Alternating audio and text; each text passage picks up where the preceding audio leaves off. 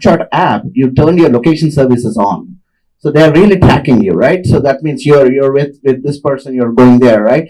So you have to watch out what information that you're sharing, right? That kind of impacts your personalization. And second side of it is companies, organizations. What they're trying to do is they're trying to really predict. They're trying to build those predictive models around your personal data, right? So we have a lot of our focus right now is a lot of that chatbot technologies we are bringing in and making sure that we're able to address your questions, your personal questions, much more freely and much more accurately, right? That accuracy is increasing as we speak, but we are not there yet, right? It's a journey. The model is improving as we speak, but I think it all comes back to understanding the intent. That is where the model maturities are coming along. The multi-model maturities, the intent behind that human behavior.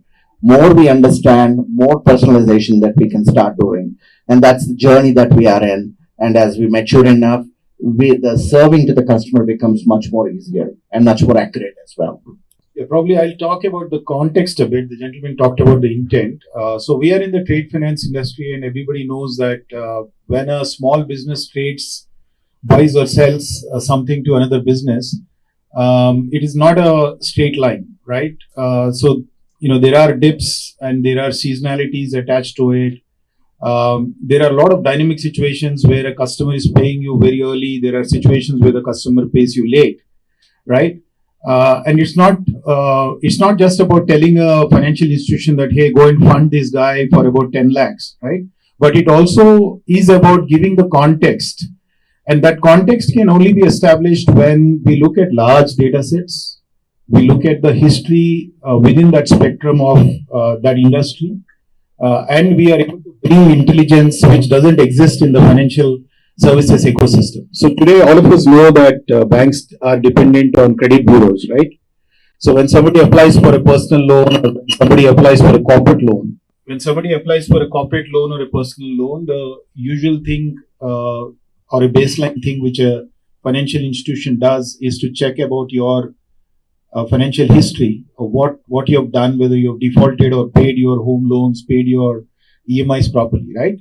Now, this is a very baseline kind of checking that happens with the historical data that the system has captured. But what about people who do not have a history of data, right? What about people who face new dimensions of business? So today I might be a small business, serving about 100 customers. But the moment I get listed on an Amazon or the moment I get listed on an e-commerce website, probably I'm staring at a million plus kind of customers who could come and ask me for business, right? And how do I meet the financing needs of these transactions is a fundamental challenge which trade finance institutions do not know how to solve currently. Because on balance sheet, on financial history, I may be worth only X lakhs or X crores in terms of my eligibility to draw financing. But I have a genuine case of looking at an hyperactive business traction which needs financing solutions, right? That's where ProFintech comes in. We are working with some of the voluntary organizations like iSpirit, which was at the beginning of UPI before even the NPCI came into picture. iSpirit was championing UPI payment ecosystems, and they are at the front end of bringing innovations which have an impact for the next decade or 2 decades, right? It's not about just trying to solve what is in front of us for the next year or so, but about creating something which can impact generations. So we are working with them. There's a first cohort which has come out where we are looking at large data sets and applying machine learning technologies to figure out if we can make this a kind of an auto decision process, right?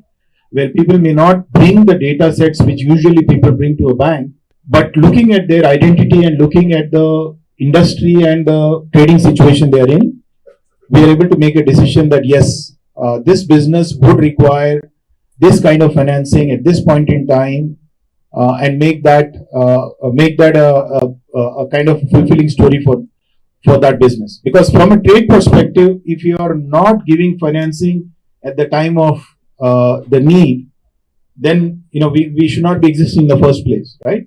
So it's like a hospital. It's like a hospital in many ways, because if a patient walks in with a pain or a problem, and if you're not able to solve it and ask them to fill a form or give some do some requirements, then what's the use of being a financial institution in the first place? So we are thinking from that perspective, Kumar, and we are on an initial journey, because the financial services industry is highly regulated. There are a lot of other challenges of risk, etc., which we need to solve for. But I think the direction that we are all taking is in the right spirit. The way I see it in this case is that so this is a win-win situation for both industry as well as the customers.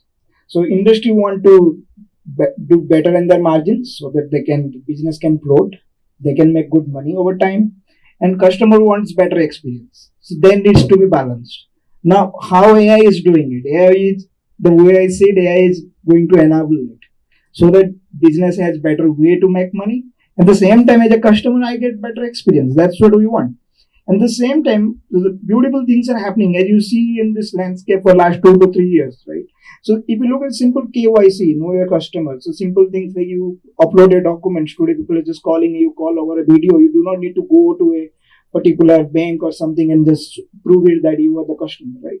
So there are a lot of things are happening through this, and this is where, in a way, AI is making many things as an enabler.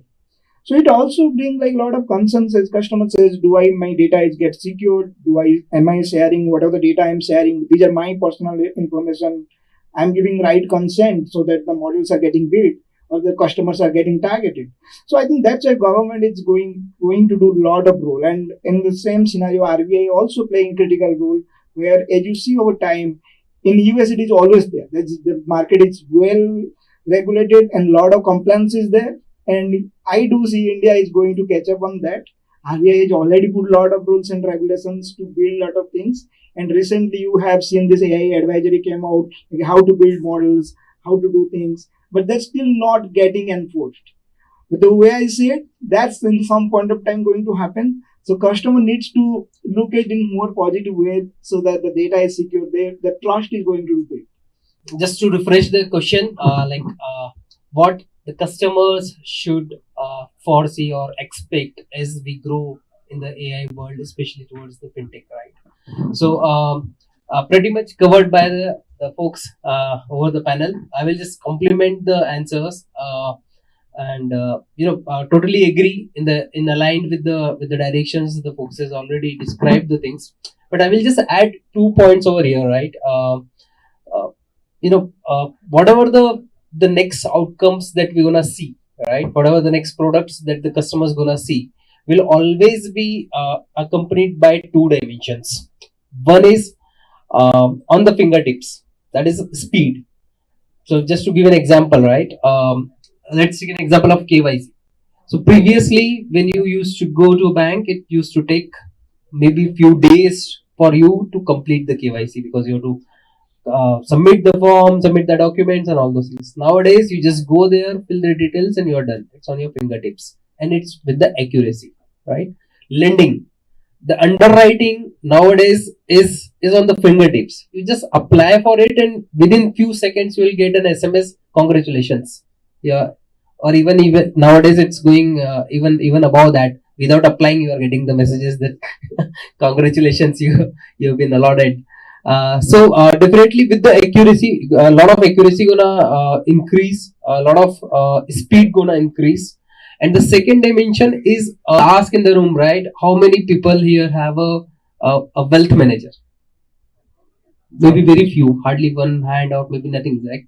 So, but with the help of AI, with the help of technology, the segment of robo advisors or the wealth advisors, which are affordable to the medium class, right? To affordable to the new young generation, is gonna happen, and that credit goes to the AI world, right? Because finance is a very very big world where you have to diversify, you have to learn a lot of things, right? And if an expert is sitting out there giving you an advice very cheaply, which also works in your direction according to your goals, that's something you should expect going forward in the fintech world. That's my two takes on it. There are multiple challenges, but one of the positive things which I would like to start this, Kumar, is that whether we like it or not, the rules in the financial services industry or the regulations in financial services industry have been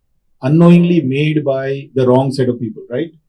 When I say wrong set of people, these are defaulters. So when one Nirav Modi uses an instrument like a letter of credit to defraud the system, suddenly the entire rules for millions of other customers have been framed, right? It's like almost somebody going and crashing into a divider and then, without doing any checks on why the accident happened, we come up and put a traffic light or a signboard saying that this is an accident prone zone, right?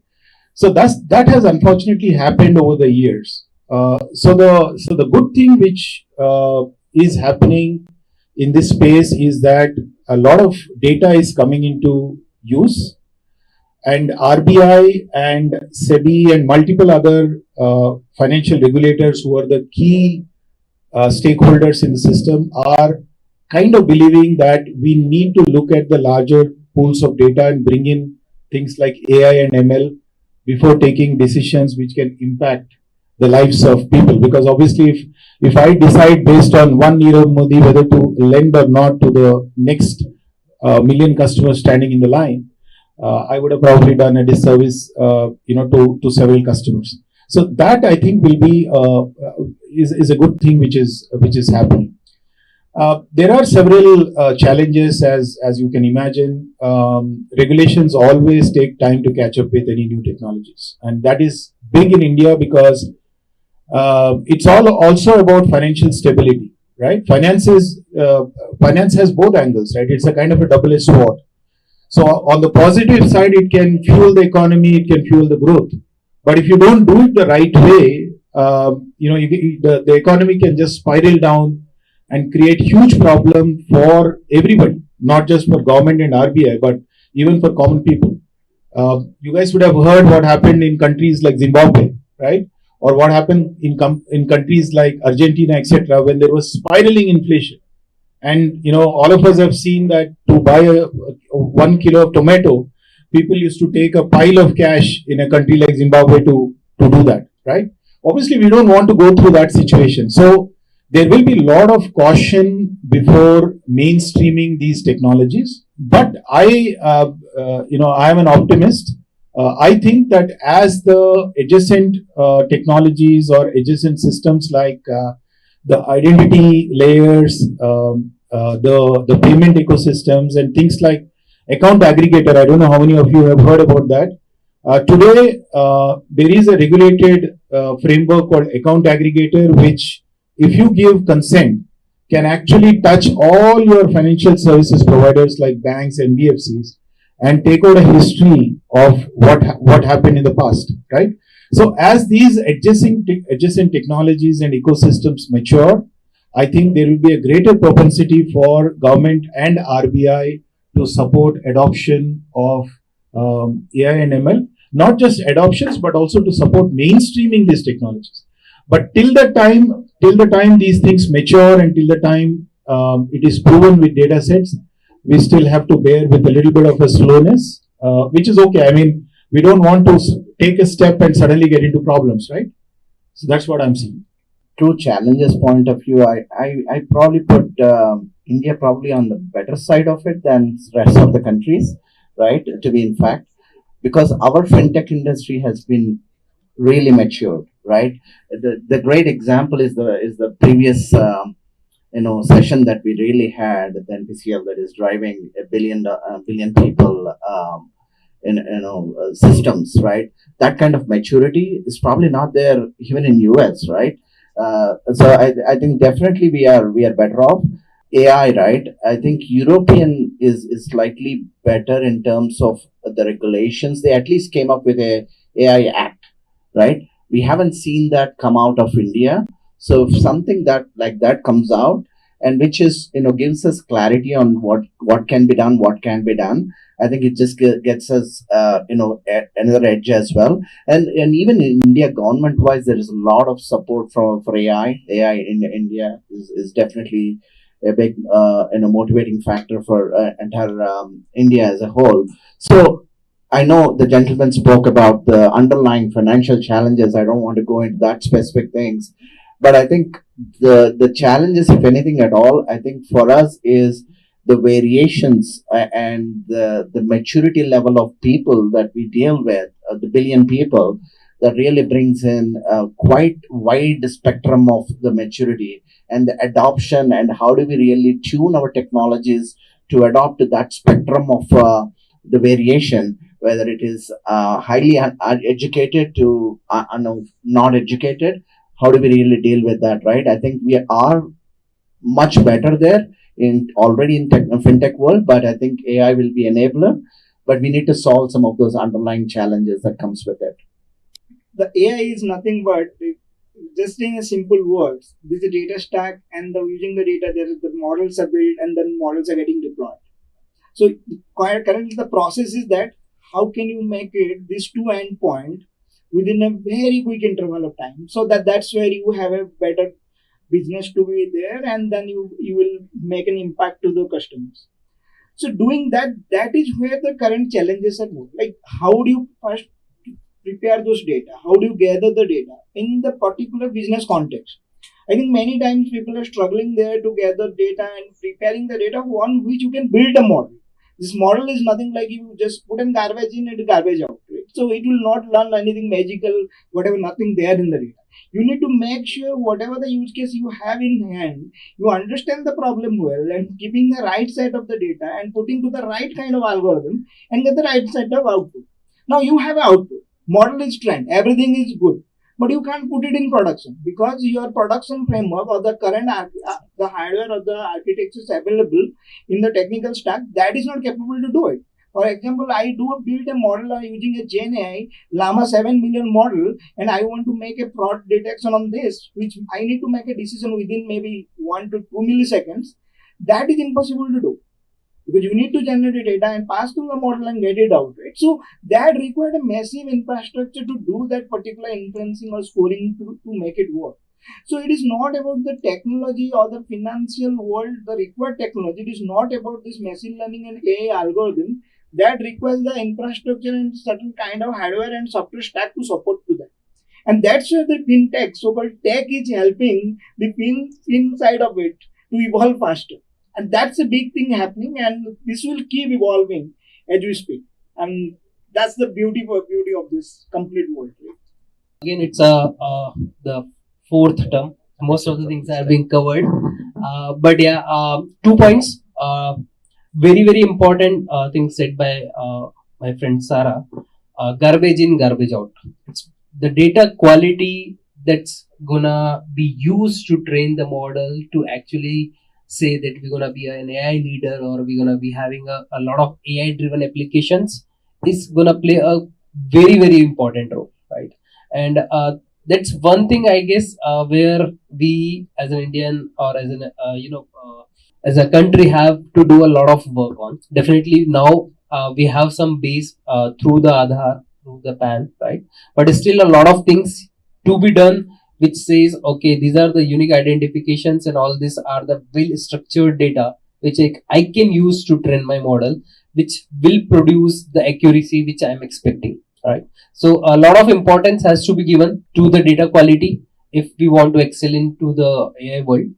And the second thing from the India's perspective, right, on the AI journey, what I see is adoption, right? We are very, very diversified country, right? Religion, caste, wealth levels, a lot of diversions, right? You just imagine, suppose if the demonetization would have not happened, for example, what would have been the percentage of UPI transactions or the digital wallet transactions as of now?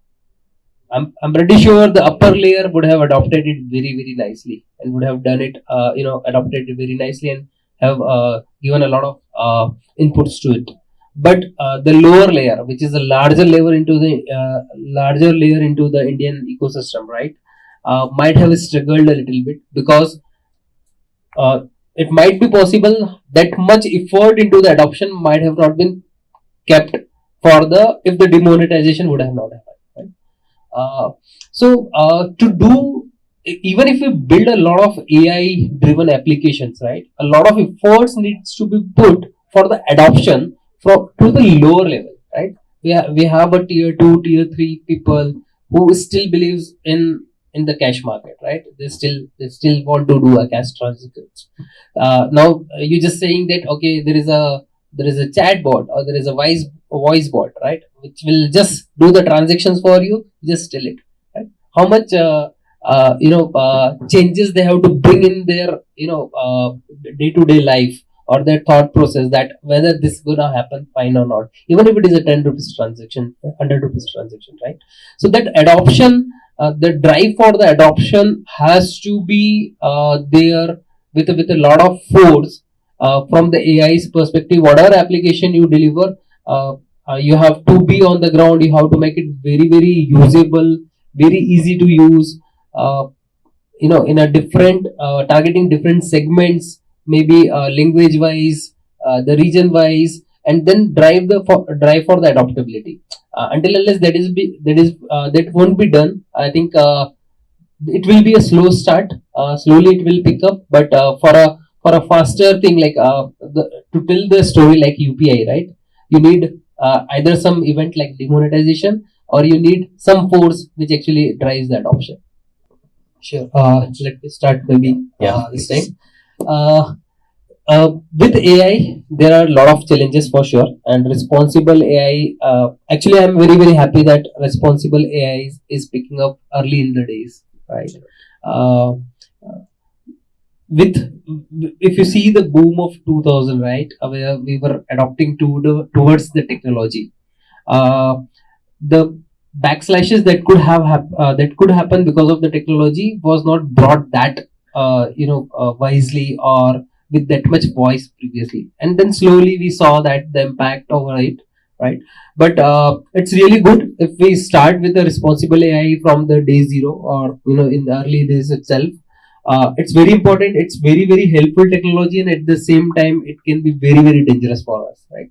Because both the sides of world exist, right. You will see people who wants to build the applications who are like really helpful, but at the same time you will see the people who just want to ditch you, or who just want to make a fraud or make money out of it, right.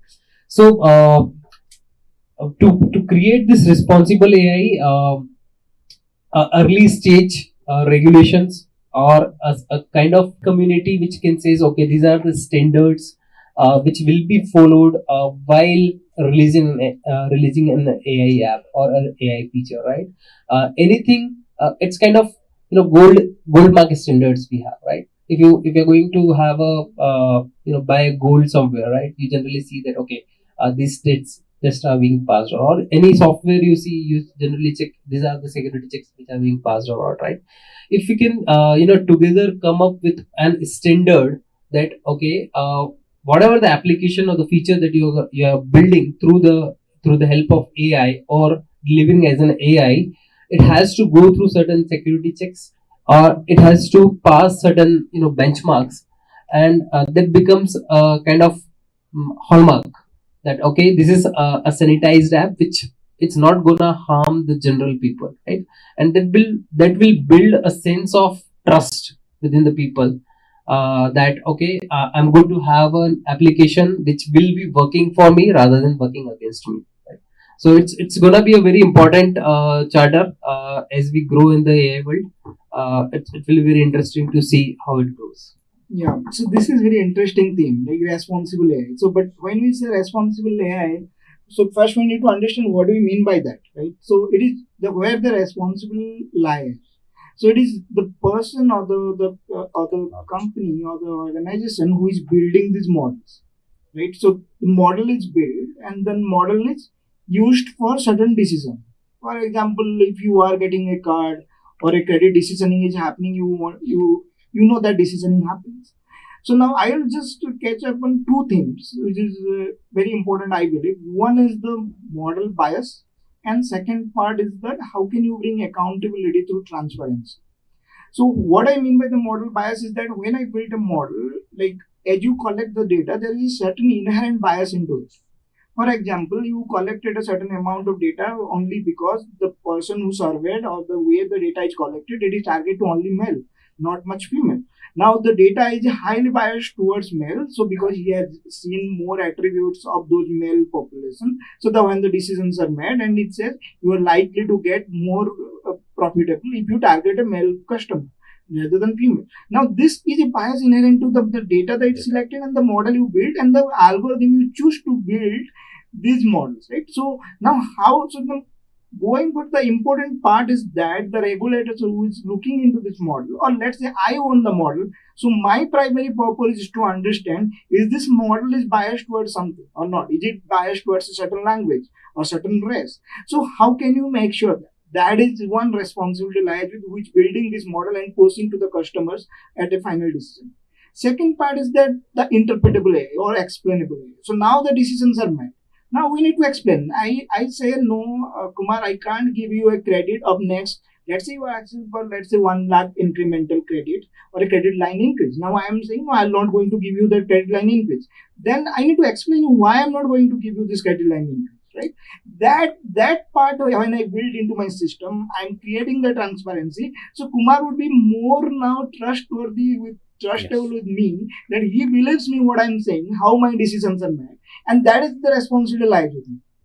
Right? So these two aspects are, I believe, more important. There are more to it, but these are two critical things today. How the models are built. One, I think, as I mentioned in the previous comment, the financial services ecosystem is highly regulated. And the good part is that a lot of financial intermediaries, whether it is insurance companies or banks, are regulated, which is not the case in many industries, right? So today, if you look at media or if you look at technology companies, they are not regulated. None of the Facebooks or Googles of the world are regulated, right? So in those sectors or in those industries, obviously the technology will be miles ahead of regulations before we open up our eyes and see that there are certain things which have happened the way which we didn't want to happen.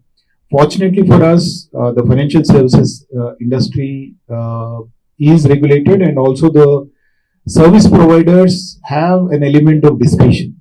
So if you are a bank or an insurance company, you are not allowed to just go ahead and go give loans to anybody, right? So there are certain ways and means of looking at it. For example, if there was a small company here which comes up and says that, hey, I would like to build a factory which will manufacture, say, machine guns or say narcotic substances, they're not going to get the loan, right? Because these are banned business activities. Fundamentally, they will not be allowed to come inside.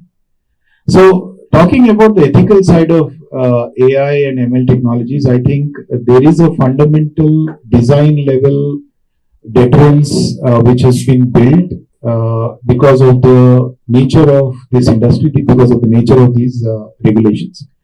So I personally think, and I could be wrong here, this is based on my experience and my bias, that there may be very less scope for things to just crop up out of the blue and create ethical issues within the spectrum of fintech or financial services ecosystem. That's my personal opinion.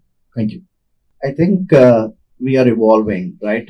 Ethics play a big role in the entire AI spectrum. Organizations are really transforming their chief ethical officer into chief ethical AI officer, right? To make sure that there are ethics that are looked from an AI spectrum point of view. It's very important. So I look at it as probably 3 or 4 sectors. One is what organizations are doing, making sure they are doing ethical AI, ethics at the center of the AI. The second dimension is government, as the gentleman talked about, the regulations, the AI acts that are coming together, that really plays a big vital role. And third, we all are consumers. We are on consumer side of it. We also have to play a role into it to make sure that ethically we are able to consume the services that are being offered and challenge if something that is not right. I think we all have a say in this entire ecosystem. And overall, I think ethics is one of the reason probably AI didn't take off as much as it's supposed to as we are sitting here today, right? Because ethics, the kind of data controls that we want to put around, the kind of regulations that we want to, everything passing through that stages makes it even becomes challenging in these LLM models because they want a lot of data and all of the data is fed in. There are no controls in it. Then how do you really make sure that data is controlled enough and ethically correct enough to make sure that we are serving the right information to the right people at the right time, right? I think these things all play a vital role as we evolve, and ethics is really organizations are putting at the center of it as they evolve the AI practice as a whole. I think one of the very interesting themes which is taking shape is the whole data and behavior footprint that we are generating as consumers, whether it's a corporate entity or whether it is an individual consumer, right? There is tremendous amount of data across various platforms and systems that is getting generated. I have taken an Uber in the morning to come here. I have made a payment using my GPay or PhonePay. I'll probably go back and do something, take a metro rail or something. So there is a data and a behavior footprint which is getting generated. Now the challenge is how do we bring these together, right? And whether we like it or not, there is a very thin line between snooping on privacy and creating something for the productive use. Now sitting in Hyderabad, we've all been reading news about phone tappings and things like that, right? So, people will always have a fundamental challenge of where do we draw the line. But to answer to your question, Kumar, is that if we can find a way in a clean and ethical manner to integrate the data footprint that we all generate, it is going to evolve into financial magic, right? We will see a day very soon where AI and ML will be able to give out a very, very curated experience of what financial products, at what rates of interest, at what points of time that you will be needing from the financial services providers, right? And that is going to fundamentally change the way the financial services ecosystem or industry has been built over a period of time. But more exciting is that it is going to bring a lot of changes into our way of life, because now we are going to get access, we are going to get better rates, we are going to get better financial products driven and fueled by AI and ML, right? So those are my thoughts around this. One important thing, the way I see currently is happening or also will happen. So one thing which has happened is the financial inclusion. That is a good part which has happened, and then payment systems are in place. Now these things are placed. Now as a young India is growing up, what they need is the financial stability. So that is one of the important thing. What is the country is going to do something about it, and that is coming up. For example, so there are, as you have seen, there are very minimal instruments where people can diversify their wealth. Today, that is increasing. You may have seen these mutual funds have taken a lot of traction last 4 or 5 years, and people have started investing in stocks. Now they are getting learned in how to do that. Now there will be more safer instrument will be created where people will be more going to invest and make sure they have their financial stability. So that is what I think will happen. And I can give, there are some interesting stuff like pay over time, or they call it pay later.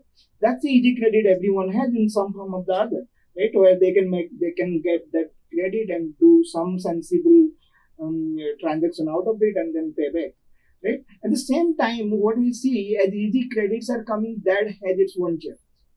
So as we are going through these systems of change, we need to find that balance and make sure we get to a stable scenario where the country's wealth is safe and sustained over time. My 2 cents on the question, Kumar. The answer is yes, I would say. To me, AI for India or India with the AI, there are 2 things which are required. One is the talent, and the second is intent. And we in India have both, and in plenty, right? So it's gonna happen for sure. We gonna be leader sooner. That's my belief. and it's going to happen for India, especially in the fintech domains, health domains, where we have a lot of to catch up, and the acceleration that we'll see in those catch ups is will be something which the world will see for sure. That's what I think. Seriously, I think it all starts with the talent, right? And we are here sitting here in JNTU Hyderabad, where there are a lot of students that are really growing up in AIML specialization, right? Which where when I'm growing up, there I didn't even hear any of those terms, right? Of course, it's a while back. So the reality is the talent is being built around AI here. That's definitely the number one big positive. The second side of it is we have already done in payment systems. We've done it. We have the subject matter expertise. We have the kind of financial background, financial systems, how they operate, what it is, what the challenges are at scale, right? We talked about scale as well. So we've seen it all, right? So we have the advantage than any other country in the world. And I think that combination is super powerful. When we bring that together and the intent that he talked about, and our heart is there, right? We are there, we are technologists, we are passionate, and we bring that passion together and make that happen. I think we're going to be very powerful. And it starts from top down, right? Our leaders like Modi all the way down, it is AI centric, how they're driving India to be AI centric. I think all of that just fuels, comes together, and we're going to be a very powerful country as we go along. To stay informed about the startup ecosystem, subscribe to My Startup TV.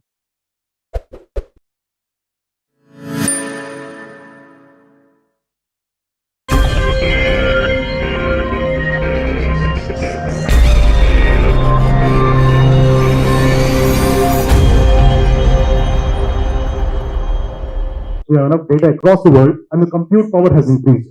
Not a breakthrough in terms of the compute power, but essentially raw increase in the fundamental computing power that's available and the data that's available. So now we are able to crunch all of this data, put all of these together, and now those same algorithms, neural networks was what, perhaps 90s or something like that, when neural network algorithms were coming in. I know, for example, Professor Kumar Ishwaran is here, he's been working on this. Chaitanya has been working on some of these things. And there are other challenges as well. Can brute force approach, be relevant for India and all of this stuff. But before we get into those things, I would like to start with Surendra Garu.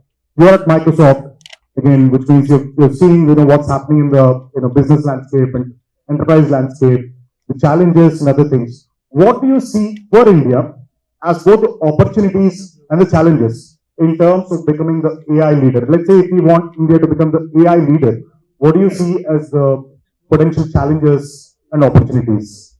You can do for me the question, or we can say what I can do in here. I think that has to be a mental model or mental shift one has to start adopting. And especially for Indian context, how in Indian ecosystem, the Indian youth, we have the largest talent here, how they can really lead. When I actually put this in context of how it can be done, in any technology there are 4 parameters of success, okay? Or 4 parameters to really ponder upon. I think a lot of students here, we all heard about IQ. Generally in academia they are introduced as IQ. And as we grow from academia to professional, we get into a lot of EQ. How do you handle your emotional quotient in terms of conducting with each other? These are the 2 personal and personality aspects of it. Any technology has to become, and I have to adapt and I have to embrace it. There are 2 more parameters which are very, very fundamental and which generally not talked upon in a larger forum. One is the social quotient. Okay. In terms of the amount of population, amount of society, amount of communities which we have, what is the social relevance of any technology is the most important aspect of it. And when I was looking at the UPI, why UPI has become so relevant and so successful? Because it has elevated the social identity of every person of every Indian. That's the fundamental key difference to the success.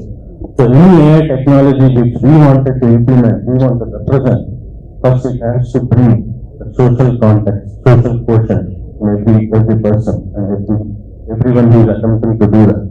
Once it helps me in terms of establishing my social identity, it increases my social awareness, it increases my social quotient, then I will be slowly start trusting that.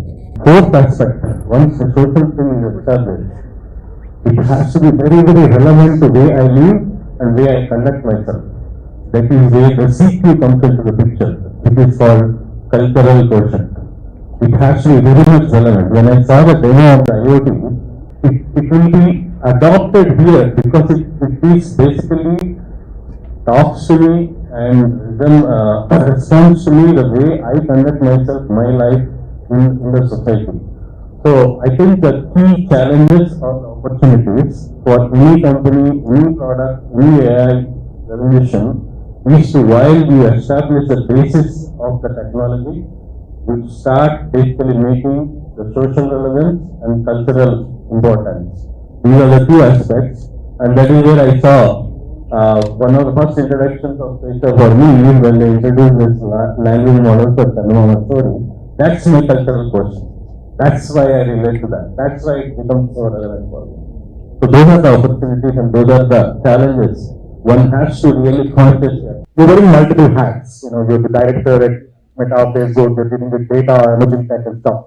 But might I request you to put on the free software advocate hat while we talk about this? Srinagar was talking about this, with these opportunities, there's a social opportunity, there's a cultural opportunity. For AI to be relevant in any of these things, we require lots of data to come in. Right? And we have spoken about the same thing now that the data storage is cheap, inexpensive, it's available. But I don't know if that's quite relevant to data that's produced or data that's required to build these open source models and stuff. Right?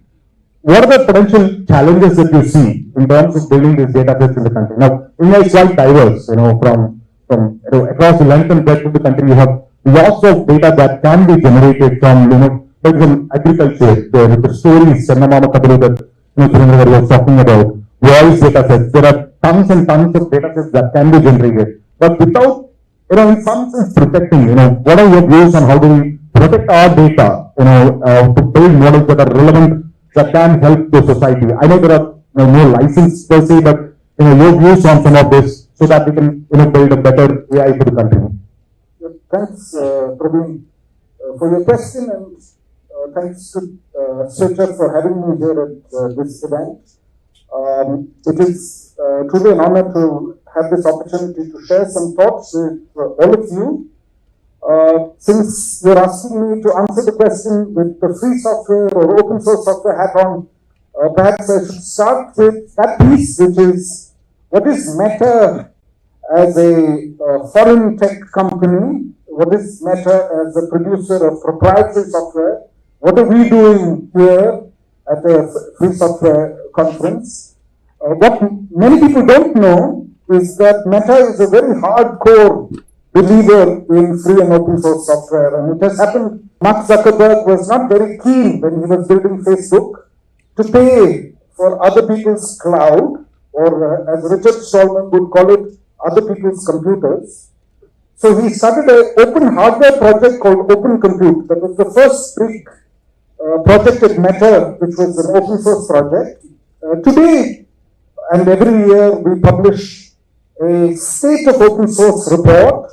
So if you count the total number of projects at Meta, it is 1,200 open source projects that Meta has released. Separately, we are keeping a count on GitHub and on Hugging Face.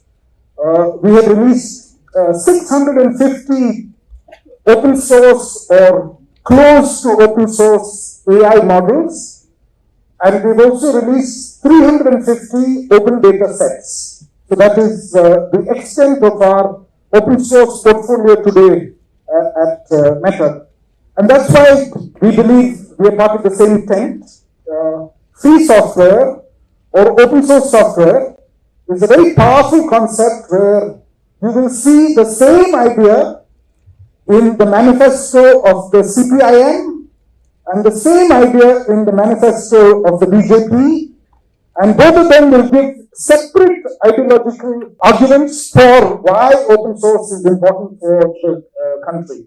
So in the same movement, you will have large capitalist mega corporations, and in the same movement, you will have a small socialist cell as well. We're all part of the very same movement. So that's the first thing, that it is in a world where increasingly we feel divided, that you are different from me. Open source is still that very powerful big tent which brings us all together. But it is very connected to the question that Praveen is asking about privacy. So, suppose you're using a proprietary software like WhatsApp, and as WhatsApp, a proprietary software company like Meta is saying, we are protecting your privacy and nobody can intercept your communication. The guarantee is being provided on the back of an open source project, which is Signal. And in the Meta white paper, we say very clearly, for the end-to-end encryption part, we have directly copied the Signal code, because it was available under a liberal license, where you could put it even in a proprietary product. Then, more recently, what Meta has done is we have moved to make Facebook Messenger also end-to-end encrypted. But when we did that, we did one more thing. We made some additional contributions to open source. We released a project called Code Verify. So what does Code Verify do? From your browser itself, you can verify that the code running on your computer is exactly the same code running on somebody else's computer. So that there is no targeted backdoor that Meta has put into your software to spy on you. So how to verify that there is no targeted backdoor? Only way to verify this is to use this project, one of the ways, and this project Meta has released as an open source project called Code Verify. So open source and privacy are very, very closely connected. If you don't have open source, then usually you cannot be 100% sure that you have privacy. So that is a very important piece. But what is the situation in India? India has a new law enacted in the middle of last year. It's called the DPDP, Digital Personal Data Protection Act. They have tried to do what Professor Raina said, what engineers do. They try to secure a trade-off. The trade-off is between three broad objectives. First objective is protecting individual rights of citizens. Second is protecting innovation. And the third is to protect the ability of the government to govern its citizens. So that was the three objectives that the policymakers had. So, very strangely they say, if you voluntarily put your personal data into the public domain, then anybody can use it for any purpose. It is not even covered under the Act. So voluntarily, if you put data in the public domain, it is not covered under the Act. But if it is not voluntarily put into the public domain, then you need consent. So at least India has quite a firm basis to protect the rights of citizens, and all corporations, big or small, hopefully will comply with the obligation under the law.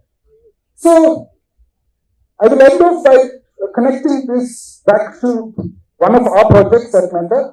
The project is called Llama 2. It is a near open source. There are some big distinctions from the standard open source licenses, which people will complain about, and they should complain about.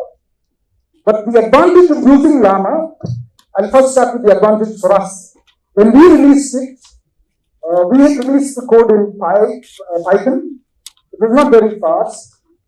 One developer called Andrei Karpathy, over a weekend, re-implemented the same code in C, became 4 times faster than us, and we ourselves took this C implementation back into our servers to use. Obviously, free software is good for the capitalists, that much is clear. But the more important thing is, once you made it so small and you could run it on small devices like a Raspberry Pi or a Pixel or even your laptop, then you can disconnect from the internet and you can ask Llama any question. And now there is a whole series of small models like this, which are offline models, that completely protect your privacy. Nobody will ever know what question you had asked the model. Because sometimes regulators in their enthusiasm will go too far. For example, the FTC in the US at one point thought that every single prompt used against OpenAI could be an attack. So they asked OpenAI to submit a database of all prompts to the FTC. And that would be a horrifying thing if you had asked some embarrassing question to OpenAI. So this is what is important, that there are multiple rights. These rights are often in conflict with each other. For example, we have a right to information. That right is in conflict with the right to privacy. And we have to be part of the policy-making process so that our lawmakers make laws which solve this double optimization or double maximization problem. I think it's a great opportunity for startups as well, right? To be able to reply to things. I know there's a huge data problem. We'll get to that. How do you see this as an opportunity for startups? You don't need to build your own models right now. One can, but as Sunil was talking about, we have lots of open source models available right now. Data is a problem. We'll get to that. Can leverage this thing. How do you see how can this ecosystem be nurtured in that sense, and especially in Hyderabad, Telangana? Right? If you want to, let's say, become the AI capital, what are the potential pitfalls, challenges, opportunities that you see with models also being available, the open source models being available? How do you see this up? For startups, I'm sure some of these people would want to take this opportunity and build something out of it as well. A lot of people know about PHub, but let me spend a couple of minutes more about PHub. PHub is the world's largest innovation hub. Not sure how many people know about it.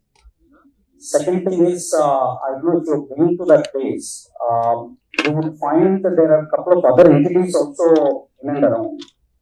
One is T-Works, and there is another tower that is coming up behind called Image Towers. So, PHub itself has got about 450 plus startups, right, resident in the building. And T-Works, that is next door, is the India's largest prototyping center, right? And then Image Towers that is coming up right behind is going to be one of the world's largest AR, VR, VFX gaming solutions setup, right? Just coming to your point, Praveen, about what are we doing here, making this place Hyderabad unique model. Now, leave that aside, let me continue the story that, the professor was talking about. So, he spoke about the untold story of UPI. There is a bit more about the untold story about UPI.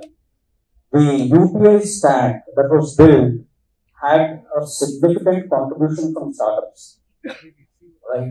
So the sourcing of a lot of, applications happened from startups. There's also another application, I don't know how many people remember, I don't think we can forget, called, COVID application. You guys remember COVID? Right, so nobody can forget COVID application. Very interesting thing about what we have done to the world. I've seen people traveling from the US coming to India carrying the COVID certificate. Did any one of us carry COVID certificates? No, right? I hope I heard that. No, right. So the point is, if you lose a certificate in the US, it takes about 2 to 3 weeks to get the certificate. And we never lost any of the certificates unless somebody had a problem. So this was another technology export that, along with startups, India did, to the world. In fact, the other point about Hyderabad and Telangana, again, because you brought up that point, Hyderabad is the pharma capital of India. Hyderabad is the pharma or rather vaccine capital of the world. So, if you look at sector by sector, there are so many sectors where there is one transformation is happening, and Hyderabad has been contributing both to India and to the world. In fact, in that process, we have attracted Microsoft and Meta, and I'm sure that's a long list, right? So, as of now, 25 to 30% of foreign companies that want to come to India are actually coming to Hyderabad. And this is something that I am not saying it is national support. I'm sure you can go and check it out. So where I'm coming from, the opportunities exist. You don't have to look outside, beyond say India. I'm not saying you have to drop your plans if you have any, but there are opportunities right here. There are support systems that are available. I know there was this question about, it is just one GitHub or one of those entities, GitHub, etc. Both the governments as well as the institutions like ours are trying to see how we can replicate this model across different segments or sectors. For example, in colleges, many of you are probably still studying in colleges.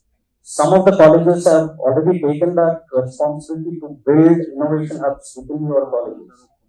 And some of them have approached us, some of you have already the talent required, infrastructure required. All that might be required is to really go on and build on those. Now, when it comes to technology challenges or issues, I think both my eminent panelists have actually talked about data. In fact, I was in Delhi last week attending a seminar or a symposium on healthcare. The biggest challenge in India, and this is a challenge for all of you youngsters who want to pick the problems to solve, right, is really to look at healthcare. So, again, there is lack of data. We were just chatting a little while earlier. There is lack of coherent data. Of course, data is available, but it is not available publicly. If a startup working in healthcare domain wants data about clinical data, or they want data about patients, you have to approach 100 different hospitals or clinics to get validated data. So that's a challenge. So one is, how do you build applications that addresses that? Just to let you know, the government of India and of course local government is actually building something called UHI. So on similar lines to UPI, Unified Healthcare Infrastructure, and that is going to be equally massive. It is being touted to be much bigger than UPI, where you unify, stratify data for patients. Patients are nothing but people like us, who go to the hospitals. So that is going to be an opportunity. I would request all the youngsters to watch out for, because if somebody is in Nagar Karnool or say Adilabad, where do they rush if they have a critical issue? Everybody comes to Hyderabad. How do you make the tertiary care, or rather the primary care? Tertiary care is what we have offering here, which is like the Apollo hospitals, etc. The primary care facilities. How can technology, the same AI, which actually solved one of the problems that was demonstrated, can take up a challenge around healthcare? It's one opportunity that I really see that is in front of us. So the other point is that when we come to the entities like we have, we have people from 16 years to 62 years as the founders range. So age no bar. Really, it is about the idea. It is about the problem that you want to solve and the technology that you want to pick and adopt. These are the ones that exist in front of us. You just need to walk in and build on it, and we provide a lot of support from ideation stage till you are able to raise funds. So one of the motto we carry is, we want to create job creators rather than job seekers. I'm sure all of us, each one of us, innately want that to be the case. So there is tremendous opportunity. Of course, there are challenges, but very confident if we have delivered UPI and COVID, I'm sure UHI and many more would follow. So, I can only wish good luck. You've been in this, entrepreneurial ecosystem space for quite some time now, and you've seen a lot of people come in, try to put up their startups, and you've been with incubators. You're an angel investor yourself, right?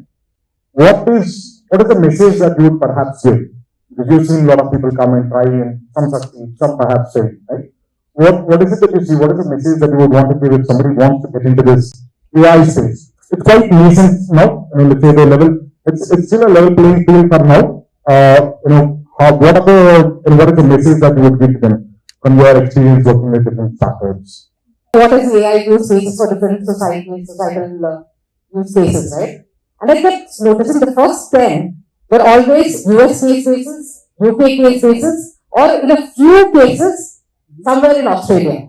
The Indian cases were like the 30th or 40th number. I started counting after the third or fourth search. So any use case that we develop here will have to be for that kind of database and with a diverse database. Let me take a simple example.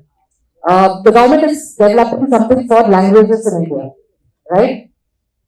One of the best use cases somebody suggested was that we can use it for translating government documents, government information into easily accessible to women entrepreneurs and any other entrepreneurs across the board, right? So you can access, let's take for an example, agripreneur, right? If the agripreneur has information that they require for doing their business, in Telugu, that data will not be available easily. That information is not available easily simply because he has typed in the data, search through 10 different websites. Half of them will not be, my Telugu is not that great, but even I can make out that translation is little off.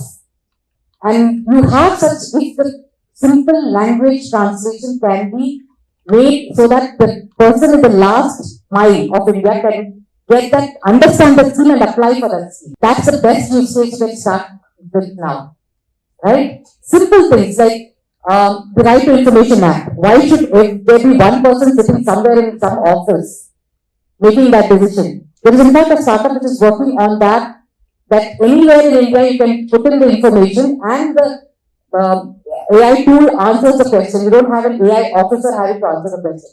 Believe me, most of the time the AI officer has got many other things to do and he's not interested in replying to that, the RTI officer.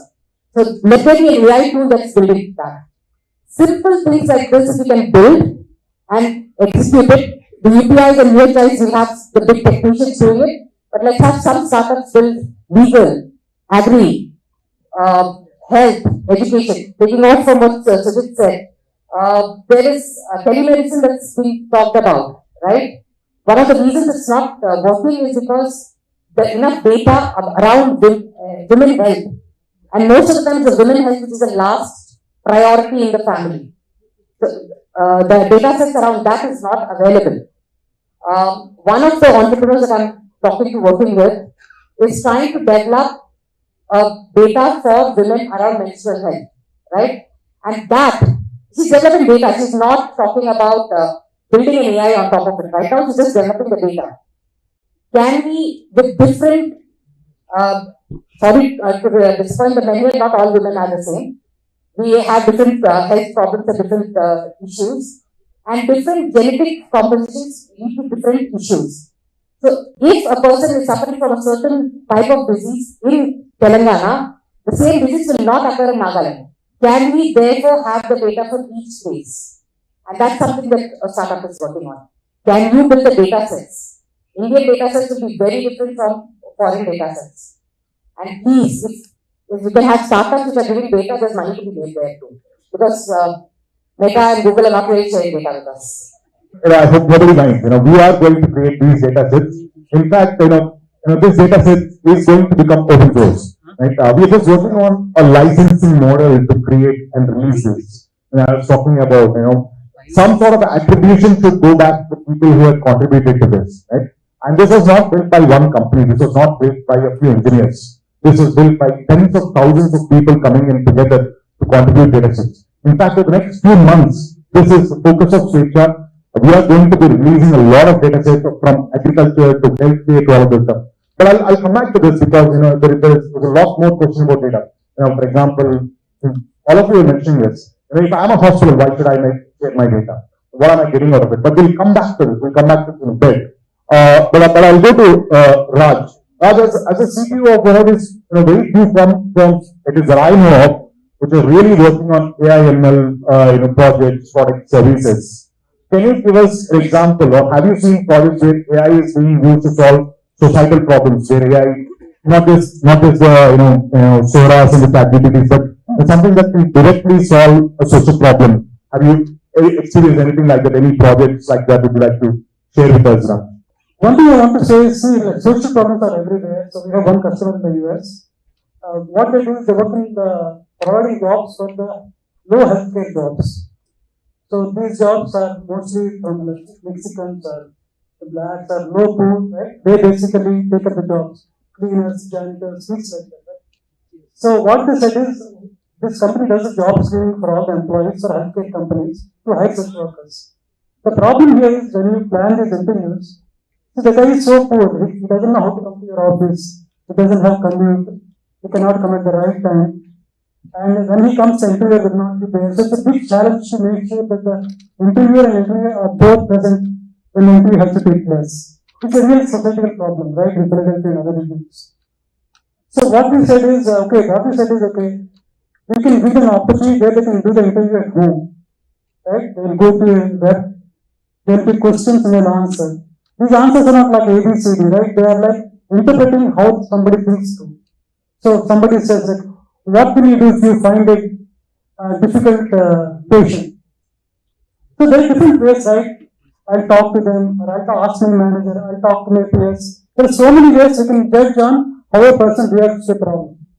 So what we have done for this particular stuff is, we have from the interviewer the list of 10, 15 points that somebody can say when this kind of question is asked. What we simply did is, we created a recording. The user simply records his response for that.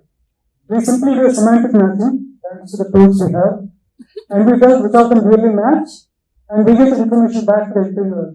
So the interview process is done quickly. So what I believe is, wherever technology can help the poor to make a difference, it will really help. One final thing I really want to say is, when I see all these LLM, the way I see them is, there are different small tools. Some tools can convert voice to text. Some tool can translate text to another language. Some tool knows how to get information from documents. Some other knows how to get data from SQL. The beautiful part is unlike, see, everybody uses chatbot now. Chatbot was at 10 years back also. I had a lot of challenges with chatbot because never will understand the intent of the person. So those chatbots used to be, you go to the bank, select one for savings bank, select two for checking account. It is like your mobile phone only. Why? Because you don't understand how to interpret that. But now, thanks to ChatGPT, whatever you ask the question, it understands your intent. And based on it, knows what to do. And of course, we do a lot of work behind the scenes to train the model so that all scenarios, all prompts, it works. So I encourage all the youngsters here to basically use all these tools to solve different problems. When you have this set of 10 or 15 ways to solve a problem, like you said, any problem that we have, any challenge we have, we can think about how to bring all these tools together to solve the problem. Thank you. It's not that we don't have the data. Data is there, but in different silos. For example, hospitals, let's say one of those big corporate hospitals, but they have lots of EMR data already available. But they are in silos. Everybody has both them. And in fact, Raj was also mentioning a little bit earlier. People have their own 5G deployments right now. There's a lot of data that's being carried, but inside a silo. In edge cloud deployment, where the data is in a silo, right? What do you think? How do you think we can actually, break these silos? And I know there's a policy aspect to it, right? But what can be done? What could perhaps be an incentive for, let's say hospitals to begin with, right? To start saving some of this data, because I know that there's a lot of potential positive outcomes that can come out of that, from early detection of cancers to all of this stuff, somebody, I think you can get different perspectives on the same thing. Who would like to go first? Yeah. Hyderabad has the highest number of research institutes after Delhi. Delhi is mostly administrative, but Hyderabad has the highest number of research institutes. These are central government, these are state government research institutes. And they have a huge amount of data sitting with them. So let's take an example of hospital data that we talked about. There is an organization called CCMB, right? Center for Molecular Biology. They have been trying to collect disease-related data and other kind of data. They have been trying to collect it. One thing, if we can just have a policy, a way of getting that data to them, they can then democratize that data. So there's one person who is in charge of all the data for medical. Then we can, so the way NCPI was created, then we have the central research institute which have the capability of managing the data, which understand use case of data. Because data is not just about having a data, it's understanding how it can be used and how that can impact ethical, non-ethical, all of that consideration. But if you can have a central agency which is using it, and the people scientists who understand how the data can be used and received, then those can become the places of having all the data. And make it mandatory to share the data. If the banks have to share my financial data, somebody can as well share my health data. So, everybody is possible. So, and data can be, in a way, not be very personal, but you can at least have the data in terms of, let's say, female so age has this is the genetic makeup. You don't have to have my name and my phone number attached. So that can be sent out. I think that would start working there. The hospitals or clinics are the custodians, have a fiduciary responsibility to hold the data. They do not have the authority on it because we give the consent to them to, for the data storage and processing, etc. I think, I'm sure it's not something what I'm saying is new. They understand it. I think so that's where the policy needs to come in to help everybody come on to the same page so that the data sharing starts happening. It is not monetized but anonymized, what she was talking about, so that everybody starts using it the way it was done in UPI. I think that is something that is already happening. I'm sure the professor would cover that at some point. That's the way forward. The data is ours and ours, but are they actually, really acting as filters or custodians, or they, the hospitals like to believe that they are holding the data? And what is there some policy on this? How do you see this? So Meta has released an open source model called massively multilingual speech, and the model can ID 4,000 languages, and it can do speech to text for 1,100 languages. So what was the data set to do that? Because when you start talking about 1,100 languages, many of the languages are resource poor languages. That means there is no digital corpora to achieve. What is the example of resource high language? It is French.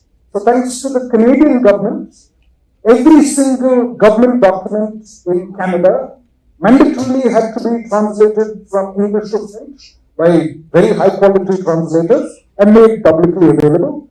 So the first language where we had very high fidelity between English, between the two languages of translation was English and French. So, but then there is the other end of the problem statement, which is very low resource languages. So for these 1,100 languages, for most languages, the only text that was available was the Bible. And they got a human to read the Bible, and then they trained the model on that single recording. Yeah? And it made reasonably good speech to text software. High error rate, obviously, because there is no corpora, but even 60%, 70% accuracy is a good job for the first cut. So let's take another example. There is a non-profit in Bangalore called Agami. They have a project called Open Nyai. They have created a chatbot for domestic violence so that women can ask questions about legal remedies. If you look at the question answer pair that they have used to create the RAG pipeline before the model, it's only 300 questions and answers. And behind it, they're using some generic language model to make it into sentences and to respond to the context you're asking and so on. So again, you want to make a very powerful project, doesn't take so much data. It's only 300 question answer pairs, you will arrive at the project. So there is a lot of work for us to do in India, which doesn't need to wait at all for data. We just need to be very clear, what is the performance we are interested in, what is the application we are interested in, and then we can quickly move to all of that. And I wanted to break the seriousness a little bit here. I think everybody is talking about very serious use cases of AI. I wanted to share two use cases which I think are useful for us. Munshi Premchand's stories are now in the public domain. They're free of copyright. So it is possible to have the story translated using a variety of open source AI systems or even proprietary to any other language, maybe Kannada, and then a Kannadiga farmer or a Kannadiga person who is illiterate can hear Dr. Rajkumar, his favorite film star, read Munshi Premchand's story to him, and he can enjoy literature. So that's one application which we should all be very excited about, provided the children of Dr. Rajkumar allow us to use the personality rights of Dr. Rajkumar for that application. And then the other story or the question that I keep asking everybody is, what percentage of Indian homes do you think own a personalized piece of art? So suppose in the good old days, a king wanted a portrait of himself painted. Only kings and queens had that kind of art in their homes. You could potentially go to a cyber cafe if the cyber cafe owner is savvy, and they could use a model to render your grandmother or grandfather's photo in the style of Raja Ravi Varma or Amrita Sher Gill, and you can print it and put it in your house for about 100 rupees. This technology chain is already available to us. And imagine the profound way, because even if we estimate that 10% of Indian homes don't have this art, I suspect it is much more. My suspicion is much more. That 10% is hundreds of millions of people, and this will be a profound contribution to the quality of their lives, which is not serious, like medicine and many other serious topics that we're also talking here, because I believe the fun part of AI is going to be very exciting, and that part also should be open. I want to add something funny here. Right? My mother is almost 88 years old, so she can go and buy sarees, but she buys for all the others and all sarees and all everywhere. So she started looking at this video things, WhatsApp and all, where people show, there is a shop owner, he keeps on showing the sarees and all, she'll be watching them, all those things. So I was thinking something like this, right? So UPI, for example, is for anybody to buy from anywhere, right? So now so many people have been able to start from the house selling sarees, selling things and all. I was thinking AI can, what you said, it can be applicable. My mom can probably see the saree and see how the saree looks on her, how it looks on the person she's trying to buy, right?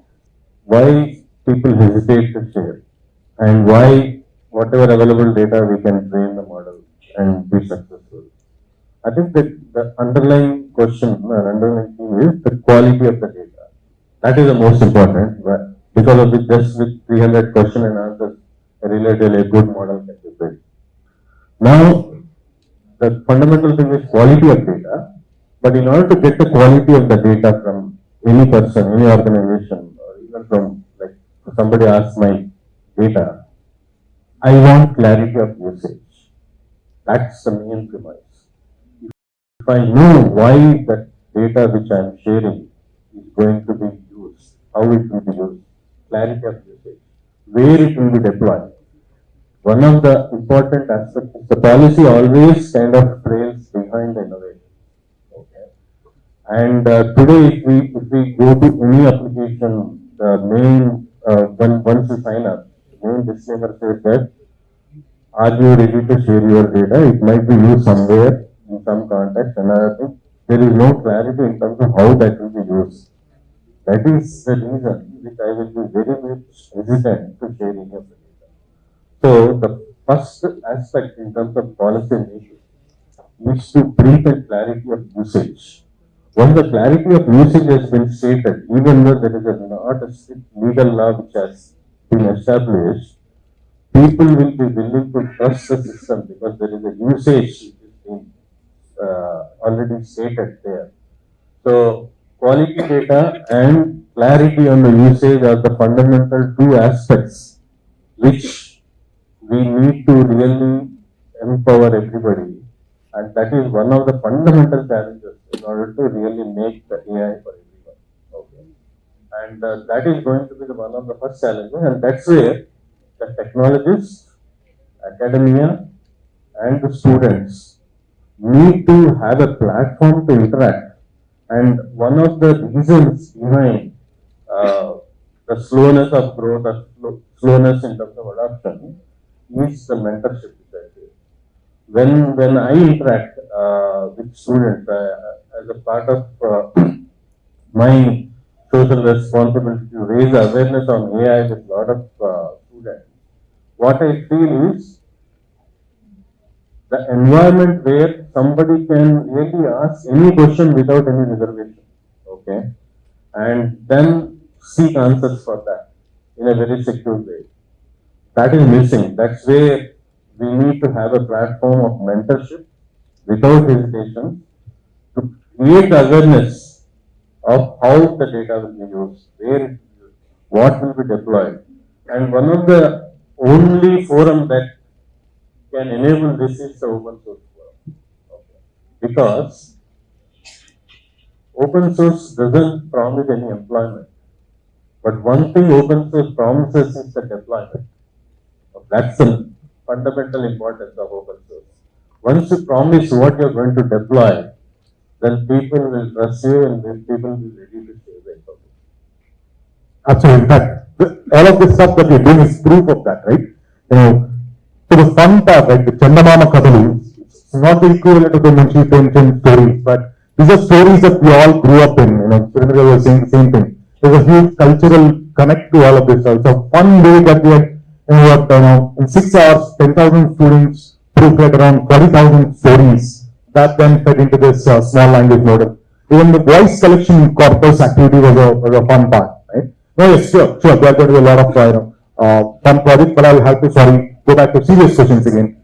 I have two questions for all of them, and probably relevant to all of us over here. Two questions for each of you. Same question, different perspectives. I know we are at the fag end of this discussion. First question is, in your opinion, what should happen, what should we do to ensure that we are the AI capital of the world? Okay? And one message to all of us over here. Everybody over here for the AI days, so I'm guessing everybody is here because they want to learn and become successful in AI. Right? What's one message that you want all of us to take away, and one thing that you think should happen, or one thing for us to become the AI capital, whichever way you want to go? Okay, we'll start with Surendra. AI days gives me a kind of impression we are just few days away from the elections as well.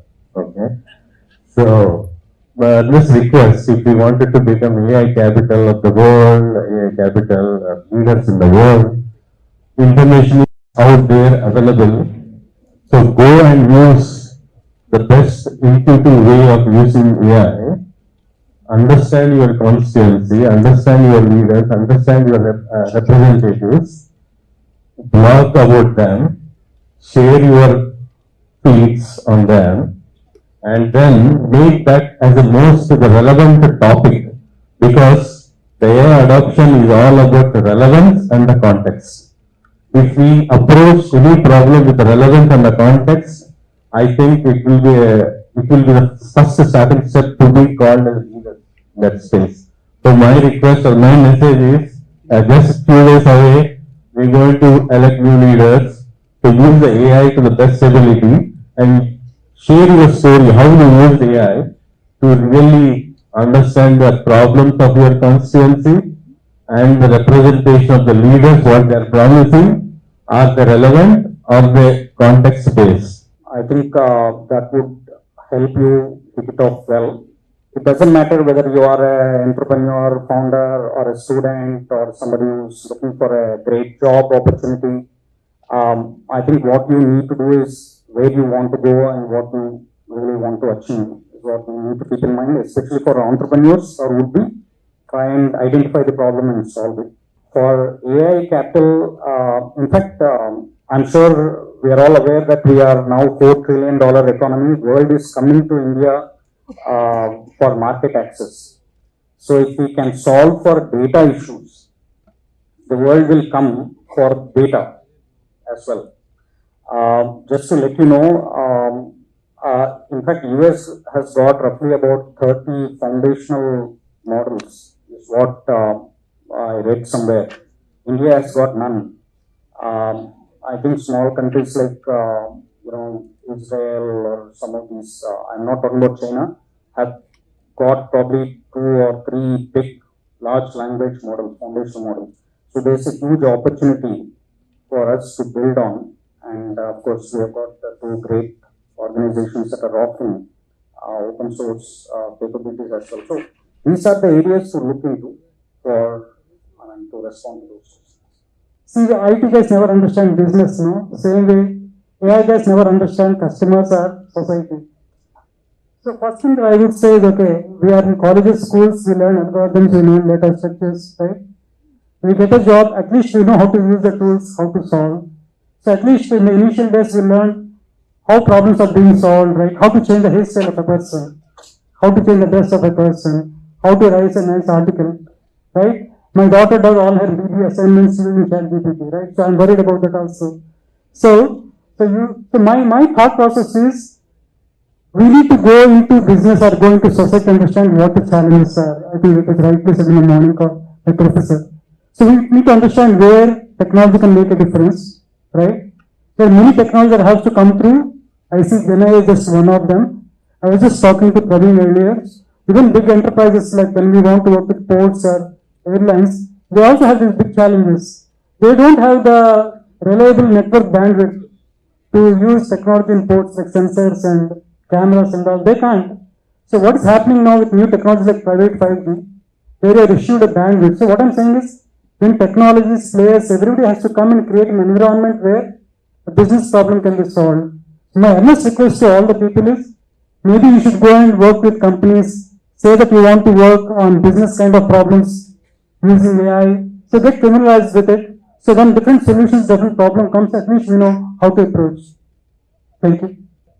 I agree with you when I say when you said that people don't know where to look for problems. They seem to have solutions first, and they don't have. Then they, half the time they come to us saying, "I have a fantastic product, no market, no funding."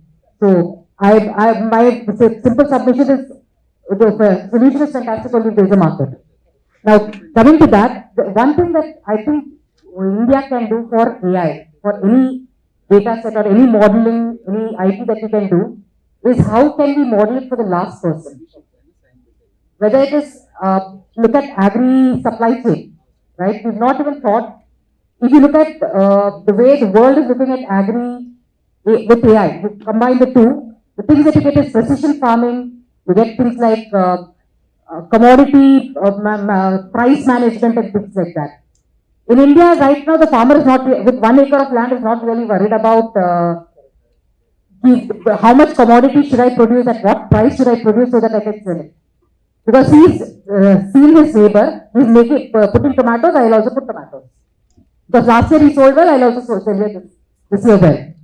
But can you then have models which can, the tomato that guy is producing, where is it going? 40% of Indian food is wasted.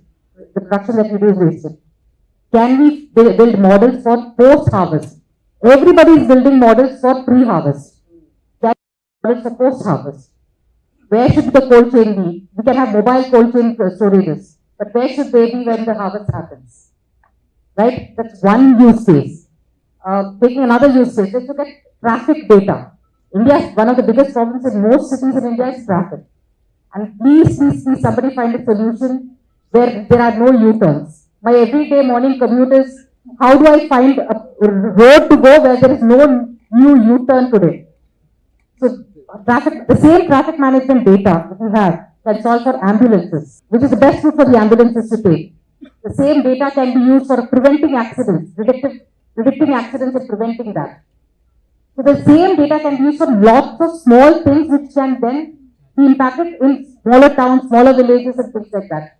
Think of solutions that can be like UPI, which is mass, which is scalable, which is everywhere to the last person it can go to. You build models in India for that. You have best case scenarios here. Then it can be deployed anywhere in the world. So that's my submission for this. I think it is solved. Only Bangalore traffic is an NP hard problem. I don't think anybody can ever, solve that. Anybody from Bangalore? No. There are some people. Oh, yeah. I'm sure it's an NP hard. I think for me it's an NP hard problem. Sure. Shall I? Okay, so I'll come at this. I think the other panelists have covered the question rather comprehensively. So I'll take a slightly different approach. I think Some of us here are part of what we call the free software or open source software movement. It's a community of people that use or build free and open source software. But that is just one of the many openness movements. There are many other openness movements. And the problem with AI, exactly as we had during the inaugural ceremony, is that it's a dual-use technology. It comes with some risks. Just like electricity. Electricity, even today, comes with very significant risks, but also very, very useful technology for us as the human species. So, whenever anybody is selling you some technology, they will make some claims about the risk. It is risky this way, or it is risky that way. But how can you believe those claims? The only way you can believe the claim is if it follows what is called an open science paradigm. That means the software should be open source, the training data set should be available under open data license, the full documentation of what you have done should be published under an open access scholarly paper. And that is why I would slightly resist this point that India has no foundational models. Because many of these foundational models, they are, even if they are proprietary models, they are released alongside with the paper, which will explain the model. You should just go and look at the names of the authors in those papers. You will see many, many Indians. So India as a country may not have built models, but Indians have definitely built some of these key foundational models, including Llama 2. We have Indian authors building them. So what should you do to be part of this open science movement? Because that is the critical moment if we want to solve the data problem. According to DST, Department of Science and Technology, and Department of Biotechnology, they have an open access policy. That means every year they give $0.85 billion to Indian researchers as grants. But the expectation is, once you do the research should be published under open access license. That is the expectation. All we can as citizens say to these professors, please also release the data set. So that in the tradition of replicability of science, some other scientists can also repeat the process and check whether your scientific claims are correct. If there is a culture of releasing data sets in India by state governments, by scientists, then these data sets will be available for us to do other things. There will be a culture of open data sets being broadly available. So I encourage each one of you, because this $0.85 billion of research is your money. The intellectual property that has been created by that is licensed to you mandatorily by government policy. You own that, you're a custodian of that IP, push that IP in a further open direction, which is going to help all of us secure this leading position on AI technology. Since you brought it up, I think it's a pet peeve of ours, but let's take this as a challenge. Open access journals, the Elseviers and the Singers of the world charge thousands of dollars just to publish one piece of paper. Per page is I think approximately $100 or beyond for any open access journal. The problem is there needs to be scopus indexing and all of that stuff. Can we today, take a stance, say that, we are going to come up with our own open access journal, not relying on Elseviers and the Singers of the world, but to also, at some point get into scopus as well, because we can't start with a scopus index journal. I mean, we may not be obsessed with journals, at least for some domains like AI. Scopus is the problem. Because some of the best papers in AI are not in journals.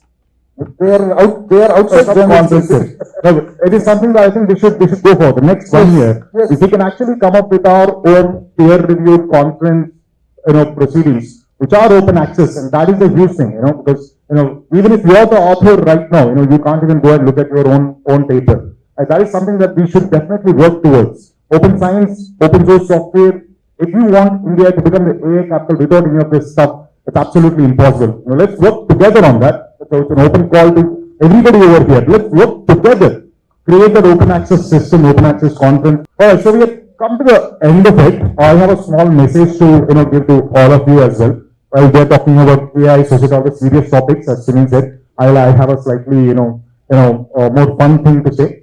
How do I make AI with us as the AI capital? Is first of all by letting the word go out. AI days, AI for society. My request is how many of you are on LinkedIn over here? So we should perhaps do this. Can we tag hashtag AI days? What do we do? Maybe we just go back to the previous session. There was a UPI story, right? It had brought out different emotions in all of us. Some of you felt proud, some of you felt, oh, this is good, inspired, whatever it is. Maybe we can do this. I watched, put the link to the story. At AI days, hashtag AI days. All of us, I see more than 1,500 people in the auditorium. All of us together, can make a big bang, right? Put out, post on LinkedIn. Say you watch this story. Hashtag AI days 2024. Put out the emotion, whatever you have felt, okay? And then nominate 3 of your friends, each of us. I know this goes back to that, ice bucket challenge, but maybe, sorry, we're not doing this on Facebook any longer. But we'll perhaps do this on LinkedIn. Okay? Just because Sunil is sitting closer to me, right? We'll do this on LinkedIn maybe. Okay? Why don't we do that? Hashtag AI days. There's a good photo booth outside. We can take a photo over there, post it on your LinkedIn. Bhavneet was saying in the morning, you don't feel shame to ask for appreciation, promotion. I think we should appreciate all of us. This is a huge thing. I see a lot of energetic faces over here. Why don't we do that? Take a photo over there or something. Put it on LinkedIn. Say that you watch this at hashtag AI days. Sahiti will kill me if I don't give the correct hashtag, which is I'm not saying it out. Sahiti, AI days. Hashtag. See, Naveen is already ready to kill me. Hashtag AI for society, please also hashtag AI days. I think this is one way. These sort of conferences will actually allow us to become the AI capital. I don't think there is ever another conference like this where lots of people, Amazon, Meta, Microsoft, Google, everybody come and talk about all of these things. We have the entrepreneurial ecosystem. We have people who are really working on AI projects, and we have the open source community, which is creating all of these things. So, they're already bored of looking at my face. So, what I will do is I'll thank all of you. Thank you. To stay informed about the startup ecosystem, subscribe to My Startup TV.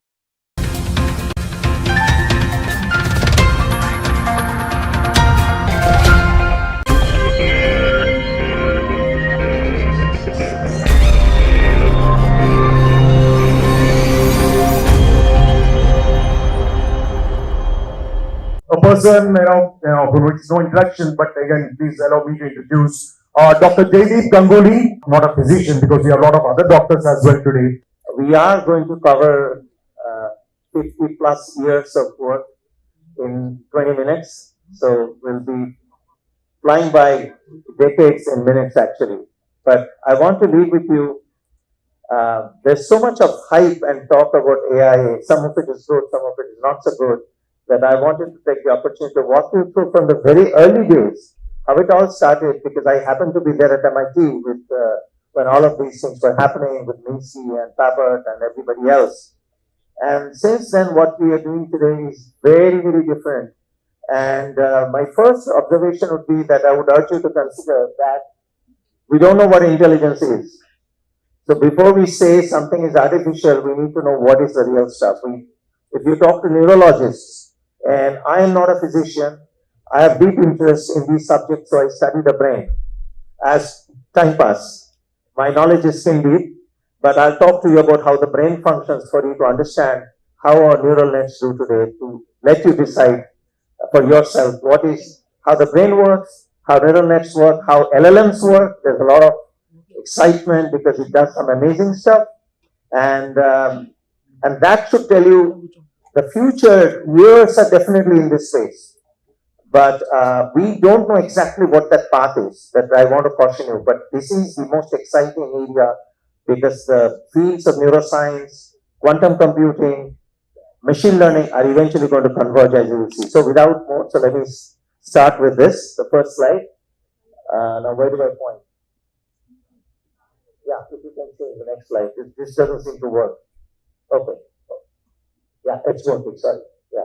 So, the mid-80s, to almost the end of 2000, almost, was all the era of what I call knowledge-based systems, logic. Somebody would put in the rules by hand, craft it, and the machine will get smarter and smarter, and eventually it will behave like a doctor, it will behave like everything, like the humans would not be needed. There was the 5th generation project of Japan, many of you may know this. None of this really happened.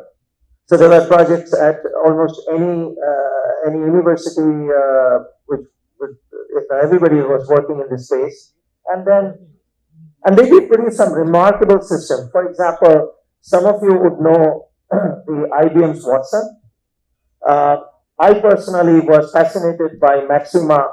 I don't know how many of you know, because whenever I struggled with math, I would go to Maxima and ask it to solve that problem for me. So whether it's Bessel functions or anything, it sort of did expanded and simplified solutions of partial differential equations. So it was a lazy man's way of solving math problem. And this technology, ability to deal with symbols, reason, primarily through two mechanisms, forward chaining and backward chaining. Forward chaining was very much prevalent in Carnegie Mellon. They came up with languages like OXPY. MIT came up with Lisp as language for symbol processing. We used to call it my friends used to call it lots of imitating single parentheses. Because Lisp was famous for its first brackets.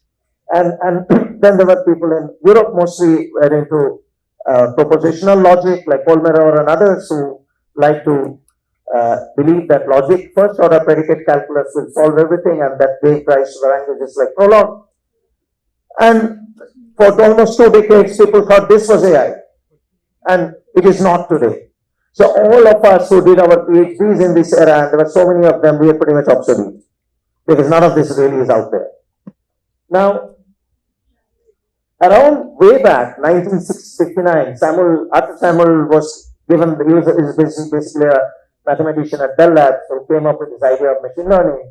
And his idea was very simple. You put some data, put some model, and it will sort of crunch it and produce some answer, and effectively the machine will learn. That's what machine learning is, and linear regression and other forms of algorithms like Bapnik support vector machines, a little bit more mathematical. They were all in this field, but they were basically, it was like a statistical approach, you would say. It's really not intelligence, if you ask me. It's some data you throw in and you crunch some numbers, and eventually it comes up with the optimal model. So that was that era. And then the math behind, I want you to be patient and not sort of be irritated by these very simple equations. Machine learning is pretty much one equation. It is some objective function, which is in this case is an error. Some model, the equation one is a model, a very simple linear model. You run some positive, what we call convex function, because it will always converge, and you keep on crunching and minimize, and eventually you will get an answer. And this is how the gradient descent, that as you start up with unknowns, theta 0, theta 1, which you don't know what they are, x1, x2, you keep observing, y1 you observe, you keep doing it. You go back to your school days when you fitted a line with a bunch of points. You minimize the error. It's very simple elementary arithmetic, and that's all that's working in neural nets. You'll see that later. Now, interestingly, and I'll always go back to the brain actually functions like that. It does backward propagation. But let's wait for that slide to see why that is not that simple. But there is obviously a way when we make decisions. If you look at the brain, by the way, is a very complicated thing. There's a prefrontal cortex, there is amygdala, there is hippocampus, it's a zoo, 80 billion cells. So each part of them actually function differently. And here we have a very, very simplistic model which says we are going to regress through this and find a model. So that's the beginning of the machine learning. And not everything is a number. Sometimes it's binary, yes and no. So there we tweak this a little bit to this formula, and therefore for people like what little bit into mathematics, they'll immediately realize that we get to something called log likelihood to force the answer to between 0 and 1. So it's very elementary stuff really. That's all there is to it in the world of ML. Either of these two equations are working, whether it's neural networks, whether it is GPT, whether it is reinforcement learning, whatever you say, machine learning is only classification. Don't forget this one statement. ML is classification, classification, classification. When I say 10 words, what's the next word? It is one word out of the dictionary, which is typically 2000 words that we use. So it's a classification. 2000 classes, you pick one class. GPT, same story.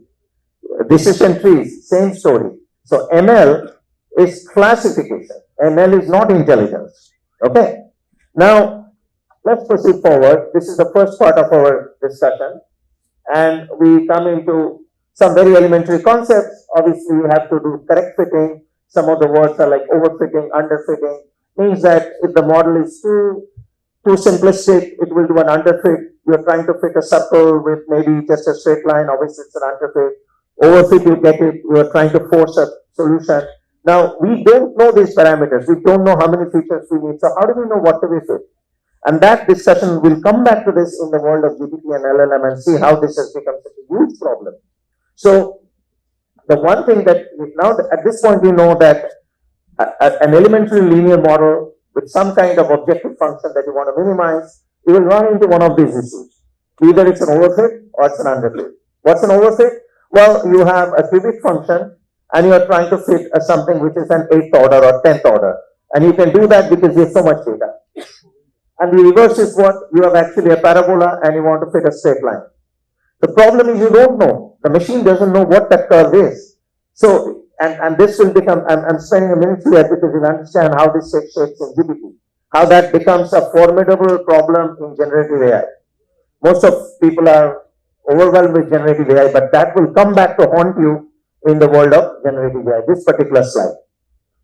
Now, next is the last slide, which is mathematical. I promise you there's only one. That machine learning, I said, it's all about classification. So not everything is continuous. There are groups of things. So way back, Claude Shannon, everyone would know him. He came up with the concept of entropy. And what that really means is that if there is order in the system, entropy will be low. It's a thermodynamic concept actually. It's kind of common sense.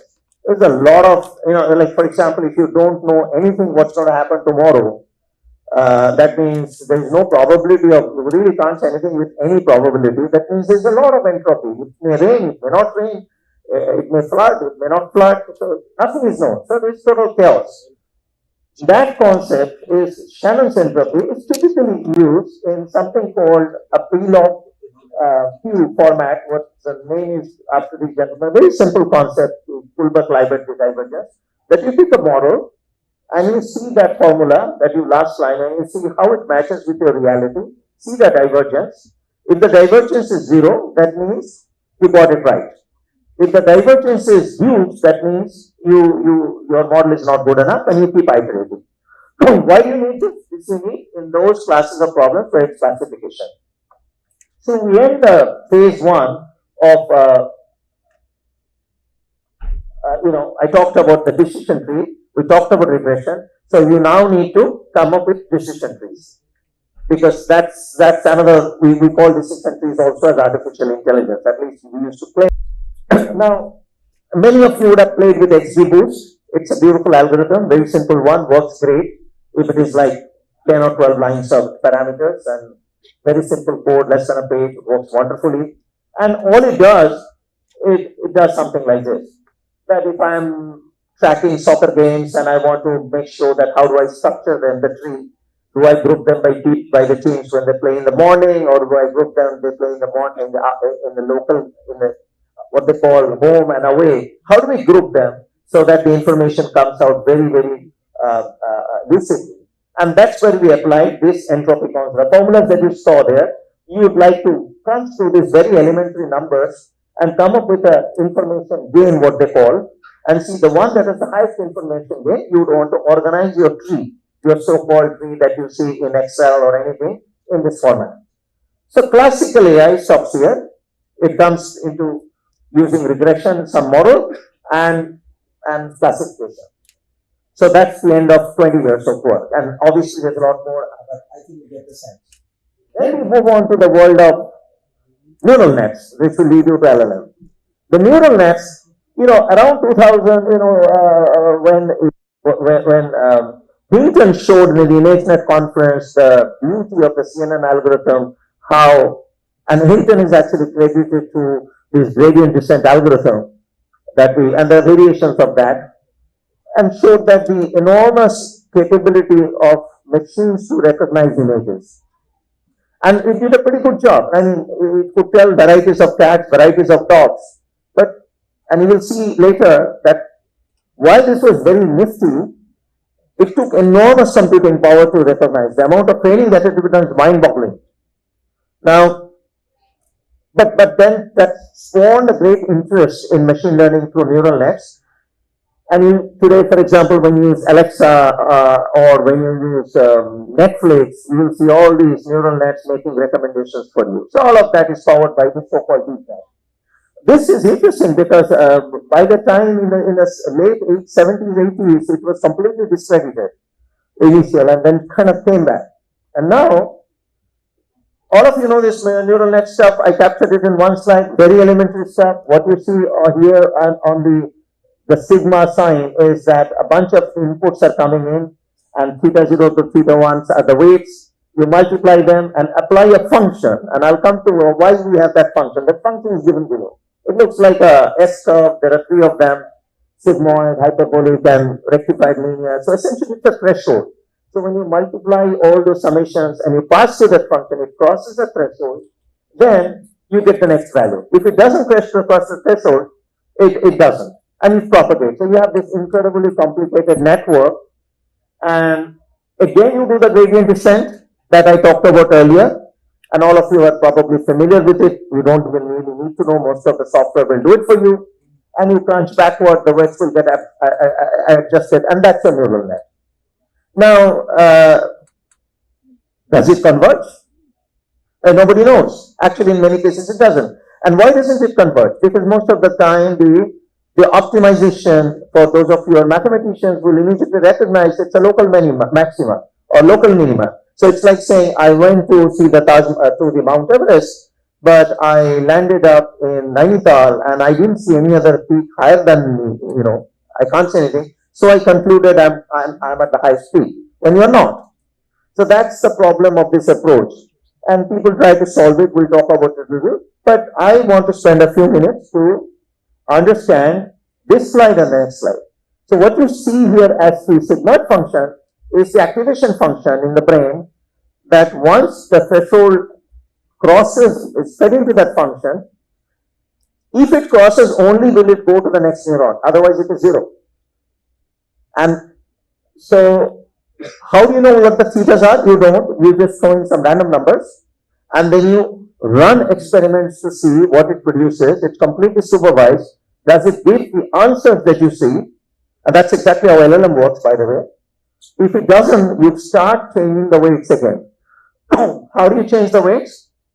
Well, you change the weights by the good old chain rule of differentiation. Remember that anything that I've talked in math here, you probably have done in grade 11. Probably earlier, I don't know, these days probably they teach it in class 2, I don't know, but given our competition. But this is the beginning of the math and pretty much all that is used. But here lies the problem. This is what the brain is. Now, I have a deep interest in the brain. So, I am not a physician. I know very little. So, with that caveat, I will tell you how the brain works. What you look at the nucleus, that's a neuron. And neurons are connected to the next neurons by axons. In the axon, you see there's a junction between the two neurons where you see the synapse, which is blown up there. The synapse is the Greek word which means a gap. It is not a continuous connection. So first thing you should understand in neural nets is if a signal is 1 and if it crosses the threshold, the next neuron thinks it's 1 multiplied by the weight. The next one goes on. So the signal will travel entirely. The only way you can flip on and off is a sigmoid function which simply says, is it going through or not? It's almost like a gate. It's not almost, it is a gate. That's not how the brain functions. The brain, the axon is the brain, the first part, the axon is an electrical signal. The electrical signal that comes to the synapse stops at the electrical signal. because there is no connection. It cannot go forward. Understand the neural net and why LLM. All of this is coming from this. And if anybody is a neurologist here, will immediately jump and say, will be excited at this. What happens when the electrical signal comes at the synapse? The synaptic junction sends a chemical message. The chemical message is produced by the electrical signals by 1000 plus genes. There are 1000 plus genes right there in the signal. How do these electrical signals proceed? The electrical signals start by what is called an action potential because of the difference between sodium and potassium. Inside the neuron is potassium, outside it's sodium. These sodium-potassium potential differences start the electrical signal. So anything that you see, anything that you do, anything that you hear, anything does is a result of this action potential. The entire brain, this is the Zuban of the brain, it only says action potential. Now the problem is, when the action potential goes to the synapse, how that signal will go out is not a single signal, it's a signal there on the right bottom there, all those fields. The very interesting thing about the brain is that the code that goes out is a sequence of signals. All of the signals are of the same height, amplitude. But the packing of the signals are different. The amount of information that is flowing out is enormously complex. There are people doing research on that, and I'll tell you how these researches are done.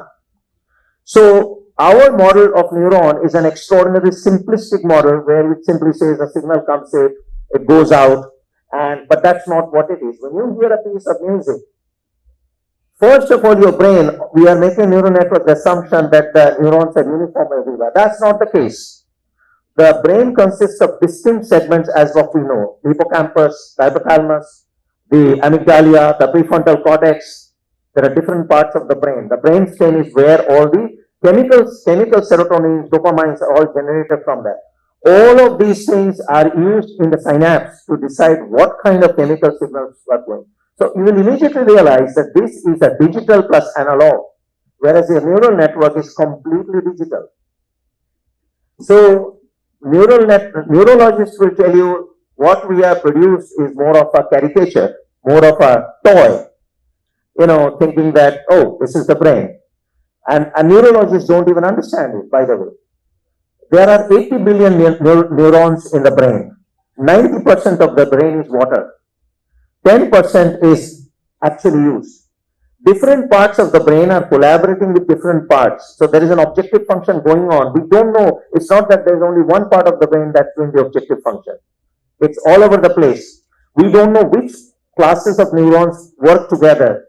The neurons differ. And now I think you will understand that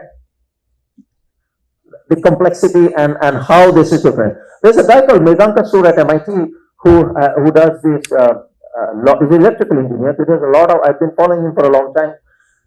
He does work on understanding this, and the way he does that, he has instruments on photoluminescence and high-speed, studies on mice cells. So different parts of the brain lights up. There are videos out there, you can see it. So that's how he's sort of back calculating and saying which portions are working where, what are they doing, and is there a mathematical representation of that, right?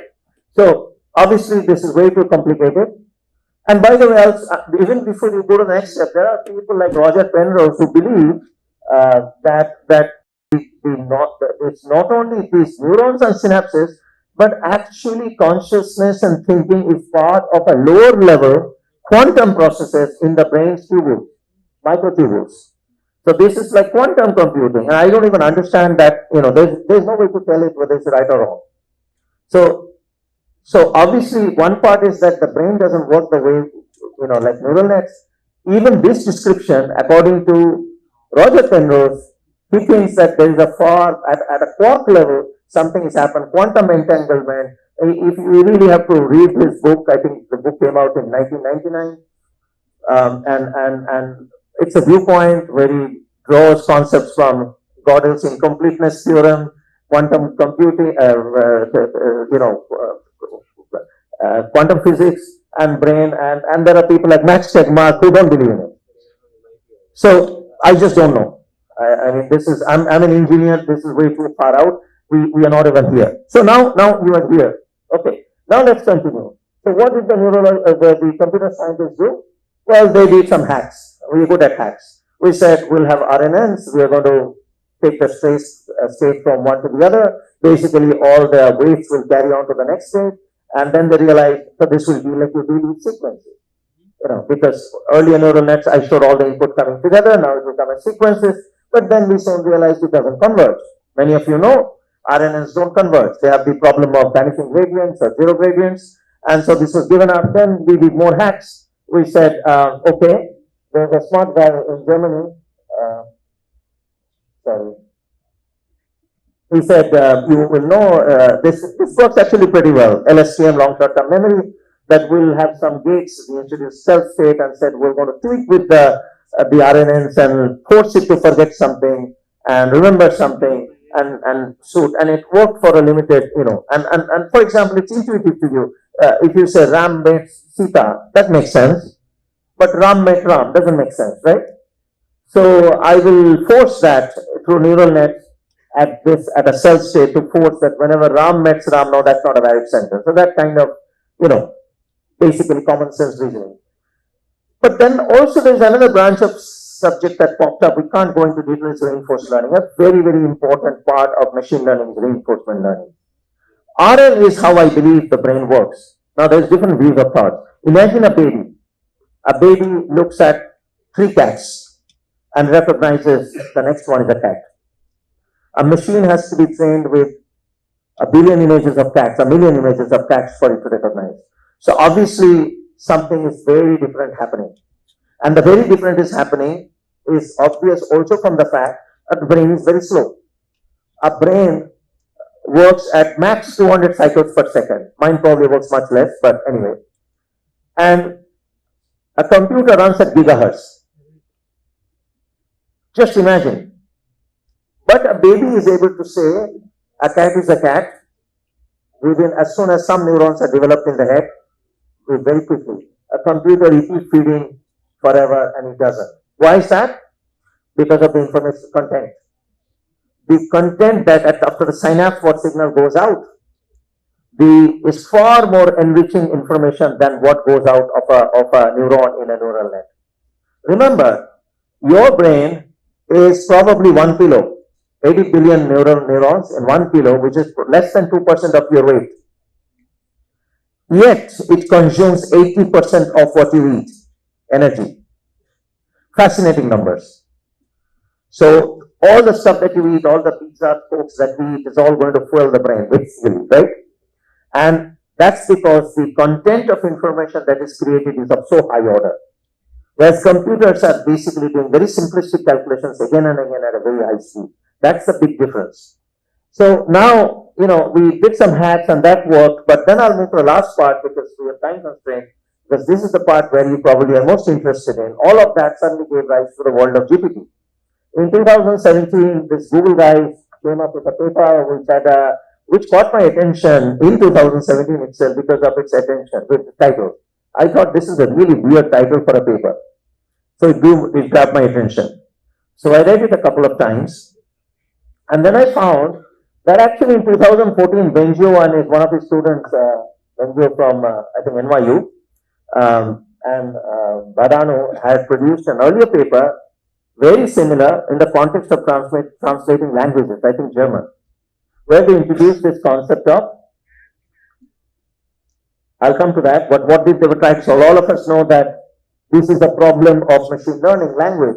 We went to the bank and learned of his bank empty account, after which we went to the river bank and cried.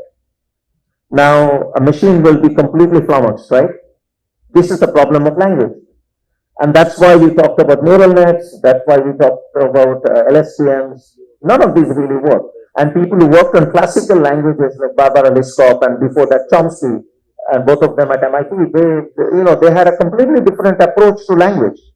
Suddenly the neural net guys came and said, LLM guys and came, we solved the problem. Did they? So let's look at that, because in these days, if you can't say GPT, you are not very smart, right? So we have to say GPT. So this is what GPT is. GPT introduced a few very interesting concepts, simple concepts, elementary concepts. The concepts are, these are the last 3 or 4 slides. After that, you'll be a master of GPT and LLM. And you will see that this is now democratized. Everybody in the world can build these things. It's not just big companies with, all you need is a lot of server machines. You have to also, earlier we talked about neural nets being fed data, then we said one after the other. Here they introduced the concept that I will provide positional embedding. That means where do these nodes are? Where do these words walk? So we went to the river bank. Every word we went to the river bank in a set of bits will also encode where that word exists in relation to the others. So it's actually a positional embedding. For the first time, they introduced that. They copied the concept from good old databases. Query times key must give value. For anybody who's coming from the database world and relational database will immediately recognize that query key value are nothing but database concepts. Query dot key must give me the value if I got them right. We'll see how that. Then they use the concept I'll talk about attention, information prevention and normalization and decoding. Very simple ideas. Let's see how this works or does not work. So first thing, the words that they come in now, they're coming serially. Words are not letters, words are embeddings. All of you know that. They're vector representations of some numbers. What we do, we create 3 arbitrary matrices, weights, neural nets, query, key and value. What are the weightages of those? We don't know. Arbitrary. The idea is that if I do Q dot the input, whatever is coming in, it is a query representation of that same input. It's not the input, but the query representation. Bear with me for a second. I do that also for the key. Obviously, these are all wrong because your weights are wrong. You did the dot product, you got something, then you got Q and K. If you did a dot of those 2 matrix multiplications, you would get the value. Now, the value is also wrong, but hopefully they'll get trained. How will they get trained? So now, I have this embeddings coming in. I did the multiplication. And no, I don't do one representation Q, K, and V. I actually, V you don't create, V is generated. Q and K, I create 4, 8, multiple random matrices. Because you don't know what to start with, you create with multiple. So this is called multi-head attention. Why is it called attention? Query.key is the attention. How many of the K's and Q's do you do? 8 of them. Why did they do 8? Because that's what the Google guys started with. There's no reason. You did that, and then there's a technique for collapsing them to make them linear. Now you've got 8 results. Intuitively, it makes a lot of sense. if I tell a sentence, it's very hot today in Hyderabad, and if I ask the same question to 8 people or 10 people, their reactions will be different in their mind. There will be 10 interpretations, some of them similar, some of them not. So, the language assessment of this sentence cannot be led by just one query and key, and that's essentially the idea that we'll have multiple of those. And there are some very elementary matrix multiplications and coalescing of these that will result in one final output multi-head attention. And what that attention is actually very simple. It is you can clearly see, it's almost like a masking, I'll give an example after this, but also they did another nifty thing. They said after this query.key, they would add back the original positional embeddings back to it again, because there's no mathematics behind it. Why? They just felt like. Because they would think they've lost the original, what they meant. So while I have the intent capture, I'm again adding back the positional encodings, and then they do some normalizations, because this matrix has some are big numbers, some are small numbers. So you normalize by standard deviation and mean, and add a little bit below that 0.001, because sometimes if it goes to 0, it will blow up. So you will get a new matrix. So this is your multi-rate attention matrix, elementary math, right? You would get a matrix like this. And if you stare at this matrix, when you play the Game of Thrones, you will see the diagonal is very high. Why? Because it's most relevant to itself. After the crunching of this KQ, when you do all this matrix, this is like the Sobel matrix in image recognition, filter rather. Here, you have the words which are most relevant will pop up and higher numbers, and that's your attention. So, for example, the word is pretty much one to itself because the word is most relevant to itself. So, when you say play the Game of Thrones, you will say the word the is not so important, so it's mostly 0. But when you say, some word like game, when you play the Game of Thrones, you will see correlation between game and thrones if your query and key were trained properly. So that idea is out there. And then what you do, the rest is very simple. After you do this stuff, what you do is, you take the Q and K from the decoding part of the story. Remember, this was the decoding part. We started off by saying the left part is decoding. Left part, that is decoding. Position and embedding, multi-ed attention, then again added a normalization. Now you got the Qs and Ks, which is fantastic. And then you take it to the other side and you're all done. You take it to the other side. Now you have to produce the next word.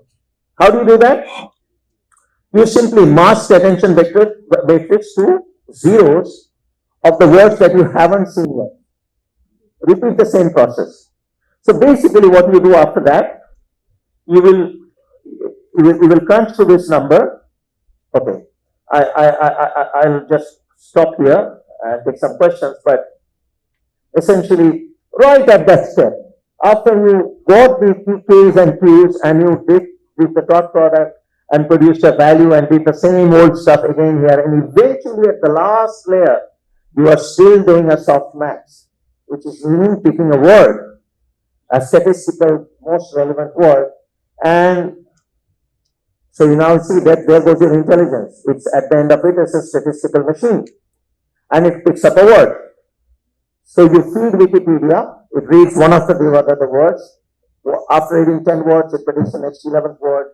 As long as it gets it right, it continues. If not, it goes back and iterations and keeps on changing. This, by the way, at this point is billions and billions of parameters with so many neural nets all over the place. And so eventually they'll get it right. But now, here's the thing, the last slide of my talk is, So GPT does not replicate human cognition. First thing we should understand. It differs from human cognitive process. It's just a statistical weight of one word with the other words. It's almost like saying, I am going to fit all the curves in the world with one parameterized equation. And anything that you throw at me, any equation, parabola, or whatever, circle, I'm going to take this one equation, which has all these weights, and it will give you the answer. So it is at best a weighted solution to that. Number two is that it will be prone to errors. What we love to say in the industry is hallucination. There is no hallucination, it's an error. It is statistical error coming out from picking a softmax. Remember, at this, then you will understand, GPT doesn't understand what an African elephant is. It knows Africa, it knows elephant. It doesn't understand African elephant because the elephant is the softmax of the previous state. It doesn't understand a Bengal tiger because it knows Bengal. It has seen many times Bengal and then tiger. So it will say Bengal tiger, but it has no notion what a Bengal tiger is. So, but it does jaw-dropping things. That you guys have seen it. And that's because, and nobody knows why. That's the beauty of it. Because statistical, basic statistics will tell you any overfitting will give you bad results. But what is very interesting in GPT is, as you fit more and more data, the results go up, then it goes down, then again goes up, and then again goes down. Why is this behavior happening? Nobody knows. So use GPT at your own peril, but I think you now know the opportunity is understanding the brain functions more, translating into neural networks which mimic the brain really, if you understand that, and add real computational processes, the convolutions that are happening inside the brain, the image processing that are happening, realistic modeling of those things are what will shape the future with the computing power that is arriving at our doorstep. So this journey will continue and it will be, we just don't know which way it will go. But hopefully with this I'll stop, and I know I'm over time, but hopefully this was interesting for you. If there are any questions, I can try to squeeze in a few. It is not a language model. It is a statistical grouping of words. And if it has seen many of such examples before, it is likely to parrot it. Think of it like your African grey parrot. It hears 10 words, it will say the 11th word. but it doesn't understand what it means. That is something you need to keep in mind. Thank you, Dr. Jaydeep. That was quite a heady mix of mathematics, biology, quantum physics. Sir, Jaydeep, sir, you kept saying this is all elementary. That only served to remind me that I'm poor at all three subjects that you're touching upon. No, but thank you for this wonderful opening keynote. Right, now we'll head into the first panel discussion. The panel discussion will be on open source and AI. The way forward, again, open source needs no introduction as to why you are doing this panel discussion. But let me invite the panelists onto the stage. I'll start by inviting Mr. Nagarjun Maladi, Vice President Tech Mahindra, a huge supporter of Swecha and open source software. Nagarjun Gai, Nag Maladi as we call him. Might I invite Rajendran Kaushik, Principal Architect, AWS. Thank you, Kaushik. Thank you for coming over here. Ranganathan, Ranga, I call him, co-founder, CTO at Everest Engineering. I would have been surprised if that reaction did not come. Ramesh Loganathan, a person who needs no introduction, a huge advocate of open source, has been an influential figure in the startup ecosystem in Hyderabad, currently a professor at IIIT Hyderabad and is involved with the CIE. Ramesh. Might I invite Amit Kumar? Amit Kumar is a senior director at Salesforce. Thank you, Amit, for coming over here. And to moderate the panel, might I invite Kaushik Katrapati, who heads data practice at DigiQuanta. DQ is one of the AI/ML partners for this conference. Kaushik brings in more than 18 years experience with working with data and other things. I have a small request to make to the panel, Kaushik and the others. So we hear a lot of all these big companies pledging towards open source, like Meta, Facebook, everyone pledging towards open source models. But while all of these companies are pledging that they are open source, we have a basic problem, right? We don't understand, or like there is no clear definition of what is open source AI. What is your take on open source AI, and who can define it properly? Please. Thanks, Kaushik. Good morning, everyone. First of all, I'm a firm believer of open source myself personally, and even when I started my career, I remember developing. Again, let's just take a simple stand of what open source is, right? It could simply mean a way of a developer or a contributor sharing their source of information or code or whatnot with limited or no licensing arrangement or whatnot. So basically, anyone can flexibly or freely use that source of information. It could be a code, it could be data, it could be anything for greater good. So if you really look at why open source is a popular topic now, if you look at why developers love it, our customers from Amazon or AWS, our customers love it. One, it accelerates innovation because you don't have to start from scratch. For example, today if you want to build a model, you don't really start from scratch. You have lots of pre-trained models available in several hubs and whatnot that you can actually take, fine-tune the model and then you take any project like, for example, you take Java, JDK, and many other things, right? You are able to take advantage of them and innovate faster too, right?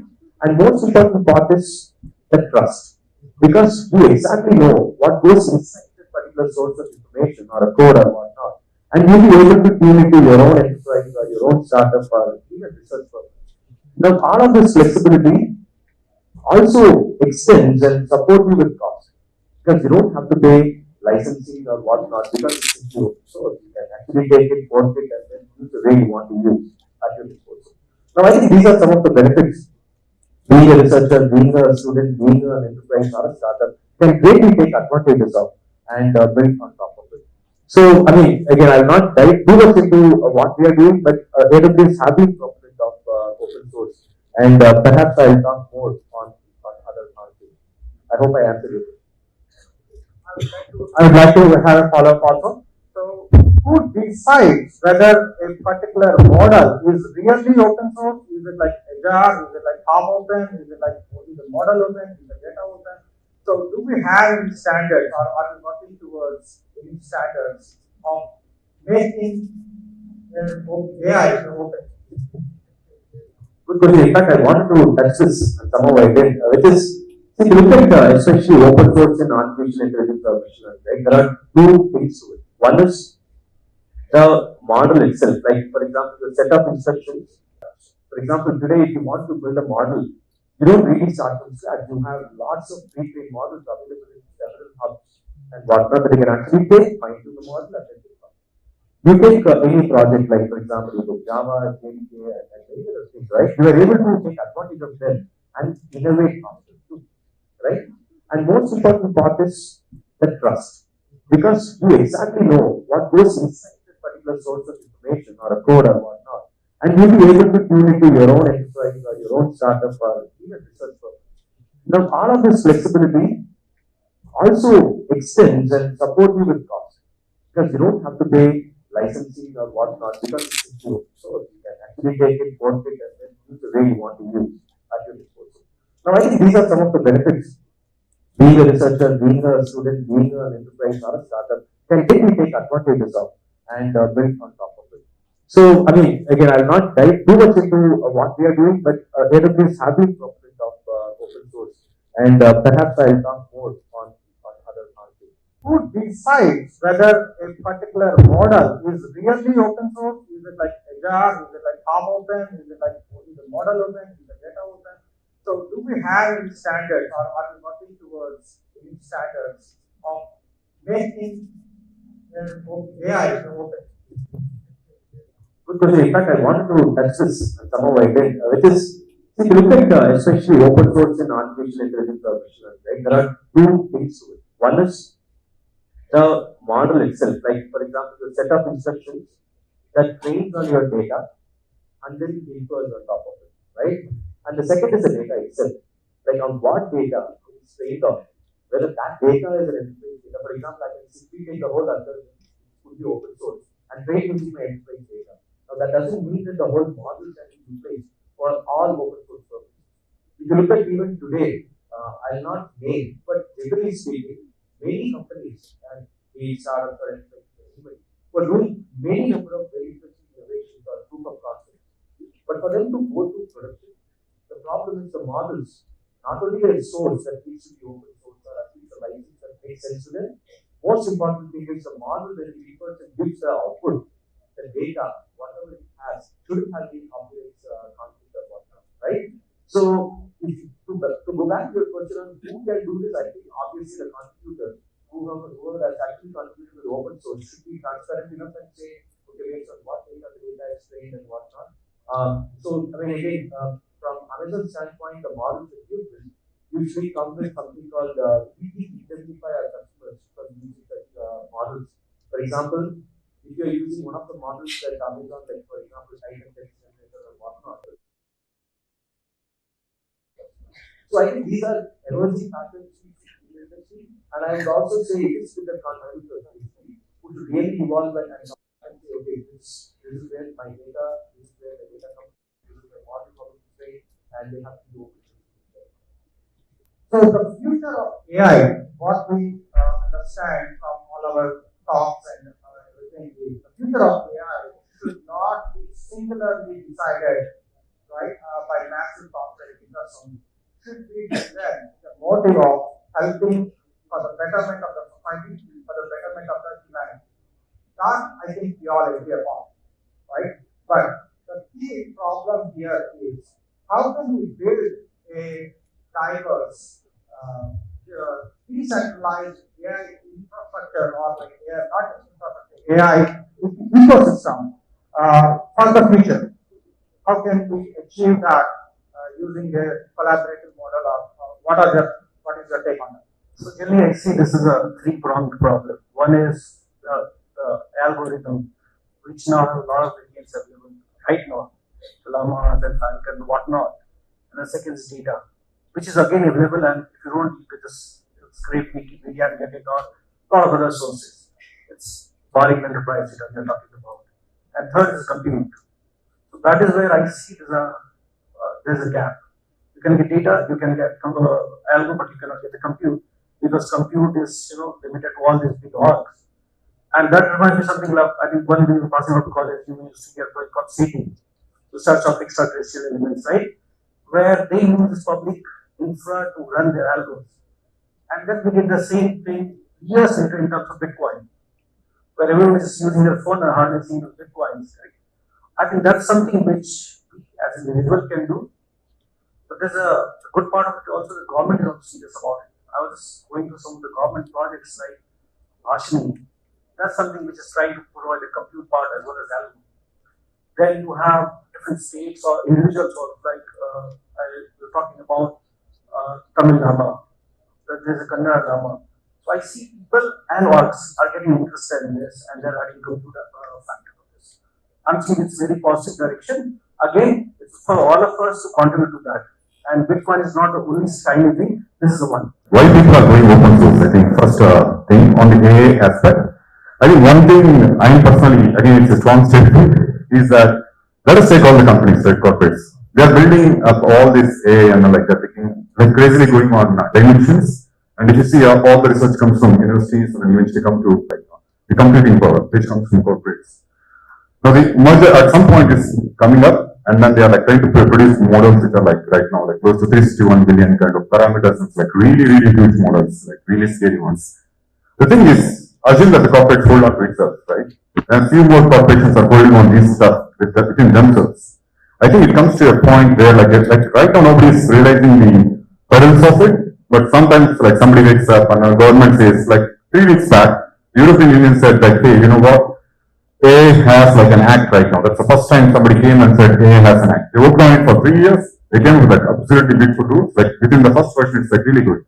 So they're saying like, what are the sorts you're turning up? You need to be very open about it. So they're like really good points. The point is that could have come any point. Now, assume that corporates are holding on everything within themselves. There is like a point where like they are having a commercial value, but some of these acts will just stop them from doing what they are doing. So there is like an obligation, which may be a reason why somebody is doing it. Like we don't know. Like that's one reason. The second one on the governing factors on like how to stop or like manage that, I think one of the aspects that I personally feel is there should be like a third party agency. Like for example, like let us think like all the countries are formed by themselves, and then like they're all sovereign states. They can do whatever they want, right? Like nobody's coming and telling them, oh, you can do this, you can't do this, you can do this. But with AI, it's very strong, right? See, assume that it's like again, because there are students to understand, it's very easy. Like assume that it's a nuclear bomb that the countries are building. There is a treaty which says that you can't go and do these things, right? A very strong treaty just blocking them. But that's at nation level. It's not at a privatization industry level. So what's stopping them is like maybe even or like a group of countries coming together and stopping it. So eventually, I think right now that it's not there, but there's a governance model that a lot of other countries should come out in a strong way that like it's managing the governance very strongly. Yeah. Again, we would like to revisit that point of governance. I have a follow-up question on that.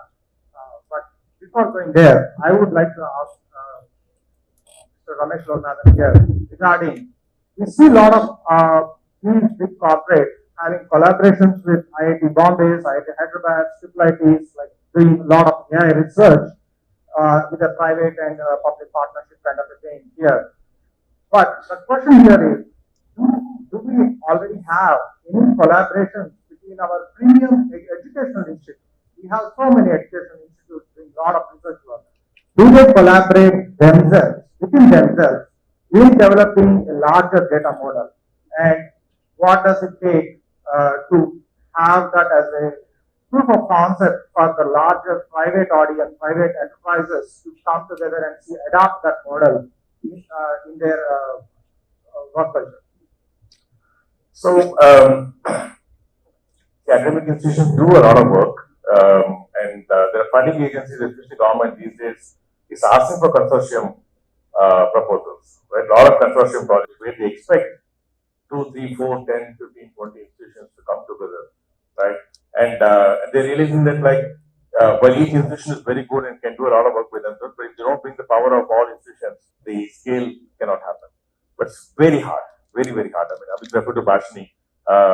It's a project where like its predecessor form earlier, the Indian Languages Technology Mission or Technology FO, what's called Project Epic, had 10, 11 institutions, leading institutions, all the old IITs, IIC, Hyderabad and such.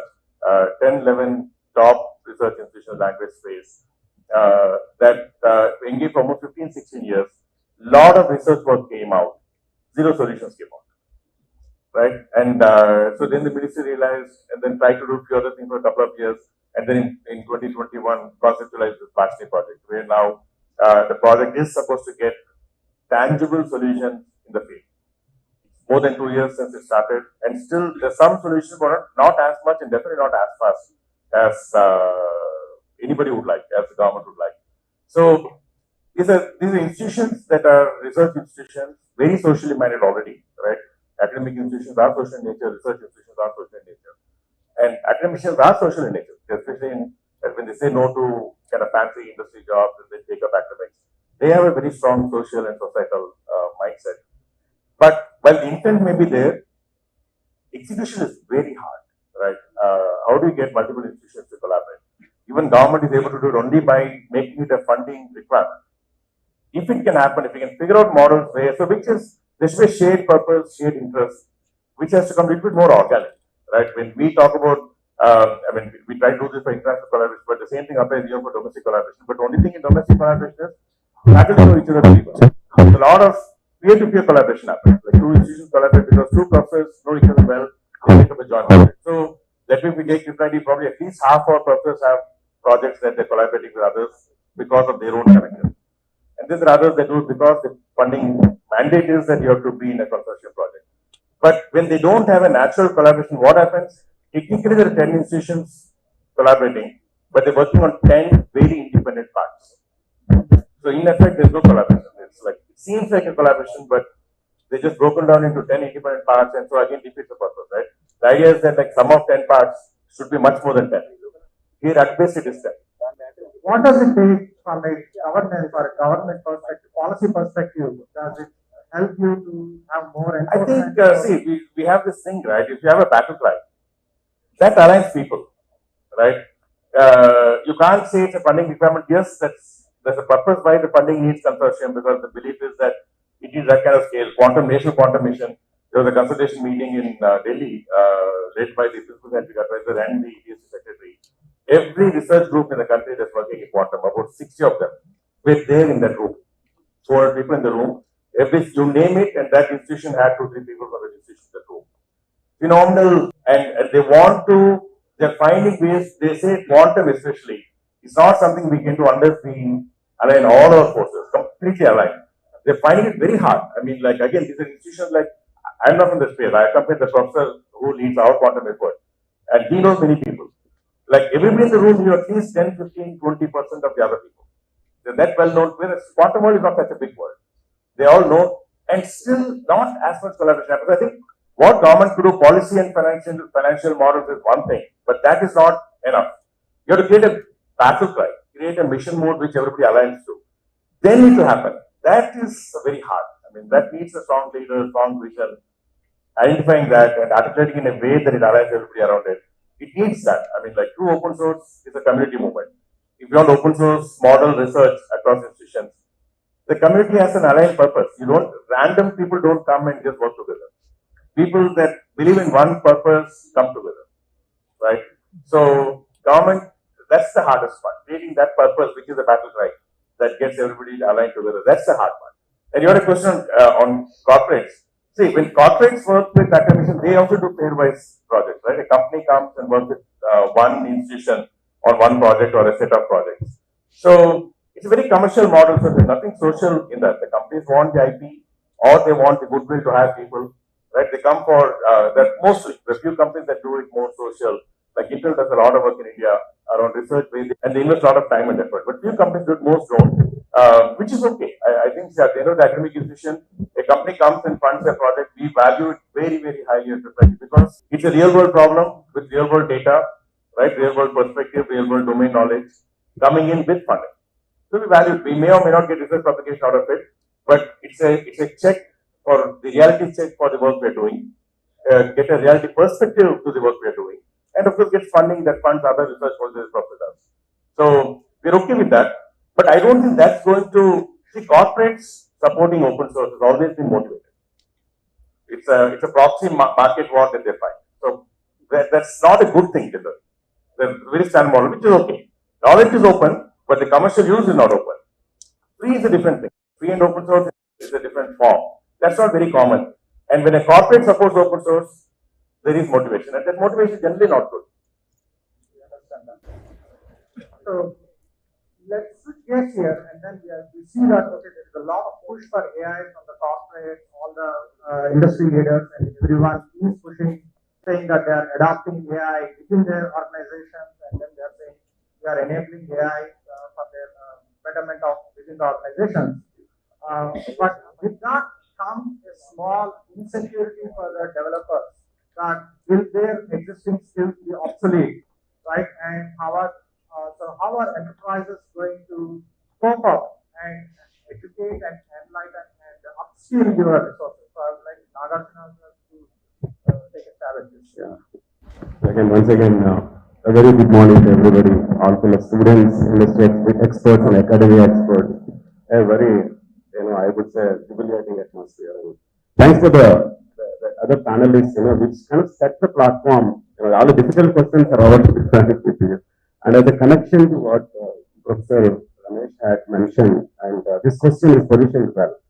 And again, I'm from Tech Mahindra, and to me, honestly, he started saying, I'm a practitioner of open source as well. As soon as I think that in 1998, if I'm not wrong, Netflix code was available outside, and it was compliant to me. It was a complaint from me till such time saying that the IBMs of the world, Microsofts of the world are spoiling us in terms of they give a lot of things to you. If you because on that you don't learn, the creativity is going for a task there. So I was always complaining on that. So as a practitioner in the industry for the past 27 years in Tech Mahindra, we took the complete advantage of open source. Fortunately, Dr. Ramesh's comment on the corporates. If you look at the latest example, what we have done from our company side, if you watched our press notes in the past 2 to 3 years, like 2.5 years back, we kind of announced a AI platform for our customers and customers. And he's absolutely right. Unless it is commercialized, we are the business of making profits. And my intention is to, as a business leader, my intention is to make it faster, better, cheaper, steadier, and larger. So these are like our parameters where my margin counts. So in line with it, what we have done is we kind of launched a platform called Gaia, G-A-I-A. It's like our own platform. And interesting thing is it's all open source. We kind of partnered with Optimus, which is again an open source partner, and backed by Linux Foundation itself. The way Linux Foundation, I like them because personally, for example, if you look at the way blockchain is evolving, the way the support they are giving, like the way I think we answered in terms of consortiums, right? They back it up. So as a company, what we have done is we took the advantage of the open source, built a platform, and a reason why Ramesh's point on corporates will not really promote a lot on open source is in terms of the security, information security, right? If somebody are adapting somebody else's code. Many of the customers, especially formal licenses customers, where we have regulatory authorities and all, they don't appreciate it. Or even product making companies for that matter. I think Professor Jaideep was mentioning about Google, and we support them as well. But if you look at the confidentiality they maintain in terms of the source code, it's appreciable. It has to be a combination. It can't everything be open source, everything be proprietary or enterprise driven. So we respect our customers' objectives, and somewhere we are getting opportunities to convince our customers saying how this joint collaboration is making sense for commercial use. Again, going back to faster, cheaper, better, steadier, and larger. We are achieving their commercial purposes. At the same time, we are giving a solution in faster time with better results, more productivity. That is working out, and this is happening for a while. I still remember, some of these facts are, you can Google search it. Apache, if I'm not wrong, it is most used web server, right? About 60 to 70% adoption. And if you look at projects also, most of the IT projects, if you look at the statistics, 66% are abandoned projects. 66 to 70% are abandoned. What do you do with that code? Give it to public, right? So they will take it forward and then finish it off. And coming back to the skill angle, thanks to a lot of the open source movement happening for a while, forget about the people who are working in Tech Mahindra, all the students who are sitting here. Thanks to that open source movement, we call it as MOOC, right? Massive Open Online Courses. Even Stanford courses are available to you. Pick it up. Like the concept, knowledge was available. Dr. Ramesh was mentioning about it. Knowledge was available. A real problem with AI, professor's session Dr. Jaideep's session in the morning, if I tell to the students that among the 8 new point slides he presented, 80% is coded, they get the motivation, right? If, for example, if I have to code all those, algorithm matrices and all that, they feel it's very complex and difficult. No, it's not. 80% is coded. You pick it up from there and take it forward. That's what Nuke is telling. For the student community, who are our future units? Basically, they also should learn about our individual dignity that they can take to the table, right? If I think in a productive way how to utilize open source right from their college days, using Nukes, practicing, understanding all open source platform, coming to a company like us, end of the day, you may be basically owning an idea to get a product which media would like to get in. The services versus product, right? Your revenues will be non-linear. So that's what, in my opinion, it's positioned well. AI, the problems are around data and compute. I think he touched base also spoke about it from Salesforce angle, and we also spoke from Amazon angle. Data is proprietary, data and compute. If we solve the problem in terms of crowdsourcing on an open source way, I think we are positioned well for this wave also. It is not new to India, right? We've been solving these issues for a while. In my opinion, open AI, collectively, I'm sure we will definitely make it happen, in my opinion. So, I think if you look at it, like say all the academic knowledge by and large is published, like it's one level of open knowledge. So even academic knowledge, like if somebody were to license, they have to, we have licensing terms and such. The paper may be public, but IP may still be owned. Open source, what is out there, like any of the open source projects, it's like public knowledge, right? Like you said, it's available, a group of people for whatever reasons went and created, and you could use it, leverage it the way you want to leverage. And then commercially using it is the next level, right? Even if it is an open source, sometimes it comes with license terms. So it's okay. Everybody has their own motivation to do, like some want to build the same thing commercially, some want to build just for fun, build it as an open source. But once the knowledge is available, it's up to anybody like Nag rightly said, for a project, they will choose what's available out there, right? It could be a paper that they take and build, it could be an existing framework that they use, it could be a commercial product. At the end of the day, they have something that they need to build. Now, where a platform like this can help, right, very significantly help is the social problems. Social problems, like if we're trying to create low resource languages, the work that all these lectures started, it's going to be very hard for any commercially driven initiatives to fund it, because there are not enough commercial returns. But the social returns are huge. I think those are places where probably open source is the only way, community-led open source is the only way to do it, which may result in IP that could be commercialized maybe, once it is done. But the initial funding, nobody's going to come and pump money like OpenAI got to build for low resource languages, which most Indian languages are low resource, digital low resource languages. And the other like public health or any of those areas, agri, you've been talking about agri, Rachel's been talking about, those are areas where commercial forces will not come and fund because it's very hard to figure out a model. So I think open source community-led is a place where, those are places where it's absolutely necessary. Because nothing else will come, and governments find it very hard. They're trying to do many things, but they're finding it very hard. The results that Switch has already got in the last few months, I think it's a strong indicator. I think keep that momentum on. We will solve for the nation what Bashini is finding it very hard to do. As a community, it can be solved. Yes, Ranga. Actually, you have answered my next question. How can we push for start AI adoption? That's my next question. So Rangnath, please, if you can also. Sure. Yeah. So I think I'll start with the answer and then I extend it here because both are very well connected. First thing is let us take the point of industrial revolution, right? Like when it happened, I think one of the things, just think, right? Like when machines all came, people are like actually drilling railway rails, right? And then suddenly machines came and everyone was scared, like, okay, my job is gone. Then suddenly all these machines came and they bigger tunnels and then like suddenly a lot of hardware came up, infrastructure came up. The world became a lot better place, right? And that time there was like a lot of scariness around all these things like happening. The second thing is like there's like a simple example, right? There is this 1984 the great manure thing where like the Foster's used to put a lot of manure on the New York streets and then they used to put a lot of remove all of them, and when cars came in it removed and then the whole problem was over. So like always the betterment happened. I think from an industry perspective, as a student or like people who are thinking like, okay, what will happen to this, right? Like first thing, when people approach us with a problem statement saying that, hey, we want to build this, the approach is similar to what we are doing with, like again, the progression on AI is same as like, when IoT came in, a lot of devices came in. When being contextual to this open source, no like industrial projects are based out of like Raspberry Pis or Arduinos or like equivalent open source hardware systems. But what was very good was all these things helped in prototyping things that helped build things on that place. Like the smartwatch that you are wearing is far more advanced, but it was built on one of these open source wearables. Eventually they just commercialized it and made it a lot more powerful and then like adopted it. But for prototyping it, this open source thing made it a lot more possible. So all the things that you're doing, like checks on like your health, on everything on the smartwatch, is just happening because of that open source thing that happened on like the IoT stuff. But right now, if you take on like the growth of AI, we are taking the same path. Like somebody just made it open source. Again, it's like this open source thing in AI is a bit arguable because like what are this open sourcing? Are they open sourcing the model? Are they open sourcing the data on which they trained it? Or like both of them together? Nobody is doing all of them together. So there is some commercial angle, but still, like if it is used in a particular way, the adoption of this will be like having these machines together, they are doing a journey together. But also like at some point, till now, like human intelligence has been like a lot more advanced than like machine intelligence. So it's very specific tasks they were doing it, which we call like a narrow-based task or narrow intelligence.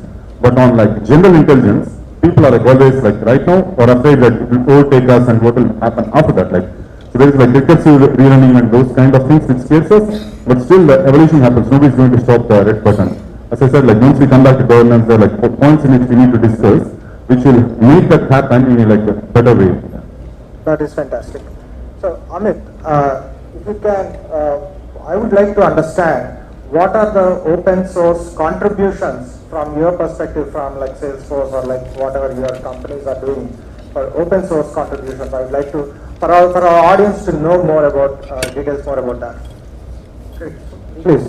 Market traction, they get the community with support and the innovation, what it does upon. Innovation happens very fast the moment you open source. For example, I know that Salesforce open source Flip, this is for image to text, the text to image, and then this XGen, which is LLM model. So, and then you see examples, just not limited to Salesforce, Meta has Llama 2 also, and now this week I think Elon Musk announced that Grok also will be open source. So, what's happening that you are getting a lot of these models which are telling you how to do that. And the great news for the audience here is that you figure where to use that, what problem I should solve with that. I think that's an opportunity, and that way you'll get the skill and then you'll get a use case. I think from AWS, I think we've been one of the most open and when it comes to open source, nurturing of the whole open source ecosystem and also embracing open source technologies. If you even take technologies from relational databases or whatnot, what we have done is we have taken the simplicity of open source and added our expertise in managing the infrastructure. If you look at some of our offerings, greatly embraces open source, like for example take Postgres, MySQL and whatnot. We took all those open source technology and put like our expertise on top of it to give a highly scalable and also kind of affordable infrastructure for anyone to innovate on top of it. Now that's from the compute and general perspective. Now I'll talk two perspectives on our contributions. Now when it comes to Amazon or AWS, we've been actively contributing to projects like Babelfish.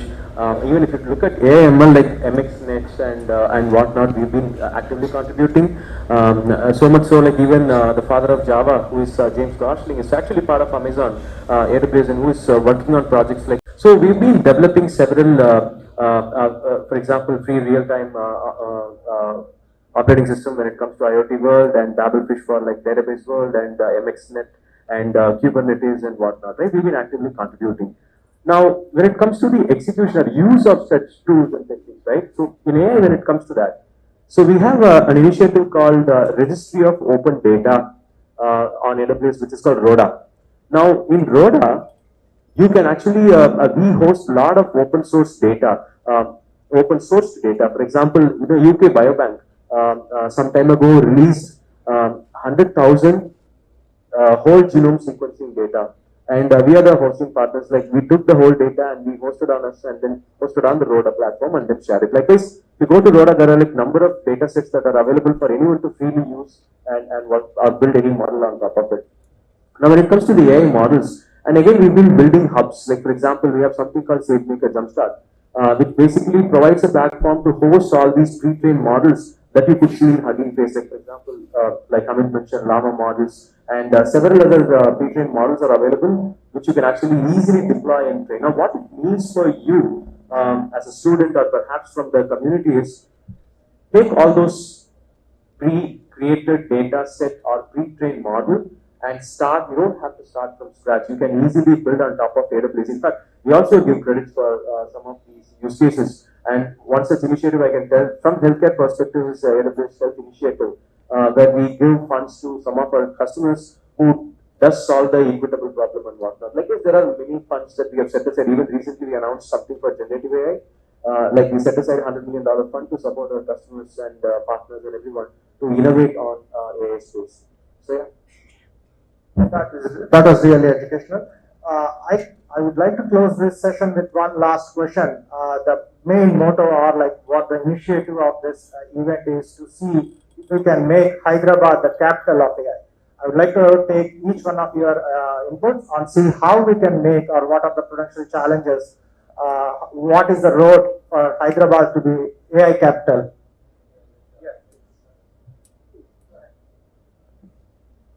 I can start probably. Yeah.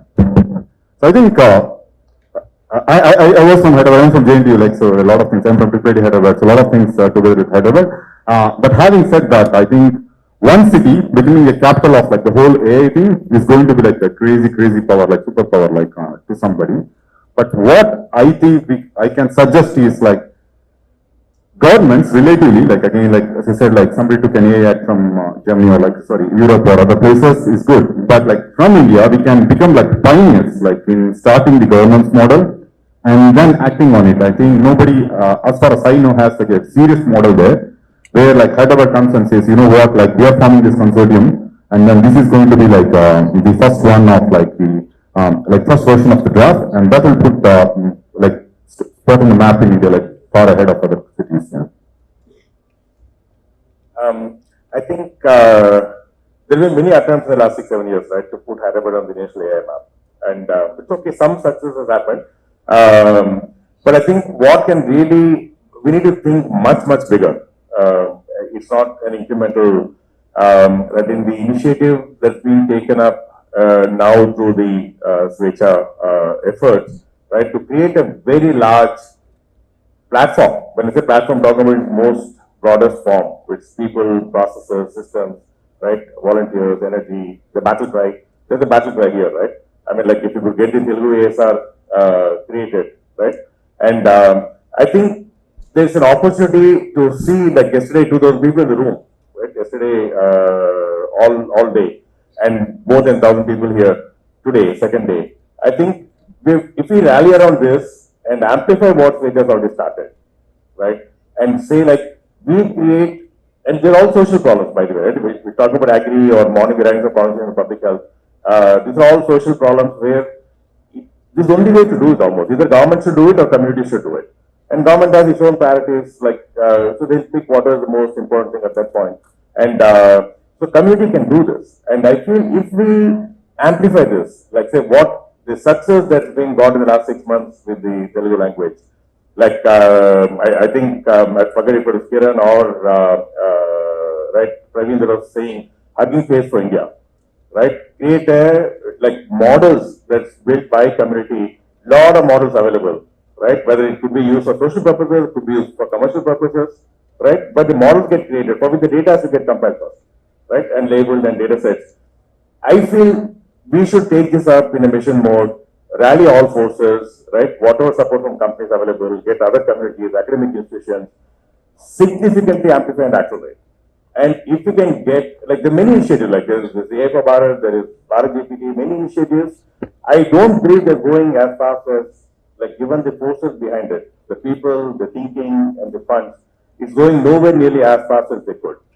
So this could be an opportunity to show that it's possible as a community to do it. I feel that's going to put us on the national map, nothing else. That will put us on the national map.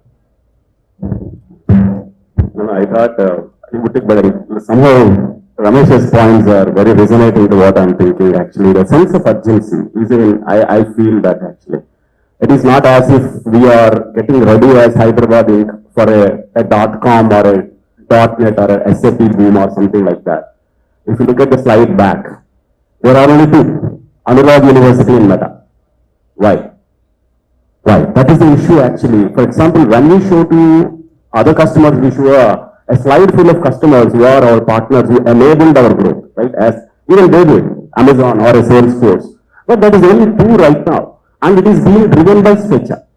There is, I think, we talked about it, shared purpose and shared vision. That's what we used a few minutes back. Honestly speaking, the industry is at a $150 billion market.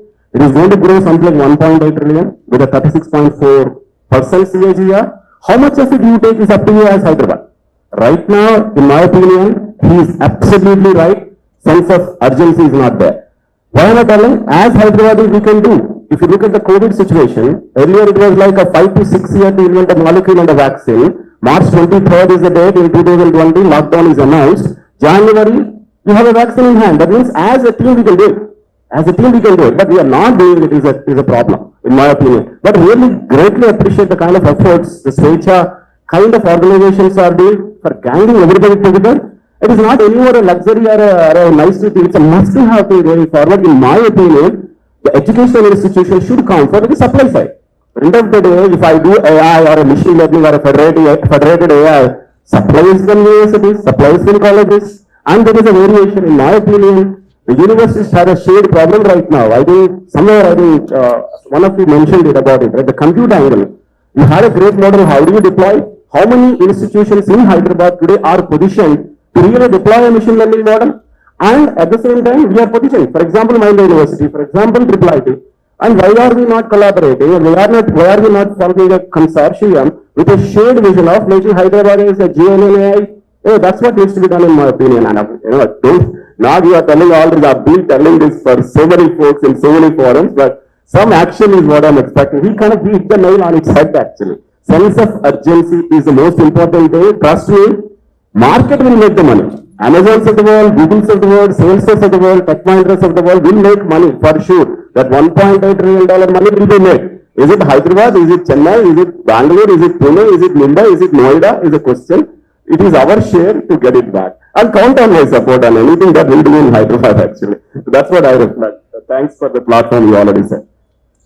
So just to condense your thoughts, right? I mean, I agree to all the points, and what I believe is three P's.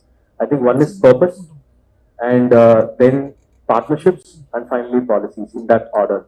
I think what made Svecha and other initiatives possible was purpose.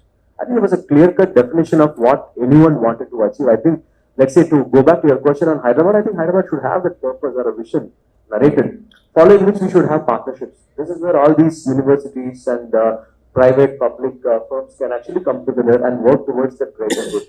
And like he really quoted a very good anecdote about COVID success, right? I mean, it is possible. And finally, policy. Trust me, I think policy sometimes is an enabler, sometimes is a blocker, but truly, in my opinion, I think the right policies at the right time will enable the whole ecosystem. So I would say you solve these three, I'm sure we can realize that potential of AVPS.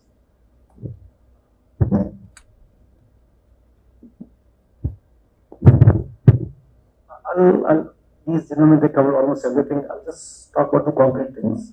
One is specifically currently we know professors who share this knowledge, and we have this untapped pool of people who have done that hands-on. So connecting the students with the mentors in industry, I think that will go a long way in solving this problem.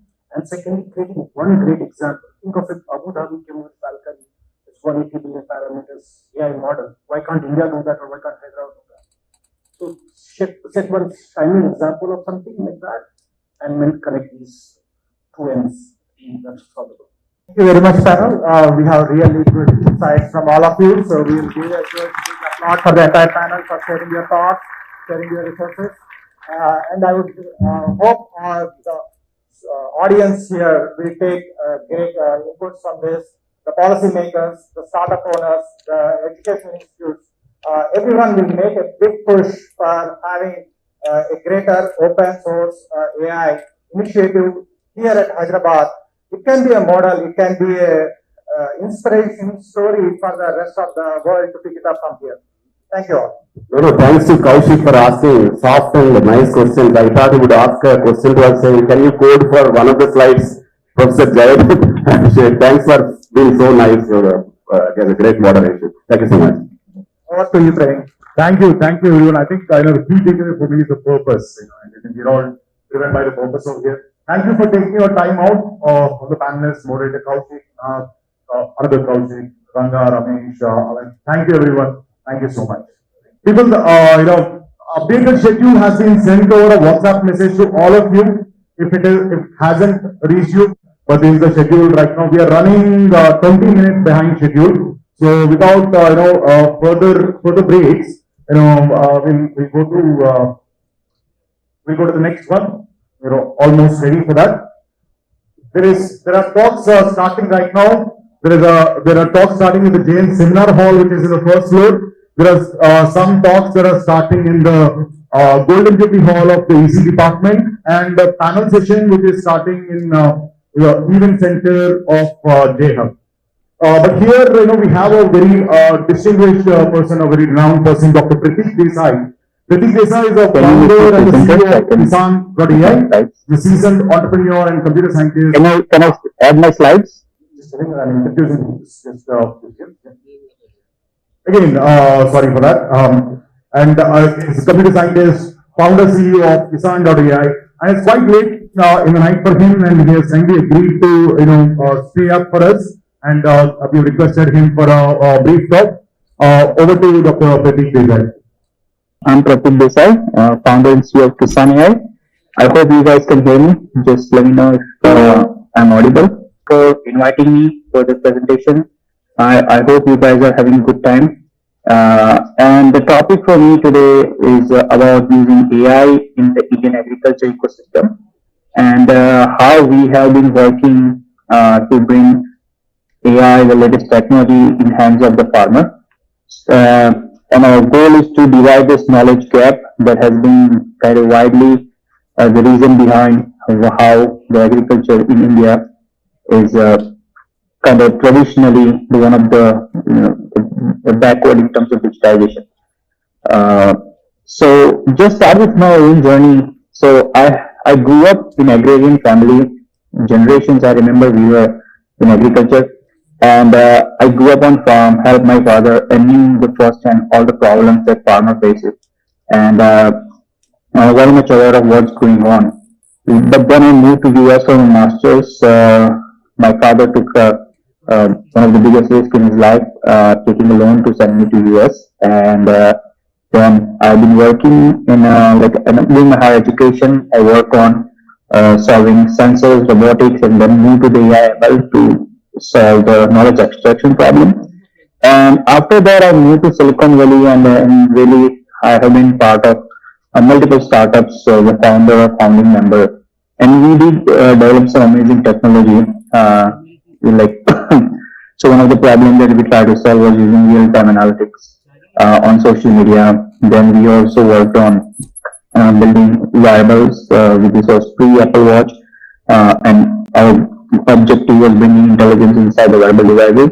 And the last startup was in automotive. Again, my role was to build the AI-based intelligence system for the cars, just like how Tesla has over their updates and data analytics. We built something for the regular cars, the company that acquired, and at the same time I realized that it's time for me to start working to my roots, like the people I'm associated with. And there was a time in 2019 I decided to start a company called Tutori in India, and the objective was to build UML application, high-tech tools that goes directly inside the hand of farmers, so farmer can access the technology and take the benefits of what's going on. And our journey has been more than exciting from the day we started, but we also had many great learnings from where we started and where we are right now. So when we started, the objective was the first problem we tried to solve was the plots. The farmland plots are not geolocated or digitized. So the only way farmer can find out where the boundaries are, he goes to like collector's office or some regional office, government worker will give them like a printout. It will have plots, and it will say, okay, this printout, this is your plot. It was not digitized. So we started with working on digitizing plot for the Gujarat state, and using machine learning, computer vision, satellite images, we did plot 1.2 crore farmlands. And we are running a startup, so it's always important to find out the product market fit and understand your demographics. So even though we built some advanced high tech tool, the farmer had really not added a use for it, and we also understand like the position of our farmer. So that was our first learning, that if you build something high tech, but if your farmers cannot pay, you cannot continue like running a startup. So we started learning, even though we were building something in terms of advanced technology, we had to bring farmer on board. So we created this digital marketplace where farmers create their online shops and give them monthly prices, price prediction, and let them sell directly to consumers. And through that, our goal and objective was to start giving them the advanced technology that's possible. Now, this is the time we also started collecting a lot of agriculture data around different commodities, the markets, to us in the future. Next thing we worked on is helping farmer to create automated label and packaging. Now, like why? Like to understand the problem. If today farmer wants to sell something online or Christmas marketplace or somewhere else, they do not have access to graphic designers or like some advanced labeling mechanism. So they will end up printing something on like paper with the name, and this is not something that's going to stand out in front of consumers. Now, how can we solve it? Like farmers cannot afford to hire a graphic designer. So this is the similar time the stable diffusion image generation model tool where farmers just select turmeric or any commodity name, the name, price, and we will generate like a really nice looking label for them. They can print it out. And this is something very helpful because like these are the small tools that end up helping farmers to the day-to-day life. Now, our learning from this one was that even though we are helping them out, there is still something that missing. That is, these tools are created by tech folks for tech people, not for the farmers, because they require education to explain them how to use it. Which in sense, it's not very simple. There's like a literacy and language gap, and it needs to be very intuitive. So next step we use again diffusion models with ink painting and background removal application, and created something where farmer can take a picture of whatever they're trying to sell, automatically replace the background and create like something very professional looking. And when we did this one, we tried to create application which started becoming very simple. So they take a picture, select what they want to do, and they will create a picture. And this create like a professional looking image, then they can start sharing in the WhatsApp group or wherever they're trying to sell. So through all out, what we learned from our experimentation with building new applications, that the farmers has a really huge literacy and language barrier. Like for India, where we have so many languages and most of the farming and agriculture happening in the rural area, this is very prevalent. Also, the education cost is very high. Like explaining farmers, because their day-to-day life, they are doing the job. Their job is not to remember all the filters and tools and settings. Yeah. Now this time we also realized that like this trained farmers are using WhatsApp and Instagram and everything very well. Like nobody went to teach them, but they still started using it, and like they're sending millions of messages on WhatsApp every day. So I think it was like a realization was that it's a problem in the people who are creating things for farmers. It's not the farmer themselves, because everything we see today around built for farmers are not very farmer friendly in a sense. And the existing mechanism for them to access the knowledge, for example, we're not expecting farmer to go on Google and read 20 blogs, right, in English. There are many institutes in India and around, like, agricultural region who generate a lot of knowledge. This knowledge kind of stays to the institute. We are not expecting farmer again to travel 150 kilometers to find out and read these booklets and to figure out what is the best way to, what is the latest method to grow rice, or what is the latest variety. So what farmer end up relying to is the local expert. They are not expert, but local vendors who are trying to sell something, which kind of put them in this situation where they are subjected to exploitation. This advices are biased, Meanwhile, we do have a lot of knowledge and research, everything generated to be served to farmer. So we saw this big knowledge gap from the knowledge that they produce to the person like farmer who's supposed to consume it. And we also saw that's like a two-way accessibility problem. It's not just the farmers. The knowledge that could produce is also unstructured. It's not designed to be digested by automated tools. It's very fragmented, and the for the knowledge generation to the acquisition cost for farmer to reach the farmer is also very high. And not just the farmer, people like extension workers or supports or sales, whoever is trying to kind of bring this knowledge to the ground, is the whole system is broken.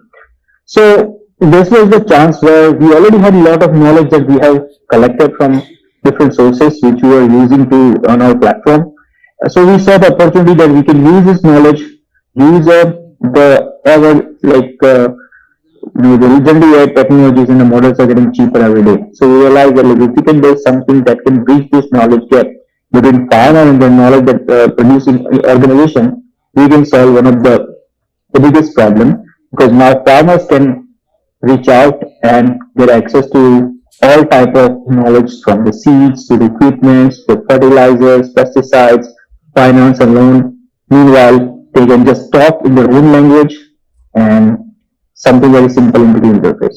So this is what Kisan AI is. When we launched Kisan AI last March, our objective was to create something very simple, intuitive, just a one button, select your language, and then you can start talking in your own language.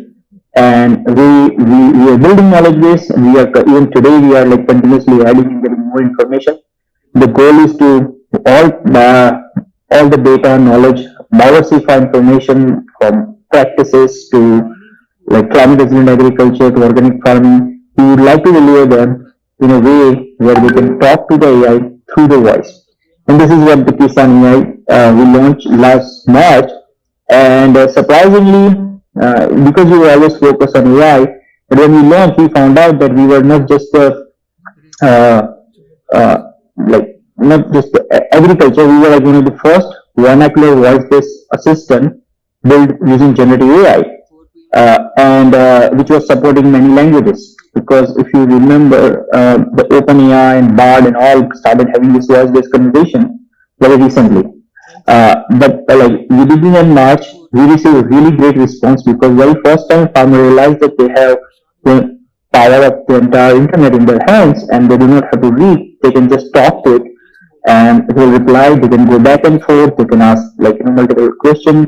It's not like a call center. They have to wait for 5 hours, and then we don't know the person on the other side. It's like it's a knowledgeable person, and it will not take them 15 minutes, 30 minutes to find out the right answer. The answer is there. We started seeing getting requests at the middle of the night where someone is just doing in India and farms, the power come at the night time. So most of the time farmers are actually watering their farm at the night time. So we started seeing at the night time people are calling and asking questions about that thing. So we realized that we have built something which is really valuable, and by expanding the knowledge that we have, we can actually solve many problems related to agriculture and rural economy. But we are focused on agriculture. There are many other problems and many other organizations trying to solve this thing, but we want to solve the agri problem. Now, there are many other things that we realized that the Gen AI is still expensive. So if we keep running the show and keep serving more and more farmers, we have already reached 110K farmers without any marketing. It's still spreading. People who find out, use it, they come back with the feedback, say hey, there's this thing missing, can you add equipment data, can you add finance data? So we ourselves are keep expanding the knowledge that we have, but we also realize that using the latest models, which are really huge in size, and if we go and try to serve millions of farmers, then it ends up becoming expensive. And because we haven't even figured out the business model, remember, we have to at one day, being a startup, have to generate revenue. So we cannot keep running it. So we started actually doing research on the language model side. If we can reduce the size of the model for using open source a model, something like a Llama 2, we can actually reduce the cost of inference. And similarly, we also realized that one of the biggest asks from the farmer was detecting disease and pests. So we started ourselves working on training, like fine-tuning models, so we can actually reduce the cost of inference while keep serving the more demographic and try to bridge this knowledge gap. While we launched, we really got like really huge response, not just farmer, but everyone around, like many media houses kind of check it out, they published about it, and I think that also helped us to kind of reach to more folks. And we also started seeing many success stories, like for example, one farmer from Chhattisgarh, he was growing geranium, which is like mostly used by perfume companies, and then there's a lot of agri-waste. And the farmer has to sometimes pay for to get rid of this agri-waste. So this Lokesh, he was interested. He was like curious about what he can do. So he started asking questions and figuring out what he can do with the agri-waste. Then he found out like there are some chemical compression he can use. And using that, he actually created air freshener. And then like he registered his company. He became an entrepreneur. Now he's incubated. And so moral of the story is like, now with the AI, so many things like this research of how to use agri-waste into air perfume was there always, but it was not accessible to farmer. And there are many stories that can be created, like we are collecting, but it looks like, with this AI and help progressive farmers who are always looking to find a new way of like using better practices, building something from agri-waste, or like improving or increasing the yield, better way of using pesticides. They all have no answers. They can go and like have conversation with AI to find it out. And now this time we also realize that while we are building it for farmers, there are like thousands of agribusinesses who directly serve farmers, and they also have the same problem. They have their proprietary knowledge. That knowledge also needs to be served. Like all the equipment companies, tractor companies, pesticide companies, India or around the world, who have proprietary knowledge of their product, and they also struggle to take this knowledge back to the farmer, because farmer, let's say for example, someone is growing cotton and interested in finding out like what is the product from company XYZ that he can use for whitefly. That's one of the common pests. Then he will not have, like, he will go to the nearest shopkeeper and ask, and he will sell whatever is best he knows or what is available in the stock. But now that same farmer can actually talk to the company's chatbot, and then the company will suggest like this is the latest product that you can use for whitefly and cotton. This is available in your area. And that is what we are building as like a startup, an agri-co-pilot platform, which helps every businesses to take their advisories, manual, how to use this product, how to use a tractor or the new connectors or like extension product, and serving them through different type of channels and APIs. So this is about like the model that we are building. Like when we started working on the model, we also we were not like racing to release and create a model. We knew the problem. Our problem was always to create cheaper inference with the more knowledge base. So we were already collecting huge amount of data. We had around 400,000 different conversations that farmers can did through our platform. We knew what kind of question they asked. So we did curation on top of it, and using the fine-tuning standalone parameter model. With this model was created on Llama 2, Open Hathi, which is based on Llama 2, and we named it Denu because Denu as a calm Denu kind of symbol for agriculture, at least in the Indian subcontinent. And also, if you look at the naming conversion happening with the models like Llama or Dolphin, we also realized like Denu would suit in that category of naming models from the animal's name. And then we last month also trained a vision model. The objective for the model is to not just detect pests and diseases for most commonly done crops, but also start having conversation. So a farmer can take a picture and then they can ask about what's going on, what's wrong with it, what can I use. So this is like very early stage for the vision model, and our goal is to kind of cover all major crops and the diseases. So we can create like a cheaper version that can be used by every farmers, because the current APIs with CNN models are very expensive, and we want to create something that is simple to use, just like our Kisan AI app, and then add multimodal capability to that, and always stay on and focus on the agriculture, because like we cannot there are many things that people can try, which is like the purpose for the general purpose model, maybe like the AGI, but our goal is to solve the agriculture related problems, because that's very near to my heart, and what we have been working for a long time. So when we released, we also realized that not just we were first to release the Copilot, vernacular Copilot, we were also like one of the pioneer in building agricultural LLMs. So I'll just play this one in terms of like how the Genie model, which is a bilingual, because we train on OpenHathi, which is a bilingual Hindi and English, and you can see the knowledge that we have trained on is basically very specific to location or like Indian practices. So if you can ask and select the state, and it will provide you practices or advisory based on the location, not just very general purpose answer. And still right now, the first version we trained had like a 300,000 instruction, because it's instruction train model. But next one we are like collecting around million different instructions.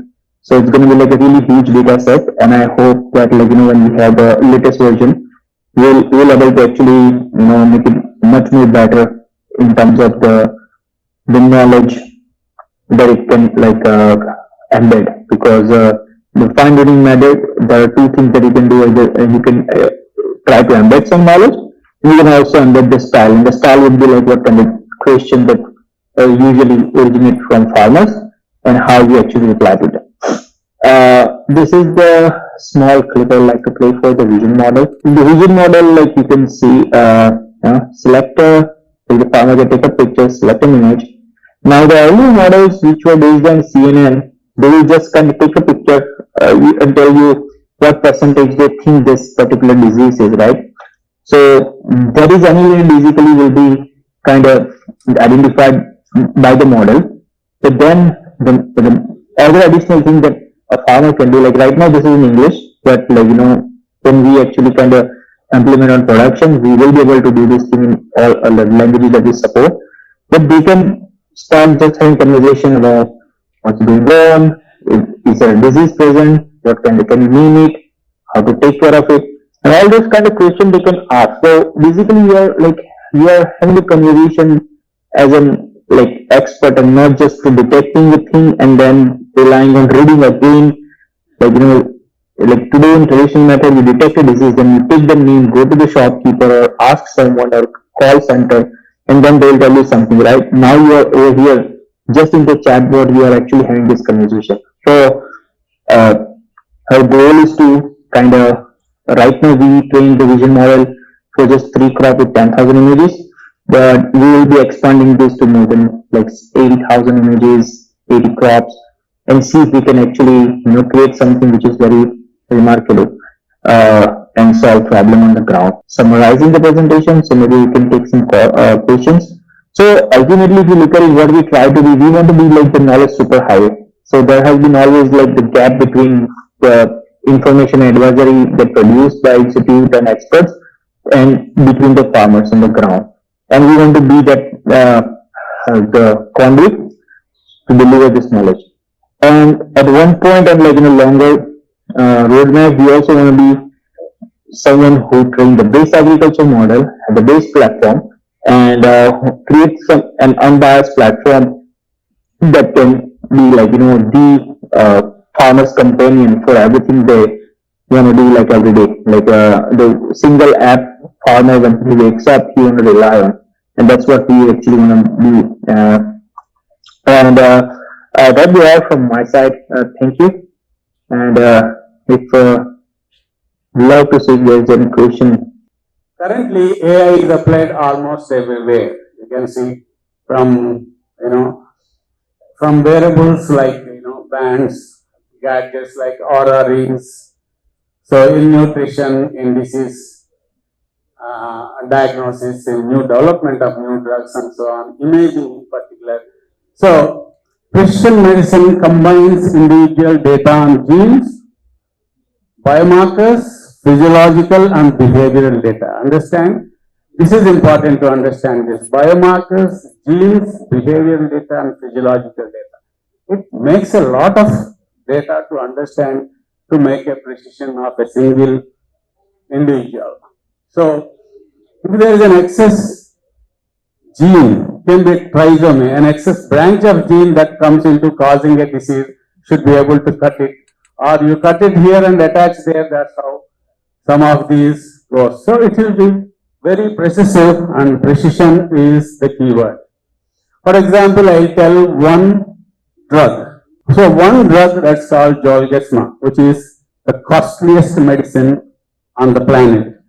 That in Indian terms it costs around 18 crores, just one injection. There is a disease called SMA, spinal muscular atrophy, and caused by a lack of functional SMN1 gene. So you just give this particular injection, intravenous, and this goes and makes it functional. The lack of function causes the disease, and SM1 gene, it makes it functional. It goes and precisely touches the particular gene which is dormant and makes it functional. That's how the art of precision medicine works. And another example is statin. We all know hypercholesterol. What is high cholesterol? So when there is high cholesterol, doctors usually prescribe what is called statin. That's like atorvastatin, rosuvastatin, and simvastatin, etc. So there is a big trial in which they found a particular gene, sequence, which is there in about 5% of individuals on Earth. So this causes statin resistance. Statin doesn't work if you have such type of genetic pattern. So what you need to do, you need to take an alternative drug like PCSK9 inhibitor. So if you know the genetic pattern, you can precisely avoid the drug, you can precisely, prescribe the drug. So in diagnostics, it is used in diagnostics to increase the efficiency, and deep learning is helping in prevention of errors, diagnosis, improvement, and it helps detecting lung cancer, assessing risk of sudden cardiac death. By some of the AI models can detect 72-hour sudden cardiac death even before. So by the time he reaches emergency, if the possibility of sudden cardiac death is high, you know how to triage him, where to send him to the intensive care and set what are the measures to take. So classifying a skin lesion, there has been a model compared to a qualified dermatologist who gains knowledge over years and has to specialize and decades of experience. A AI model, what is called DCNN, deep learning, deep convolutional, neural networking. This is the AI system that can detect as good as 29 dermatologists who are experienced in learned and practicing.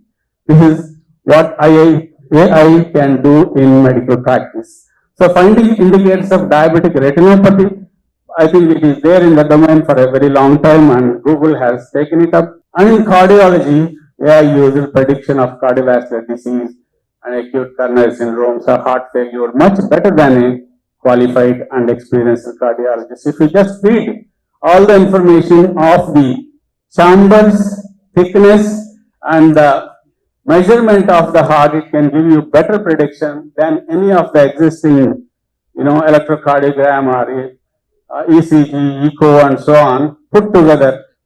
It can give a better opinion. So anyway, it is also in the precision of disease stratification. It works in many ways in cardiology. So it also works for heart failure. Prevention cardiology, for example, I tell a live example. My grandfather was a smoker. He died of heart attack at 52. And my father was a smoker. He had heart attack at 52. He stopped smoking. He was fine then. And looking at this, I did not smoke. Recently, I got my gene studies done, which is showing the cigarette smoking will greatly affect your cardiac health. That's why coronary artery disease. Since I avoided and I did not have a problem. This is another example how AI can make preventive cardiology scores. And pulmonary medicine, there is a gray area what's called pulmonary function test. AI can augment this. And tumors also, potential improvement in early diagnosis of lung tumor. Lung tumors are some tumors before stage 3 is difficult to diagnose. When it is 10 millimeters or 8 millimeters, if you diagnose it's already stage 3. If you can make it when it is less than 1 millimeter, which AI can do. It also, it uses all these. Your behavioral data, as I told, like smoking, like genetic study, age, your, all the tissue data and multiple omics, all this put together, you can easily stratify and diagnose early as well as, you can make treatment plans. And in radiotherapy, this is one area that has greatly improved by AI. Radiotherapy is one, when I was a student, if there is a lung tumor, if radiotherapy was given whole lung, used to get fibrosed. And later came the linear, linear accelerators, which precisely bombards the tumor and also the normal lung tissue before the tumor and after the tumor gets affected. Now there is a recent AI model. This is picture has shattered. This is the latest ethos, which is AI based machine. It doesn't affect any normal tissue. It precisely recognizes the cancer cells and bombards the cancer cells. Similarly, other areas. So endocrinology, continuous blood glucose monitoring. If you can just put a patch anywhere in the body, it recognizes the blood sugar levels every 15 minutes for over 15 days so far. Still, people are trying to make it 1 month. Okay. If you can show to the patient, definitely patient is going to improve his, lifestyle changes and going to make benefits. And further endocrinology, it works for, there is this model I cannot understand, but there is what's called hidden layer, which, output prediction is the phenotypes, biomarkers, and overall survival it can assess, and so on. So in nephrology is one of the ever increasing disease process where increasing in rapid increase in the incidence of diabetes is increasing the kidney failures, renal diseases. So AI can, for instance, has proven useful in understanding the decline of glomerular filtration rate. Once diabetes is diagnosed to have diabetes, unless it is under control, microvascular disease like nephropathy, neuropathy, or retinopathy can be progressive. So this progression can be caused, can be understood, the decline of glomerular filtration rate by the AI in many kidney diseases and establishing the risk of progressive disease in IgA nephropathy and diabetic related nephropathy. Similarly, it can also in kidney transplant patients can predict the graft rejection, how far the graft can survive and how far the new kidney can survive and function. And also you can optimize the immunosuppressive therapy depending upon the risk of rejection of the kidney transplant. In gastroenterologists, again, at many places you can use it. In neurology, there is what is called AI model called Empatica. And this received an FDA approval in 2018. This also works by, neuronal nerve network, etc. And this can predict possibility of generalized epilepsy much before the actual onset of seizures. So you can be alert, you can alert the, AI can alert the patient, alert the relatives as well as the physician to take measures before and prevent the seizures. Retinopathy, there is what is called RCNN algorithm. You can understand it better. You can predict the disease or retinal disease much earlier than an ophthalmologist who is a trained ophthalmologist through AI, through this AI system called RCNN. So in emergency room, the popularity of robotic assisted surgery is, we all know that many advertisements on robotic surgeries, knee replacements and cardiac surgery, etc. on beating heart surgery, open heart surgery, minimally invasive surgeries, all these use AI as its, it directs how to go about, and robotic assisted surgery have led to fewer surgery related complications, less tissue destruction, precise understanding. And similarly in the emergency department, you can triage predicting likelihood of cardiac arrest in a case of sepsis, that is severe infection.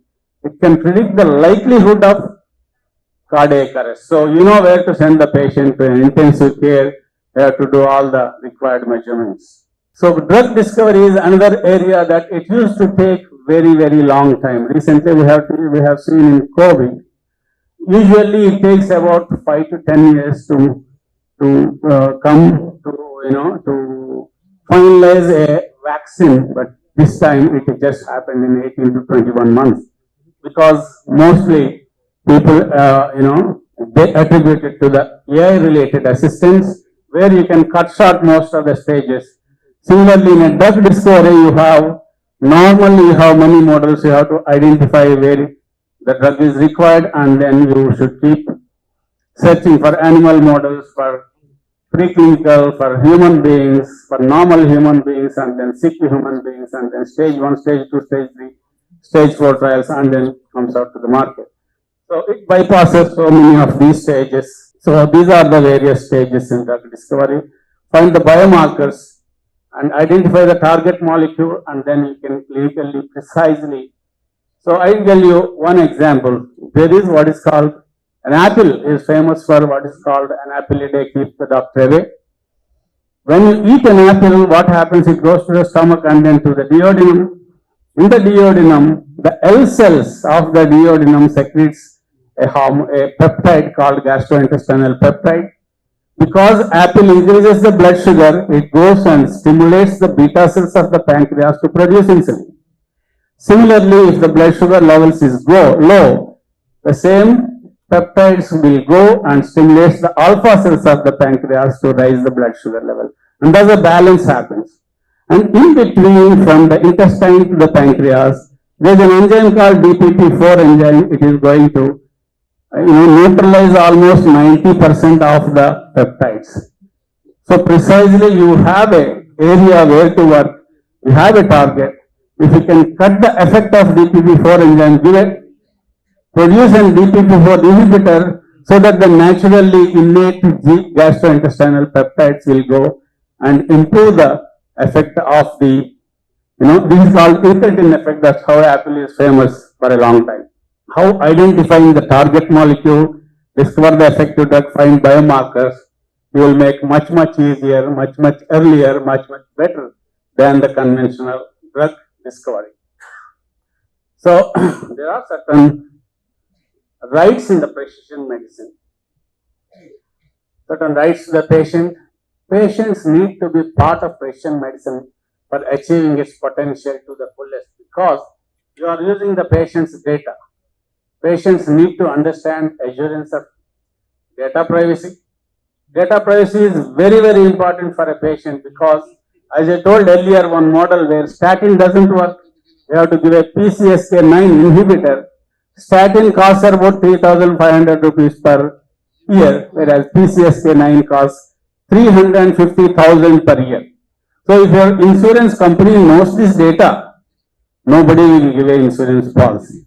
So you should have a complete assurance to the patient of data privacy, and owner and utilization of the genetic information is patient itself, and understanding the informed consent, and to voice their preferences, sharing genomic and other information. So it's important that patients express their preferences and requirements while they are assured of their data security. So physician also has certain rights in precision medicine, medical curricular reform, specialist training, ongoing physician training, and additional courses on genetics, understanding the genomes, and and so on. So introducing more CMEs, more courses in that, because this is not a part of curriculum so far. So this is one area where actually in the liver, the pathology of medical imaging is very, very important. I am into a project with the IIT to identify the liver tumors as early as possible. When they are about 9 to 10 millimeters, the prognosis is poor, and already they try to go out of the liver, and if we can precisely make when it is less than 3 millimeters, we can make a better complete cure, and almost 99%. So I am into this project with AI based, and we can have many applications like this in day-to-day practice. Similarly, you can have a endoscopy, which is AI directed. You can have a radiology, CT, MRI, ultrasound, which is AI directed, which can make more precision, more precise diagnostic tools. And of course, these are not my area. Normally these AI systems are produced by data scientists, and we usually collaborate with them. We give all our requirements to them and patient point of view, and then they make the models which should work for us. So in surgery also, robotic surgery, you see this is the surgical instrument, end instrument. It can go to a very narrow place and can move 360 degrees where a human hand cannot reach. So it can stitch, it can cut, it can. So tissue damage is very, very little, recovery is very fast, and the pain and post-op complications are very, very less with robotic surgery because of the high precision. So similarly, preoperative planning, if you feed all the data, like what exactly you are going to cut, you give all the measurements to the robot, it can make a preoperative planning, intraoperative guidance. It guides you, go this way, cut this, do this. Ultimately, it gives you assistant. It doesn't cut. It gives you signal to cut. And the surgical robotics, it requires precision, robustness, real time, and safety. All these are being practiced already. So future of medical practice with AI, we are practicing last decade, current decade is this, with all the biodata and available evidence-based medicine, but next decade is going to be robotics, AI, augmented reality, and then differentiation via intelligent solutions for evidence outcome-based health, focused on preventive care and individualized care in particular. So health trends technology, remote patient monitoring, just put a chip in front of his chest, you can see all the data wherever you are, and you can monitor the patient, alert the patient to go, and a lot of telehealth after COVID is happening. So all that what we need is that data to interpret, and how AI will strengthen the future of healthcare. This is what is important. Ultimately, the end user is the patient, saves the doctor's time, improves the precision of diagnosis, prediction, and planning, and drugs, and as well as the prognostic monitoring and so on. So more personalized solutions in medication and treatment plan, and better understanding of human biology as you start practicing. It works much, much better and makes more accurate. So there are certain drawbacks like black box bias. If you do in certain people like South Asian Indians, it doesn't work for everybody. You have to make a models like by itself. Overfitting, data leakage is another thing which I have already told. And acquisition of data, privacy and security, quality of data, particularly the physiological data. If you know somebody's genetic data, what drugs work, what drugs doesn't work, you know. So you use your medication according to the genetic data. At the same time, physiological data. If somebody has more high sympathetic outcomes, somebody secretes more adrenaline. If you have all that data, you can give a sympathetic blocker if the sympathetic secretion is high, and so on. There are so many things like that. So you normally we give beta blockers if there is sympathetic hypersecretion. Some people have very type A personality; they are anxious for everything. So indicating that they need sympathetic stimulation, and then we should give beta blocker to curtail all the sympathetic effects. And then finally, the ethical issues, privacy, safety, accountability, and regulation is another important thing. So unless these are the future promising AI-based automation, new job creation, if you start practicing AI and understanding AI, an opportunity to build advanced AI capabilities, emergence of general AI to create synthetic systems as sophisticated as the human being, the formulation of AI regulatory framework. So far we are listening computerized, for everything computerized tea, computerized drawing, computerized haircut, computerized cleaning. But AI should not go like that. So there should be a proper regulatory framework for that. And the barriers being absence of interoperability, regulation implications, moral and ethical implications, concerns about the privacy, as well as the shortage of relevant and sufficient talent at this point of time. So globally, their precision medicine has initiated at so many places. So some initiatives have built new cohorts from scratch. Most initiatives have leveraged on the existing data from the biobanks, of course. And most of the initiatives predict that their findings will help improve people's health and update the latest knowledge in general and in particular for that personalized patient. So, ladies and gentlemen, in summary, advances in AI have the potential to transform many aspects of healthcare, enabling a future that's more personalized, more precise, more predictive, and more portable.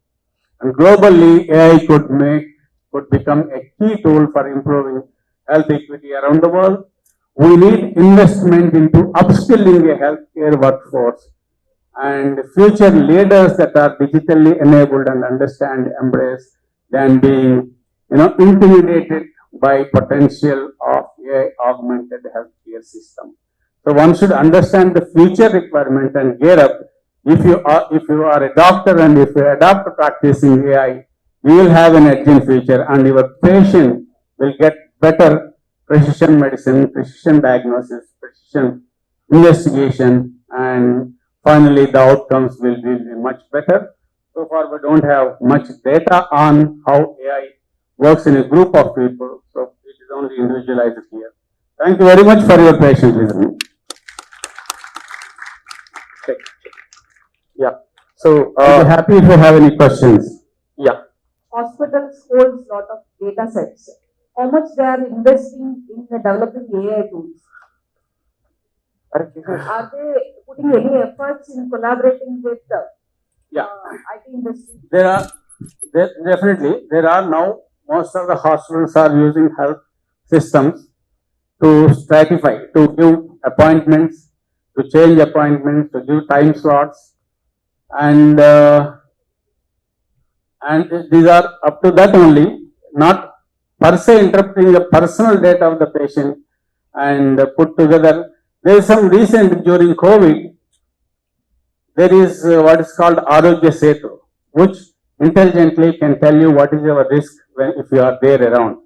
Similarly, there is prediction when they are traveling from one place to other place. There is a prediction of possibility of these people, infected people, how many people are traveling. Similarly, with similar AI systems China can curtail a lot of, can contain the COVID transmission. So far it is not much utilized, and the database is more personalized, and there are no clear guidelines or ethical issues that, all the hospitals or hospital research-oriented institutions need the Indian-based data consent to not be all, diagnosed data. Maybe outlet of the problem of the patient is going to make it open. Then we can have a broad view. What are the geographical areas? What are the areas specially? And what might be the symptoms dominating in that particular area? Will it be possible to bring out some of the solutions? Definitely, it is possible, sir. We have to study in terms of AI with specific disease and groups of in specific to this area, and how to prevent and how to precisely diagnose and treat. So it needs, that's what I told you, there is no epidemiological studies so far, and there are only case cohort studies and case present. So there is no epidemiological studies so far on AI based understanding to put into the society. That's where we are. What the point is, considering individual patients' data related to ordering the complete data should be there. Then only it is possible to look up to this patient.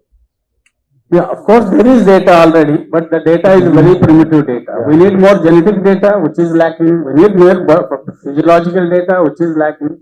Biophysical profile, which is lacking. So if we can gear up our systems to get all the data and try to put into a model, then it is going to work. It has to bring up to the common platform, I think. That's the future of medical practice. Thank you, sir. Thank you, sir. So somebody is asking what goes for doctors' practice in future. The future we cannot predict. If we know, with 100 rupees I can get 1 lakh. I could have invested in Infosys. Whatever it improves, if you start practicing, if a doctor starts practicing AI, he is going to improve the precision. He is going to make better things for his patient, and he is going to be ahead of. And he is going to make difference in his own career. So, adopting AI in practice is important. Is it useful for all the general public? To understand the disease model is important.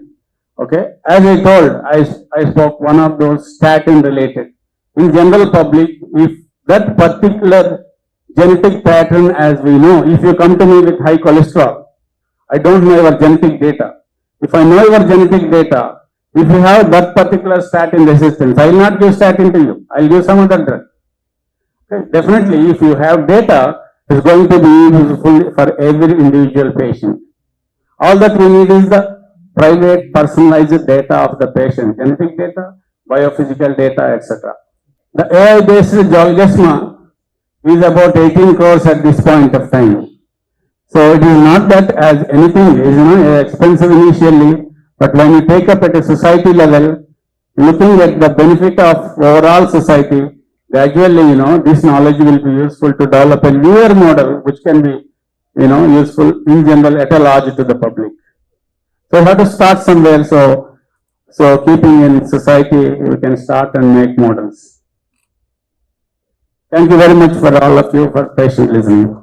Dr. Somadatta Karak, she is a scientist in CCMB. So, she is a science communicator and is working towards making science accessible to all. She is leading science communication and outreach projects that connects active science research and researchers of India with communities around them. She worked towards creating educational content for students and educators. She is also deconstructed science and technology for policymakers and public. Over to you, ma'am. I'm trained as a biologist, and I studied biology because I just wanted to understand my own self-being and also the living world around me. And biology and sciences was my way to do that, and I really found joy and curiosity through sciences. And I deeply feel for spreading that joy and curiosity among people, and that has shaped a lot of things that I do today. At the same time, as I was doing my higher education in biology, I also saw starkly how inequity of information exists in our society and also in any other society, in human society overall. And that is another thing that has inspired me to work in science communication. So I'm a science communicator. I mean, my designation is that of a senior scientist for the parlance of the government system. I work with a CSIR lab, the Center for Cellular and Molecular Biology. But as a science communicator, which is what my job is, my job as a science communicator is to make science more accessible to people. And most of the people that I work with are non-experts. So of course, and why would non-experts want to know about science? They want to know about it for education, and that's the reality of India. Science is something that most people associate only as education. On one hand, while it is education, I get access to a lot of young people, but then the notion that people have around education is also a little problematic, which I'll come to a little later in the talk. People also want to know about science because, like me, it also helps them make sense of the world around them. So it helps them find joy and curiosity. They want to be better informed, and when I say information, in my experience, I have seen a lot of people want to be better informed about health choices. And that could be around the latest understanding of our bodies, our medical technologies, or it could be even things like, oh, the 5G is coming out, and is that going to impact our lives? The later points that I have here are more for people who are into the system. Like there are tech businesses, technology-oriented businesses who want to understand what's happening at the cutting edge of science because they can keep themselves at the forefront of the field.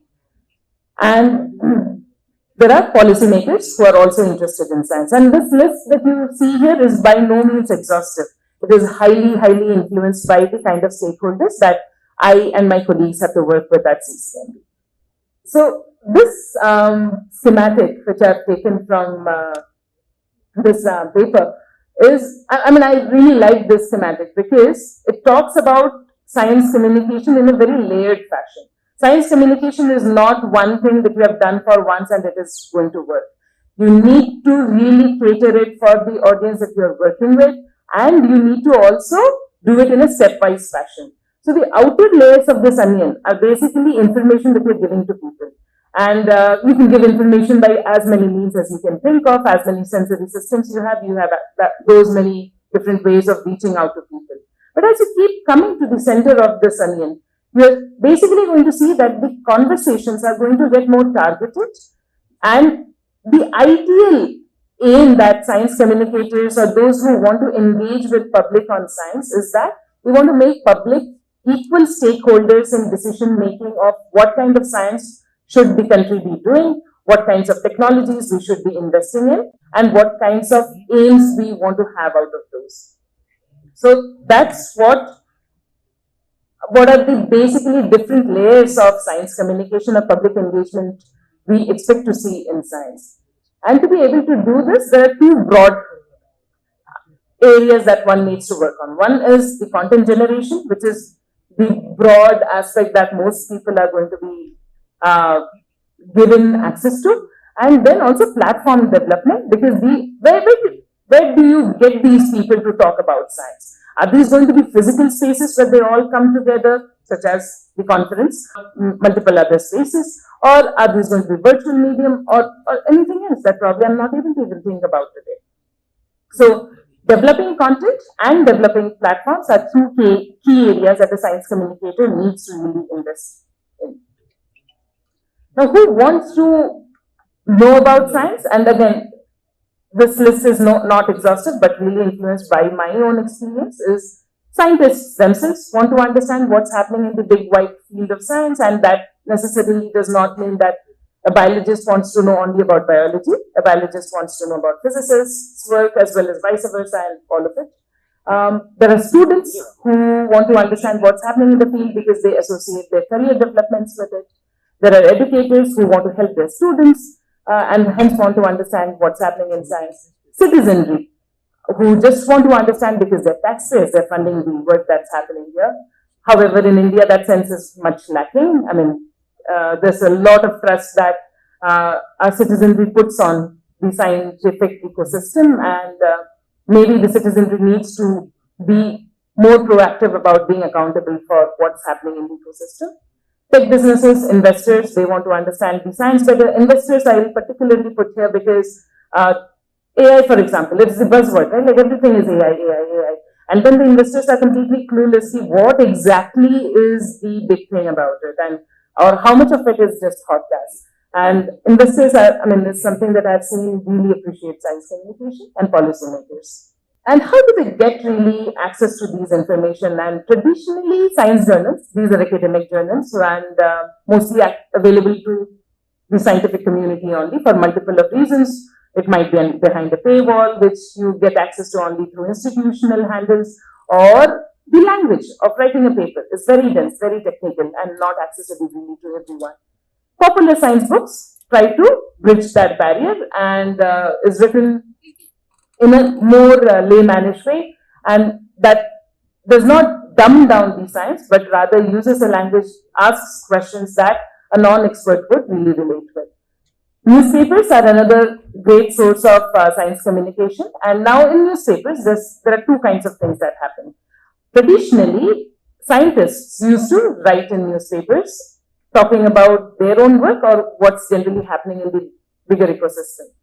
Then now, there's a breed of journalists called as science journalists, and they want to understand science better so that they can cover science better. As well as at the same time, the science research institutes themselves have started investing a lot in sending more informed press notes to these newspapers. Social media is another great way. Twitter especially is a place where a lot of science related discussion happens, and has become a very easy way for the journalists to stay connected with the scientists and ask questions right away there for them. Then there are trusted websites where people put trust in certain organizations. They feel that these organizations will have answers to the questions that they have, and they follow those websites. And in-person interactions, which are the most difficult because they're just most resource intensive. You need to have the expert who is going to do it for you. So these can range from expert talks to hands-on activities or exhibitions. So why do people enjoy certain content? And I'm asking this for every one of you to think about, because that's at the core of science communication. Generally, people think of science as something really difficult. Why should I invest thinking about science?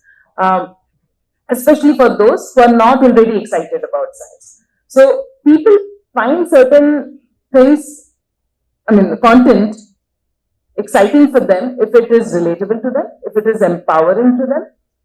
It is simplified, but it does not dumb down. People don't want to think, you just don't think I'm capable of understanding this, and hence you are just simplifying it so much that it is making me feel bad about myself. And no matter what, the content has to add value to their lives. So you can do those only if you understand their own context, their lives, the questions that they generally relate with. And I'll just go back this one slide, because here we have certain examples that I think will help you understand what I mean by context. So up there, there's a group of girls who are talking about antimicrobial resistance. But then they're using comics that they have made to explain it to their own peers. So it's not like they are just listening to people, they are also making sense of it in their own way, in their own community. How are they seeing a problem like antimicrobial resistance play out in their own communities, and talk about it to others who are there. Or down here, where I've used a lot of art in explaining questions of science to people, because science discussions have traditionally been only text-based. And what problem that creates is that the country as a whole is not very literate. Their relationship with text is that of a fear. And hence, visuals really help break it down and make it more accessible to many of the people. And visuals is something that I have played with. I'm not a visual artist, but I've worked with a lot of visual artists. But the same thing can be done with many other sensory sensory arts as well that you can think of.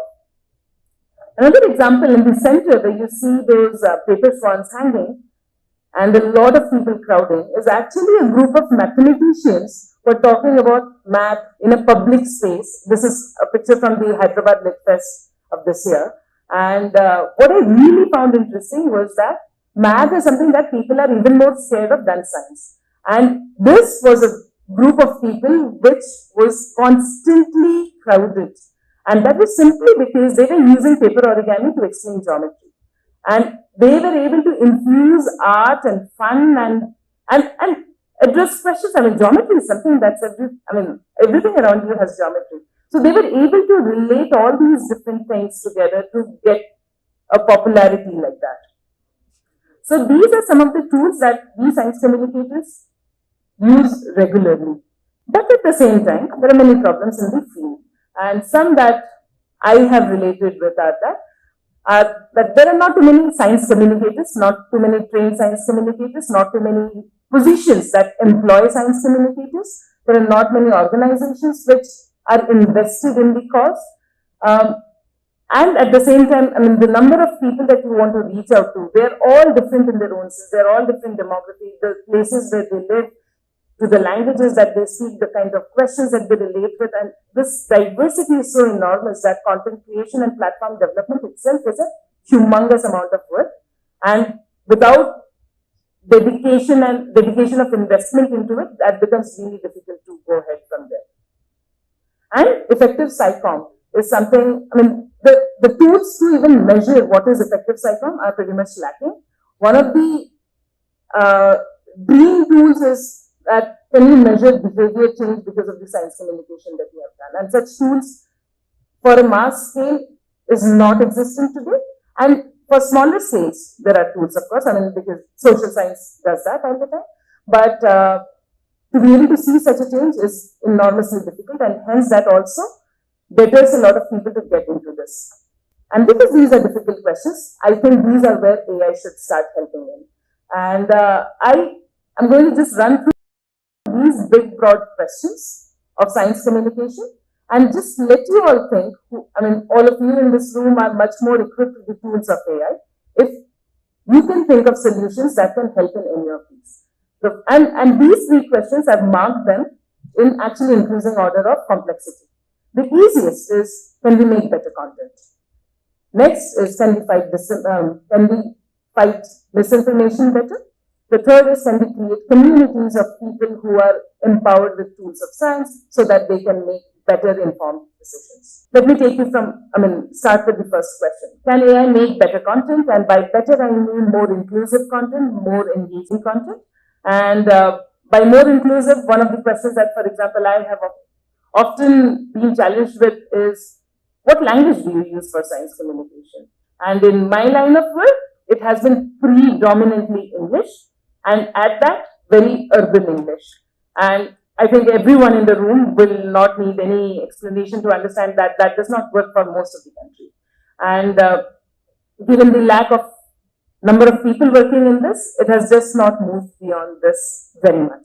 But at the same time, of course, there are smaller initiatives who do work at the grassroots in other languages. But we just need a bigger movement of creating more science-inspired content in various different languages. At the same time, it should be even more engaging. Most of the cases that I know today are people who are trained in sciences, people who are working as scientists, also doing science communication. Which means that we look at science in a certain way, and that's how we are portraying science. And that often does not connect with how non-scientists look at science. And that's where students who are not trained to be scientists, but you're trained to be content makers, you're trained to be technologists, you could be anybody. I think AI tools should enable them to also make content. It could be text, it could be visuals, it could be audio, it could be also installations. And as of today, except for the installations, there are tools for all of these. And unlike you who talk about Llama and this model, that model, for me, these are all products, okay? That I just go to these platforms, I feed in some questions and I get content out of it. And they've become really that well that for someone like me who does not need any tech knowledge is able to utilize them already. For installations, of course, these are much more physically intensive things. But AI tools today can also give you inspirations of what kinds of installations that you can think of. But at the end of the day, you still need people who are good with hands to make those for you. Now let's say that, let me just tell you how humans create Cycon, and then I'll come to if AI has to replace humans, what all things it needs to do. So as a human, as a science communicator, when I want to create something, first thing for me is to come across something interesting, something which is worth telling. Then I have to find its validity by going through scientific papers, talking to experts, contextualizing the study from a critical lens, because I have to also use my own sense to take away nonsense from sense, and then create content for my target audience in a style that will resonate with them. Now let's say AI has to do, and this is a very simplistic model that I've put here. One, it should know which scientific journals it should be accessing, because scientific journals today itself is an industry where there's a lot of fake journals. But let's say that can be done. Then it has to know how to read academic papers. And as of today, what I understand is that tools are able to read it, but not able to quantify things. And I'll come to the details of that also. So one, it needs to know which journals it should look at. Two, read those and understand those academic papers.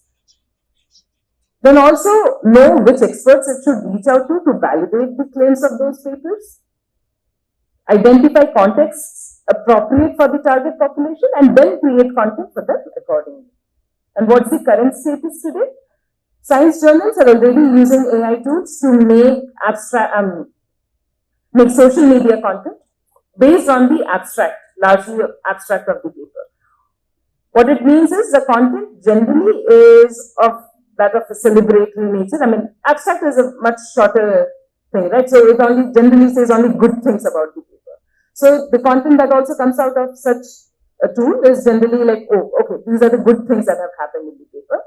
And the tool really helps them create the tone for multiple different kind of people. You can say that, hey, I want it for like a 20-year-old, and they'll create it in a language that 20-year-olds would relate with. These tools can work really well on text-based content, but it cannot quantify. And that's a problem for scientific papers, because you really need to understand the graphs that they have put up there. Many journalists also cannot understand those, but what they do is then they access experts who can help them understand those, or tell what is the shortcoming in the way the experiments have been conducted. So the AI tool either needs to learn how to quantify or know how to reach out to these experts. Then I'll come to the image generation part. In scientific, for scientific academic papers, image generation today with the accuracy that we need is still very, very blotchy. And that needs to improve, and that probably is just a matter of time though. So today, the tools are such that it can help you do many things, but definitely under the supervision of a human who is trained very well in science. Plus content generation, because I'm talking of communication. Content generation raises significant ethical concerns today. For example, image generation. A lot of art that you probably saw earlier in my talk, those were humans who made those art for India specific context. And the amount that they got paid for those were not commensurate with a certain AI tool, which is now going to train itself on these work and earn much more. So from the science communicators, especially those who work with visuals, they definitely want to be a part of the community which thinks about how to ethically use these images for training your models. Coming to the second question. Can AI help disseminate content better? And by disseminating better, can it also target misinformation better? In short, can it be a better social media influencer, a more responsible social media influencer? So today, there are already algorithms, right, which can sense people's mood, what they like, what they don't like, and give content accordingly. But all these algorithms are shaped by businesses, not by the intention of giving the right information to people. So this, I think, is just a matter of finding a way for you to integrate the ethics of communication with the financial, economical feasibility of doing something like this. But at the same time, I know examples from the medical community where they have already been working on things like this. So there's an app, for example, for sickle cell anemia patients. And the patients who are detected with sickle cell anemia, their doctor themselves, if they ask that, okay, you download this app will guide you to what you should be doing. I mean, it is just an enormous amount of help to the patient because now they're empowered with something that they can ask. The same thing that Dr. Pratik Desai also spoke about, the farmers having access to information that helps them take more informed decisions about agriculture. So, and these number of questions, I mean, they're numerous, and we all know these questions based on which community we are part of. So we really need, what we probably lack here is diversity of science communicators who come from different communities, are able to identify what kinds of content that their community would want to know more about for whatever reason. It could be for better livelihood, to just debunking age-old superstitions that they have. But if we can have that diversity of science communicators, we can then think about what questions and how we should go about them. So today in India, science is looked at as something that you need to do just to get employment. It's just a degree-giving endeavor for most people. Hence, most people don't think of science as something that gives you the tools of thinking. It is only the tools of passing an exam. So building community on this really requires a cultural change. And as of today, I really don't know of any AI platform which brings about cultural changes. Any example of this that I have seen, by humans also, bringing about cultural changes are extremely difficult. Whatever examples I know of are driven by very handful number of highly driven human individuals. So now this is probably the ultimate frontier that we as society want to think about, is that can AI help any of those? Like, what is the current status now? Probably is that we have chatbots that can answer my questions. From there to really making those chatbots, if at all, really connect with me as another human is really a question that I do not have an answer to. But AI sector, not the AI sector, the education sector has been playing with such tools because they want to have AI tools which can help the teachers. Some might even call them replacements for teachers, which has a different problem, but that's how the sector is moving at, and I would probably be keeping an eye on that, on how they are able to move and what advances they can actually enable. What advances AI can enable them to do. So yeah, those are the three questions, and for me as a science communicator, I really wish to see if AI can help democratize access to reliable information to people based on their needs, not their biases. Giving content based on biases is what we are already able to do. The second is, if this, I'm a lot on social media and I see a lot of social media wars happening and based on misinformation. So I think this is fairly easy if AI tools can actually alert a diverse set of experts when it senses that something's gone viral, and now Twitter, for example, gives you the option of adding context to a certain tweet and say that, hey, this looks like problematic. So which means that this already has kind of started happening. Can AI take it further? Can you bring in a bigger community of people who have actually tools to understand the question better and put more context to it? And third is, which is related to that, is can you detect information and misinformation and targetedly send them more informed pieces? And for everyone in the room who want to be science communicators, I think you need to identify what really you want to use science communication for whom you want to do it, and why you want to do it. Accordingly, design your plan of action, the kind of content you want to make for them, how do you want the content to reach them? Is it going to be social media? Is it going to be internet based? Is it going to be physical based? All of those decisions you need to make. And definitely use AI tools to make your work easier and find inspirations. But remember that science communication today still is a very human connected endeavor and requires a human to be able to do it. With that, I'll end my talk and happy to take questions. Thank you. Yeah. So, thank you so much, ma'am. I'm not able to figure out who's speaking. Yeah. Any questions from the audience? Okay.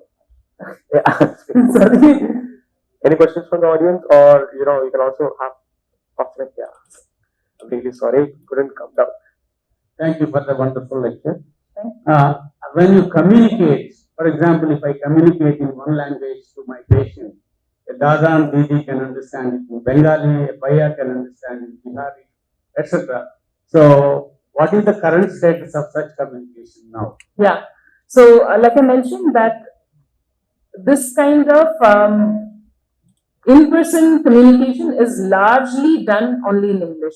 And that also means that any of these in-person communications, when they happen, they're limited to a very, very elite set of audience who come in for this.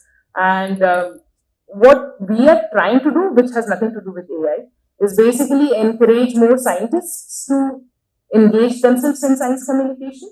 And in the scientific community, there's anyway a huge movement, if I may call it a movement, on increasing the diversity of scientists themselves. Like, it should grow beyond these certain specific states. I mean, Bengal, for example, creates a lot of scientists in India for whatever reasons. Then South India probably also has some. But then we don't have as many scientists coming from most of the states of India. So that's a different endeavor in itself. Like, how do you increase diversity of scientists? The second is, how do you incentivize science communication for these scientists? Many of these, especially in places where I have studied or now where I work, most scientists do this out of their goodwill. They really think that this is their way to give back to society. But at the same time, a lot of scientists have also started becoming more vocal about it, that this requires a lot of investment from their side, and they need to see more tangible outcomes for them. But nevertheless, coming to your question is that at this moment, it is really limited to the abilities of the scientist who is doing it, or the science communicator who is facilitating it or leading it. And hence, doing science communication in different Indian languages is a huge focus for the science communication community. So, we'll have one last question if there are any questions here from the audience, else I think we'll close. And maybe, I mean, until any other question comes. You can take offline during lunch or No, I just wanted to add a little more context to your question. So, unlike, let's say, a chatbot answering what medicine one needs to take, and that already is a complex question though, but it can be probably pre-fed. But in science, especially things which are at cutting edge, a lot of it is also how that specific scientist looks at that field, the kinds of opportunities or the shortcomings. And that makes it really complex to train a chatbot to give those kinds of responses. But a chatbot, on the other hand, can be trained to give more generic answers, which probably is useful to a certain extent. How can I go? I can just do a blood test. I can give a small card and then just get it up. That is feasible. I can do a liquid biopsies. I can do a mammogram. A lot of conventional mammograms are available. That is screening the breast. But what we did is different. We took a small piece of film, what you are looking into the picture, placed on the breast, and tumors are harder than the normal breast. So if I am compressing it, at the point, this is the point, right? Okay. So let me see. So if you can see the blue one, there is a small pink, the green one, but the small pinkish one is where you can see a small dot there. So that's where it is not able to compress. So that's the thing that we are able to empower. So why do you require? I'm a trained oncologist with 25 years of experience. With my hand I can feel it. But a nurse who got training with only 6 months cannot find it. So this mission is going to actually replace Dr. Suresh, and I'm going to make the nurse as probably more experienced than what I can do. So this is what we applied the technology and then we did. It is not a simple thing. Our publication is there in 2022 in European Institute of Medical Oncology. We screened 86,000 patients and detected 34,000 patients. They have experience for that, and 486 cases for this, they detected with the breast cancer certificate, which are otherwise missed. So this is one thing, how technology is going to make an impact. We always are trying to explore the image analytics and then try to embrace it. And we try to do it in the cervical cancer. Cervical cancer, I can diagnose the looking into the cervix. What we do is, we arrange the camera. This is a machine, it's like a mobile phone, and let's take a picture, send it to the cloud, it will tell whether there is a cancer or not.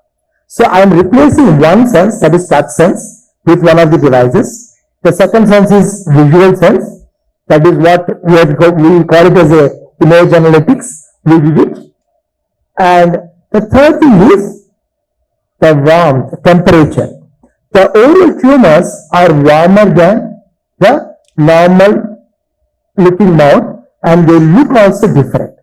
So we use this technology called SASCAN, and we screen 1.32 lakh patients and to diagnose 2,826. This is what I'm telling, what we are doing. It is not hypothetical. This we have applied in the fields and we got the results. So AI is no more a thing of future.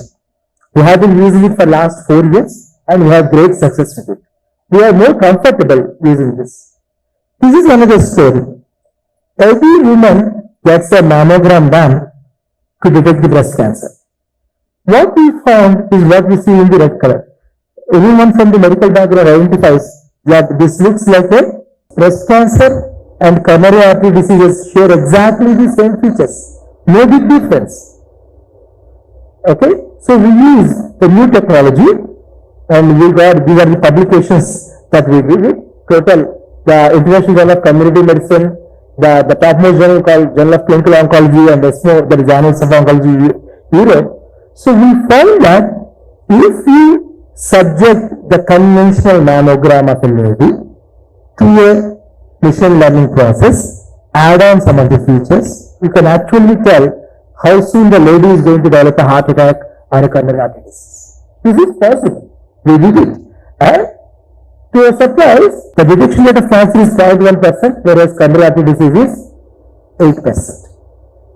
So just one extra layer of analysis, image analysis, will detect and prevent almost 8% of the preventable cardiac deaths. And we are not doing any extra. The same mammogram you do for the breast cancer screening can help you to detect heart attacks. Did one more innovation, it's called CATV device.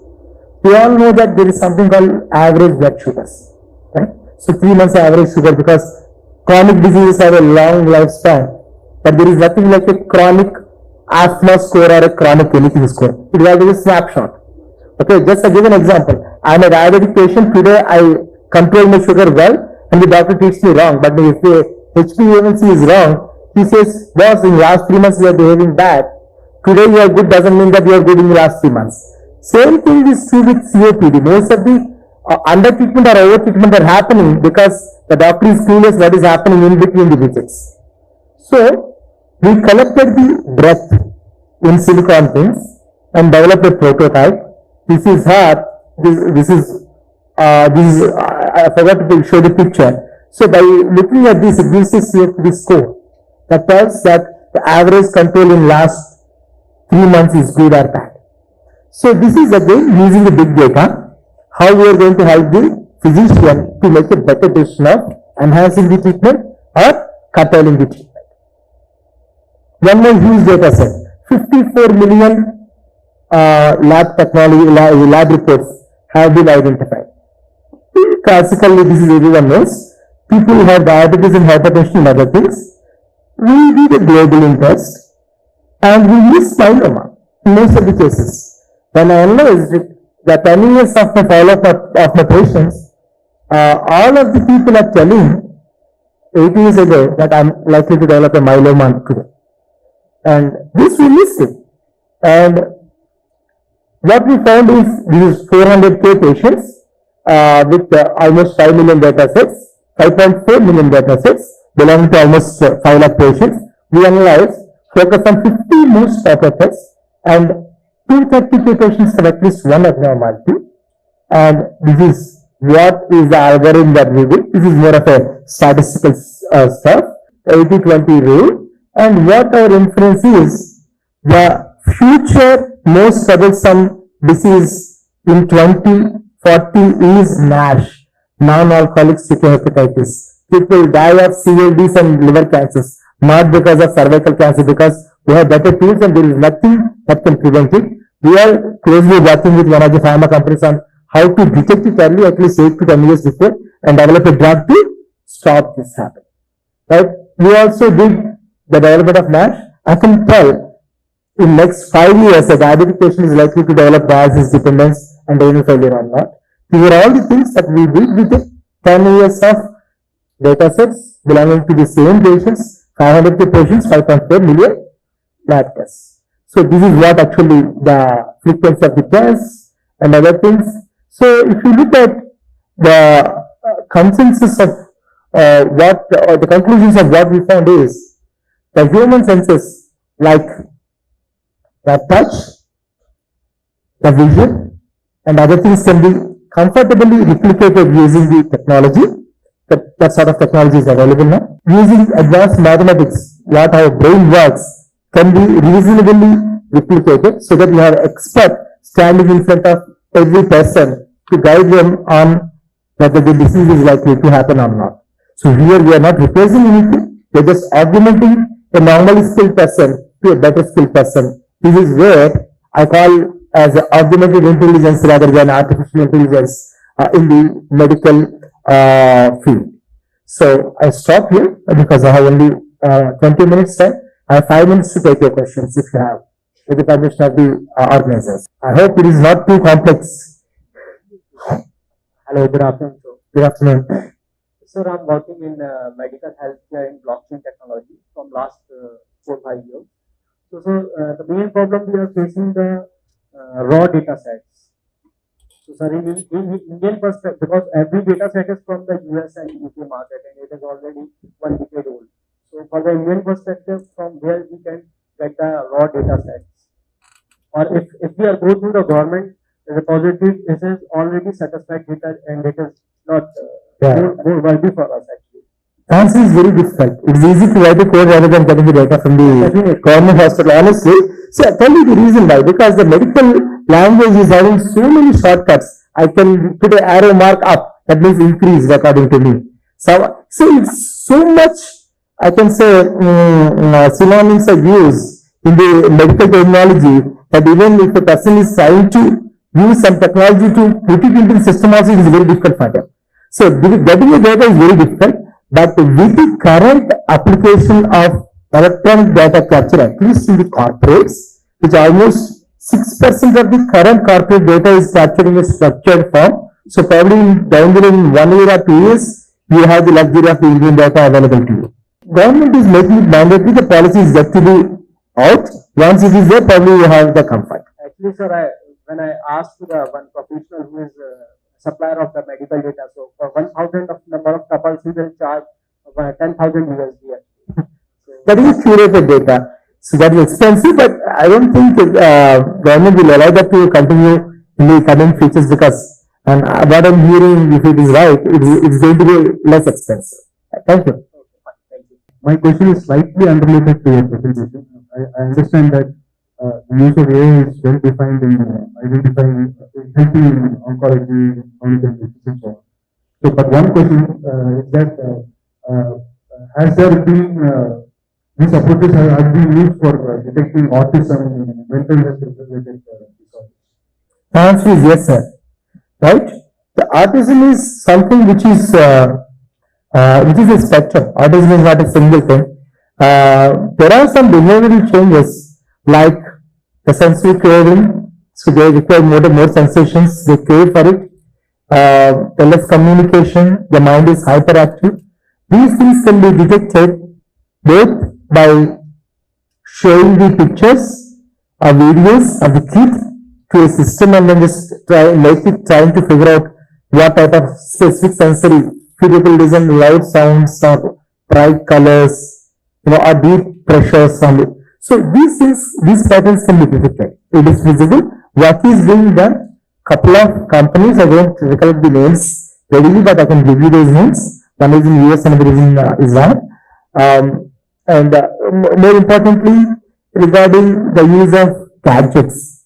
So all these are firing of the neurons. There is something like a headband which is available to see where this firing is happening, and you can exactly tell before the acute tantrum of autism is likely to happen. And whether your interventions are calming them down or not, you can actually track it. Is there also some work on looking at the gut? Gut microbiome is almost it's the most complex thing, sir. A lot of attempts have been made. It's like solving the world hunger. Okay, so question itself is framed in a way where you never get an answer. But it's too complex, but yes, it is feasible, sir. Good afternoon, sir. I really like your presentation. Just wanted to ask this question, as in, for example, let's say someone from a DS background wants to go into this field. How much of a medical background we should process, or someone can just give it a try and probably get some patents out of it, or is it some medical, background issue does affect this? Honestly speaking, medicine is the easiest thing to learn because everything is predefined in a very simple form, unlike mathematics where you have to apply your logic. If a physician can learn mathematics, a mathematician can definitely learn medicine much better way. Only thing is you need to be very clear what you are going to solve. You need to be very, very critical of accepting that mathematics can throw some nonsense answers, right? So I'm just giving you an example. It says that when your hemoglobin is low, hematocrit is also low, and you feel pain. So they mean same thing to me, right? So you feel like you solved something, but you need to be very open to the idea that, okay, they mean the same thing and it doesn't add anything extra to the doctor other than burdening with 3 more extra informations. So if your question and the target which you are going to solve are very clear, and that's what you need to understand from the practicing physicians, what is the pain points, then it is very easy to solve and it is not difficult to learn at all the medicine. Because the language is not too complex. Thank you, sir. That was helpful. Like they say, prevention is better than cure. Our generation, they are majorly affected by the depression or anxiety or stress. So, how can we use AI to, there are no symptoms that are seen outside. A person may be calm for the people who are seeing, but inside he might be having many things that he is fighting. So, how can this AI help to treat people like that, or to? Right. I give a very classical example here, right? So in the COVID time, you must have seen that in the airports, thermal cameras are placed, right? They just trying to segregate or screen the people who probably have high temperature versus not. It is not like a proper medical grade thermometer, right? Medical grade thermometer will take 2 minutes to give you the reading. Whereas thermal screening screens 1 lakh people in 1 second time sort of thing, right? Similarly, when I'm trying to look the mental health problem, solving individual is different, solving at a societal level is different. We're talking about prevention, that comes as secondary part. First is identification. So there is a tool which I came across from one of the professor of AIMS, who is HOD of the psychiatry also. By 10 minutes of, it is a 10 seconds of questionnaire, 3 questions are asked, and the 25 seconds of voice recording, they can tell whether you are likely to have depression or not. So it is going to triage. Don't say that if it says that you are at risk, you already have depression. No. It tells that you need to go and consult a psychologist. So I always tell, screening is different from diagnosis. Right? It is feasible. 1 minute, I think everyone can spend on themselves. I can share the website or the tool, how to use it. It's hardly 1 rupee per use. So they just kept some price for it so that it is not misused. Few years ago, there was a lot of talk about using AI on the genome to predict what diseases a person is likely to have as they go forward. Has this come into the industry yet, or is this something that people are working on? Right. A super question. And first, I have to congratulate for bringing this particular question to me. I tell it's like building the building. Building a monument sort of thing. You need to start with foundation and other things. So the G is 10 to the power 25 things.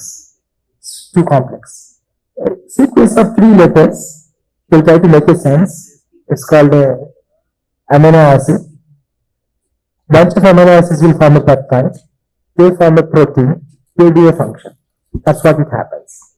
So one missing thing can be corrected in this long place. So one replace here and there doesn't collapse the building unless it's the critical point sort of thing. So this is one part. So the corrective mechanisms at the end or final point are too difficult to be predicted at the gene level because the entire thing. So there is a reason why we moved from the genomics to transcriptomics to proteomics to metabolomics to polyomics. So you combine everything. So that is the future, not the genomics alone. That's one part. Second part, my most favorite quote, Professor V.P. Singh tells, the genes load the gun, lifestyle will settle it. So unless your lifestyle is bad, the gene is hardly going to harm you. Right? So if you have a good lifestyle, 70% of the things which are chronic are preventable. 70%. 30% tobacco, 34% diet and obesity, and 4% alcohol, remaining all viral vaccines and other things. And just splitting that also, so what is the 70%? So if you look in the larger picture, genes do play a role, but you know how to just cover that up. So if one person is not there, other people can take over the work sort of thing. It's developing, but don't stop at genome. Have a bigger picture in you before you solve that. Thank you, sir. Thank you for sharing the advancements which have already happened in the AI area. He is a very busy practitioner, conducted almost 500 transplants so far. So with this busy schedule, he is still consistently contributing to the research community so that the patient care can be improvised. So thank you very much for your presentation, sir. So now I would like to invite Rajendran Kaushik Garu. He is a highly experienced healthcare IT leader who is currently a principal solution architect at Amazon Web Services India. He was a deep experience in healthcare and life sciences. He is a strong proponent of Indian Ayushman Bharat digital mission. So I would like to invite you, sir. So I'm here to talk about, okay, how do you do something like what Dr. Suresh have been doing before? When it comes to healthcare, or generally speaking, AI as a practice, there is a sequence to things, right? You need to follow that sequence. And I'm here going to talk mostly about data and how you make your data meaningful for analysis. So then it is something that you can build your artificial intelligence or machine learning model and things on top of it, right? So this is what I'm going to cover today. So I do want to cover why we are doing this, right? Why Amazon or AWS is interested in talking about healthcare. Just to give a small perspective, for close to a decade, I think we at Amazon have been carefully, or I would say, built a dedicated team of healthcare and life sciences specialists globally, and I belong to that team, wherein our mission is to enable healthcare organizations to improve patient outcomes by leveraging data, harnessing the power of data. And at the same time, we also want to help our customers to improve any kind of outcome by leveraging the data and also to be able to truly digitize the data, right? That's what we work for. And if you really see the pattern that is clearly evident that the patients themselves, I don't want to call patients anymore, rather consumers of healthcare services have moved more from traditional sick care model. It's not like, for example, I have fallen sick and then I want to go and take a treatment from the hospital. Nowadays, I am seeing, for example, customers like mine, like from AWS, Healthify Me, Fitterfly, and many others, wherein they actually work on the premises of improving wellness, right? How do you improve metabolic health? How do you maintain your weight? How do you improve your many other parameters, right? So this is where I think we as a consumer of healthcare services are also moving from sick care model to more of a wellness model. And that's exactly what we see as a trend. And plus, we've been running e-commerce business for quite some time, and what we have understood is the same pattern or the expectations of how our consumers have on our e-commerce platform is reflecting very well in healthcare. For example, how many of us are actually searching for a symptom the moment it happens online? Many of us, right? Just go and at least search online. But I mean, when you go and talk to doctors, fraternity, it has its own pros and cons. I totally acknowledge that. But the point is, we want the information on fingertips. We want to be able to consume services in a much more seamless fashion, like booking appointment, consulting a doctor, getting the prescription, and even like, taking the consultation and follow-ups and whatnot.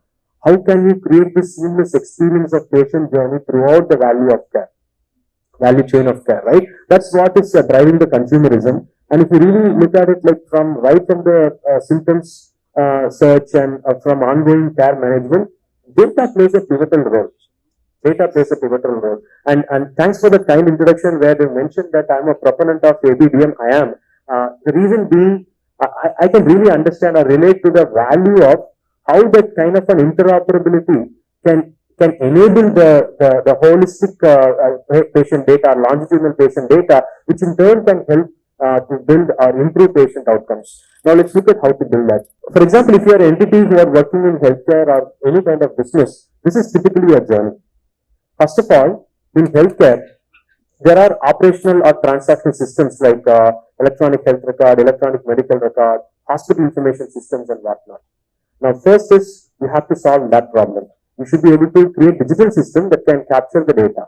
Now after that happened, the next step is eventually to build data lakes or what I call is like, highly modern data platform that allows different business units to consume the data and interpret the data and also analyze the data in the way they want to.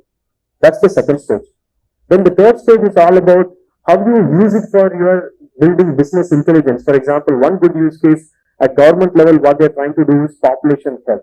What if, let's say, population health doesn't have to be always at government level. What if you want to do like a care gap analytics within your hospital for a specific disease condition, right?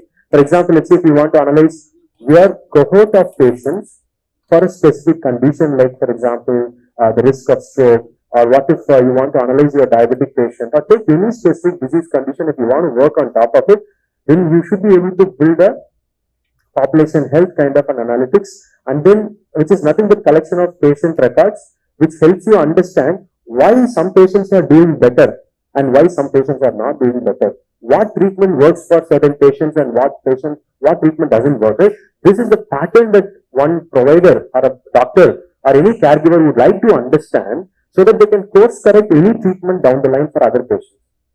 Now that's stage 3. Now then comes when we have this data, is when the whole artificial intelligence, machine learning, and even the predictive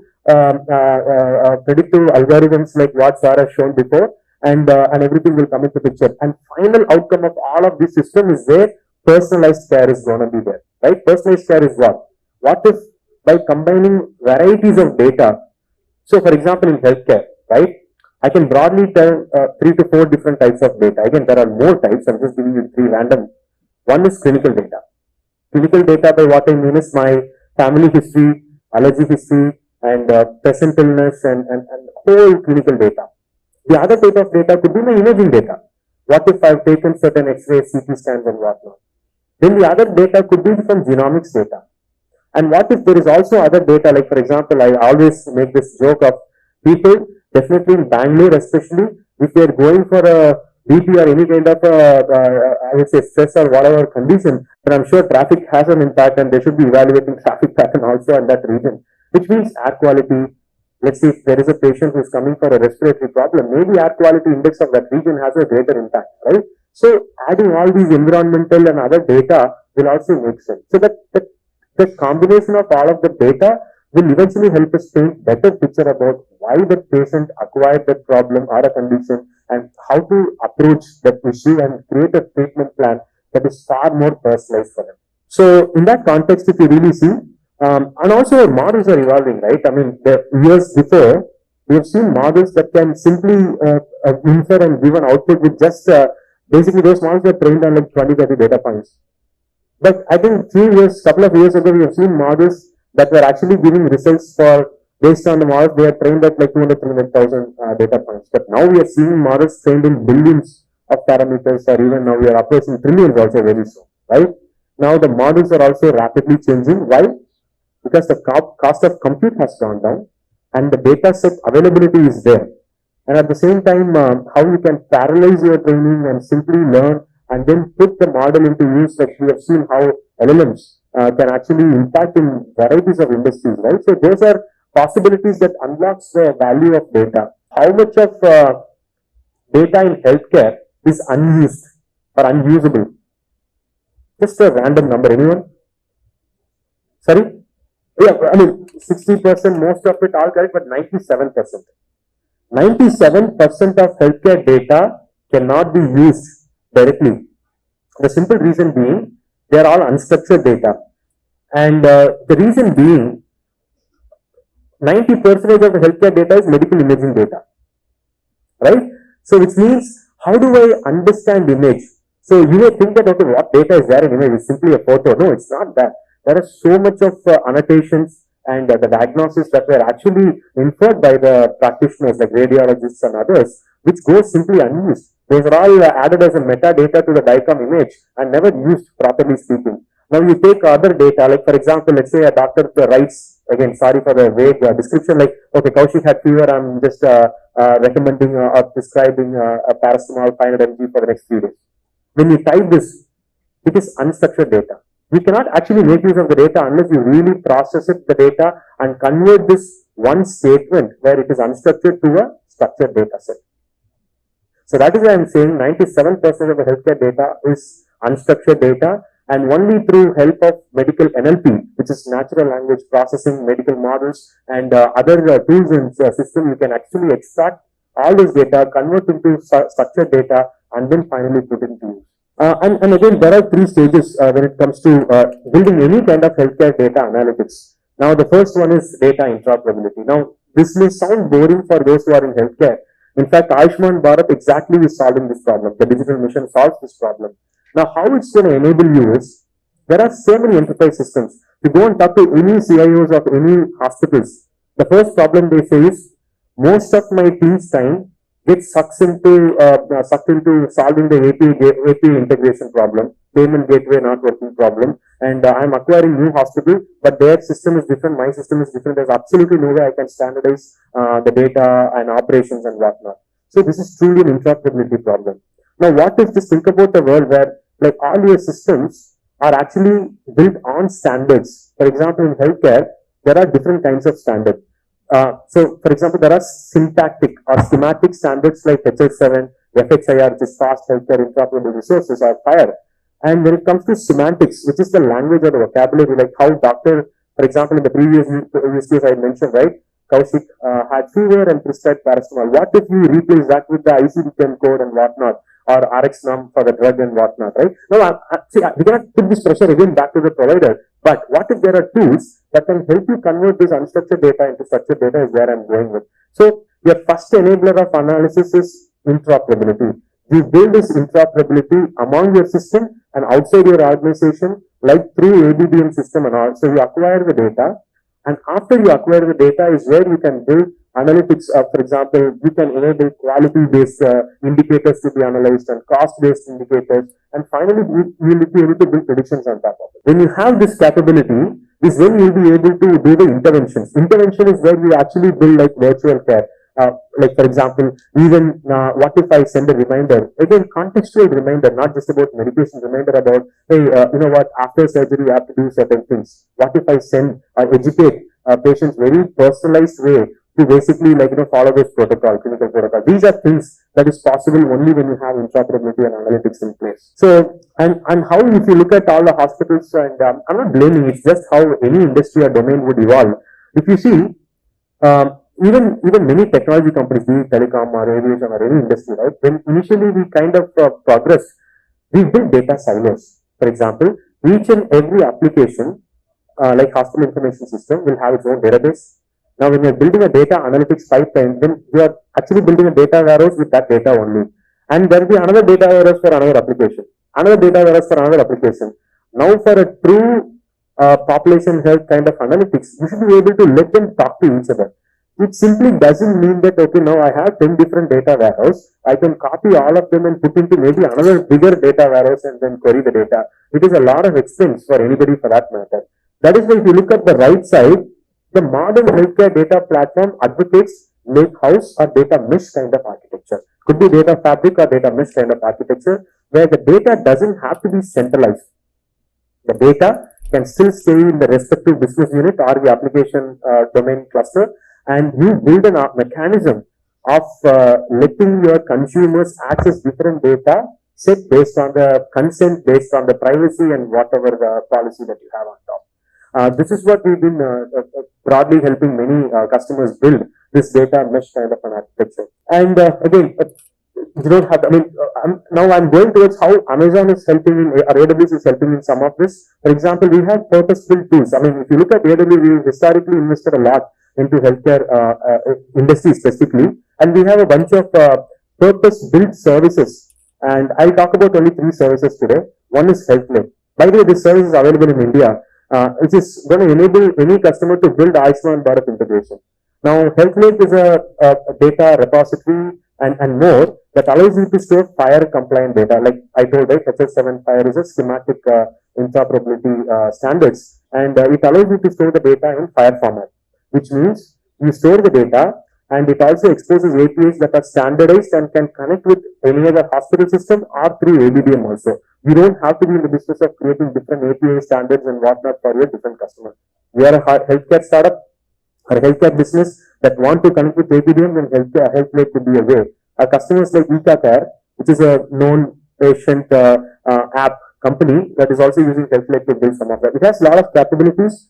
Couple of capabilities that I want to highlight is, one, it has medical NLP capability, which means if you send unstructured data in a specific document file, it will automatically run the medical NLP, will understand something like this. For example, in this use case, you can see it's totally unstructured data.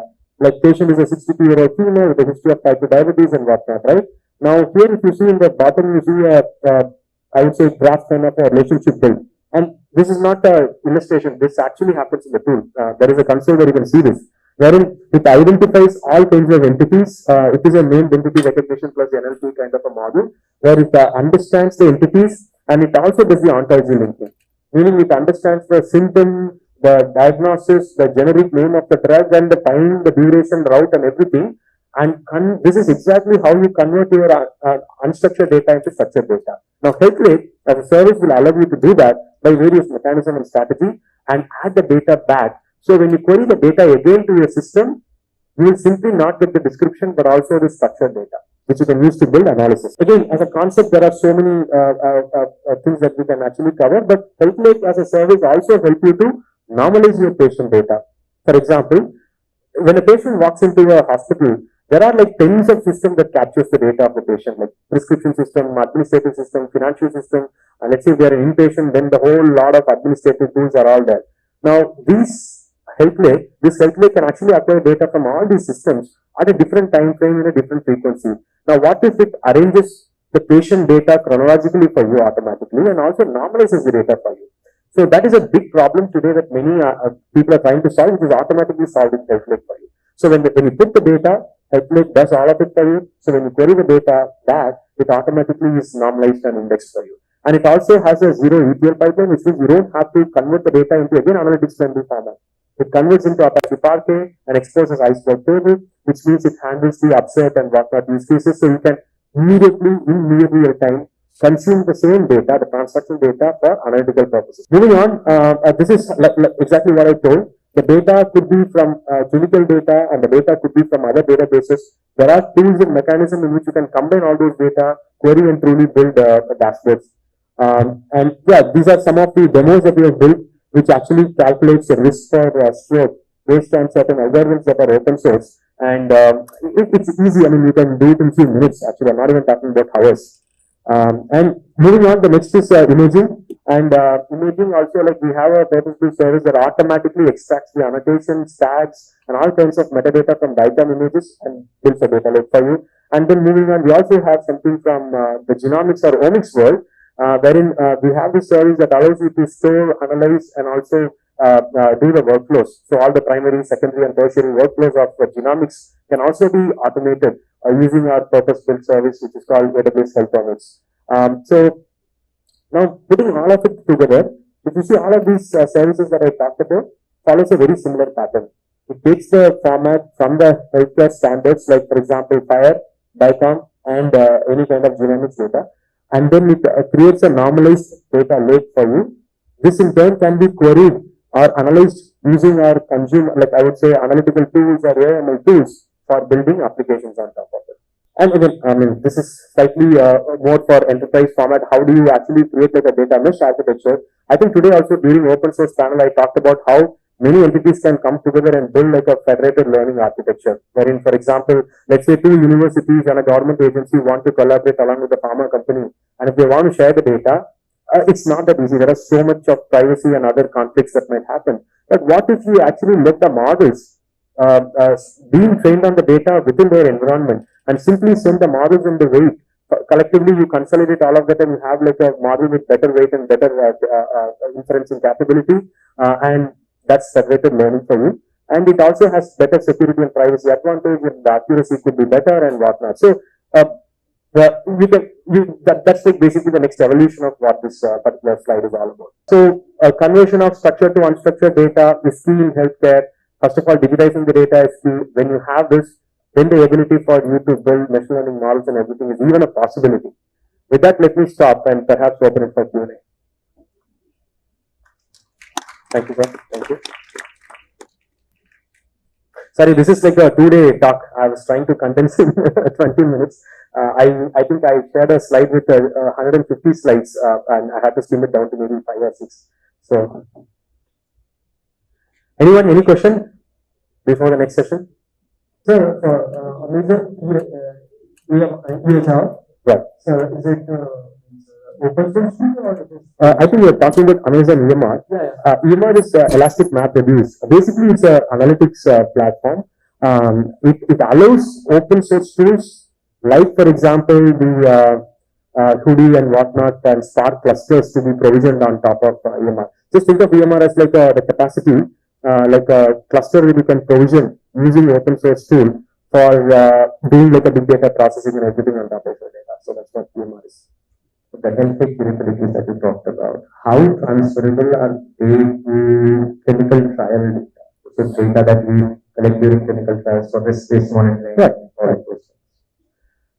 So your question is about how transferable, or is it, are you talking about how easy to move the data from HealthLake? Basically, how can we use, for example, a program like HealthLake to inform decision makers during clinical trials? Absolutely. It is actually meant for purposes like that. See, just think of HealthLake being used in a hospital where all the clinical data are standardized to formats like FHIR and in fact ICD-10 and put everything. Now, then what you do is you cohortize your patients. That's how you do clinical trials, right?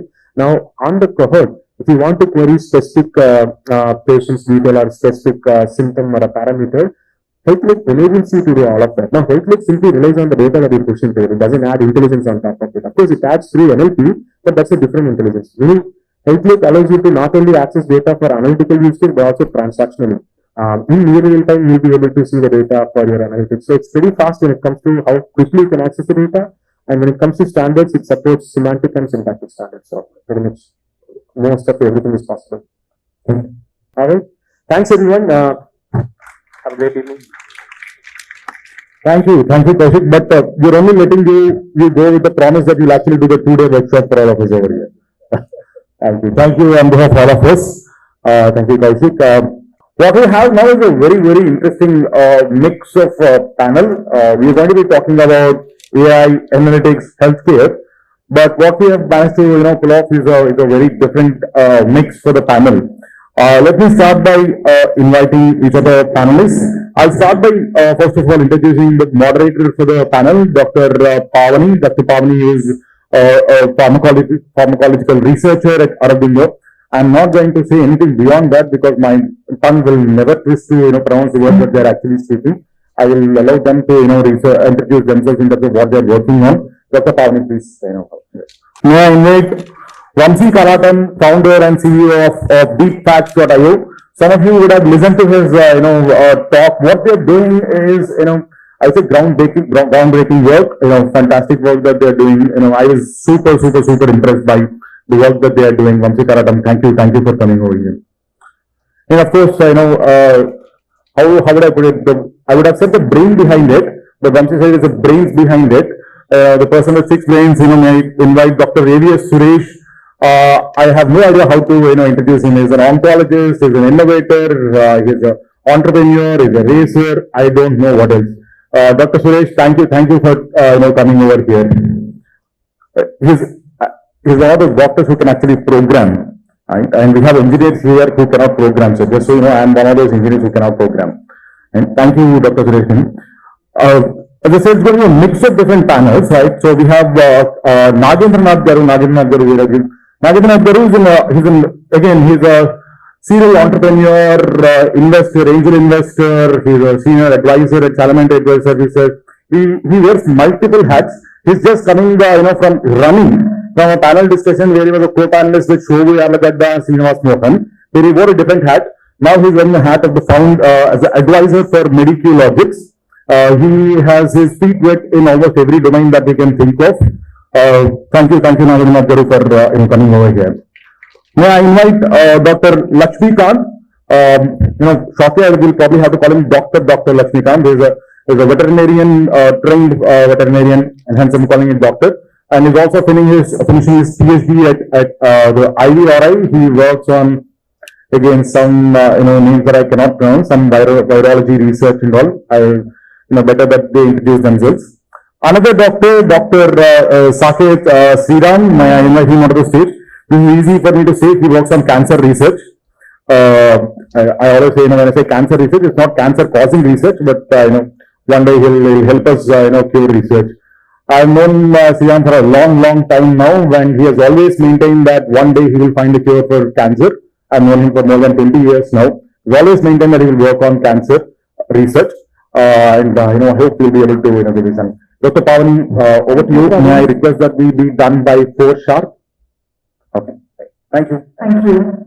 So we had wonderful sessions talking about AI and integration with the healthcare industry. So you are experts from different areas. Dr. Lakshmikant is from veterinary, sir is angel investor, then Dr. Suresh is coming from oncology, then Dr. Sriram. And Vanshikaratam was integrating the patient and the healthcare. He was working on the bridging them. So I just want to understand what are the problems which you are observing in your respective areas and how technology or AI can solve or address these problems. So can you please explain about that, Dr. Suresh? Yeah, so one thing that most of the doctors claim is they don't have time. And that's true also, because most of them overwhelmed costs for last 8 to 10 years. So it's very difficult for us to combine. And one thing that I'm really enjoying nowadays, this last 2 years, in my hospital is everything is available at the click. We call as an iPad home, that is healthcare, networking, intelligence, whatever is the full form. But still, a graphical and easy representation is really happening. So I don't call it a very advanced way, but not a very advanced way also. So making it easy for me. We see what we do is the capturing of data. That's where we see when we try to capture data. It's not good as Coach was talking the last talk.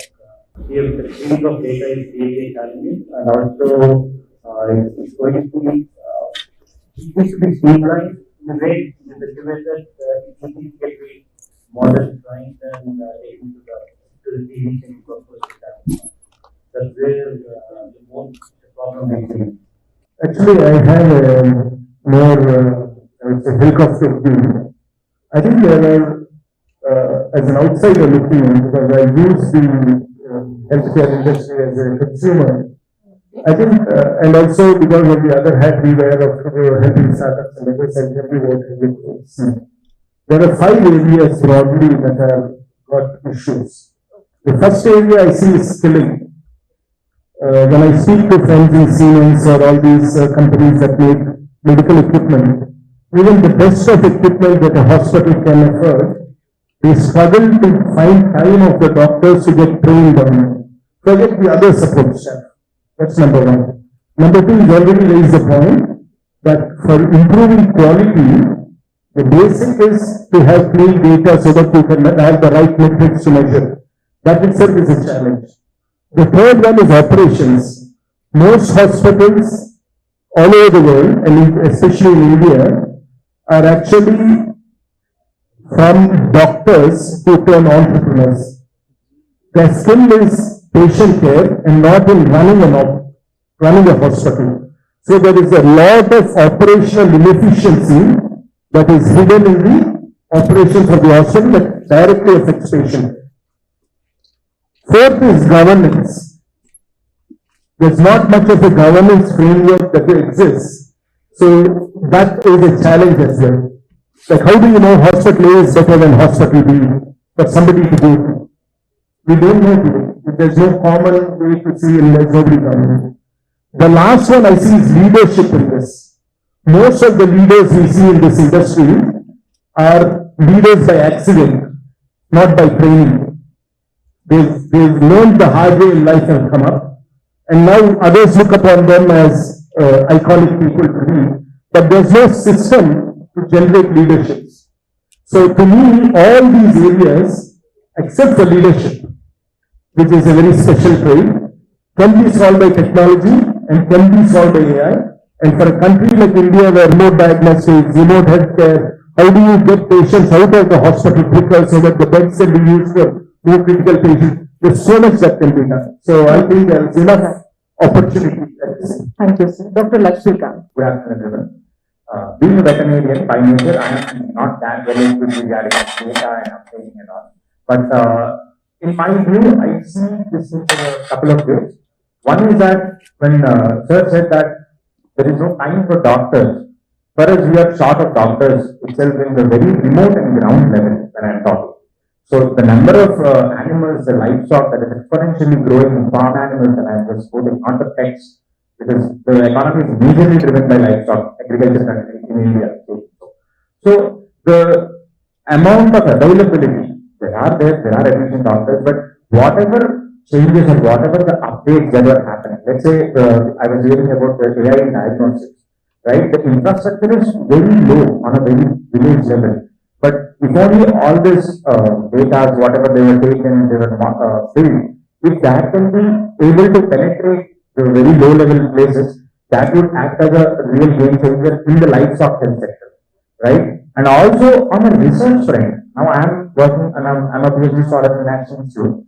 I am unaware of the AI tools that can be used, right? So I wish there is more of like what we call as an extension program in agriculture, right? So I wish somebody makes us more aware regarding this can be used, that can be used in particular things. So that would make us really a better researcher. Yeah, that is the one which is lacking, which should be the Swetcha also want to intervene there. Dr. Sriram, what is your opinion? We do have a huge amount of data. So it's not like we don't have a lot of data.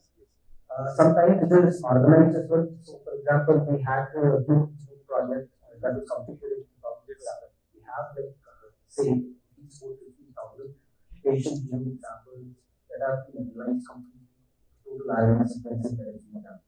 However, we still see like at least 10 to 20,000 research papers that are being still published every year, having a small part of that data coming again from the genome project. What it means is like although we do have a huge amount of data, the interpretation of the data and how we look into the data is still in the preliminary stage. That's what I feel. Like we are still just scratching the surface. So we need a little bit more expertise into how to completely deep dive into the data. Again, we need an integration of scientists as well as the data scientists over here. We need a huge amount of integration to get into deep dive into data. And I feel that is something which is absolutely useful to get out of the smaller issues, whatever we have in the AI, and helping. Like a good that you have brought up the issue of whole genome sequencing. Yesterday, Dr. Tangraj was here, who was trying to sequence 10,000 genomes from Indian population. So mostly the sequences which you are talking about are from abroad. So the ethnicity is different. So I just want to ask Dr. Sudesh, like, is there any diagnosis possible for Indian population based upon the data which is generated from the different ethnicity, and how much of such kind of work was done already, and what is the research going on there, sir? So this question was already brought up. People from the audience. Something very important. What is understand? Your genes very pathogenic, very predictable. I can give a number of examples, but complex things is BRCA and breast cancer, which were shown that after a finite point of time, it is likely to be diseases among breast cancer. And prevention is not always stopping disease. So there are 4 units of prevention, which I want to draw your attention to the audience. Primary prevention means stopping disease to happen. That's what I'm doing. Secondary prevention is stop the big surgery to happen, big treatment happen. Tertiary prevention is stop the damage of treatment and disease to happen on the patient. Whatever it is, disease is wrong, the side effects of the treatment is there. So, the genomes help in a long way. Not only preventing and predicting what cancer drugs will. Now I'm using genomic data to see what will require what side effect, because the problem genomics. Whether the side effect is reversible or not, whether the drug will act better or not. So, which is very unique, is a combination of the patient, gene, drug, and environment. So, this complexity is uniquely impossible to be solved with a rule-based algorithm. It requires much beyond a very different data. And the genomes, if it is done specifically addressing each question and look into look, is definitely going to be game changer. And we are already implementing it in terms of what treatment to choose, what patients have to be screened once in 6 months, once a year, and how to take clinical decision. So how else is going to go for it? It is a practical platform. It's a reputation challenge. Yeah. So whenever we go for collection of data, this is the care planning. So we say we see the data available, the data available outside the country, not inside the country. And that we find that data, but it's not going to be accurate enough for sensitive enough for us to handle, because our demographics are not changed. So if you go towards Andhra, we have a different what you can do. The data is already come towards Telangana, the other side of Telangana. There may be different the body structure of the data. So here the challenge is that we don't have a particular repository for the data in the country. So we depend on exactly what some of the databases. But India doesn't have a standardized repository to have it. We find some, but not much. I think 100%. I think we have around 3%, 4%. Okay. Thank you. I'll pass this question. Some outside my domain. Yeah. So, the advantage in genomic sequencing is in US, for example, it has been privatized from the government. So, you have this ancestry.com or 23andMe, which does the sequencing for anyone who wants to get it done. So, you can see ancestry where you are from, how much percentage of black you are, how much percentage of African American you are, Caucasian you are. So when Kamala Harris did that, and she said like I'm this thing, and when other people said that, people laugh at it if you don't have a statistical comparison to exactly get whatever it is. But then the important thing over here is that because of this privatization, a lot of people have sequenced their thing. We do have a huge amount of data. Maybe there's a few certain private players who can bring it. You can bring it to the actual code whenever you want it to, but then it has been done over there, and people know like what are the issues with the sequences of say Caucasians or African Americans. But we don't have that in India, so I'm all for having good sequencing in Indian population, and it definitely helps out to unlock future perspectives of what kind of diseases we are more prone to, and what kind of treatments we are actually favorable for or not favorable for as well. So it helps us out. Yeah, that's just showing that we are in the process. I'm sure you also, like IGIB is doing a lot of work in just making it stand. The problem is libraries, against which we are going to compare. Libraries. So the genomic libraries, we don't have any standard libraries available in India so far. So if the comparison is wrong, the answer is wrong. So that's why I just wanted to leverage switch. That's why I want to raise this. My cousin who lives in the US is a true Googling Godavari girl. When she did this, when she's working in one of those companies, she found some Afghani blood in her ancestry. Right? Right? So the thing is, with organizations like Future, if you really want to do this, you know that the ability to collect, collate, standardize, and get libraries will become like, the speed at which can be done, I think, is an opportunity for organizations like Future. That's all I want to say. Rightly said, sir, like genomic sequencing is involves a huge cost. Where data analytics definitely switch and other IT industry where they get pitching. So I just want to understand another thing, like is there any existing AI tools available in healthcare industry and how much they are solving the problems which we have discussed earlier? And can you please throw some light on UHI, which was the initiative taken by the government, and the structured data? So, is it possible to bring structured data to implement in all the hospitals? So, I want to start with Dr. Suresh. I asked 27 questions. This is your comprehension. So let me just start with a couple of questions and maybe remaining things because time also. So question number one, are we using AI tools? Definitely yes. So most of the people, I think I hear with the fascination from Dr. Kaushik that use tools to explain education. Okay? You have, say, brain cancer or breast cancer. These are new factors. Administrative positions are maybe observed in brain cancers. So because you have ABC, it is likely to happen in this frequency. My treatment is going to offer X amount of protection. So we are uncovering. Okay. If you want to say no to chemotherapy, you are treated. But you know that 15% compromise is cure.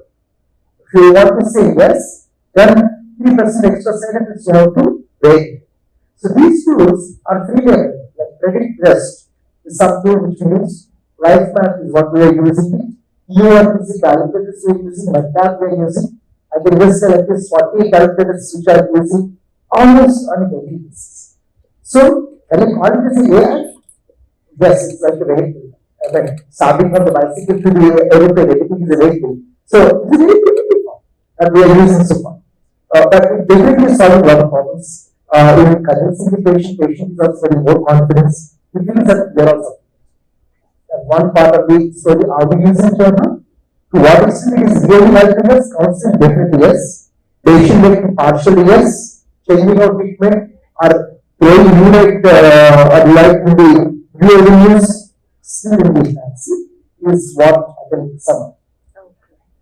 The other question that you have asked is regarding standardization data. The beauty is like poetry, medicine is like poetry, the beauty is the art and science economy, right? So the art is we want answers. Then only we are well trained. We don't have any standardizations. So that's the reason why we don't have standard data systems most of the times. And scientists want us to build a beautiful and perfect block, and we make a bizarre bricks of a thing which doesn't fit in you, and you need to be really artistic to see and imagine how to just fit it into that particular place. So the difference of whatever is outside this square actually is vital. Okay, that's what makes response or no response, side effect or no side effect, that helps to build a new drug sort of thing. So this is where I think accepting the anomaly as it is and then putting it into the system will help for the better research. So let us not try to standardize the anomalies and then just make them sort of thing. So it is possible, but capture assets. No standardization. That's my opinion. We'll be open for the other comments. Dr. Vamsi, can you please throw some light on what are the AI tools which are existing other than what Dr. Suresh was discussing? Dr. Suresh was telling more about the oncology side, yes. Which will come from medical device. Okay. So there are AI tools available. They're open are there from last 10 to 15 years. We mature now enough, but they are not from they are from outside of India, but they are mature enough. But here, as I said, here we can take that concept information and we can build our own tools on the top of it. But again, the data comes to the picture and we need to find our own data here. That's the main part of it. Everywhere, AI is very helpful for the doctor as well as for the patient. But the challenge here is how we present it to the doctor. If we present it in the wrong way, obviously the doctor's vision will be affected to the patient indirectly or directly. That's where I come across. We see that we want to maintain the best data of it, and we want to see that whatever the present AI tools, we don't want to reinvent the wheel every time. We want to use that tool and see that it is on the top of it. That's what we do in our time. That's right. I'll talk about something very fundamental. Actually, we are going way ahead of where my comprehension is. I think specific to our country, even basic sanitization of nomenclature is not there. Like you make a medical test in a diagnostic clinic and go to hospital B, the codes we use are not the same. So the ability to know what happens. So I think there's a lot of initiatives, many initiatives across the world. You know, there's RX9, so a lot of things are there, right? The national mission, the national health mission that was announced, trying to standardize a lot of things. So to me, I think unless at this basic level, everybody talks the same language and uses the same nomenclature. I'm not talking about forcefully anybody simply, you know, it's like, you know, cutting the foot to fit the shoe. That is not what I am talking about. I'm talking about some level of consistency across the country so that it becomes easy for people to understand. And I think Dr. Gaurav Raina is working on a health stack for the country. And I think when that happens, if I, as using that app, can decide I want to talk to a doctor in Varanasi because it's good at something sitting in Vidagamandalam, UP or somewhere, and I want to share my reports, it should be in a nomenclature that is easy for them to understand and standardized. So I think that level of at least standardization is what the country needs, and that will significantly improve the quality of healthcare. That's my personal view.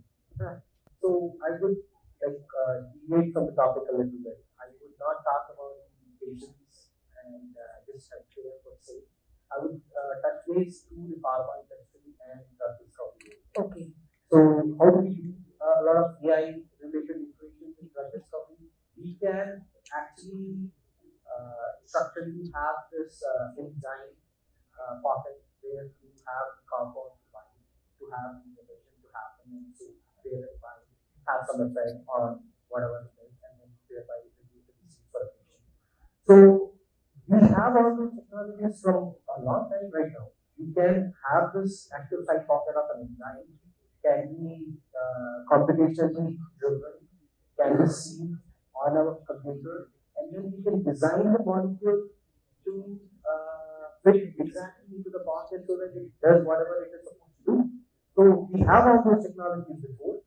Now we are using AI integrations, machine learning, so that even we don't need to give a lot of input to it to have a proper molecule. You can design a molecule without even having a single manual input to it.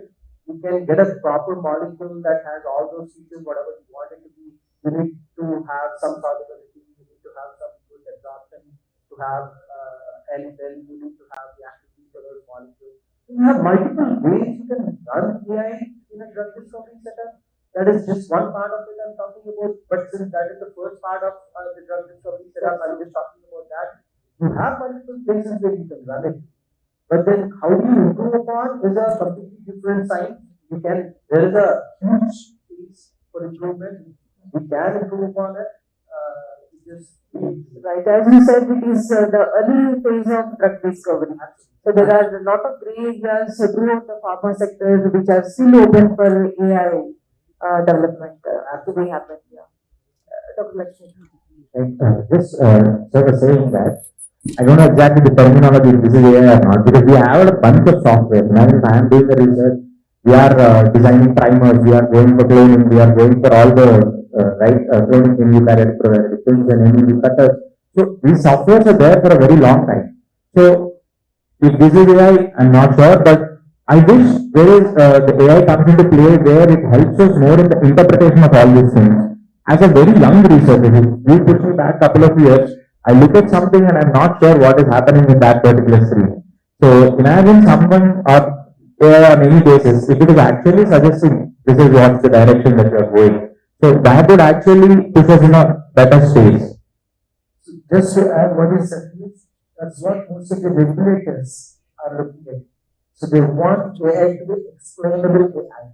Unless your AI tells why it is telling so, what it is telling, what is the basis of the recommendation or the conclusion, and how much is accurate and where it can fail. Unless it is very open, it cannot be used in things. So that level of regulations are the process of being implemented across the globe, including. So we are just 18 months away if things go at the pace at which it is going. The target is 2027, but we are ahead of time. So that is what the question I was about to ask you. Like, is there any regulatory guidelines? But as for you, it is not still under the process of development. In US, yes. In India is only partly yes, not complete yes. Okay.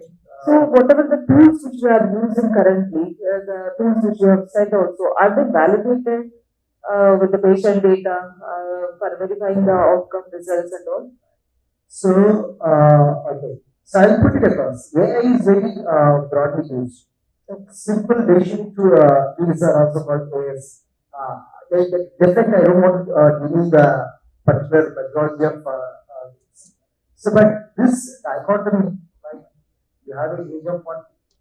Okay, you ask the next question. Diabetes there or not? Then yes, hypertension there or not? Then you say your cardiac disease.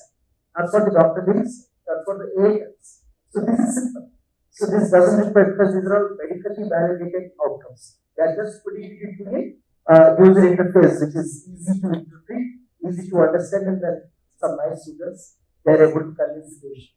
So this, if you consider this as a AI, they are right. If you are talking about more complicated things like a big score at week 32, a pregnant baby is likely to develop hypertension because of low hemoglobin and high sugar. No, they are not validated because it is based upon 1 lakh patients data pool behind, and they need to undergo very rigorous implementation checks. Thank you, sir. Dr. Ramsey. On the regulatory side towards AI, in India, they're coming up with a policy, but they're not fully regulated. The same with US and the other countries. Who are those regulators who are governing these? So India is control and if you take US, AI is considered as device by definition. Okay, so I just want to understand, like there are so many problems. So there are a lot of investors and researchers are present here. So for them to take up some issues, what are the issues which can be readily taken up? So in your area, which are the hardest? So for them to study and generate some tools for them. Dr. Lakshmikant also, like he was working in agricultural industry. So yes, ma'am. I got your question. There are a bunch of things that coming into my head. I just throw them the ideas. So definitely one thing is the first thing that I said is imaging or the AI diagnosis in veterinary field that would be really helpful if it goes deep down. And the other thing is the livestock sector is plagued with very frequent outbreaks of diseases. Like there are FMD diseases. Recently, we are plagued by a disease called as lumpy skin disease. So whenever the animals are hit by this, there is serious loss of productivity and the economy. So, but there is a lot of epidemiological data. There is a lot of risk factors that we know. So if only we can club them together and we can predict the next outbreak, or at least if that's a gentle push forward. So that keeps the health sector ready on a livestock basis. And also, I was thinking on a very remote level, just like now we have full bots and chat GPTs to write our theses and research articles. No shame in doing that. So we can also have chat bots for a farmer level. We not suggest a treatment exactly, but even a life hack or I'm saying on a health hack for an animal care or a health hack for an agricultural care. I don't know if it is really there. On something on that front would actually access them or empower them in a better direction. So one thing that is close to my heart is the pathology reading of the slides. I've given the talk on the AI and digital pathology. It's a very wide field and has progressed a lot in the recent years.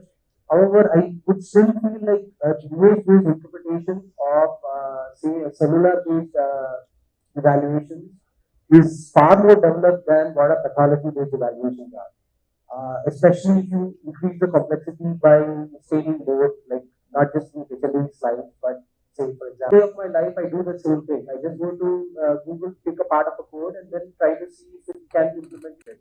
I can't do it myself. I'm no coder for sure. So that's how we do it. I just modify a part of the code. So, however, for most of the in vitro diagnostics and things like that, it is pretty well developed. I don't see the same thing for pathology-related slide readings and things like that. There are a few companies that are currently working on it right now, but I would want to see the field closer. Yeah. I would want to see the field develop a lot more faster because that is something which is of a tremendous application in terms of patient treatment and survival rates. So, like you are an angel investor, like there are a lot of IT professionals are over here and researchers. Do you have any suggestion for them to pursue the career in AI? And what is your suggestion for them? Sir? I think there is, first of all, AI is so broad-based. They can work in any industry. This panel is not limiting them to this sector, number one. However, if you are interested in this sector, I think, see, AI is a skill. You have to have passion for that industry also.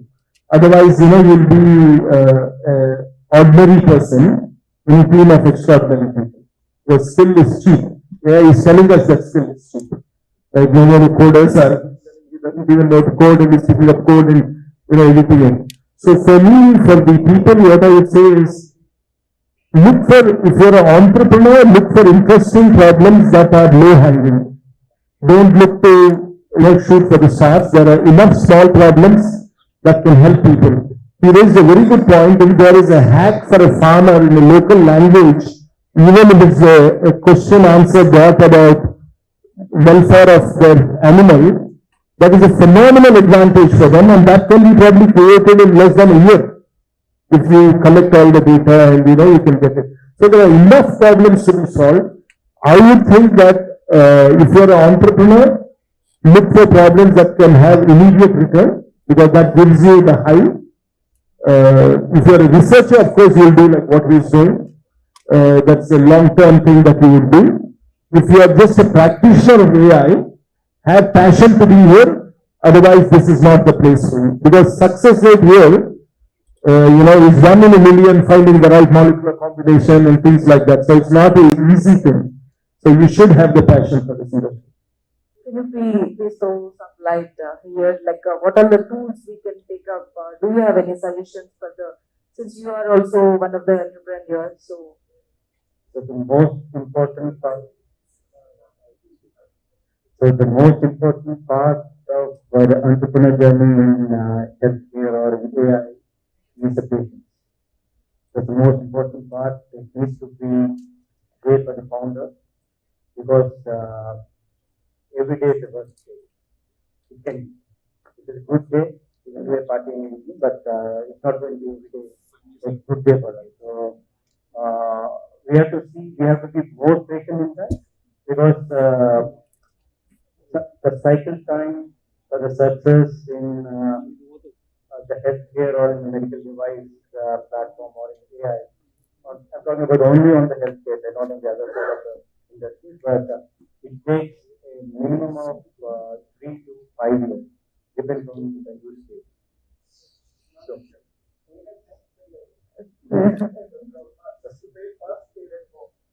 and as entrepreneurs, the first thing we need to keep in mind is what is the worst thing going to be happen with the last. We need to come from there to see that how we can break that and take it forward. Okay, yeah, thank you. Sir, one final word which I left is, ambition should not fill the common sense when we are doing the research. The best answer is always find is one of the second year students taught us on the fall detection book. I still surprised a lot of equipments are there on how to detect fall in elderly. So if you have to define the fall, you have XYZ axis on the standard, they become 0. When you fall, it takes 5 to 6 seconds if you want to purposely lie down. But if it happens in 2 seconds, it means you fell down. So till that time is coder's job or a medical device job. But the intelligence comes after that. So most of the equipment stand up when they fall, that's the reflex. If that doesn't happen, that means I prevented one pasana. And if I don't deliberately stand up because there may be slippery floor or dark surroundings, that means my brain sends a signal to my heart and it says, calm down, things are okay, but you don't stand up. That means HR gets sick. And if that means second prevention of the fall detection, then again comes the coder's job. Okay, if it is a significant one, send it to the ambulance and the neighbor and caregiver. So this is all common sense. So this is nothing like a great science behind it. So unless you are very vigilant about what things can commonly be solved rather than trying to develop a very fancy code, then you don't come up with a good product. Thank you, sir. So I have a question for Nagendra, sir. Do we have scope we have already discussed, and what are the funding opportunities available for AI-based innovations? I think there is always funding opportunity, in my opinion. So long as you are solving a real problem and you hit the nail on the head, ultimately the patient is gone. The patients vote with their feet, whether they vote with their pocket or not.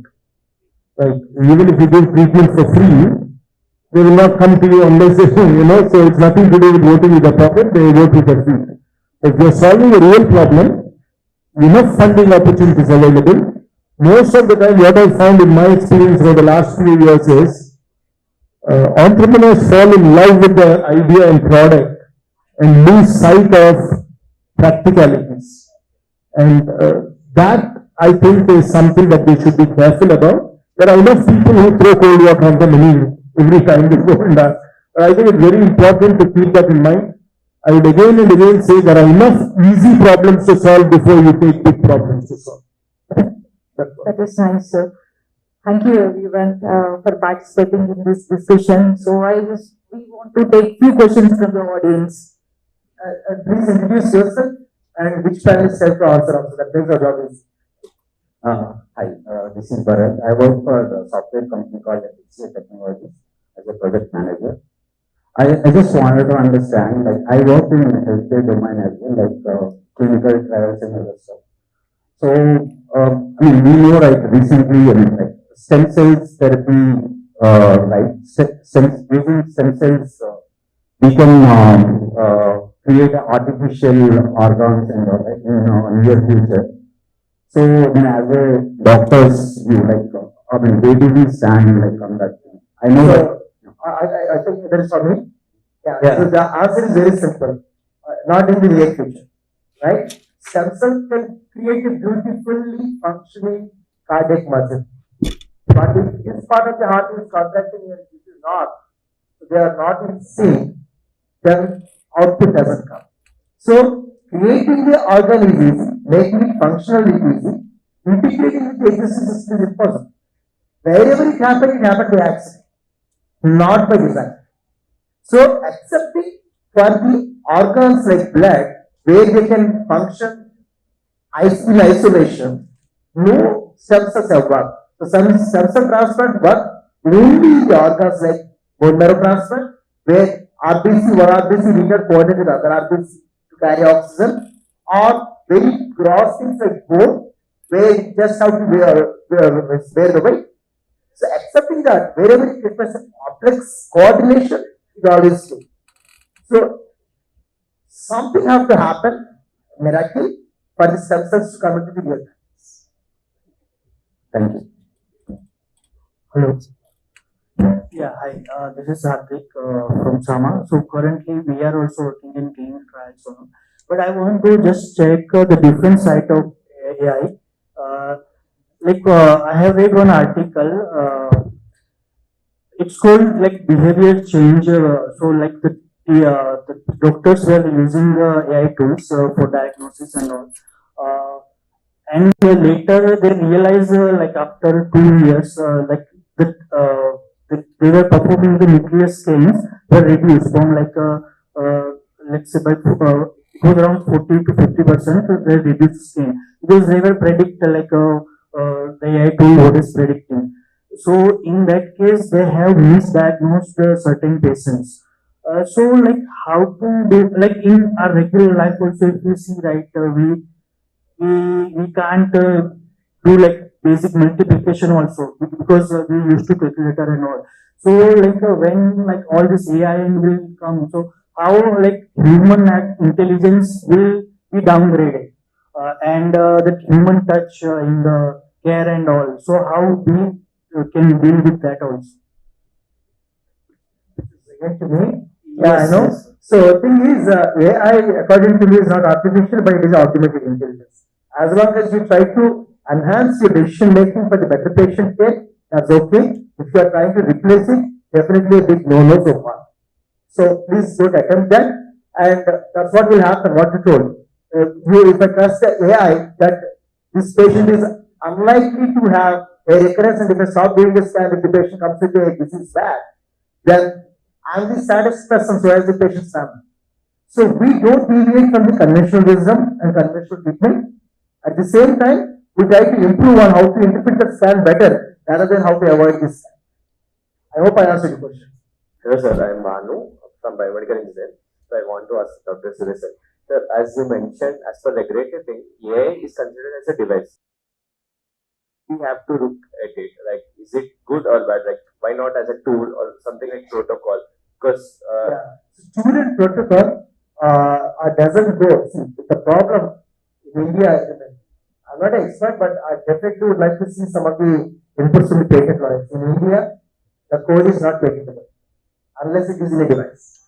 Whereas in US and other countries, it is patentable. So, because the device is patentable, it is regulated, so the code has to sit on a device. So, it is more of a law that is making it to happen rather than why it is a device. It is otherwise. So, the same law controls both device and the code. So, that's what is the logic why it is put under the devices side.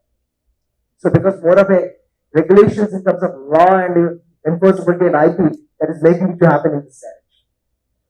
So, I don't see any reason, but probably some of the regulators can help you to answer the right way. But whatever I told, I do attend few of the serious meetings, so that's what I gave. I have one more question, like about the standardization. So, if we can look this into two ways, like the practices which would be followed, like the protocols where collecting the data would be like two different ways. As you mentioned, it would not be standardized for all. But can we? There is a possibility of collecting the data in a standardized manner. Like that's what sir is telling. That's what even I completely agree. Right. I have to measure the speed of a car either miles per hour or kilometers per hour. Unless I do that particular basic things, I can't keep on modifying my speed motors or odometers. Right? So you start with basic standardization, and on top of it you modify it and improvise. So basic standardization, no brainer. It has to be done. No choice. So if we are not standardizing the practices and still we are standardizing the data collection process, so how would it would affect the data quality? Right. So the practice cannot be standardized. It has to be individualized to the patient. That's why the AI is trying to solve the problem. How can they personalize the AI to you? See, basically, the outcome decides the practice, effectiveness of practice. The moment you have standardized data and you also are able to collect the outcomes, then you will be able to know that this particular set of practices, right, are good or not good. Right? That's why age-old home remedies still work at home. Because of this historical data, we know that if you get cold, you take some turmeric, something, that will work, right? So practice is different, right? But if you can measure the outcomes, in fact, that's what a lot of people around the world are doing now, whether they're governments or regulatory bodies, to say there is this movement called pay for performance that's happening, right? Dr. So this is nothing about practices, and I agree with him totally. Practice is based on experience. It is also based on a moment of inspiration, right? Because, correct, right? So it is so important that you can't take that away. Yeah, I have a question to Dr. Lakshmikant. I mean, from my side, so we are seeing how AI is really helping the human sciences and how it is treating in a better way or diagnosing in a better way. But coming to the animals, I hope you might have seen in many places, there could be times where it might be hard for you to diagnosis or treatment the animals, right? So is there any way that maybe this technology or this AI could help this diagnosis, could help this in treatment to the animals? Are there any situations that where you have thought maybe this technology or this AI might have helped these animals in diagnosing faster or treatment them faster? I got the question, but to even answer that, I've never used AI to say AI would have been better here. So that is the area where we are in so far. But to address it in a different dimension, I've given a lecture in the morning where I felt antimicrobial resistance is a serious threat from our particular livestock industry. Many times I had a very small clinical, how would I say, career. So I felt like whenever I am prescribing an antibiotic, there are only a couple of things that are clicking in my head. I wish we had AI where it suggests an alternative, where it can actually bring in data that this particular your area is actually having more resistance for this organism. Better prescribe something else, or you can actually let me give it a 3-4 options. Like these are all there in the market. The first thing that always clicks into our head is the only thing that we write. So I wish that kind of a support, if it really comes, it would have made a game-changing difference to tackle AMR is what I always felt, and I'm still feeling. Just want to make a suggestion which is probably not good from my point as what I'm wearing. Let's not think everything is AI solvable or you need AI to solve. But for a man with a hammer, everything looks like a nail. Right? Maybe you need a shoehorn, maybe you need a wrench, you need something. AI is just one of the many things that we have. So I just suggest that collectively that AI is just one of the many things we use, and it definitely is a lot of potential, no doubt. Hello, good afternoon, panel. This is Dr. Santosh Sharma from VVIT Nasapur College. I'm assistant professor here. And sir, my question is for that people are working in majority of the students are working in Raspberry Pi and Arduino boards. They are working work with physical sensors, which is in generally Chinese supplied. So we are not getting proper result. And even in my doctorate, when I pursuing my PhD, so we are working in that domain also. So we are facing the challenges with the physical hardware sensors. So because that sensor is substandard sensor, so that's why we are not getting the proper result. And if we are compared with the Chinese sensors or the low cost sensors like BP monitor, which is cost around 1500, so it is almost more than 20 to 30% of the result sometimes we get. And even if we are talking about the rural areas, so majority of the practitioners who are they are not basically MBBS, so they are GMP practitioners or some kind of supportive staff. So they are using the same medical devices which cost not more than 2000 rupees for the diagnosis purpose, and the result is affected more than 20 to 30% around. So for that, in Indian perspective, if you want to try something in hardware perspective, so from where we get, because in generally I try from many of sources, but I can't get a proper sensors which is affiliated from any of the companies like Siemens or Philips, or they are not actually supplied in the Indian market. even in Asian region also. So for that, what we can do? Let me divide the question into two. One, you're talking about the sensor. Okay, yeah. And the second is you're talking about the result. Yeah. Right? So sensors, yeah. India doesn't have a capability to manufacture or design sensors. Definitely, it will take almost 1 decade. Yeah, more than a decade. Yeah, exactly. Yeah.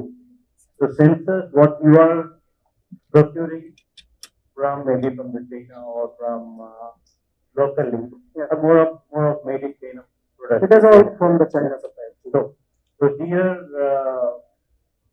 we need to, the selection of sensors is also very important.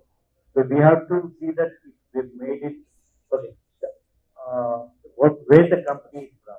Okay, if you take a company from US, let me say a maximum integration or analog devices. Yeah, if you call analog devices, they're procuring a sensors from analog devices. They provide what is the standard they are maintaining. If you take the data sheet, you go through each and every point in the data sheet, you have a detailed explanation how the sensor works and in which conditions it works. That's also very important for a prototyping or a POC to be tested. Yes, that's one part. And the second part, when you're doing a POC or a prototype, it's almost like a raw development. I don't say it's a finished development. Yeah. So in the scale, I mean, in the percentage of 100, the development is only 15%. If you take a POC or a prototype 1 or prototype 2. Yes. So after MVP, I'm talking about minimum viable product. The MVP reaches by 30%. Right? After that, 30% reach 100% as marketable product. That's where you can see the difference. It's not going to be easy to say that, okay, I've done a POC or I've done a prototype 1 or 2 and I'm ready with the minimum viable product and I can take it to the market. It's not going to work out like that. It takes a lot of time and energy to see that from 30% to 100%, it takes a lot of time. Exactly, that's one. And coming to the second part of your question on achieving the accuracies and all the maturity of the product development also is required to get that accuracy level. You have to fine tune the device in such a way that when you're going to one region to collect the data and doing the testing or the validation, you have to fine tune it in a more, the fine tuning is the most important part to get the marketable product. I just want to add one thing.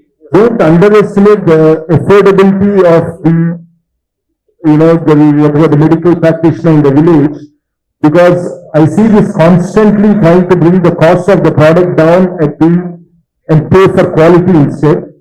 I am sure the incremental cost will more than help the practitioner to get more clients. So I don't see that as an issue. I think he raises good points. Cost of product is only 20-30% in the overall scheme of things. So I think if you're guiding them, sir, please make sure that they have the first prototype of the best quality. Then you can choose to do how to do the value versus price and all that.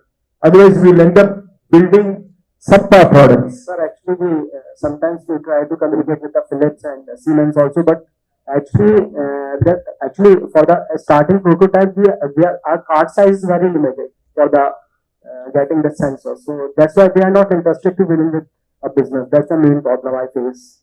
Okay, thank you for the question. Okay, fine. We have one-to-one interaction with the panel speakers. So I thank every one of you. It is a really interesting discussion we had with you. Thank you, sir. Thank you, Praveen, for giving this opportunity for us. That was a very informative session. Lots of questions. I know there are more questions, so I would request that the audience please talk to the panelists and speakers after their conclusion. We've now, we've had two really wonderful days. We started on a high yesterday. We started with an anthem, and I remember yesterday we had 2,500 people filling this hall. Hundreds of people standing outside. We had this wonderful anthem that we all sang together. Then we had the keynotes and all. And I now have the privilege and I'm extremely honored, to be welcoming Jayesh Ranjan Garu. Jayesh Ranjan Garu, thank you for honoring our request and coming over here. Jayesh Ranjan Garu is a special chief secretary. He's also been involved with whatever progress we have seen over the last 10 years in IT and all. Jayesh Garu had a huge role to play in all of this stuff. He has been a huge support of what we've been doing. Thank you, sir. Thank you for obliging our request and coming over here. May I now request Jayesh Garu to deliver the closing keynote, and then we will proceed to the valedictory after Jayesh Garu's closing keynote. Thank you, sir. Thank you for coming. Thank you. Thank you very much. Very good afternoon, ladies and gentlemen. First of all, I would like to convey my appreciation for the organizers of AI Days, Swecha team in particular, and everyone else who have supported them in organizing this wonderful event. Even though I was not here yesterday, but I heard very good things about the day-long deliberations, also the interactions that happened today. And I feel very happy that the ecosystem in Hyderabad, in Telangana, supporting AI is maturing very rapidly. We are already thinking of developing local language models, Telugu language models, Telugu language products, solutions, etc. So, some of the things that we are doing here in Hyderabad, I particularly feel very happy and very proud about it. Some of you would be aware that while the world over AI has been in existence for decades, but the real thrust came in just about 7 to 8 years ago. And gradually when people in India started taking note of AI, Telangana was amongst the first few states to decide a very focused strategy on how AI has to be developed, AI has to be used. Some of you will recall that in the year 2020, we decided to celebrate that year, commemorate that year rather, as a year of AI. And 2020, all of us go back and recall, was a very tough year. We had COVID, lockdown, all kinds of emergencies. And obviously, if you have planned something, not knowing that these kind of calamities are going to befall you, your plans do get derailed in some ways. But again, I feel very proud that almost 80% of what we had planned for that year, we were able to accomplish. Partly virtually, partly through in-person activities. But nevertheless, the beginning was very good. And of course, when we started something on 1st of January 2020, lots of preparatory work happened in the preceding months in 2019. And one of the good things, something which we have been recognized, national government has commended us for that particular activity. We brought out a framework to support AI. What is the responsibility of the government to promote AI? What is the responsibility of other stakeholders? How do we bring all the stakeholders together? And I would encourage all of you I'm sure have deep interest in AI, to go to our website and read this framework. While it was prepared in 2019, later half, 4 years approximately have gone by, but it is still very, very relevant. And I don't think there is anything that we have missed. Possibly, generative AI was not that relevant at that point in time.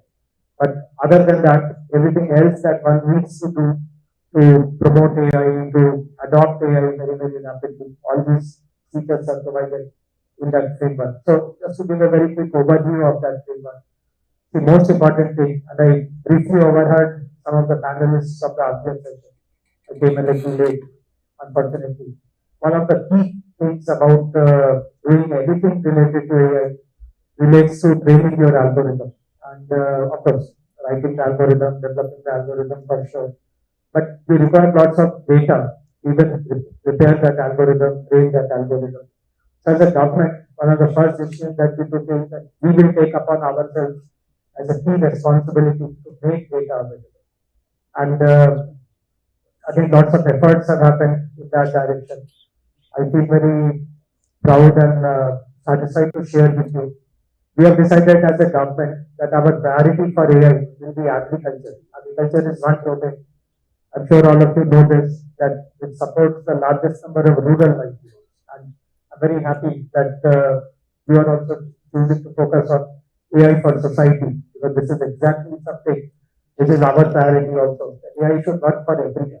Just as we use the thing AI for society, the similar thing that we use is AI for everyone. Making AI work for everyone.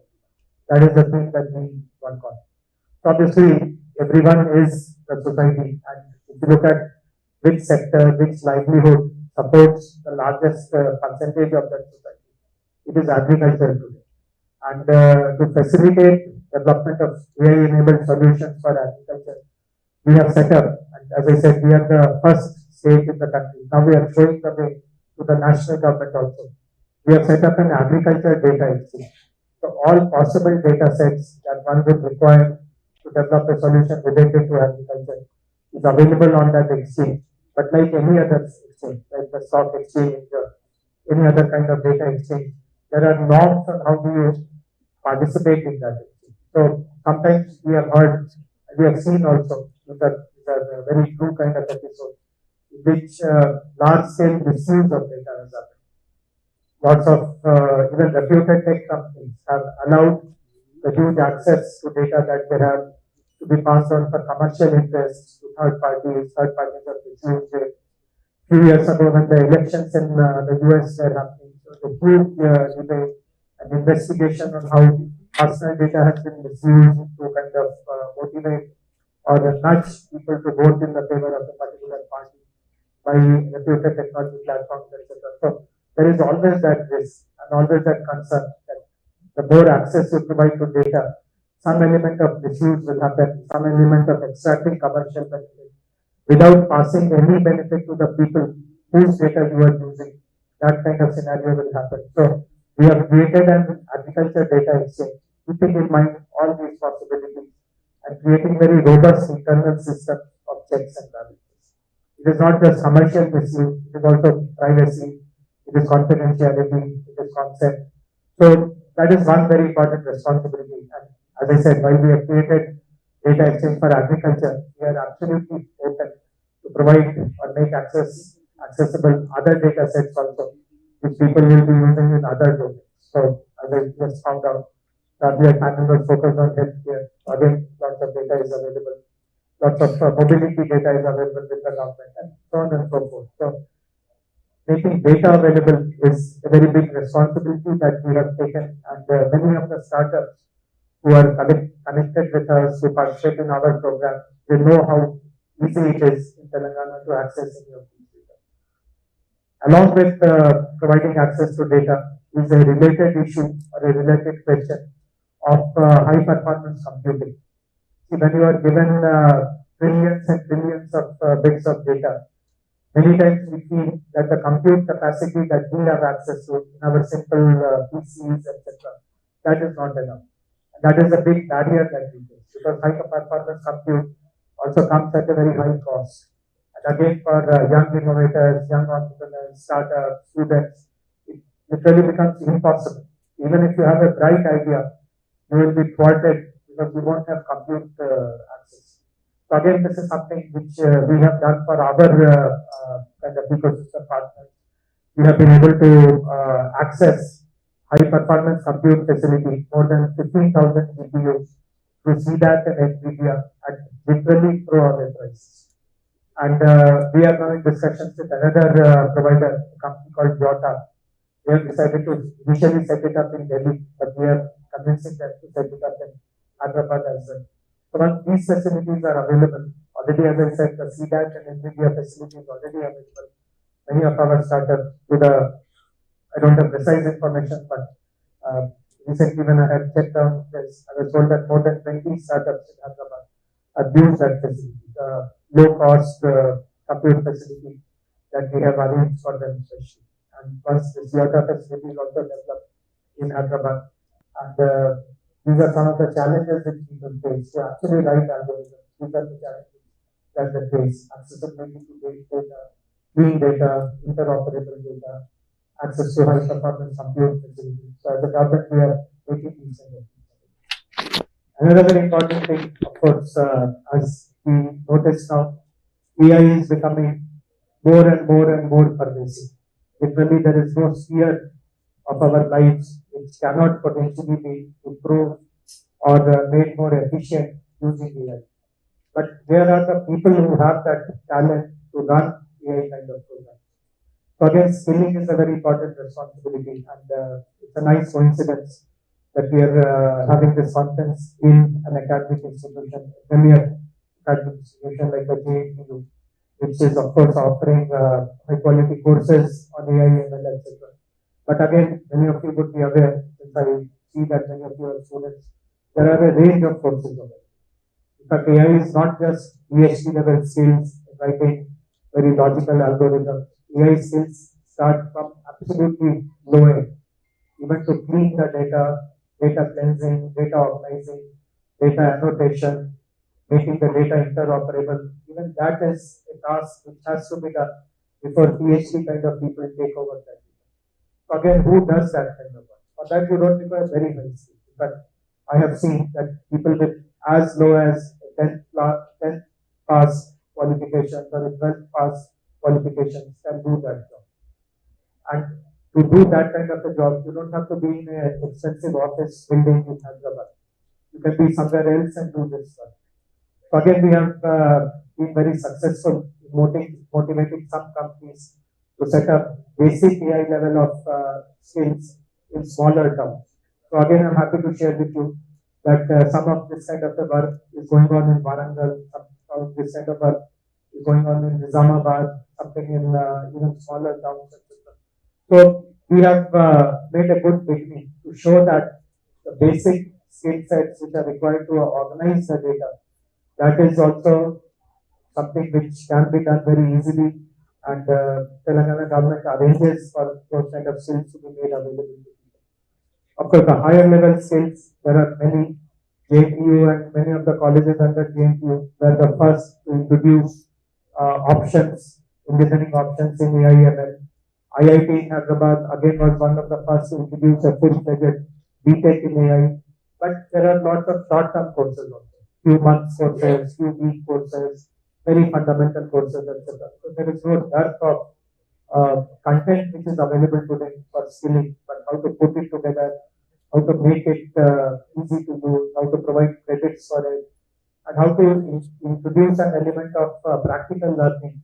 While you learn theory, while you learn the coding languages, how do you actually test the experience or the learning that you are getting on live situations? So that is again something that we have decided to focus on from this coming academic year, which will start maybe from June or so.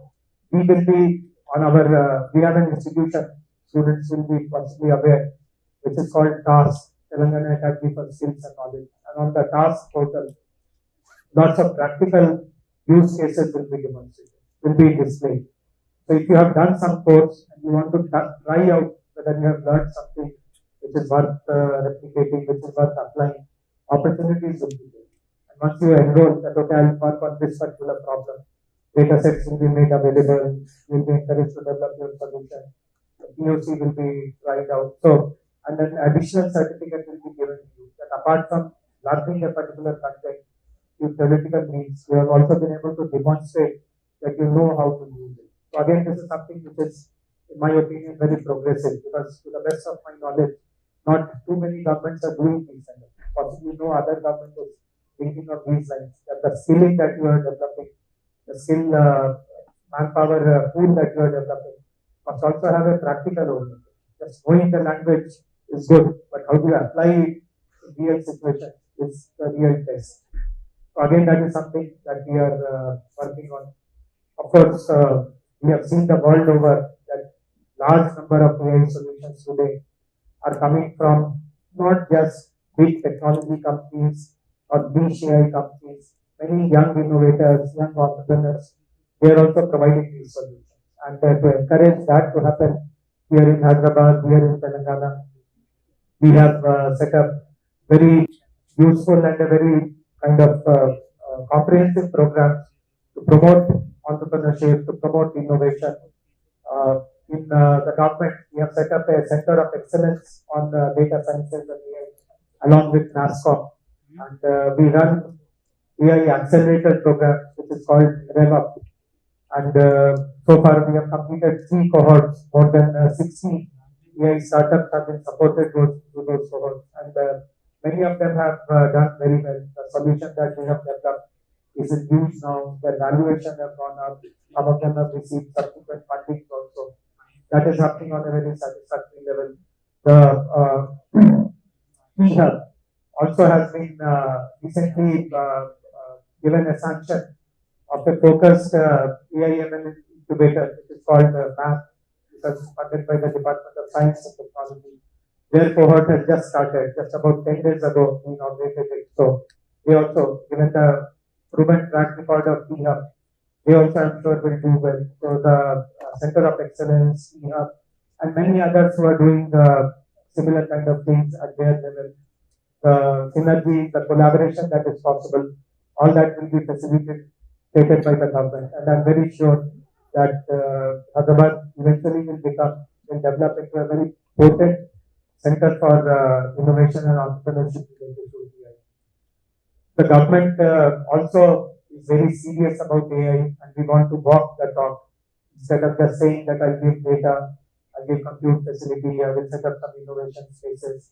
How do we actually bring AI into our own processes is again something which we need to show through example. And again, I feel very proud to share with you that in the last 4 years, since 2020 when we began the year of AI campaign, we have onboarded 25 plus solutions, AI-enabled solutions within the government.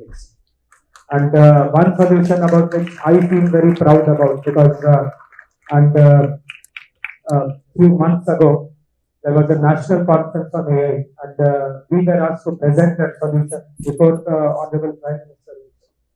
This is a solution which relates to poaching. Many of you will be aware that in the forests, animals are killed in a very brutal manner to retrieve their skin or their body parts and all that. And it's all very tragic. There are organized gangs of poachers who go to a forest area, they wait when no one is there, they attack the animals, and there is a very big traffic. The parts go to China, to other countries, and it's all very tragic. Animals obviously can't defend themselves, and all this is going on. So we have been able to support the development of a picture recognition based solution enabled with AI, which alerts the forest officials whenever any such image is seen, which is not of a regular animal which is found in that forest area or in that wildlife sanctuary. And it is running for the last few months, more than 1 year, I would imagine. And the initial results are very, very encouraging.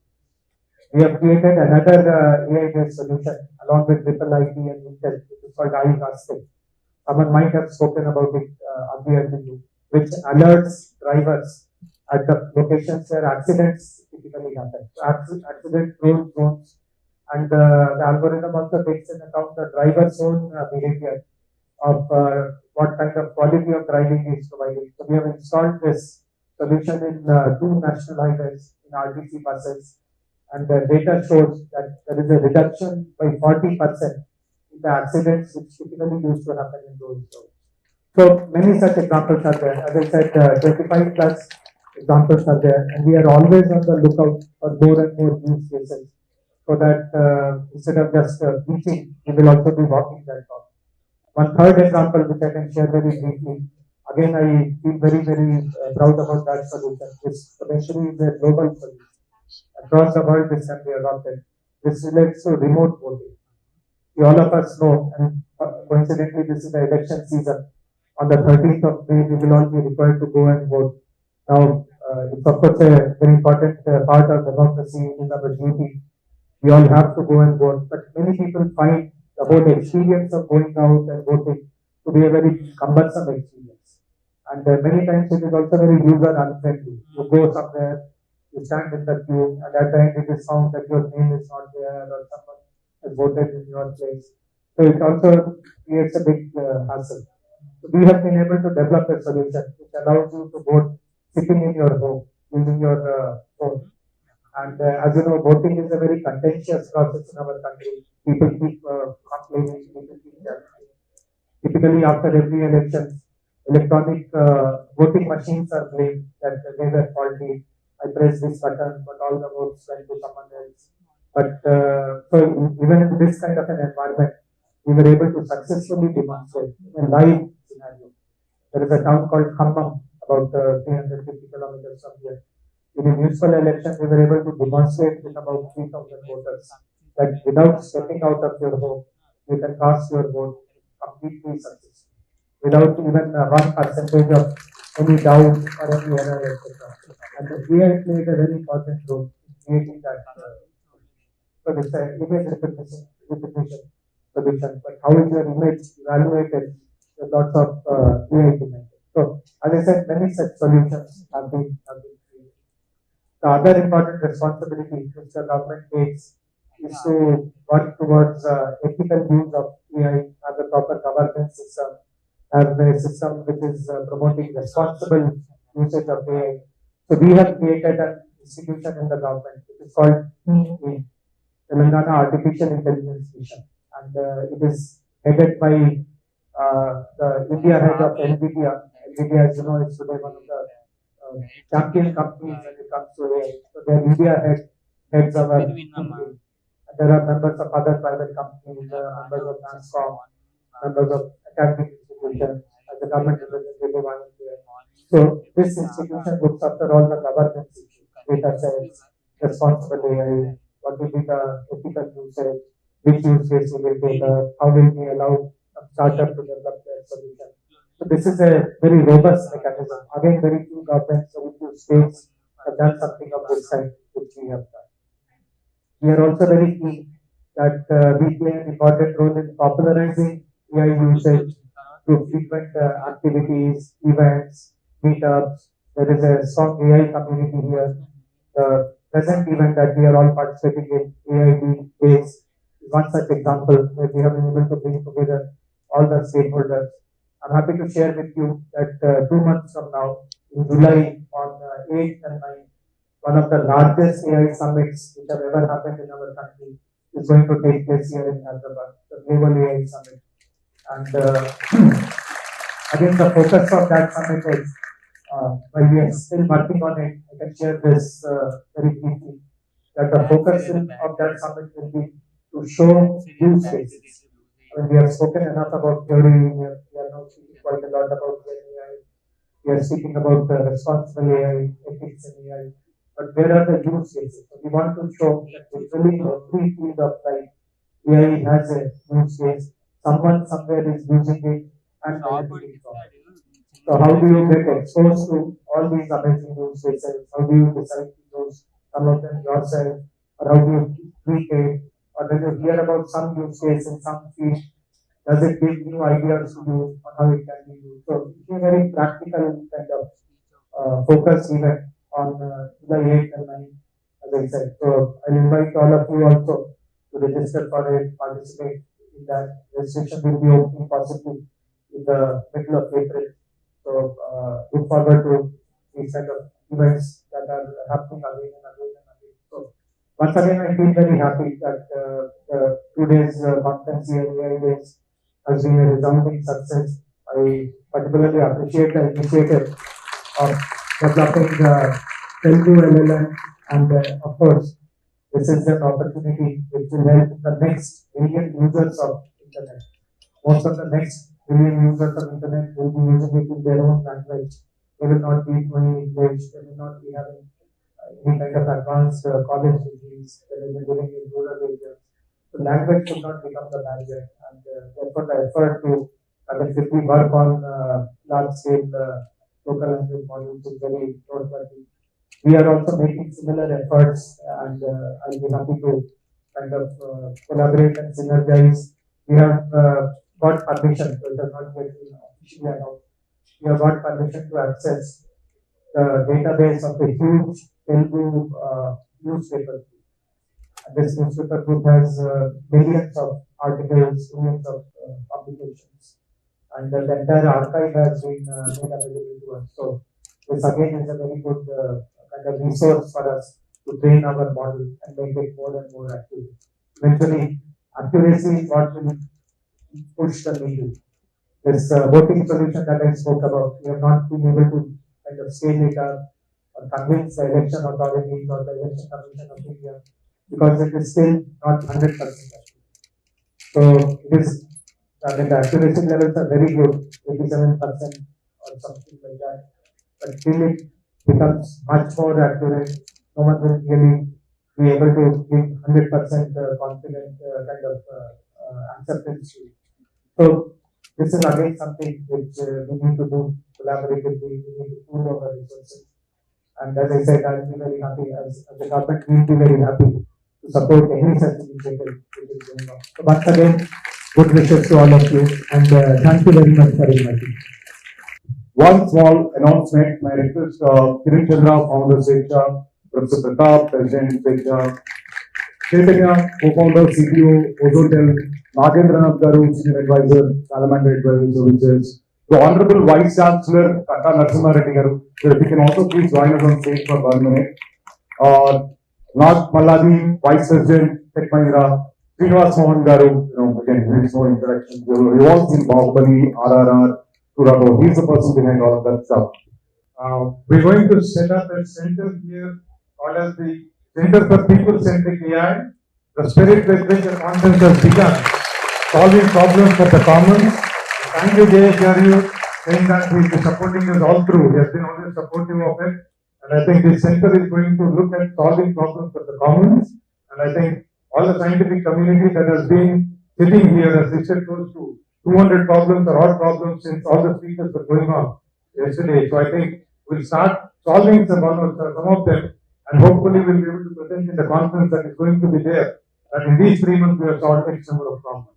We've already a few institutes, including IIIT, a few companies, they're also represented over here, signing up, universities and all. There are a few companies which have signed up to be founding members of this center as well.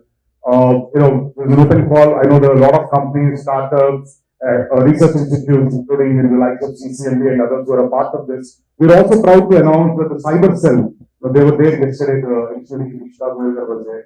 They wanted to partner in the center that we are setting up as well. So if you're interested, please do reach out. This center over the next 1 year, we will be working towards Vision AI for Society. Hubs will also be there across the year. This is not just, this will be centered in Hyderabad. We are opening up hubs in Madras, Bombay, Chennai, Mumbai, Bangalore, other places as well. This is going to be a huge initiative where we are going to be working on use cases. If you're wondering why we have this, we have demonstrated farming and agriculture use cases yesterday. This will actually be, we will be releasing lots of use cases as we go forward. This is an open invite. If you're representing your company, industry, startup, whatever it is, if you're interested in building people-centric AI solutions, please do reach out to us. We're going to be actually launching the center in a month's time frame, and we look forward to collaborating with you. JHR has also said they're happy to collaborate with us on all of these things, and we'll be more than happy to work with the government and other organizations which are working with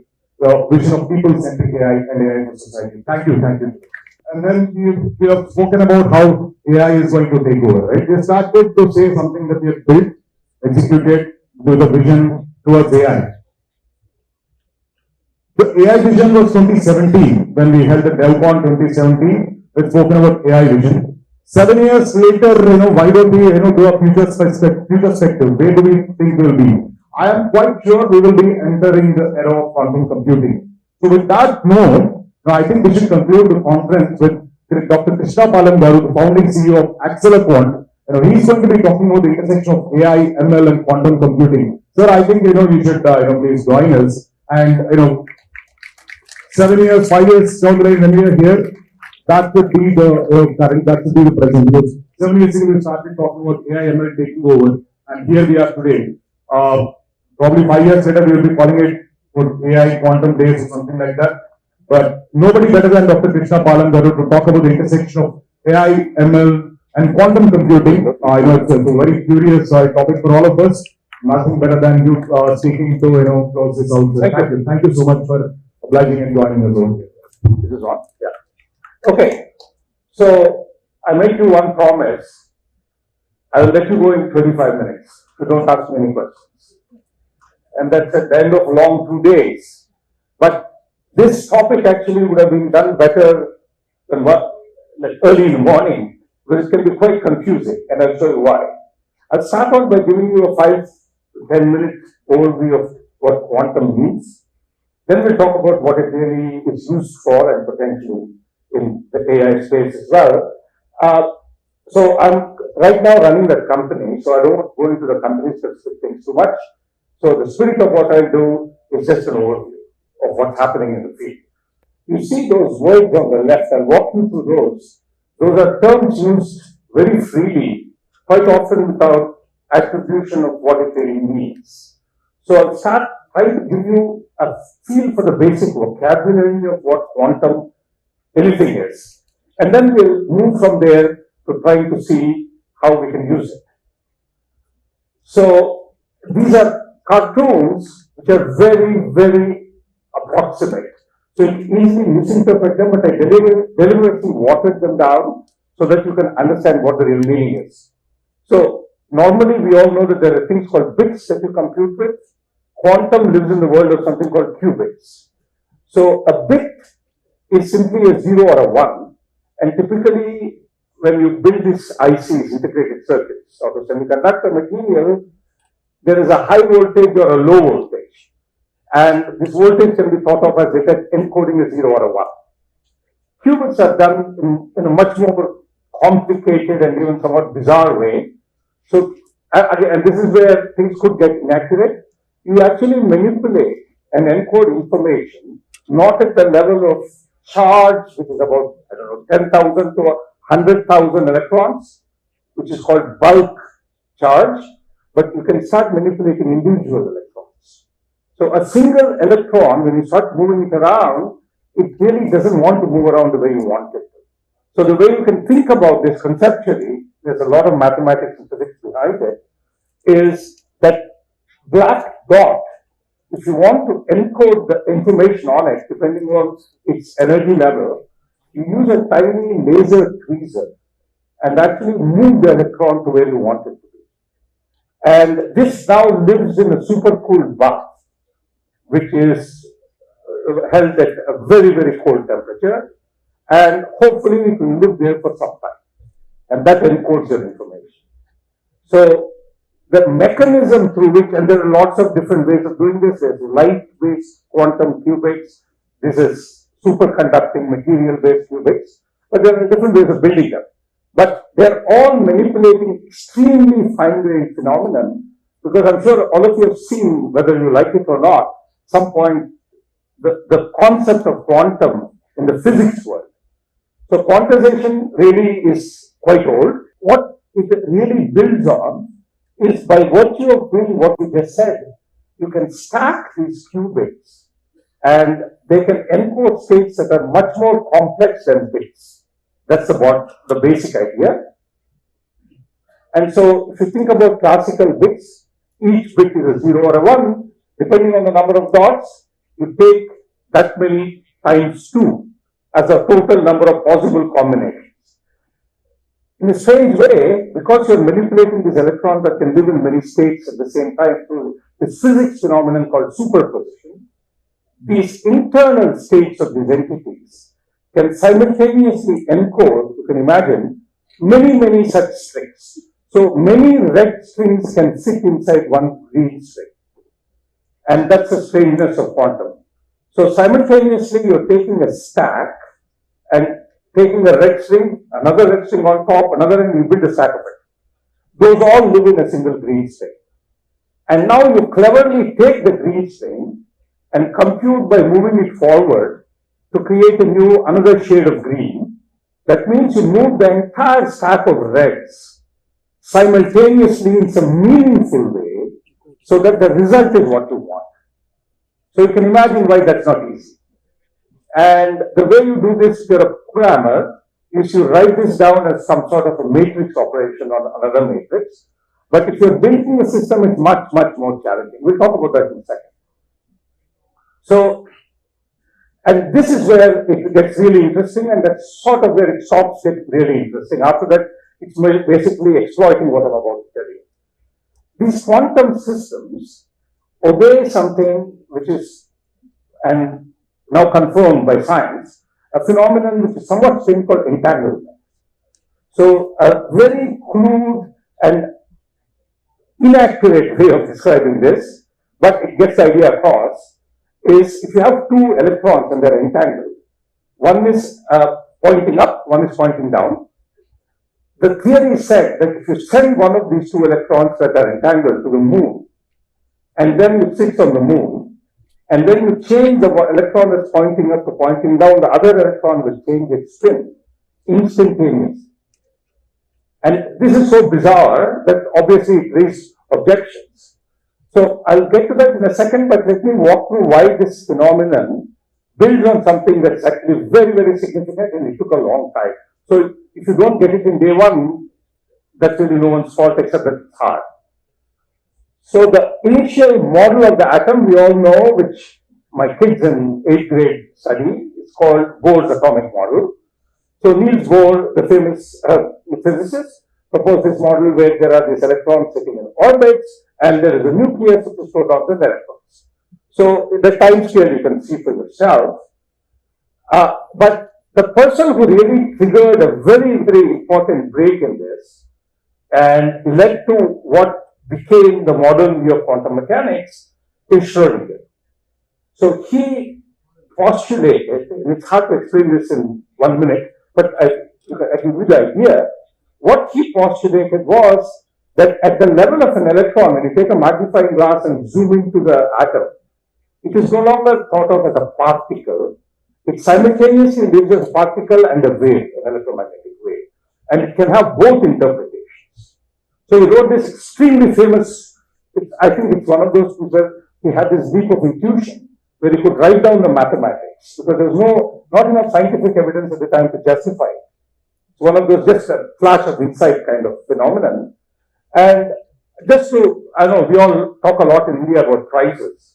So each one of those I'm tracking were recipients of a Nobel Prize in Physics for that work. So now moving forward with this formalism of a wave equation, entanglement was postulated. And then, I'm sure you recognize the gentleman at the left. Everybody knows him. So he took objection to the fact that this phenomenon where mysteriously this equation says you flip something here and something else will flip far away, simply doesn't make physical sense. There's no intuition that justifies it. So he said there must be variables that are hidden that you don't know in the model that are coupling these two things. So he got together with two of his friends, Rolke and Rosen, and they wrote, in fact, a popular paper because of the first author, attacking this theory, saying that he called it, and at the time if he spoke loudly, people took serious notice, said this is spooky action at a distance. And this is called the hidden variable theory, which in the 60s got debunked actually. But the bottom line, this is not an easy thing to propose, nor is it an easy thing to verify. But lo and behold, many, many years later, work done from 64 to 1998 led these three people who did really brilliant experiments, because this sort of thing is very hard to verify, to receive the Nobel Prize in 2022, 3 years ago. So it's only 3 years ago that entanglement is accepted as a verifiable scientific fact. Through experiment, it was postulated, all sorts of indirect proof was there, but a direct proof is raised. So now, not to intimidate you, but quantum computers take all these things except for Einstein's objection and exploit it through a programming interface. So I can actually manipulate all these things through a quantum computer. And that's the brilliance of the engineering that happened in the last 20 years, which led to machines where you can actually set superpositions up through software, entangle things, and then if you are clever enough to write the right program, let the stack of entangled bits be processed, where when you touch the answer and read it out, you get what you want. So, and we'll see what happened there. So, an algorithm, a quantum algorithm exploits these features. Okay? And this is what everybody is after. Now, somebody in the opening of this session said that in 5 years we'll be looking at a quantum summit like this. It's happening now. There are summits around the world, the equivalent of this, maybe not 1,500 people, I don't know, but they are able to, and here our little startup could actually show how you have a problem that can be solved at scale. And therefore, sooner than you think, and that's the name of the company, Quant, we're accelerating the time to which these quantum technologies will use. And it's purely, we live in the software space, all the big giants, they build the hardware. And so, what is happening out there? The next two slides are largely due to McKinsey, the consulting company, and the Boston Consulting Group. They built these projections. So, you have, these are the areas where it's supposed to have impact. It's a long list. I'll get to that a little bit more towards the end of the talk in 10 minutes or so. But the opportunities are many. But how significant are they? So, the scale on the y-axis is billions of dollars. So, if you look at a modest projection, and this was done 2-3 years before generative AI, the AI piece of that was supposed to grow to $100 billion. And that's the quantum piece. Okay? And now there are all other normal things like pharmaceutical drug discovery, pharmaceuticals, I'll talk about that, and other areas as well. So, if you add it all up, that's close to a $250 billion at that time. But today, or yesterday I heard, I haven't verified, that ChatGPT's market cap, people are talking about to be $1 trillion. Okay? I don't know if it's verified yet, but I heard. Now, that's $1 trillion, and this was when ChatGPT didn't exist. The quantum AI could be much, much bigger. So, these are areas that are just rising extremely quickly. So, is any of this real? Are people taking it seriously? That's a list of companies. Each column is a different type of hardware technology, physics, who are investing in this area. So, you can see, so the names you don't know are startups, but when I say startup, they're spent anywhere from $100 to $250 million building this hardware. And the big ones, of course, you know, right? So, we ourselves are partnering already commercially with IBM to validate what we do on their machines, and I'll mention that briefly in a minute, and also talking to other companies. IonQ is a very interesting startup out of Maryland in the US, who are doing a different technology than IBM, and Google is invested in this. I didn't list it here, but Amazon also, but they're not as loud about it in the public domain. They're quite much more quiet. That amount of money, and this is old information from 2023, that has already been invested in startups in quantum. So, there is over $100 billion invested worldwide in quantum computing startups. The number is a little big because the hardware companies soak up a lot of this. The hardware companies take up 600-700 million of this. And so the leftover for smaller companies like us is in the $10 to $50 million, but we don't need more than that at the moment, right? So, because it takes a lot of effort and people and cost to build these things, right?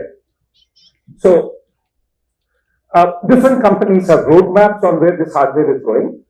This is IBM's, one of the companies we use actively. So, if you see from left to right, basically you just see those names, Falcon, Hummingbird, Eagle, Osprey, Condor, etc. Those are increasingly big quantum machines. And they're rolling them out every year, year and a half. And as they get bigger, you have more of these things, I said, called qubits. So you can use more of them, you can solve bigger problems. That's the whole idea. Okay? Okay. So everybody who's been building hardware, therefore, has a roadmap. And they're all projecting that by 2028, roughly, you'll have a machine big enough to really do whatever you want, in a sense, something at large scale. And so that's Google's roadmap.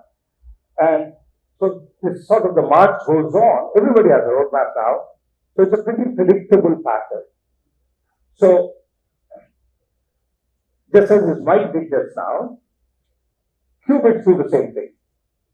After a short while, in the middle of a computation, they kind of fade away and die. So what we just saw was a demonstration of a qubit in real time through the mic. So what happens with these qubits is because these electrons, let's say, are held so delicately in place, a change in an energy infusion to the electron causes it to go to a different state. But that can come from a tiny bump, the famous newspaper article that said a truck driving in New York 50 miles away from IBM facility can send a vibration that can destabilize an electron. So these things are very, very delicate, is a short answer. And that creates a problem. So the fact that when they say I'll have 2,000 qubits in 2028 means that when I'll have 1,000 good qubits that will stay around with us for a while, and hopefully like this might last till the end of the computation, right? So that's the way a typical computation can be thought about. It's evolving in time. Because wire-like things are entanglements. The grayness means the qubit is fading away.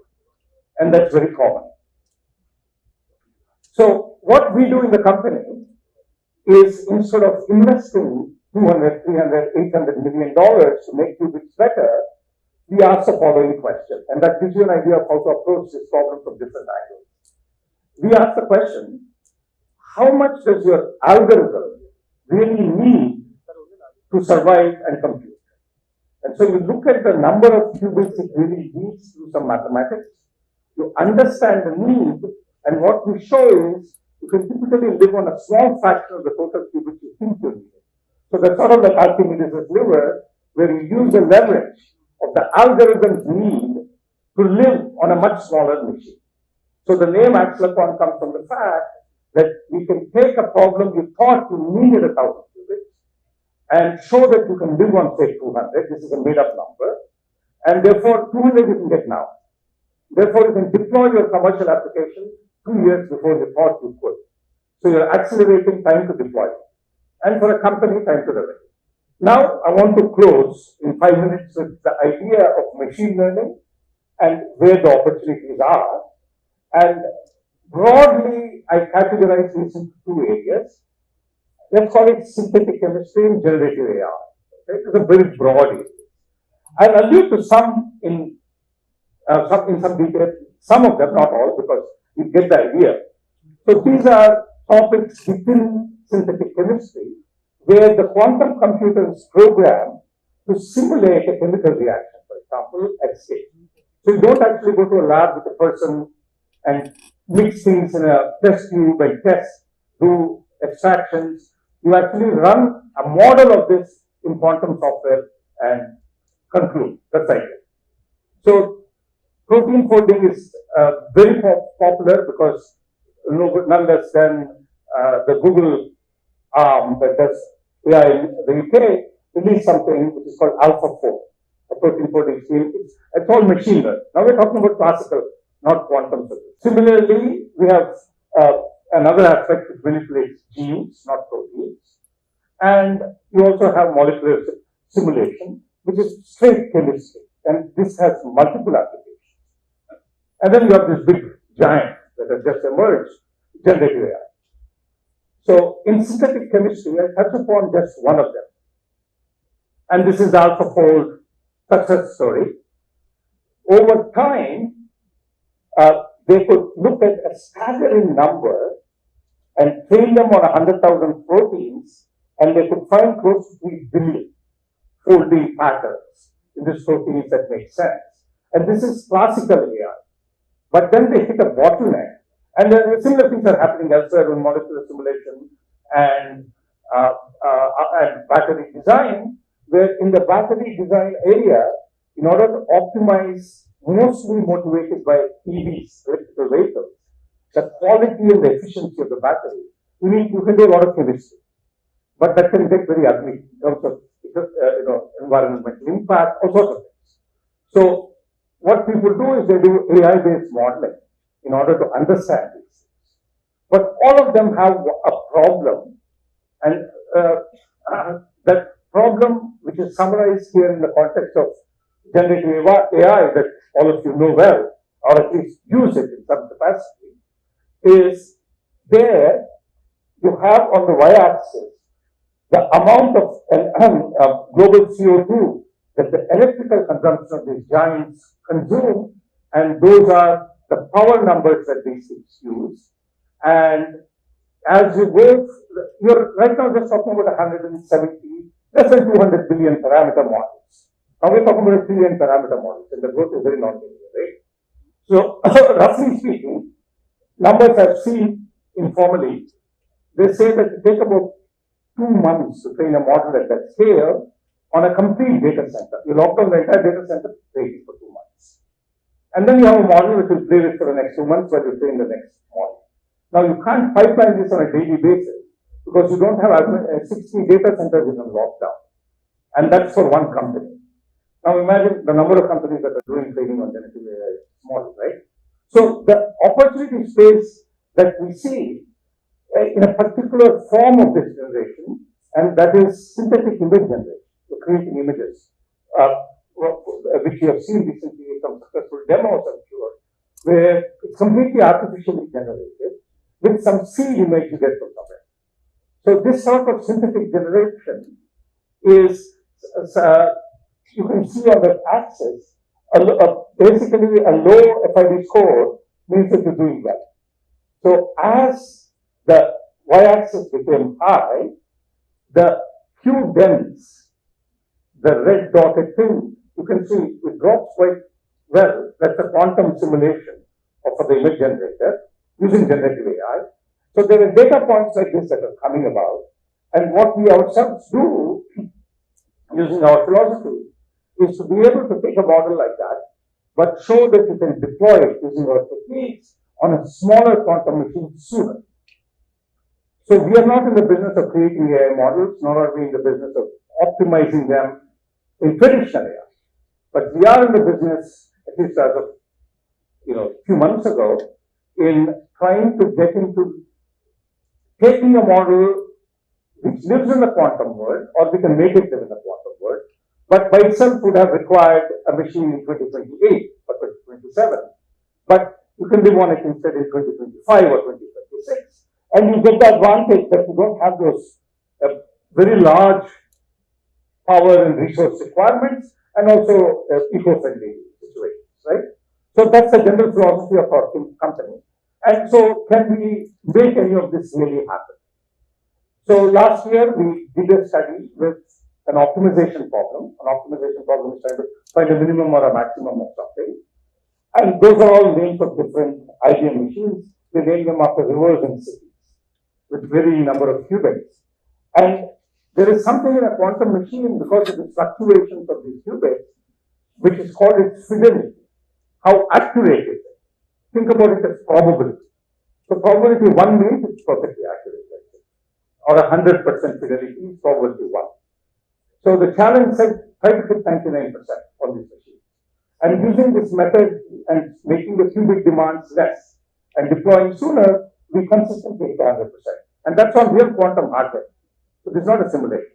You actually can upload it in the cloud, invoke a machine wherever it is, and run it on IBM hardware. The other side of the story is what are we pushing to do? We're trying to take something that needs, say, 1,000 qubits and say you can live on 200 qubits. 200 is now 1,000 is 26, 27, right? So so IBM has put out some benchmarks. The greenish blue curve at the bottom is when they will slip on the y-axis something called a certain quantum volume, the size of the problem. And it grows according to their projections along that line. Once you do our transformations to live on pure qubits, you get the purple line. That means you can move that point where you could get a certain volume from, I don't know, roughly 2025 to last year, which is when we did, right? So the entire philosophy of what we do is that living on other people's hardware, which is any of these, we're agnostic as to who makes the hardware, It's an abstraction that we work with. And last but not least, the domains of applicability that I mentioned to you are real, and we are concretely looking at aspects of machine learning. And that last application you saw, the image generation synthesis application, is at the front of all this. So this is happening now. The question says that can I translate the market size and technology opportunity into some sort of return on investment type estimate for a given enterprise. So first, a high level comment, everything we do is in the enterprise space. It's all what they call B2B. So we don't do B2C because it requires individual customers, right? Now, the numbers that start out in this, let us call it calculation, are speed up and let us say scale, the size of the problem. So I didn't say this here because it's all about AI, but there are non-AI domains which are where this is more obvious because the domains are mature and they already have revenue. So we are looking at a particular supply chain logistics domain which has a TAM, a total accessible market of about 12 billion. And we are now in the process of showing that a problem that they solve can be scaled in size by a factor of 100 and done 10 to 100 times over time faster. So that means they have actionable information which would normally take a few weeks to get to in a day on a much larger global problem. So you can imagine the domains, without going into all the details, airline industry, shipping, correct? All the heavy supply chain kind of industries. The same optimization problem also plays a role in the battery design. But I went into the more future, forward-looking areas because the total TAMs in optimization are set. The accessible market is now well-defined. These are emerging TAMs.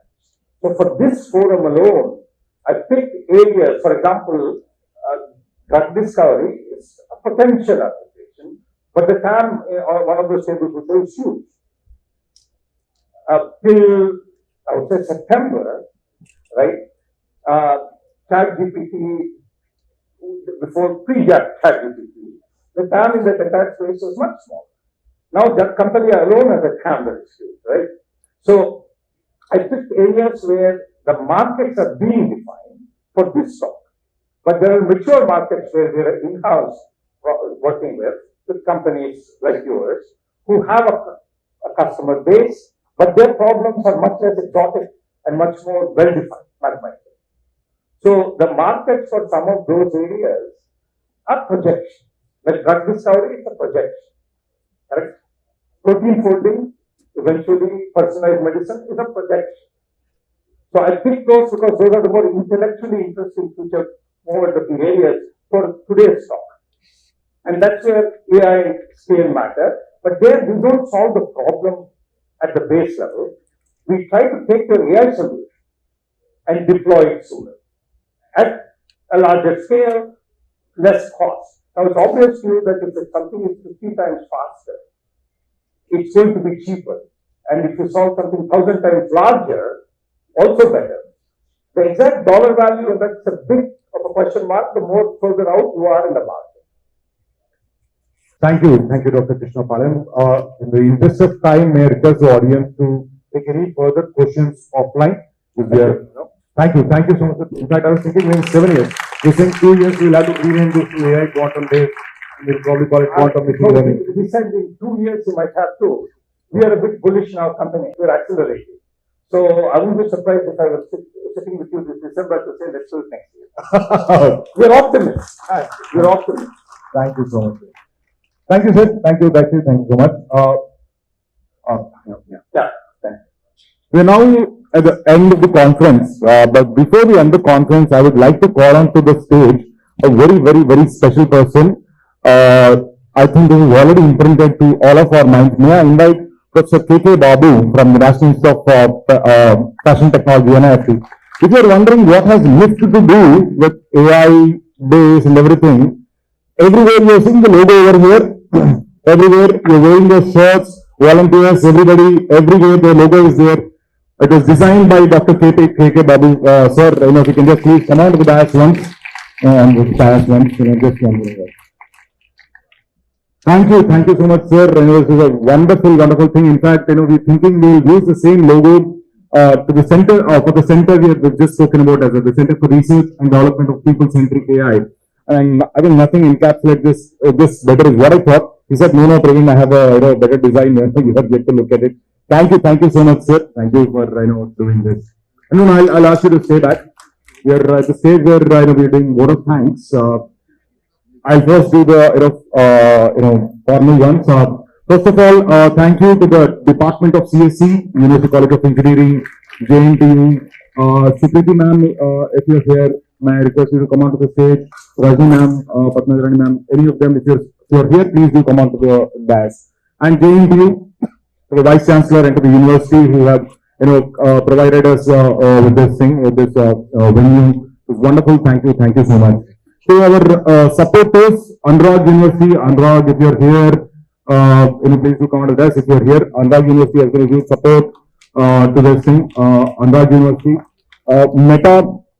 Meta is a supporter of this conference. We have Hitam, Sridevi College, and a lot of JPNC has also been a supporter of this conference. In addition to that, for the supporters and everything, you've seen the partners, you see the AIML partners as TechVedica and DigiQuanta. Thank you, DigiQuanta and TechVedica. CX and AI partner being OzoneTel, or Visual Media partner, OneBlink Media partner, Hans India, and lots of others I might be missing because they're playing the full screen. I typically like to copy some of these things, but that's okay. Using some of this stuff.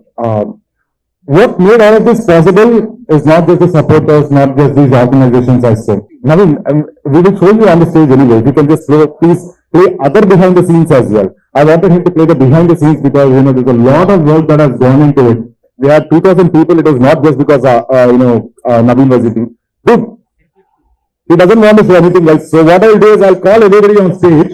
I'll first start with the person behind all of this stuff. Kiran is the founder of Swecha.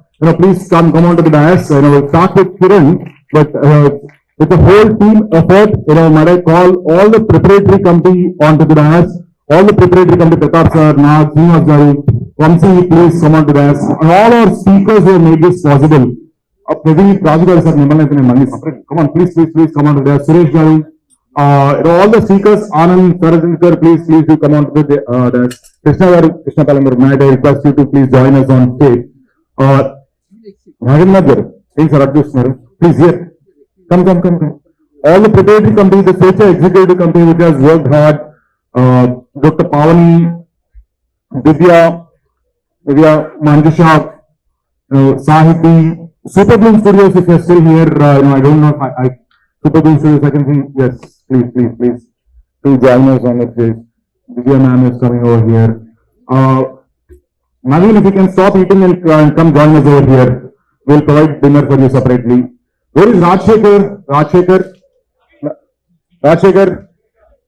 Chaitanya, hello, please. We also have the birthday boy over there. One, happy birthday to Ranjit. Happy birthday, Ranjit. Ranjit has turned 45 today. No, 50? 50, yeah? Divya ma'am is saying, why are you revealing the real age right now? Sorry, Ranjit, should I say what? I shouldn't say you are real. Okay, Ranjit is not 45. Hey, hello, Chaitanya. Hello, please, somebody escort Chaitanya onto the... thank you. Ramesh, all Shashikant. The question that I was asked, everybody was asking me, how is Shashi still alive? I don't think he has slept in the last 1 month. Where is Shashikant? Shashikant over there. Okay, Shashikant is over there. Sini, please do join us. Srinivasan Damani, yes. Dr. Srinivasan Damani. That's why he's not coming on to the guys. Next year only, 77 to 80, I don't know. Ready for it. We'll have the mic. I have the mic. If we hit 80, then we'll go to 90. Then we'll see if we can actually hit 100. Doctors over here, Suresh got 100 decibels. Is it safe for the ears for like 2 seconds? You have an okay or not? Okay. Volunteers, also all the participants, may I request you all to come here closer. We'll see if we can hit 100 decibels over there. Shall we all come here? Shall we all come closer here? Come closer. Come closer. Let's see if we can hit. In the morning, we tried to hit 100 decibels.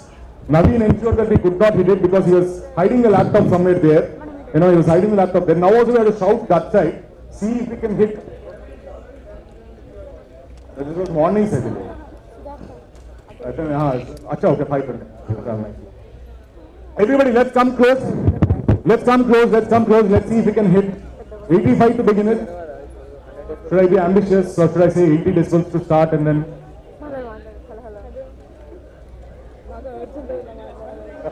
Okay, we'll first try without the mics. What should we say? What should we say? We, us,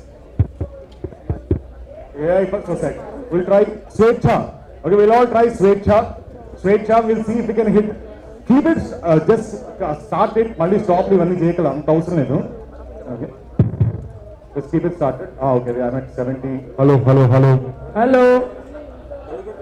I'm going to turn off the mic. Okay, we'll hit 90. We'll hit 90. Okay, 90 is our target, everybody. On count of 1, 2, 3, we will say Swechha. Count of 1, 2, 3, let's all say Swechha as loud as we can. Let's see if we can hit 90 to begin with. Alright. 1, 2, 3.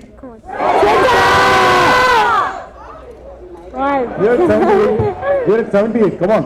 Where is stop akkale? No, it's showing the magazine. Where is the ekkadunde adi laptop? Koncham daggara teesukandi. Alright, we'll try once again. We'll hit at least 80 here. We'll hit 80 and we'll go. Okay? Sorry, you're going only after you hit 80. Volunteers, I need you on the stage. We need to hit 80 decibels. Okay? We're trying once again. 1, 2, 3.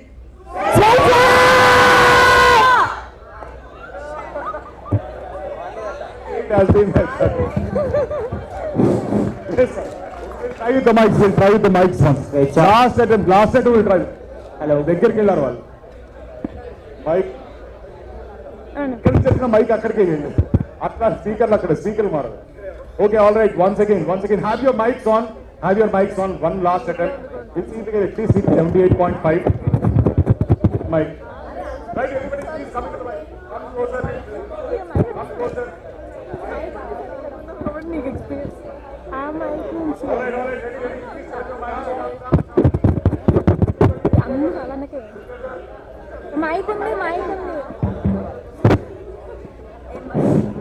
అది పని చేస్తుందా? 1, 2, 3.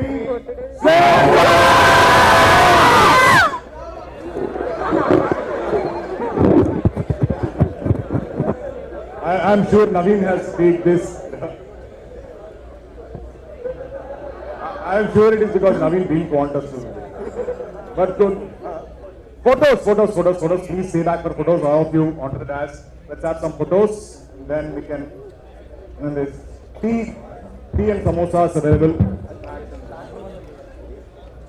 All right. Once again, let's give a big round of applause to everybody.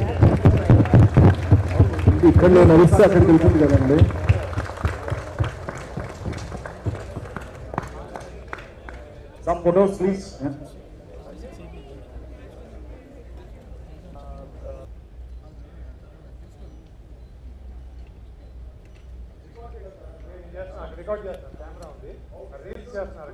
Come on, now. స్వేచ్ఛతో పయనం.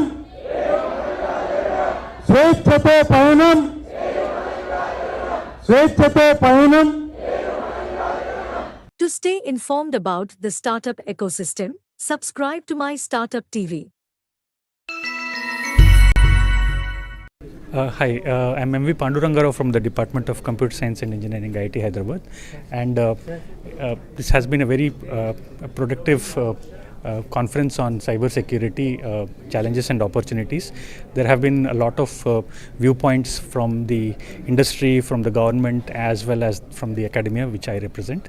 It has been a very fruitful experience, and I hope all the delegates will gain a lot of information and knowledge from this conference. Thank you. To stay informed about the startup ecosystem, subscribe to MyStartupTV.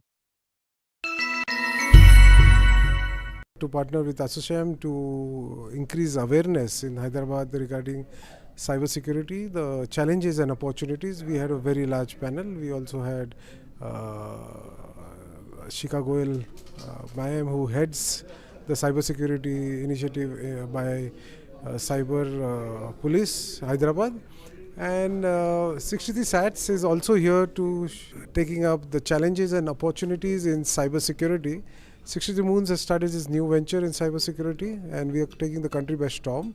We have a product for the citizens, we have a product for the enterprise, and the Cyberdome for large critical infrastructures of our country.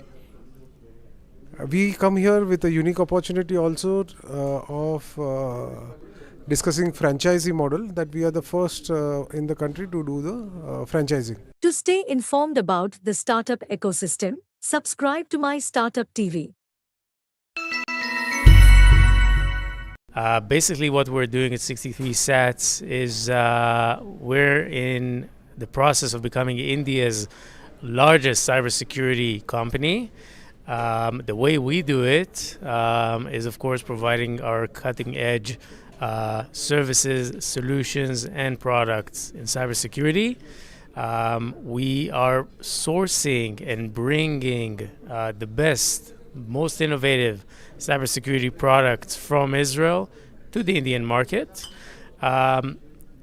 About myself, I was born and raised in Israel, worked in various roles in cybersecurity for the Israeli government for the past almost 20 years. And therefore, I'm very well versed with the Israeli tech and cyber community. And I'm trying to do my best in bringing this expertise to the Indian market. Thank you very much. To stay informed about the startup ecosystem, subscribe to MyStartupTV.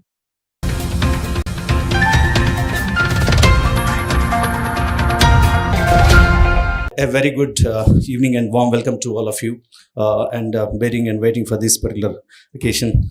So it is mainly to bring in response to growing concerns and surroundings cybersecurity. So around this particular topic, which is a keep alarming around and around in everyone's personal and professional surroundings.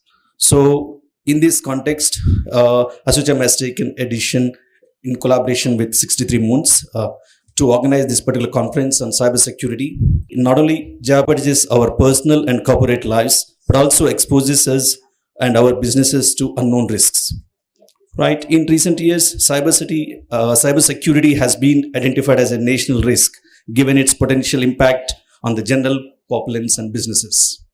So, as the world is evolving and advancing in the realm of digitalization, the threat of cyber attacks also grown. So, India is no exception to that. And in October 2023, Security, a US company, informed that world about the availability of Indians' personal data on the dark web. It would have been easy to ignore.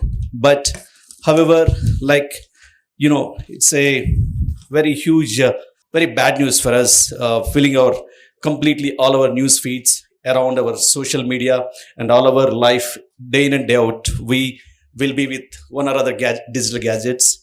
But whether society and everyone is equipped with digital literacy accordingly or not.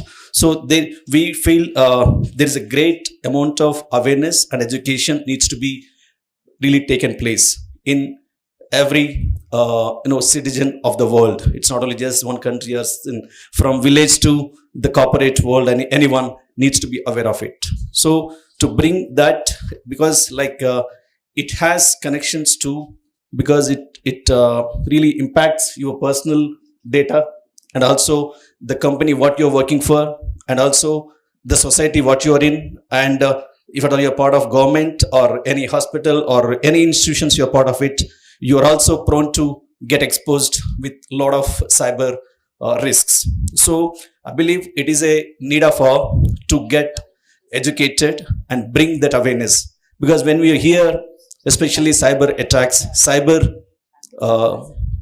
if at all you are exposed to cyber security concern and hackers, these things now, it looks very silly.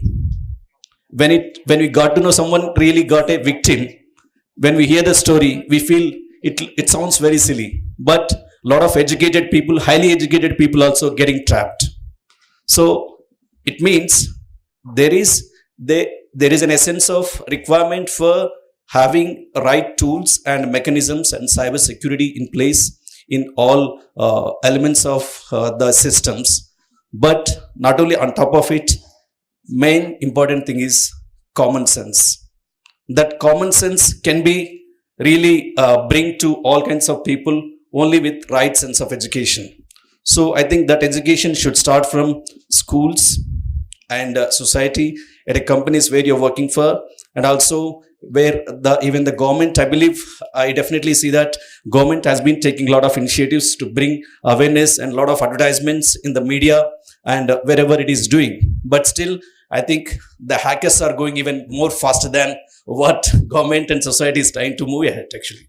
So means we need to have even more stronger and very focused education system for this cyber, how you can be a victim of cyber attackers. So in that context, I think we felt at Ashocham as a association where we associate with the general public and also corporates world.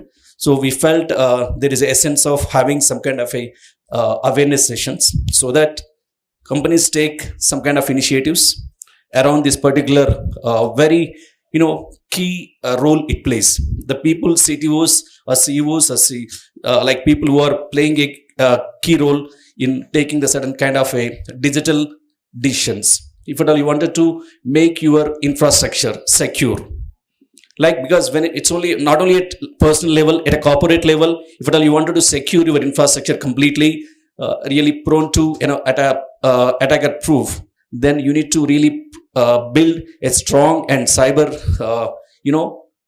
security system in place. Though you're putting your data in cloud, for example, right?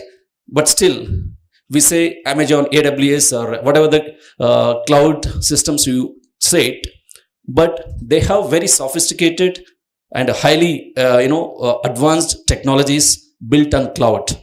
But however, as a consumer, you have to build security around it. They have tools, but you have to use, because AWS or Google or Microsoft won't assure you that your data is secure, because they will say we have tools. You have to use those tools to build and bring that security features enabled for your data. Means that is corporate level I'm talking about. So in these various topics we have it. I guess this particular forum can bring various dimensions to this particular thing this evening, so that we can take some kind of initiatives. And when I was discussing with some of my friends in abroad, like actually they are talking about a lot of interesting aspects to it. So government should bring a lot of animated videos, how one can be victim of it, how you can bring that education into it. So why I'm keep telling about education and awareness is that is the key thing at this stage of bring, because people now we are using a digital payment system, everything digital payment system. India has been with the UPI system. We are one of the fastest and also growing system where we are using digital payments. Means we are highly exposed than anyone else in the world. Means the person who is in the farmer, who doesn't even know, but still people are using Google Pay and bank transfers and everything, they are using it. Means the attackers, really it is a very sensitive, very delicate thing. What I think government should even keep a more strong education system where even uneducated people can understand its relevance. I know they are putting already efforts. I believe in the direction we may need even more stronger initiatives. So I'm hoping that ma'am, I think will throw some light on it, how we can able to even corporate world can even collaborate and bring more awareness in the all sectors of the people. Thank you, ma'am. We can continue here. May I request Mr. Deepak Mishra to please deliver the theme address for the today's session? Hi, this is good evening to everybody. I guess Mr. Ram Babu has already given a brief on the theme. I would just like to touch upon 2-3 more granular aspects on the challenges and opportunities. As Mr. Ram Babu said, the corporate has a lot of responsibilities to take this opportunity to the next level. As a corporate organization, if we take this opportunity and we bring in a lot of trust to our business, that will definitely help to for a corporate to get more business. In cybersecurity, is if we drive it as a culture in our organization, we can build more business, we can build more trust. At the same time, we can help our global economy to survive the latest threats that we are seeing, especially the ransomware threats. As you must be very aware that at least 10 to 15 top ransomware attacks happened of the size of more than 50 to 60 million in a year. These ransomware threats bring down the business, they extort money, and they make sure that your business is crippled. So as this theme of opportunities, as we are going to speak about it, we are going to speak about how we can leverage the new technologies, new platforms to build a secure business and to drive this secure business to a next level. Thank you. Good evening, Hyderabad. I'm Nihar Pathare, Tech CEO and the Chief Information Security Officer at 63 Boons. I've been working with this company in the field of security and cybersecurity for the past 16 years with the same organization. A product company which now ventures into cybersecurity, and we have aiming to be India's largest cybersecurity company in the coming years. My presentation is not about what the company or the technology or what are the products offering, but I have curated this presentation that tells you what is coming in new from the world and what partnerships that we have, which are very unique. I was in Israel for the last 1 week, where we were talking on partnership and new products and outstanding technology that we are bringing into India. Before we get into that, I would ask my colleague to play a video which sums up our current situation globally and in the country, and what type of cybersecurity scams are happening here.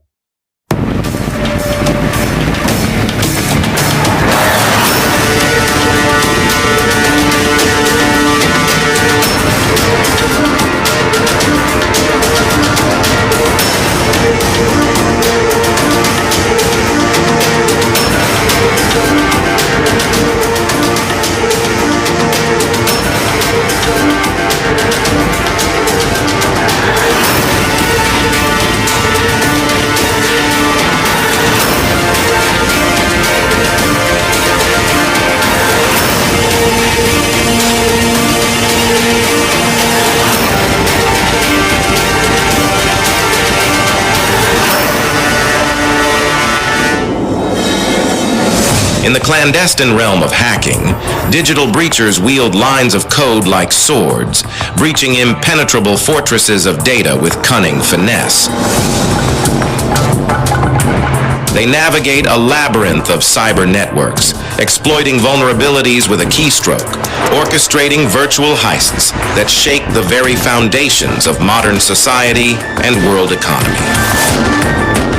In recent years, organizations of repute, including the BBC, British Airways, Boeing, and IBM, have experienced data breaches after unfathomable ransomware attacks. It is believed that nearly 1 million WordPress sites have been affected by cyber attacks. We are following information about a worldwide hacking attack where the criminals say that they will return stolen data after a ransom payment. The extortion group gained access to sensitive and personal information through a file-sharing app called Move It.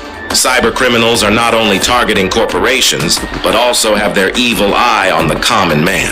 It's a scam happening all over the country, an account takeover fraud. It steals your money and all you can do is sit back and watch it disappear.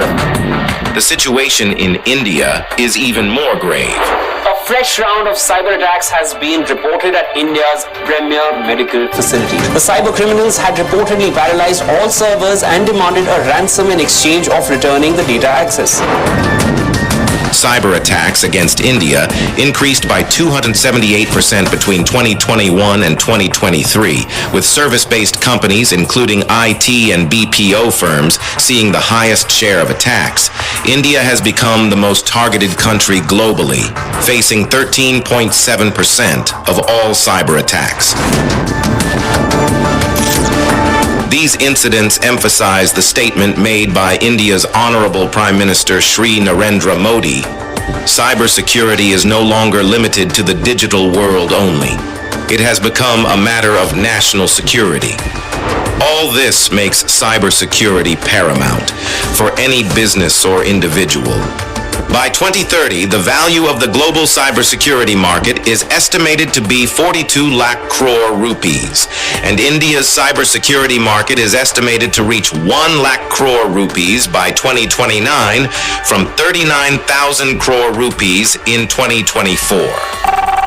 Hello sir, आपको एक call आपके card से संबंधित किया जा रहा है। Sir, बताना चाहूंगी कि आपके खाते को 50,000 की लॉटरी लगी है। ना किसी लिंक पर क्लिक किया, ना ही कोई मैसेज मिला और पैसे रफू चक्कर। Therefore, for complete protection from the infamous Jumtara-style frauds, India needs a vigilant and resilient cybersecurity force, like our border security force that safeguards our nation.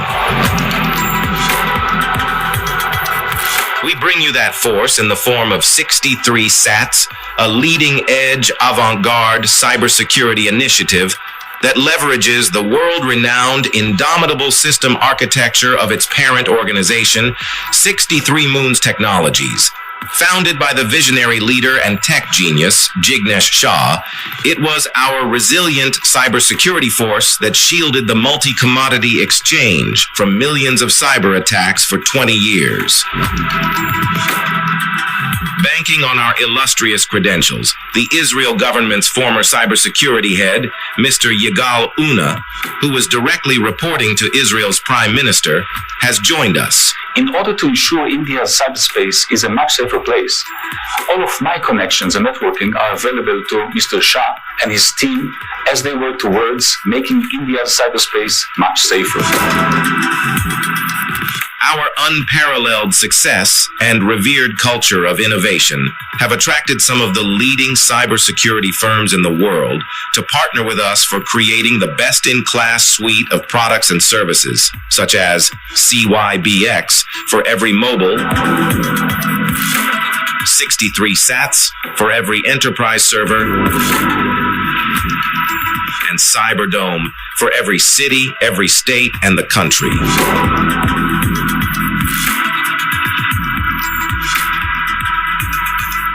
Together, let's safeguard our country against cyber threats with our Cyberdome. Let's together create a decacorn story in the hectacorn universe. So moving forward, I wanted to show you, these are the common frauds that we are facing in the country. Phishing, swim swap, OTP interception, in terms of forwarding your OTP messages, swapping your SIM card. Phishing is now on the older side, but now we have a new kid on the block, which is deepfake. And how deepfake is working is you're getting phone calls from maybe your wife, your husband, and the voice is absolutely the same. And they call you from a new number.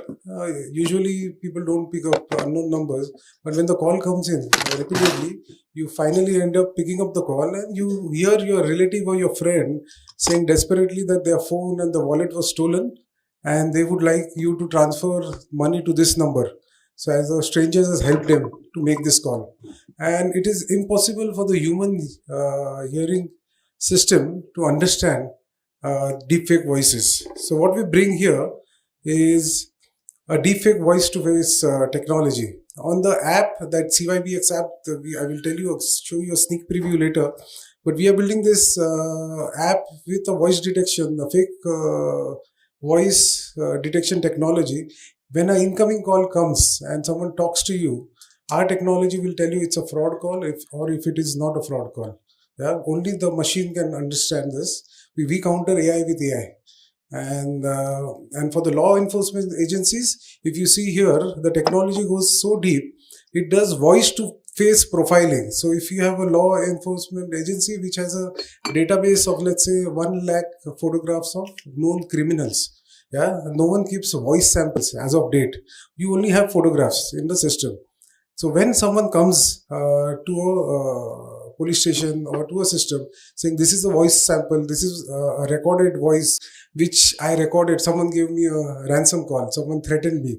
You get this, put it into the system, it matches the face, it checks the voice, it draws a caricature that you see on the screen, and from there it matches the real face. Now this sounds like magic, but this is patented technology, and there are PhD voice engineers in Israel who are helping with this. This company, how they does it is they say that everyone's vocal cords are designed by the face structure, yeah, and the BMI of a person. Yeah, your voice changes if you lose weight by 20 kgs. Yeah, so this is how they profile and track. Very patented technology that we bring into our country soon. Next is on password. So password is something which has been bothering us for a very, very long time, right from the age of computers which they have started. And this is absolutely a new simplest form of passwordless technology, where you will say, when it's so simple, why was it not invented earlier? And it's called the symbol.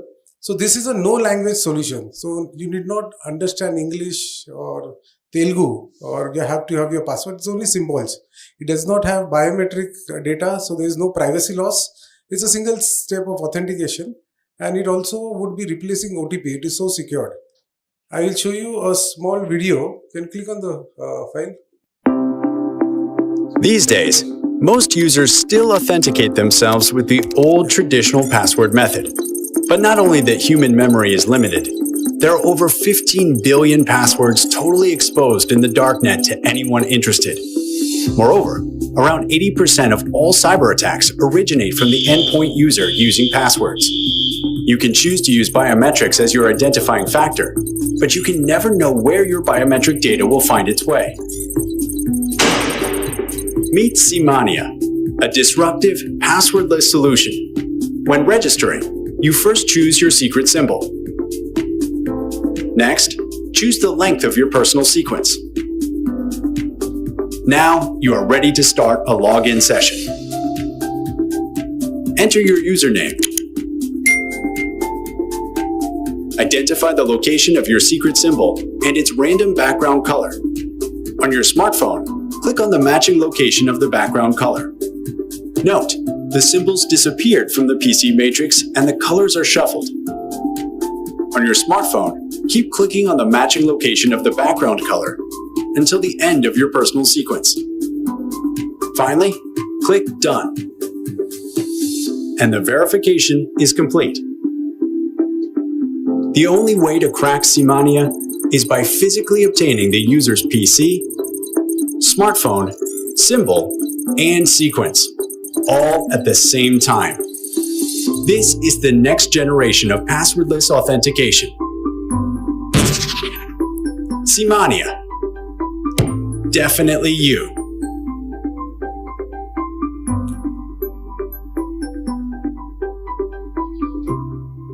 So this technology we bring in next month with trials from Windows to, it's already working with most of the cloud service providers, right from Salesforce to Amazon to Microsoft, and we bring this to the country.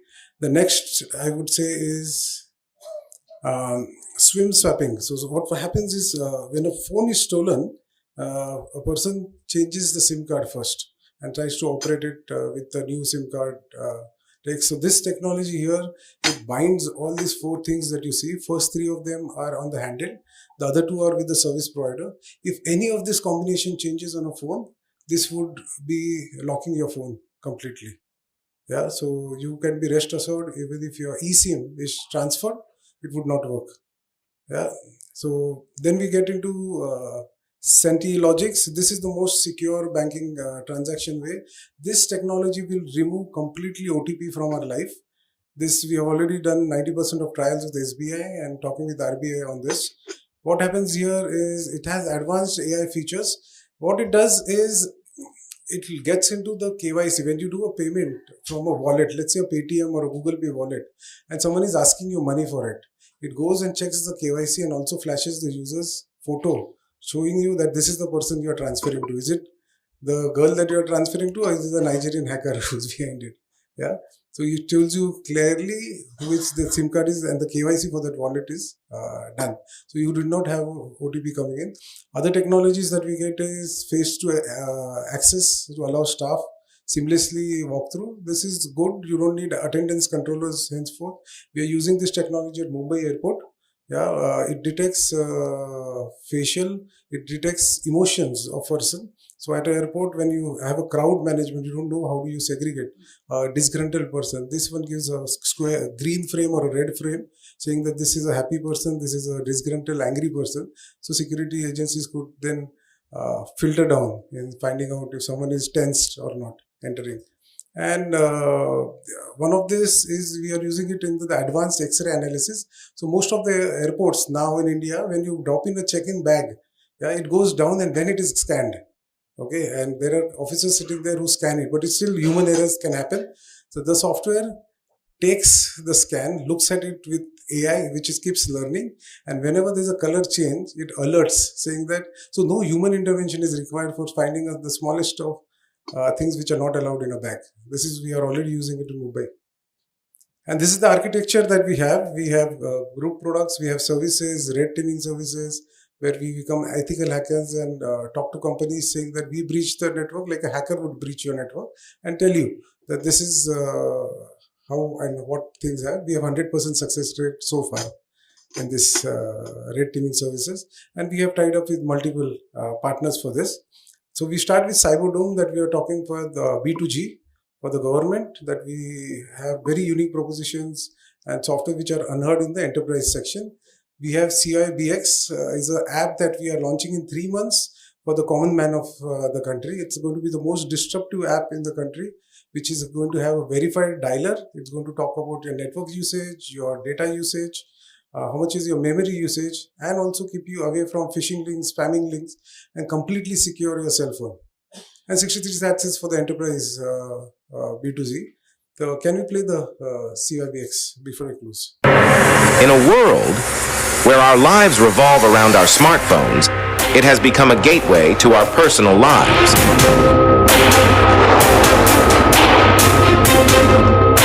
But with this comes a number of threats: phishing links, untrustworthy QR codes, spam calls, and fraudulent messages.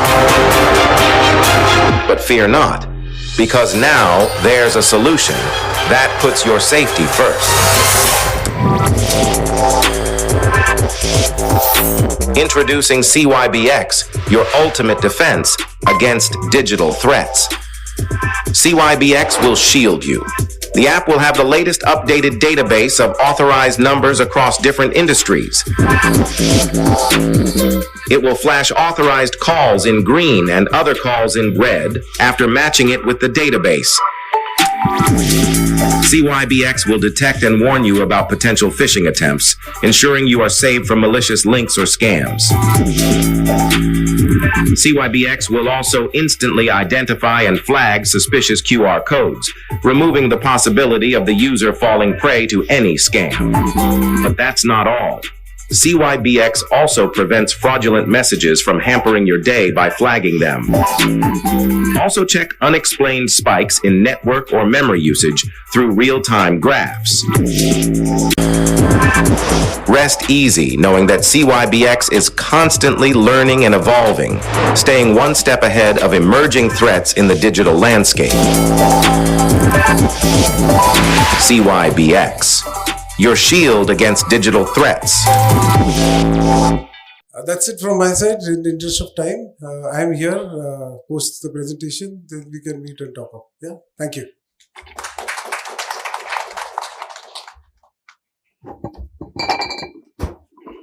Yeah, thank you, Mr. Neha. Thanks for the videos and all the things.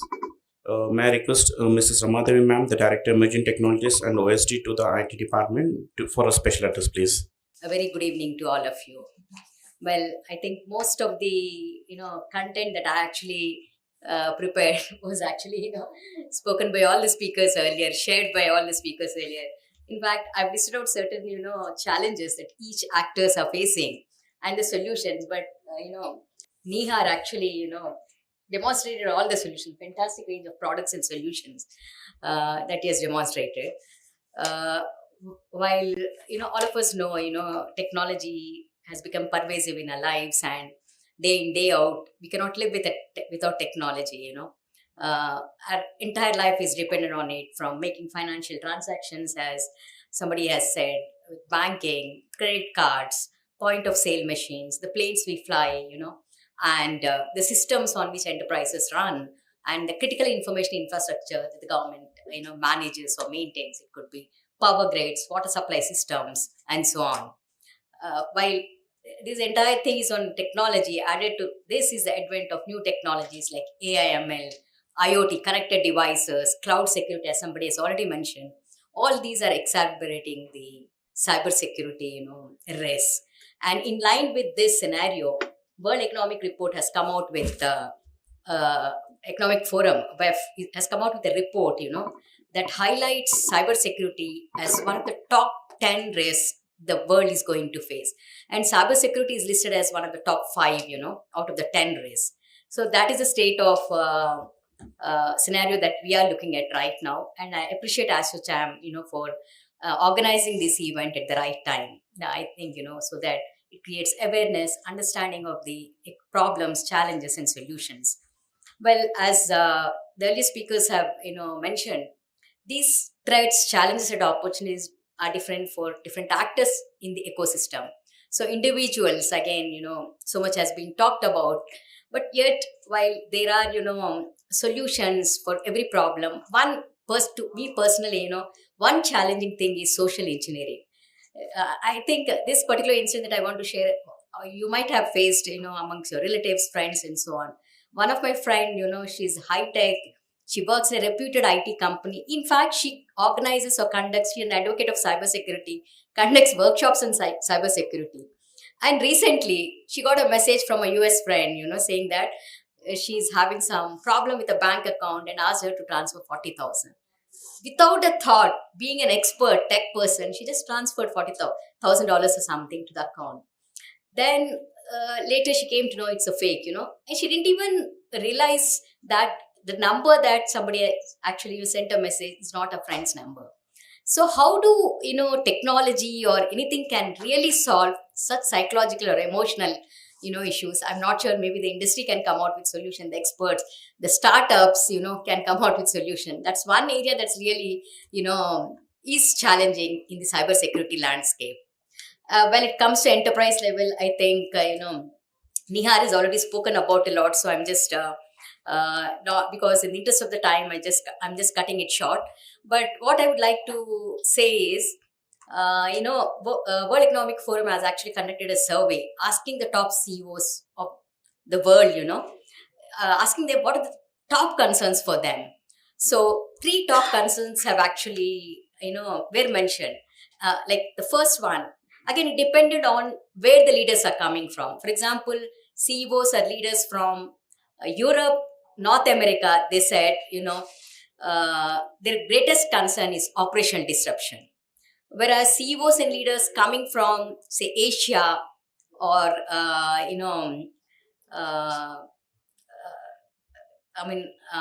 Africa and so on, they said their concern is direct financial losses because of ransomware.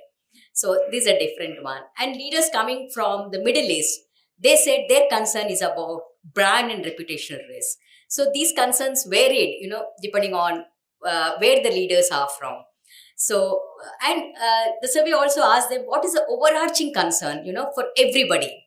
So, which personally kept them up at night, worrying.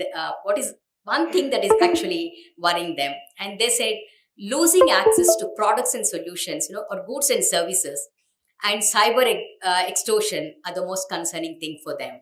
So, against this backdrop of scenario, what are the solutions? In fact, I don't have to now talk about the solutions, as Nihar has given some fantastic, indicated solutions.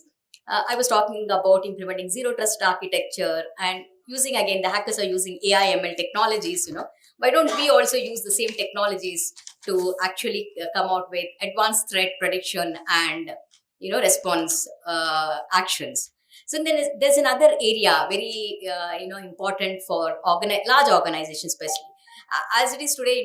No company can work in silos, right? You have to work with your partners, vendors, and so many people out there. So while you can secure your organization by adopting best cybersecurity practices, tools, solutions, but how are you going to ensure that your third-party vendors also have this, or adopt these best practices? Because the weakest link is enough to bring down the entire supply chain. So probably that is an area that a lot of awareness, education, due diligence is required. Well, this is about enterprises that I talked about. Now coming to the government. Now the first big concern for the governments across the world is how to conduct free and fair elections. Probably ma'am can also agree with me. In fact, I think about 45 countries in the next 2 years are going for elections, and which actually determines who is going to govern the world's 50% of the GDP. So now already, I think he has already mentioned about deepfakes, I mean, a few areas, especially of risk, are misinformation, disinformation. We have looked at, we have heard about certain examples. Deepfakes, as Nihar already mentioned, using voter details, for targeted advertisement, and especially algorithmic manipulation. And we have seen in certain social websites how it's being misused, to influence voters. So now that's the biggest concern for the governments across the world. How do we actually tackle those issues, and conduct free and fair elections? And the second one for the government is again geopolitical tensions. And we have seen this in Ukraine, how, Russia has actually used cyber attacks on Ukraine. And if at all, any country is going to attack on the critical infrastructure of the government, bringing down, our power systems, water supply systems, or it could even cause to loss of lives. So that's the second one. In fact, Mr. Obama, way back in 2015, he declared a national emergency, to deal with this cyber threats or cyber security. And our Prime Minister also mentioned the same, now more than physical wars, it will be the cyber war. So, and we need to ensure that we are prepared for it. But amongst all these, negative things, attacks and all, I would say there's a silver lining for India. And what is that? Silver lining or opportunities that we are looking at is, it's a great economic opportunity for the country. As the cyber market is growing at a rate, maybe twice the rate of the IT industry growth rate. So that's a great opportunity for India. And he in fact has mentioned, but I have some numbers like 6 billion, is the market value that it's going to be for India. So to actually, that's the reason the government of India has come out with its own strategy paper, National Strategy in Cybersecurity. And as a state government also, I think Telangana was the first state to come out with a policy framework on cybersecurity. And in fact, we have set up a Center of Excellence in Cybersecurity. Dr. Sriram, he was here earlier, who heads the Cybersecurity Center of Excellence. But despite all these, the two biggest challenges again for us to navigate this or to seize these opportunities. And those two challenges are, one is shortage of talent. The report says there's a requirement of 1 million cybersecurity professionals. So all of you are, most of you are cybersecurity professionals. There's a great opportunity for your career growth and so on. But still, there is so much to be done in terms of improving the talent pool. And in the IT sector, we as India, we would like to make India as a talent hub, and in fact, McKinsey partner, Bob Stenlin, his name, he in fact last year said that I think it's around 20% of the workforce will be from India. It's not just cybersecurity, but I'm talking about the entire, IT. So if India is going to be the talent hub, we need to prepare our students, our workforce to meet the industrial needs. So that's one of the biggest challenge. And in fact, when our Special Chief Secretary Jayashankar Garu was Vice Chancellor of JNTU, he in fact made it mandatory that all the branches of engineering students should have a cybersecurity program. So they also get certain credits, for that. That actually adds to the talent pool, So those kind of initiatives are still required to be implemented in various universities. That is the first challenge, talent. Second is, report again says that, while large corporations are able to secure their systems well, they're cyber resilient, and all that, but MSMEs, who constitute a major percentage of companies, their cyber resilience has gone down in the last 2 years. And the reason was they're not able to afford, expensive resources or cost for either the talent or for the solutions. So there's a great opportunity for, again, our startups to come out with products and solutions that are affordable, and that can be made available, not just solving our problems in India, but again making it available across the globe. So these two are the areas that the government need to work on. And our Center of Excellence has actually incubated about 45 startups so far in the cybersecurity space, and they're conducting many programs, workshops, for working professionals as well as for students. And there's another area that's also coming up. Most of you might be aware who are in cybersecurity. The government of India has come out with the DPDP Act. So privacy, jobs in those areas are also going to increase. So, but we need to again train our manpower or a talent in that. So finally concluding, as we integrate technology further into our lives, the risk further increases, no doubt about that. And cyber security is not all optional as on today. It's mandatory for everyone. So it must form part of every design of a system or an application or a communications, whatever, because you cannot retrofit cyber security later into a product or a solution. It has to start right from the design phase. And apart from this, through education, as earlier speakers have emphasized enough, education, awareness, and proactive change can actually address these challenges. And one of the most important needs, this is the last thing from my side, is collaboration between different organizations, government, foundations, and so on. Most of the companies, when they actually face this attack, they do not share this data because of fear of reputational risk. But you are giving an opportunity for the hacker to go to a next company and attack it. So collaboration is the key to solve one of the major requirements, between different organizations to solve the security threats. So, and also the balance between privacy and security play a critical role.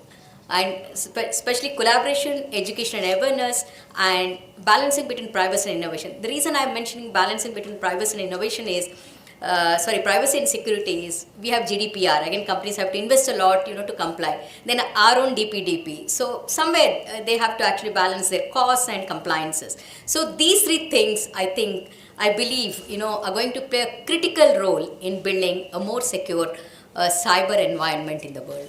Thank you, Ashwacham, for giving me this opportunity. Thank you, ma'am.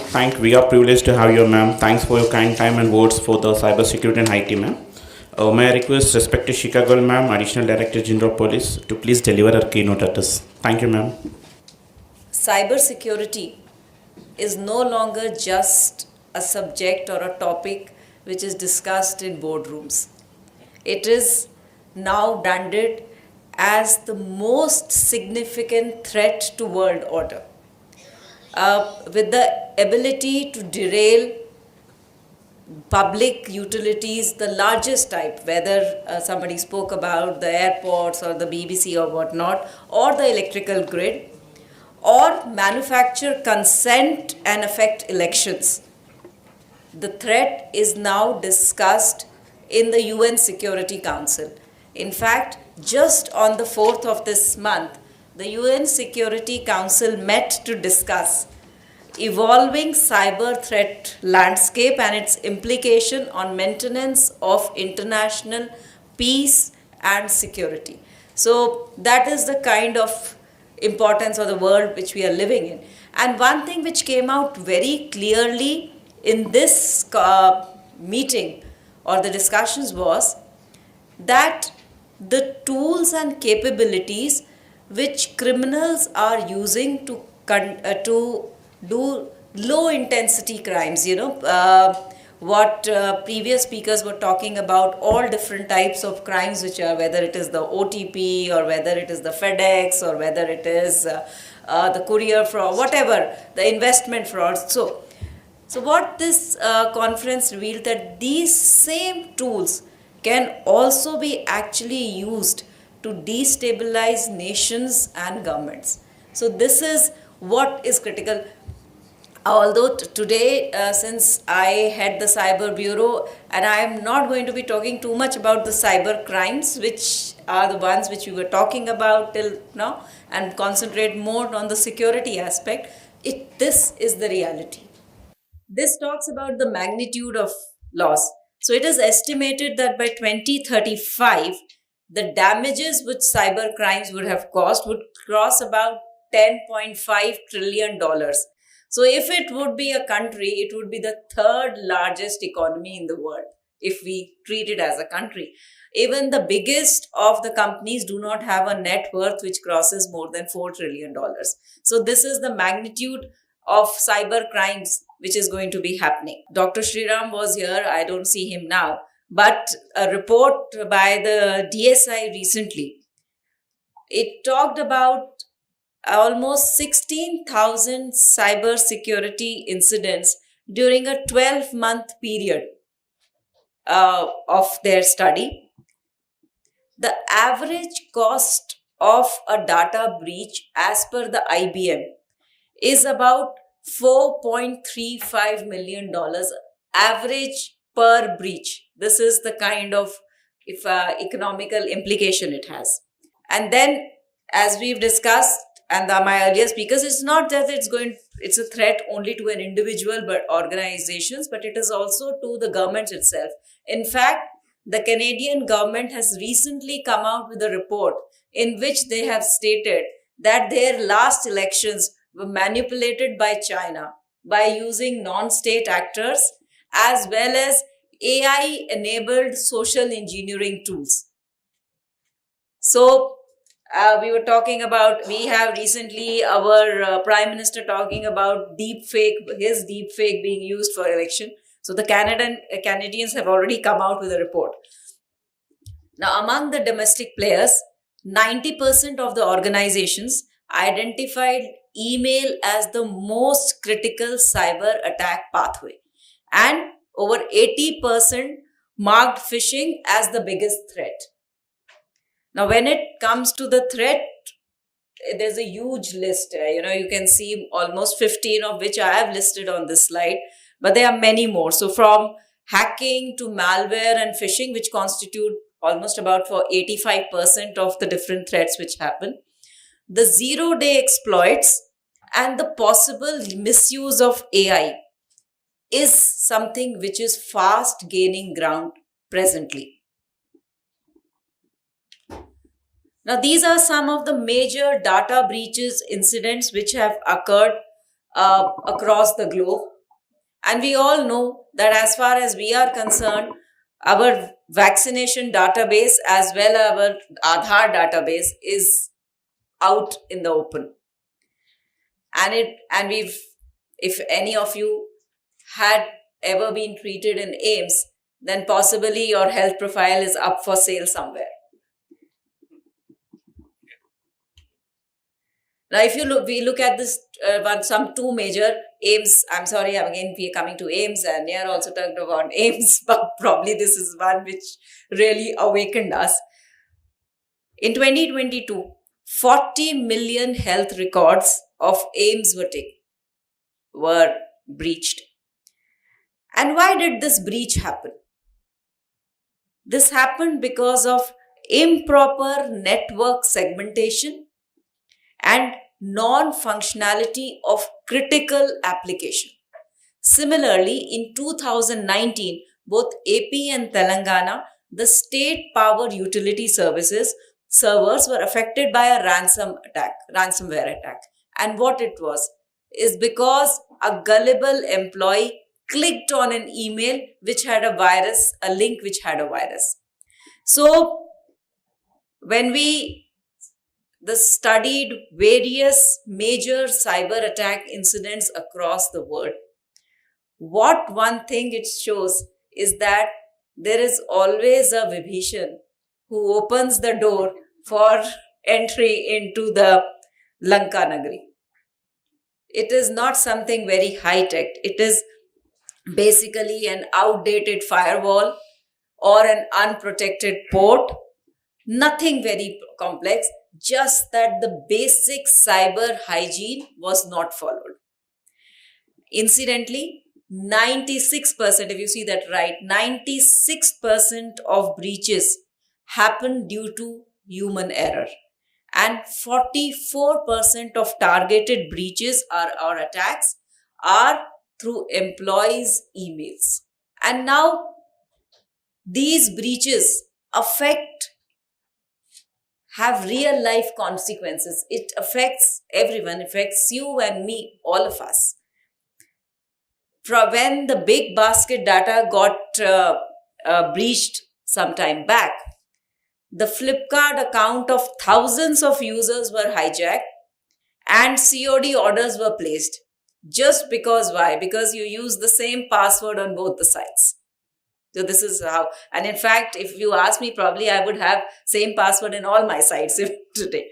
So with a population of more than 140 crores, today we account for 46% of all digital payments in the world. So everyone, whether rich or poor, educated or uneducated, doctors or engineers, Ramadevi was just talking about how her friend who's a IT professional transferred. So in fact, when we analyze the crime, especially the investment frauds which are happening, which are the highest, the top 5 trending MOs presently in Telangana, the investment fraud, can you imagine who are the victims maximum? They are software engineers. So it is not, it really doesn't matter how educated or how aware you are, although we're talking a lot about cyber awareness, there is something at that point of time that everything fails. Now, I'm sure that everyone in this room must have received either a WhatsApp or call or an SMS or an email or anything offering you some benefit, something or the other. Okay. And why? Because our data is out there.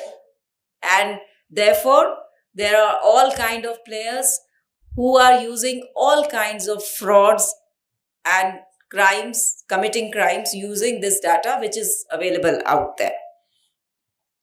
So while it is important that, as individuals, we adopt the basic do's and don'ts for safety, whether it is two-factor authentication, ABCD, XYZ, whatever. As organizations, which are custodian of data of millions of our customers, it is our moral and ethical responsibility to ensure that our systems are protected against unauthorized access. And this is why that the government of India came with the DPDP Act, which Rama was talking about. Now, this talks about the rights and duties of organizations and individuals in safeguarding the data of the citizens to which they are privy to, because which is what you keep. So it is our responsibility. So as an organization, it is essential that we have some cyber security capability model which works for you.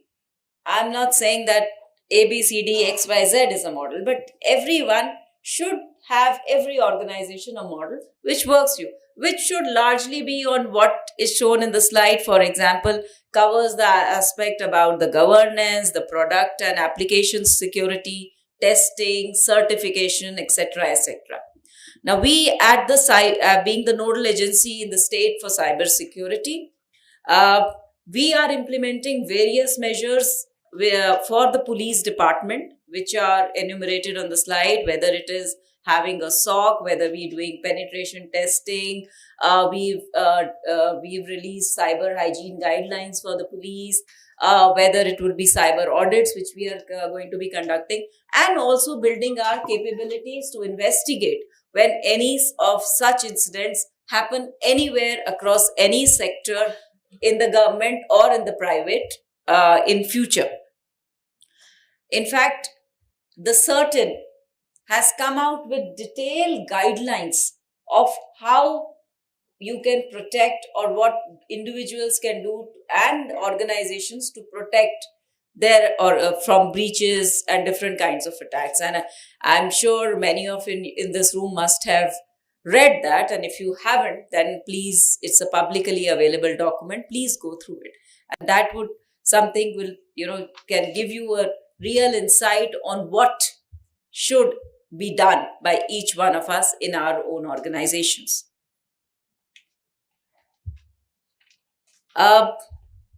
They say that every difficulty brings about an opportunity, and therefore the cyber security ecosystem is one of the fastest growing markets presently.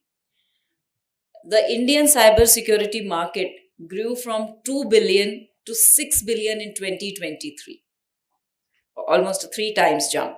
And if you look at the services, then the security operations accounted for almost 45% of the spend of the various companies when we're talking about services. So all of you here who are in the business of service providers or solution providers, you are definitely in the right business at the right time. And as far as our request goes from the side of the police and the Cyber Security Bureau, is that we welcome anyone who is there to offer solutions, anyone who can offer expertise to the police, because this is a new area, this is an emerging area.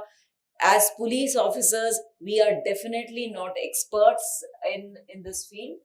We always look forward to people like you in this room who are experts to offer us solutions, and as obviously solutions which are affordable, solutions which can be used for masses. So these are the solutions we look forward to, and also expertise for us in case there is a cyber attack, there's a ransomware attack, in mitigating those attacks. So we definitely look forward to collaborating with people who can help us with their services and products. As a beginning, I welcome anyone through the SHM if they want to come and visit the Cyber Security Bureau, which is in the at the Command and Control Center at Banjara Hills, the iconic building. And we can collaborate with whoever. We are free to please share if anybody would like to share any proposals, any demonstrations. This is an area where one thing is really certain, that we cannot live in silos, and unless and until we cooperate and collaborate, the industry, the departments, the government, probably we will never be ahead of the criminal. Thank you for having me here. Thanks a lot. Thanks a lot, ma'am, and thanks for the kind words, ma'am. And we are thanks for providing an opportunity for the SHM and SHM members to work with you, ma'am. We definitely take the pleasure working with you, ma'am. Please, may I request Mr. Rambabu garu to please have a memento to ma'am.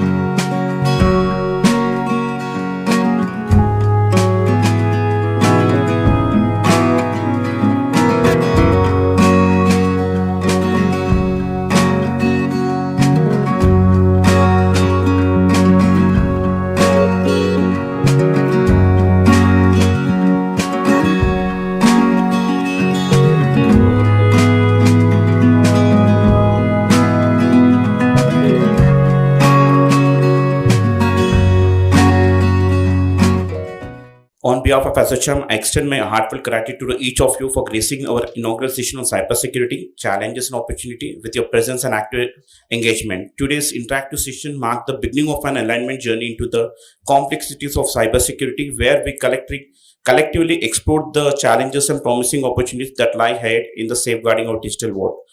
And I would like to express our deepest appreciation to our distinguished speakers and panelists, Ms. Shika Goyal ma'am, Mr. Rambabu Garu, Mr. Manoj, Mr. Deepak Mishraji, Mr. Nihar Patare, and respected ma'ams, and Mr.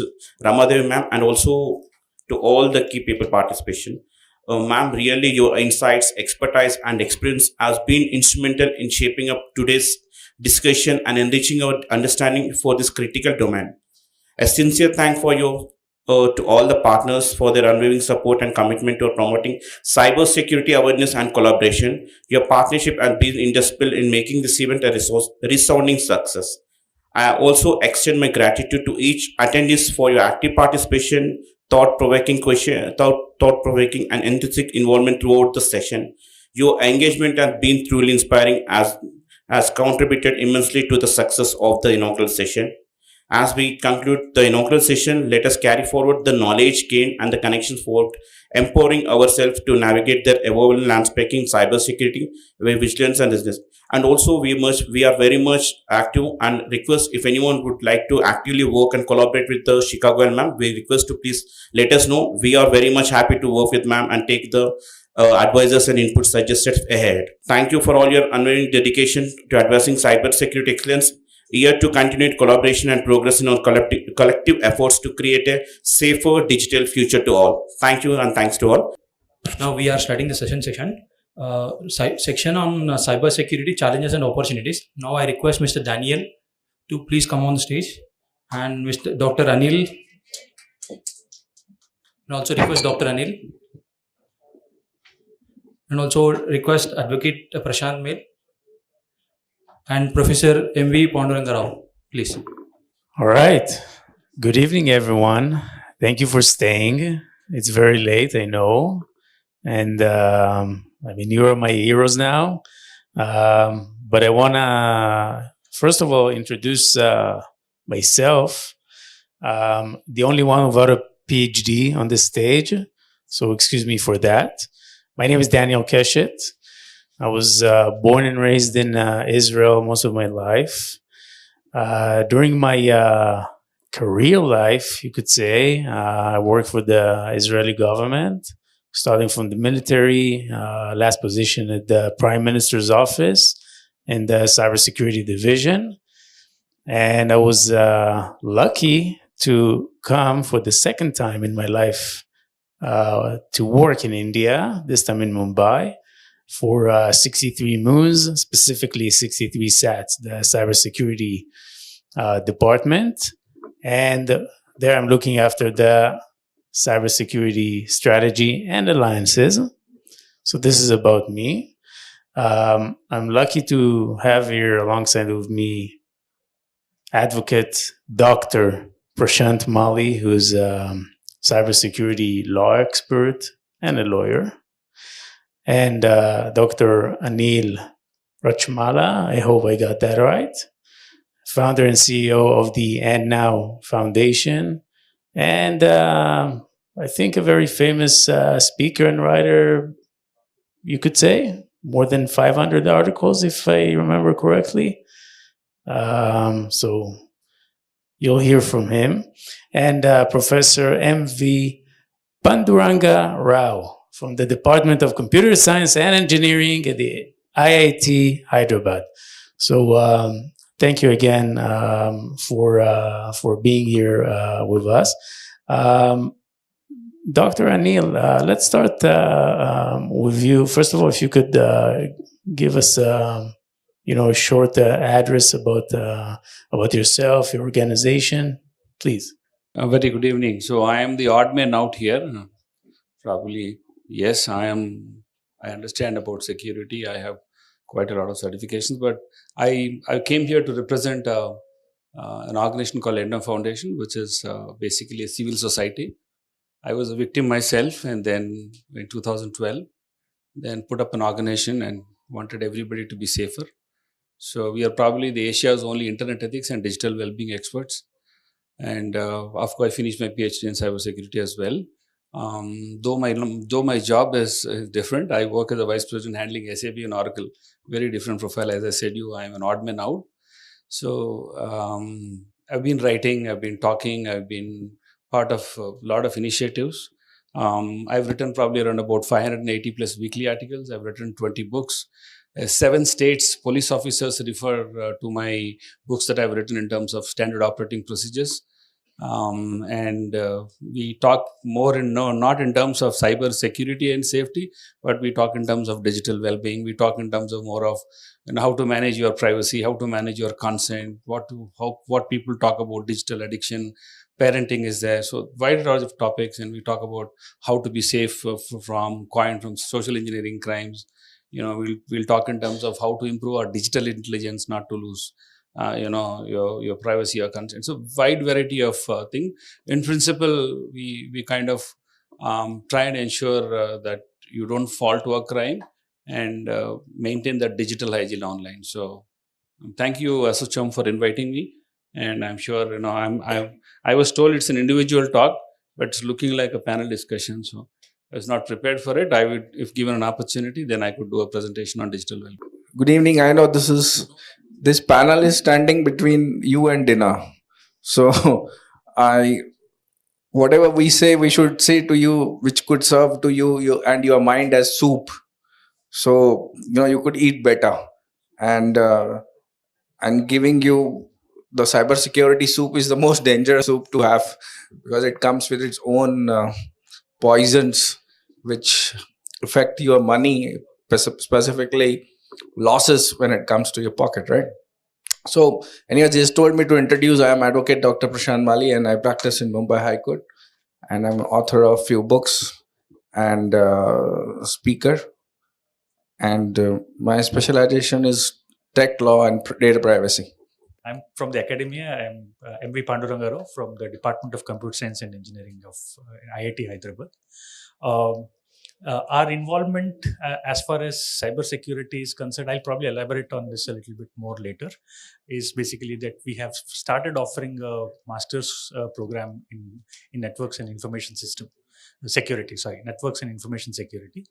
And this comes out of the program was conceived as a response to the growing demand in terms of technical manpower in security. A couple of things that I would like to speak about. One is basically, firstly, let me just quickly talk about the master's program, right, in networks and information security. So it's a 2 years program, as typically master's programs are. And and considering the fact that you would need expertise for such a program from various aspects of engineering as well as mathematics, statistics, etc. So the eligibility criteria, etc., have been set. So, for example, for a master's in computer science, we would insist on masters in computer science, IT, and so on. But here, the eligibility criteria are more because we recognize the fact that expertise from various disciplines, mathematics, statistics, etc., is also important. Even electronics, for that matter.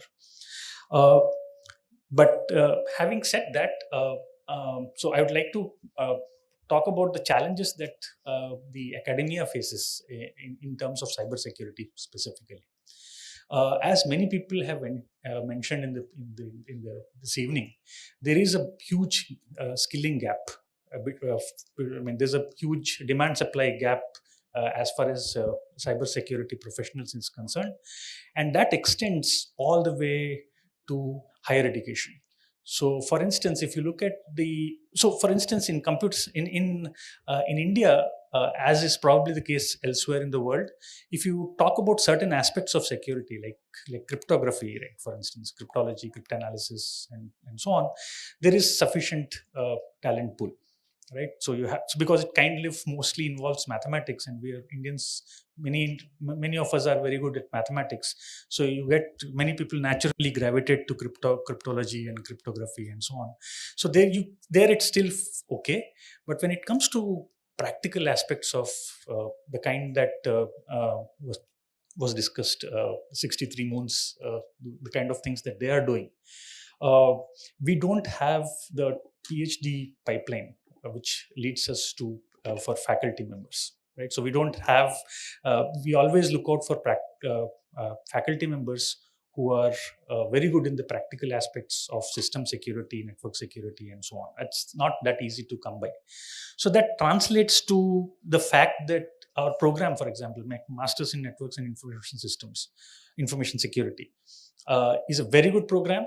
It has, we give very good training in things like cryptography, some aspects of network security, some blue skies things like quantum communications and quantum crypto systems and so on, quantum networks and so on. But when you talk about the very practical aspects of security, we are kind of found, I would say we are lacking there, and that translates to the supply chain of professionals. We cannot really contribute that much to the common man awareness increment, in the sense that you don't click on any link that comes. In fact, some of us have fallen victim to that. So that's not really our expertise. Educating the common man is not really our expertise.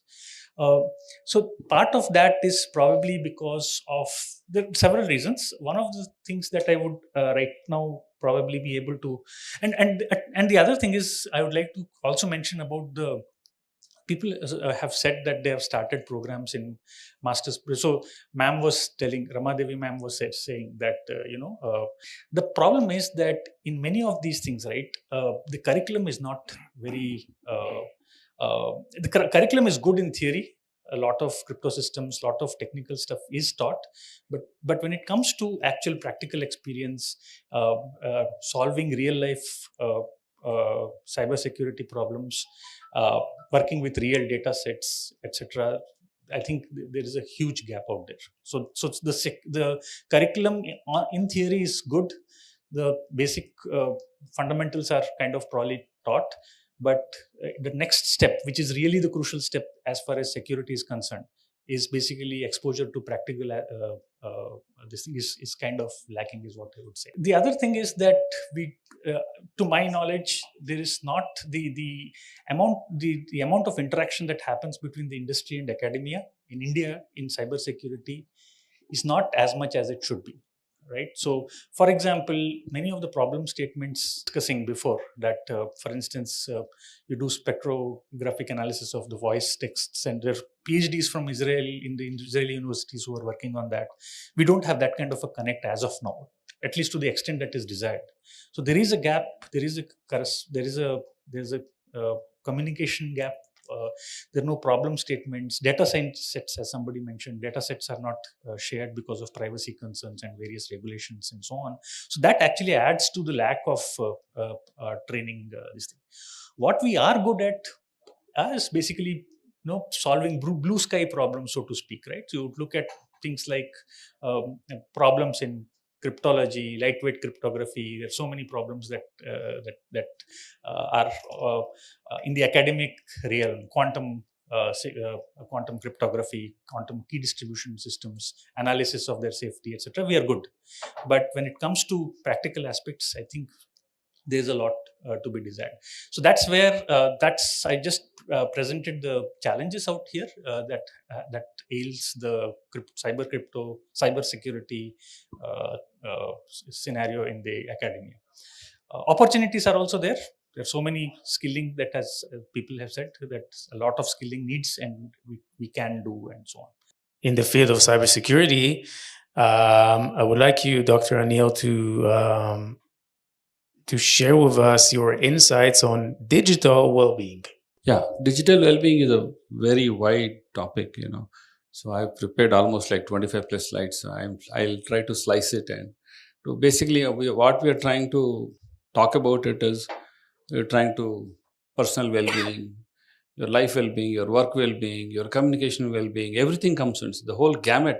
It doesn't talk about safety and security. It talks about in terms of how to manage your privacy, how to manage your consent.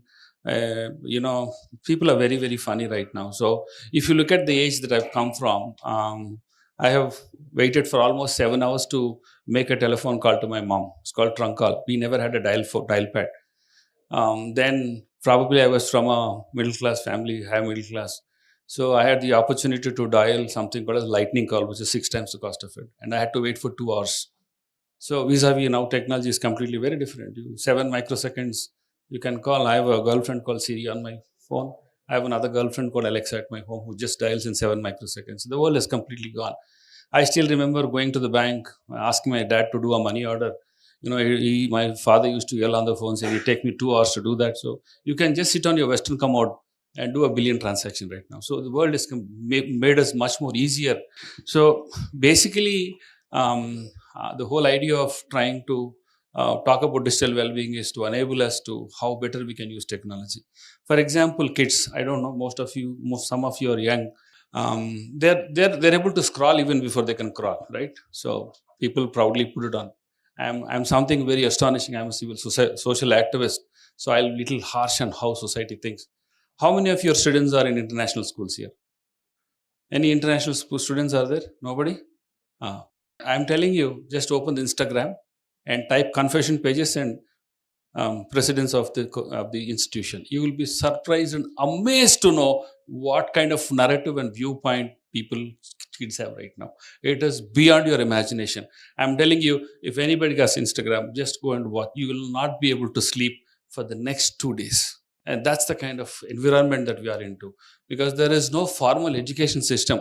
You're not because if you, for example, I had to drive the police fellow had to wait 30 days of waiting, then test, and then of course I went onto the field to drive.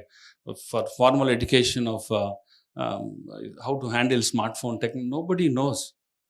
And it doesn't mean that I say nobody should use smartphone and social media. So see, basically I'm an immigrant, so for me narrative thought process about how to use technology is quite very different.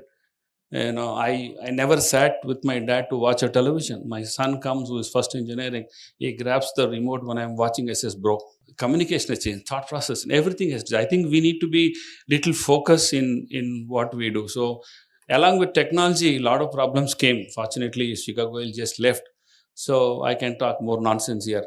So if you look at the crimes that are happening right now, be it romance, be it sextortion, be it anything, or e-commerce fraud, or any fraud, task-based fraud, you just paid for the likes, anything. The recent FedEx scam. How many of you seen today's advertisement on Times of India? How many of you seen the advertisement of this? What is the next ad besides our announcement? Anybody has seen Times of India? Nobody has seen?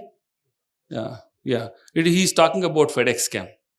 That is where we are right now. FedEx is terrified, being a foreign company, is terrified of what is happening in India, and we have not still waked up. Nobody is woken up. I have written probably thousands of emails and letters, met every person almost in 7 states, asking them to create a council and a portal, digital well. We have that content, which we wanted to do. We wanted to institutionalize that. Our advertisement is 1/4 page calling security professionals like you, and there's a 1/4 page on the left side talking about FedEx scams. Imagine where we are and what we are talking right now. So what I'm trying to talk about is, unfortunately, we are measured by likes and comments. You can be a riffraff or a vagabond, have 100 million followers, and you're respected very heavily only. So I don't have followers. I'm not Upal Balu who like to have more followers. So I'm an idiot who has authored books and Anyway, so what I'm trying to tell is, whatever you're seeing, you're not able to believe right now. You're not able to believe. Because the days have gone from Photoshop to deep fakes. Now AI fakes have come. I'm sorry, the honorable member has actually given a very great presentation, but it takes me less than $50 to spoof an email and an SMS. I can just tell there's a very famous scam which actually happens continuously on a daily basis, that if one of the vice president's finance is out of leave because high net worth individuals are targeted, it's called spearheading. So what the gambler does is sends an email stating that please transfer money 5 lakhs because his boss is not there. As soon as he gets a red acceptance mail, he will send a spoofed SMS, you idiot, how much time does it take to forward money? And he will transfer minimum average 5 to 10 lakhs. And I'm telling you, if you go to any cybercrime police stations, average complaint for this fraud is minimum 10 people who are coming and complaining. Imagine India is a very conservative country. People don't come and complain. Imagine there are hundreds of frauds happening. sextortion fraud, even task-based fraud. I'm telling you, 96.7% we can quantify. Sanpreet Singh was the IPS officer then. We did a survey. We have found out that all of them are very highly intellectual. I'm telling you, if you have time, cybersecurity professionals, we're talking about great products, we're talking about great technology, but that is not of use to the common man. Is there something that can be built, like wonderful product talking about SIM swapping, identifying, something like that which can be of use to people should be done. Anyway, so I've taken much time. Maybe the next speaker will speak, and if given a chance, then I'll have much more to talk. Thank you very much, Dr. Anil. So what I'm taking from what you said is basically the decentralization of everything. Decentralization of education, so every influencer now can speak on whatever they want, and thousands, or in India we speak in hundreds of thousands of kids are going to take this as truth. Same thing about journalism. Everyone can be a journalist, post something, regardless if it's true or not. And this is the area of fake news that we're getting into. And of course, the decentralization of crime. I mean, organized crime today is probably accounting for a minimal number of the entire crime that's going on, especially when you look at all those frauds. And I remember, reading the papers and seeing that, like 50 something crores were stolen from a big pharma company. And I'm thinking to myself, if such an amount would have been robbed from a bank, then probably the chairman of the bank, chief of police, head of security, a bunch of people would have been, shown the door and will not be part of the organization. But for some reason, we have the tendency to take things lightly because it's digital, because, it's just numbers that move from here to there. And of course, this company, obviously the share stock price down because of this happening. And again, the decentralization of crime is also the decentralization of our accountability. And I would like to hear from Dr. Prashant Mali about the law that is behind it, and maybe allowing or not allowing. And from your experience, what do you think is going to be the future of the law regarding cybercrime? Cybersecurity and the crime associated with it. As you saw past presentations also, the weakest link which is being talked about constantly is the human dimension. The human dimension of cybersecurity is less talked or never taken as a challenge and worked on it. If you see our researches, if you see our startups, they are majorly based on solution to problems via technology.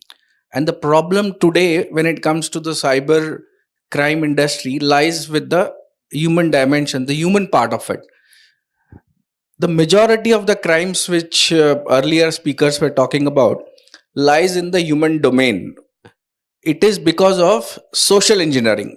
Cyber is used as aid to commit such kind of crimes. But why is it happening? It's happening because of greed of the person who is the victim. Second is better social engineering of the person who is being trained to do. Working in so many cases, I have found out when we raided a call center, on one floor there was a trainer training how to defraud victims. What should they say? What shouldn't they say? How should they work on their minds? How should they exploit the culture to which they belong to? So, issue is with social engineering. People need to be trained. Awareness is the key. Awareness in vernacular languages is the key. Awareness in rural areas is the key. Now the major frauds are happening in rural areas. Major frauds are happening with educated people. Also, like all the stock market scams are happening with educated people. I have case where person has lost 4.5 CR. 4.5 CR, knowledgeable person. I have a case that day of 7.8 CR. He was ex-stockbroker. Just imagine, he was ex-stockbroker.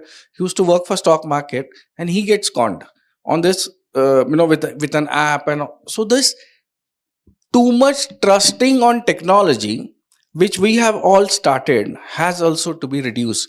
Too much trusting technology is also leading to too much amount of cyber crimes. See, if you go to mobile phone for every solution, like every solution you try to find one app. So if you try to find one app for everything, or you try to find every answer from Google, then definitely you will get conned by Constars, because if you're trying to look for a positive answer from a Google, there are negative people sitting there to exploit your positive search. So this is the simple mentality. So you want to search something, you want to go and for a hotel, and you search about a hotel and what is the price. Somebody else is there who is conning you by a fake phone number. So everything is mapped. Human beings, and now AI is enabling all this to commit frauds. So AI-based cybercrime, where AI bots are being used. Now instead of having this Jamtara-based people, you will have AI-based bots who will actually defraud you, and things have started. AI-based gambling is started. AI-based, betting has started. These are next generation of frauds. Generative AI. Gen AI is the biggest threat right now we are facing in the cyber world. China embezzling your elections is the next frontiers everywhere we will see. How to fight with it is a different challenge altogether. When it comes to law, there are issues. Now, what are law-based issues? First of all, in India, when you try to register an FIR, issue starts with there. Police don't want to register FIR. See, there could be many portals you will have. You have cybercrime.gov.in is the portal, but what is it for? It is a complaint portal. You put in your complaint, FIR doesn't get registered. People are happy that I have registered a complaint. But where is the FIR? Because the justice starts post FIR. So one is this issue. Second is 1930 is another number which you have. That is one challenge. 1930 you call. Sometimes you don't hear people talking your language.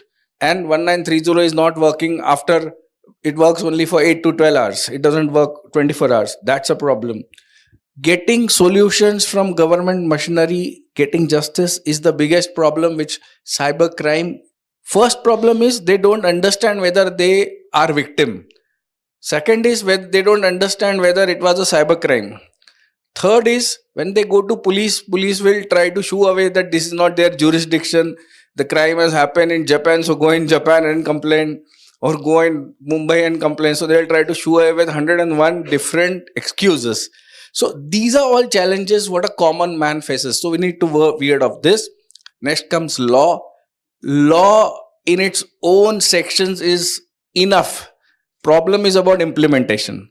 The implementation of law and convictions is a problem, because enough people are not punished. Therefore, there is no deterrence of law right now when it comes to cybercrime. Cyber criminals commit cyber crimes in one state, and when they get bail, they go to another state scot-free to commit different other cyber crimes. So it is the whole big gang of cyber criminals operating in whole region.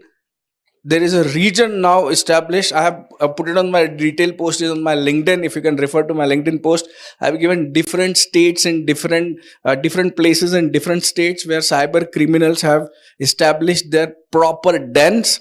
And from, even truck drivers have become cyber criminals. It's very easy, do cyber crime. And when police comes to you, take the truck and go for 2-3 months of drive. So you lose on the people. Police keeps chasing you. So now this is proper MO has been devised to loot people in India and abroad. So, and I can keep talking because my topic is cybercrime. So if you want to be aware about law, what has been presiding, always read what lawyers write on internet and don't keep reading whatever you get. So reading what lawyers write about cybersecurity is very important when you start writing. I'll add to what you said. So India has become an industry right now. So you go to Google, YouTube and type scammer, India comes. It's not the Nigerians. So Telugulo, I mean, I'll tell it in Telugu. You know, this area the fruits are better. This area banana is better. So if you get a sextortion crime, you know from which place it has come from. You know it is an American crime which talks about Microsoft support or let's say IRS. Then you know which place it is, either Pune or it is Gurgaon. So I can tell which fraud which is. So it's an industry. It was only basically what is that serial which is there in Jamtara in. Yeah, you should know. If you read, if you watch that movie serial, you will know how to do crime. I think that's better than doing all these jobs. Anyway, so average person earns per day is 32 lakhs as a target given to each person. Anyway, so there was a formal training happened in across all the cities, which is 60,000 rupees. But if you go to for how to do frauds, if you do it, if you pay 15,000 in Rajasthan, it is less. If you go there to and take a hotel, it's 15,000. So with returns. So a lot of the crime has evolved. So India is no more tech guys. I believe first time I went to US is in 94. So I still remember now it's not the same respect that we get from, especially when you tell that you are a tech guy. So very, very ugly kind of situations right now. Bharatpur, I mean, I can talk about, so many things are there. But anyway, so people are giving more importance. And what I look at when he's talking about 1930, which is Citizen Financial Fraud Management System, you call 1930 FIR, it doesn't get sent to converted FIR. And the money, most of the victims call me. If I go for a TV debate, I'll get 100 people who are calling me and I tell them it's Govinda. Put the money, it's gone. So 99% is very, very difficult. We know there are a lot of challenges from the government side also. I can explain more in detail during the dinner time. Anybody can talk. But technology has given us a lot of gifts. So my brother is there at the last, is Dr. Vijay, who is, I wish he's one of our trustees. So when I enter into his room, the entire family has got some 13 doctors, 14 doctors. So first there's a disease called Dr. Google.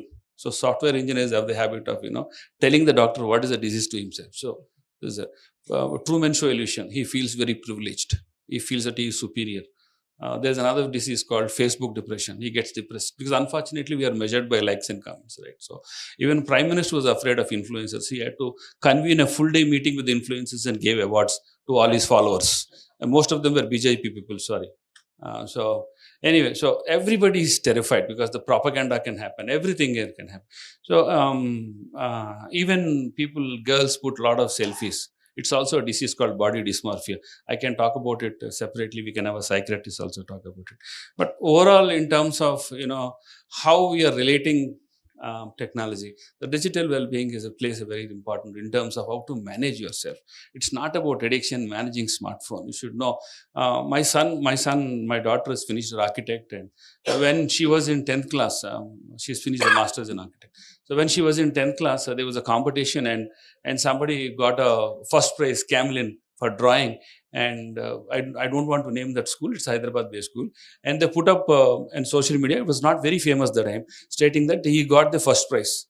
And the original owner of the picture actually gave a notice, copyright notice. The whole school was shuttered. If the student would have known that what happens if copyright protected material is happening. All this learning, what I'm trying to tell is, all this learning only comes from digital well-being. It's not about trying to be safe, wear helmet, buy antivirus. No. Common sense is not there for all of us. So the common sense is built up only because of the awareness and knowledge that we have. So we are also trying to build a portal I'm right now on board of studies for almost like 17, including engineering and universities. Wherever I could push, I pushed it. But some people, I don't want to shy away. If anybody wants to support our foundation, we can build a portal and give it free of cost to the entire public in India. So we can do that. Anyway, so last question, but not the least, is that we should know how to manage technology better. I'll add two humors to it. So if you go to a marriage, for example, if you go to a Christian marriage or a Hindu marriage, anything, so the first kiss is most important for them. So instead of the first kiss, they focus more on the selfie. So where are we? Where are we going? How do we manage this? What is important? You go to a movie, they start taking movies, right? You watch them. Anyway, there's a life going on, you can take a bite about it. So you have to balance yourself in terms of how to use technology. I said, definitely, I'm a technical person. I'm heading Oracle and SAP. I know how much benefited because of technologies, but all of us do not know how to manage. I know there are gurus, there are big guys, there are a lot of, I'm a CISA by the way, anyway, certified. There are a lot of very highly educated people here, but the most important point that I would like to tell is common sense is missing in all of us. I do agree there are great products that are built. It's a wonderful opportunity for everybody. And whatever that video that he has shown, if that works, I'm telling you, most of us would get benefited. As part of CSR, if you could release some of the features free of cost on Android and iStore, I think some basic features at least, as a teaser to do it, I think that makes a lot of sense. Anyway, and by the way, interesting thing that a lot of great things happening around. I just closed it by half a minute. We were doing some work on cyber-enabled human trafficking. It was US-funded project that we were doing. And the moment you talk about human trafficking, what do you think? It's just prostitution or slavery, right? Now it's enhanced with technology. So what they're doing right now, surrogacy is what is happening right now. You know what surrogacy? Organ trading is happening. People have been pulled from Turkey. People from under Mahesh Bhagwat sir's leadership, I think more than 100 people have been brought back from Dubai and Turkey because they have a legal allowance of doing organ trading. Surrogacy, you see Lambadas from Medak district, they're captured and they're asked to carry and their money is given. And furthermore to it, there's a forced cybercrime happening. People go with fake jobs to Vietnam, Thailand and Philippines. They are actually smuggled from there to Burma, Rangoon, which is what's called, what is the name? Myanmar. Now it's called Myanmar. We call it Burma because you old person, Buddha. So Myanmar, people have been called back. They were actually asked to stay in the water up to this feet for 12 hours or pay 4-5 lakhs ransom from. There are registered FIRs right now. So technology is not only creating greater benefit, but it is also creating indirect benefit to the scammers and everybody. So I think that everybody here, I'm not sure if you agree or not agree with the experience that I come from with 8.5 years of a foundation. We have filed pills, PILs in Supreme Court. We've done so many things. And we think that awareness is the key. Definitely products. Compliance is also not that great. As I rightly agree, you file a complaint, nothing will happen. But there's a problem to it. I can explain during the day what is the problem of the police authorities as well. Anyway, this is a wonderful opportunity given to me. And thank Association, thank everybody, all people. Chatterjee who referred me here. And I worked very closely with all the people that sat here. And I'm sure, going forward, if Association does anything, I would like to join with them. Thank you. Namaskar. We'll benefit from you speaking about the Israeli cyber systems, cyber security ecosystem. All right. I'll try to keep it very brief because, as I said, you're my heroes. 1 hour late, 9 p.m., food is getting cold outside, but the room is full, and I think this is the success of this panel. I'll say very briefly, of course, I will take any questions later on dinner, but Israel is the size in terms of population of about, I don't know what's the size of how many people live in Hyderabad? 20 million? Something like that. So Israel population is 10 million people. Okay, this makes the biggest difference. It's very easy for my good friend that you saw in the video earlier and mentor, Mr. Igal Luna. He was the head of the Israeli National Cyber Directorate. For him, it was very easy. He found a breach in a company. His team picked up a phone, called the companies, told them, look, you have a loophole, breach, whatever. There's, foreign hackers or APTs looking at your system. Close it. If you can close it, we'll help you to close it. That's it. 10 million people. It's very easy for the central government to reach to each and every one and try to mitigate the problem. Of course, it's not 100%. It's 99%, which is pretty much the success rate of the Iron Dome and rest of the layers that you saw actively intercepting the Iranian missiles last Saturday. And with that approach, with that approach, the Israeli cybersecurity is known to be very resilient. This is one point. Second point is that us Israelis, we have to go to the military. Now, we can debate whether it's a good thing or a bad thing. I really enjoyed my service. And but the point is that the military has access to the best manpower and brains, because everyone is going through a selection process that starts at the age of 17, when you're almost in your final year of high school. And it takes you to a series of tests and divert you to, let's say, a military unit that you will be able to practice your expertise at the best. Now, it sounds funny because, come on, none of us is expert at anything at the age of 17. However, you need only a handful of people who are very talented and gifted. And therefore, the military has the primary access to those people. And those become the core of the military units that create the most sophisticated and advanced cybersecurity tools. When they finish their service, they join a company or start a company and create something that is then being sold to the world. And this is pretty much what we're doing here at 63 Sats. We just came back from Cybertech in Israel last week. So we saw, very mind-blowing cybersecurity solutions. Now we're bringing them to the Indian market. So I'll just summarize with these 2 points. This is just tip of the iceberg about the Israeli cybersecurity and innovation. Lots of very interesting topics we discussed here. And the fact that there's no one vacant seat here is the proof of this, of the high interest that you as an audience shown in us. So thank you very much for that. I want to thank you, all of you, for the very wise words and lessons that you gave us. Not fake news. So, you can really trust on what those people say. Take with a pinch of salt whatever I'm saying, but anyways, we can discuss further later over dinner. Thank you very much. Thank you all. Manoj sir is here. He has a lot of interesting case studies. Probably who are head of security can also spend some time with him during dinner. We were very impressed with the kind of exposure that he has got. I think it will open a lot of insights for all of you. Sir, please spare some time with all of us.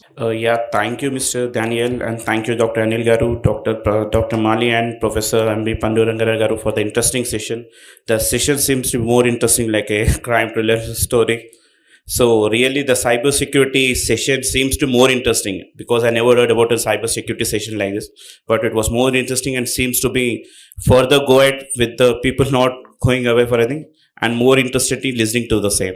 Thanks a lot. I request Mr. Rambabu Garu to please have a moment to Mr. Daniel Garu.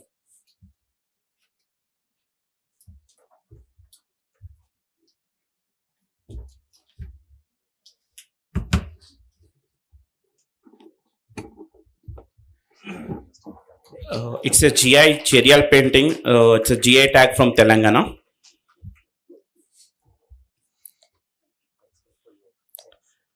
May I request Rambabu Garu to give a memento to Dr. Mali?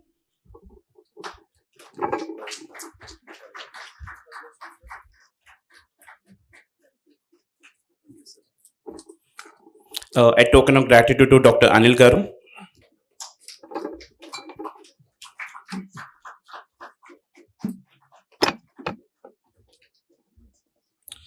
And to Mr. Professor Pandurangara Garu.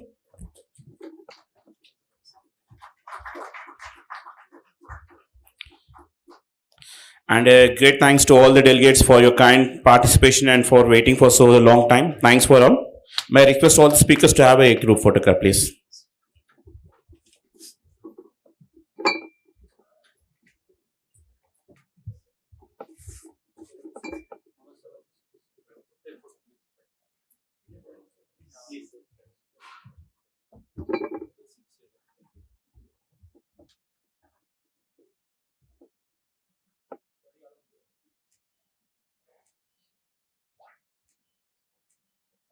To stay informed about the startup ecosystem, subscribe to MyStartupTV.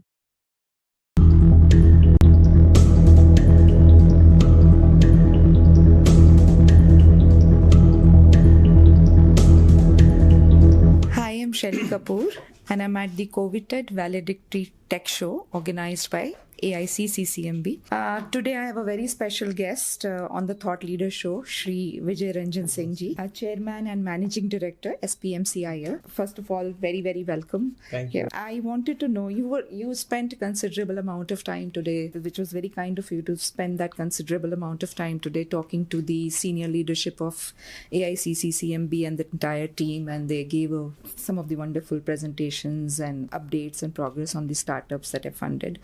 I wanted to know what are your initial impressions about the work that AICCCMB is doing. First of all, I must congratulate I am grateful to my previous predecessors who have identified this program and funded them. Because with last maybe 15-20 years of my association with the different PSUs, I have never heard that any PSU or any government company is helping some startups and giving funding under the CSR to some incubation center. And the work done by, I was told that 8 were selected, out of which 6 has come to a really commendable level. And 2-3 product, what they showed to me, it was really very heartening and very satisfying for me that whatever money we thought, maybe we are not directly serving to the community, but through startups, we are bringing some huge change in the life of the people. For example, they showed that how that elderly people, their fall can be protected, and you can think about it, and it's just analogous to the car balloon, how it comes out. It's really very nice. It was very heartening to see, like that small kit for which you don't need any hi-fi machinery, AC room, huge investment, just 90,000 rupees kit and 30-20 rupees per test. It's really very good, and for that I compliment the AIC team, CCMB, and all the persons, people like you who mentored them, and all the team, frankly speaking, who are directly or indirectly involved in doing away with their hurdles, whether it is regulatory or technical or financially or managerial issues. Sir, so after knowing about these products and these startups, and you yourself said that you were impressed with some of the biotech products, what is your, where do you think is the youth of the country heading? Do you think we are almost on our way to make good, remarkable progress in the biotech startup and ready to take India to the next level? I mean, what are your thoughts on that? Our India, we are not dearth of any talent. Only thing that who is going to identify and who is going to take them to a certain level. Like our Honorable Prime Minister always say about the Vishwaguru. We are the youngest population and technical people in India, the people who are passing out from the engineering background or medicine background, biomedical background. I'm sure that if right environment, right support is given at the appropriate level, India can become a role model to the entire world.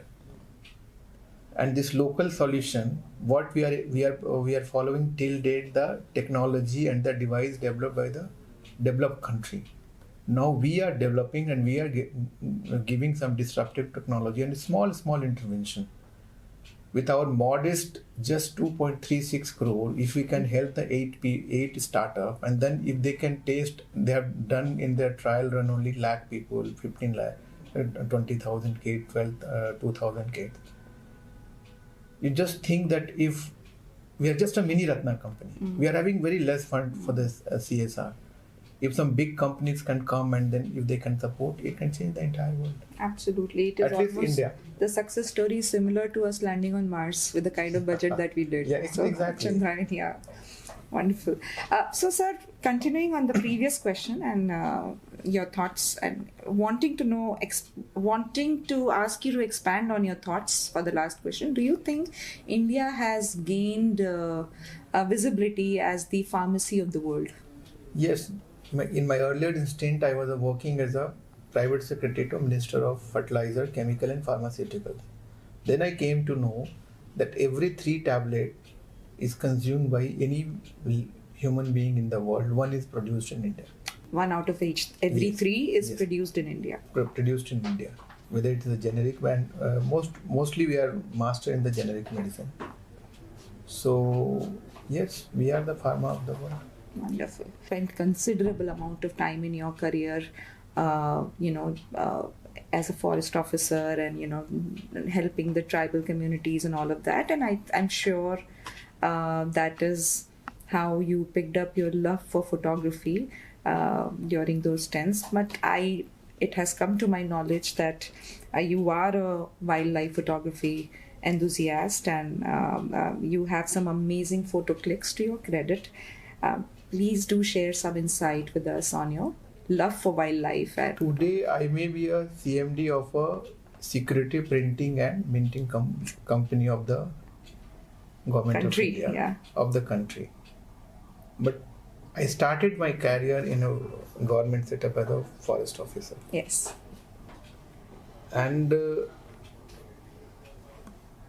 I love nature, so as I wear my spectacles, I used to carry my camera. And I used to click photographs just for my satisfaction, because I thought that I was a privileged person. I worked in many national parks. Most of my time I have spent as a manager in the wildlife management area like National Park, Tiger Reserve, where people used to pay money just for 2 hours safari, maybe thousands of rupees. Yeah. So yes, I have not clicked great photograph, but whatever it comes to my eyes, I used to click. And yes, I had, but it is not because if I share and if I can showcase and I compete with the other photographers, it is not good on my part, because the privilege which I get as a forest officer visiting the interior, not in only the interiors, anytime. You tourists come just for 2-3 hours in the morning, 2-3 hours in the evening in certain area. But I had the entire forest as my regulatory, as my protection duty. I used to travel. Yes, I click, but I can show you privately, but I don't publish it. I don't show it to the Facebook, and I'm not posted anywhere, because I don't think that it is for that some publicity or thing. I do it for my satisfaction. So is it just wildlife or other kind of photography? No, landscape I had. I'm having around 140, 150 varieties of butterflies photographed. Wonderful. 100 species of almost orchids, of wild orchids of Western Ghat. Apart from normal mammal, tiger, elephants, I have some rarest of rare photograph of otters, smooth-coated otters. So yes, I have. And some of them I lost in few years back, but still I have many.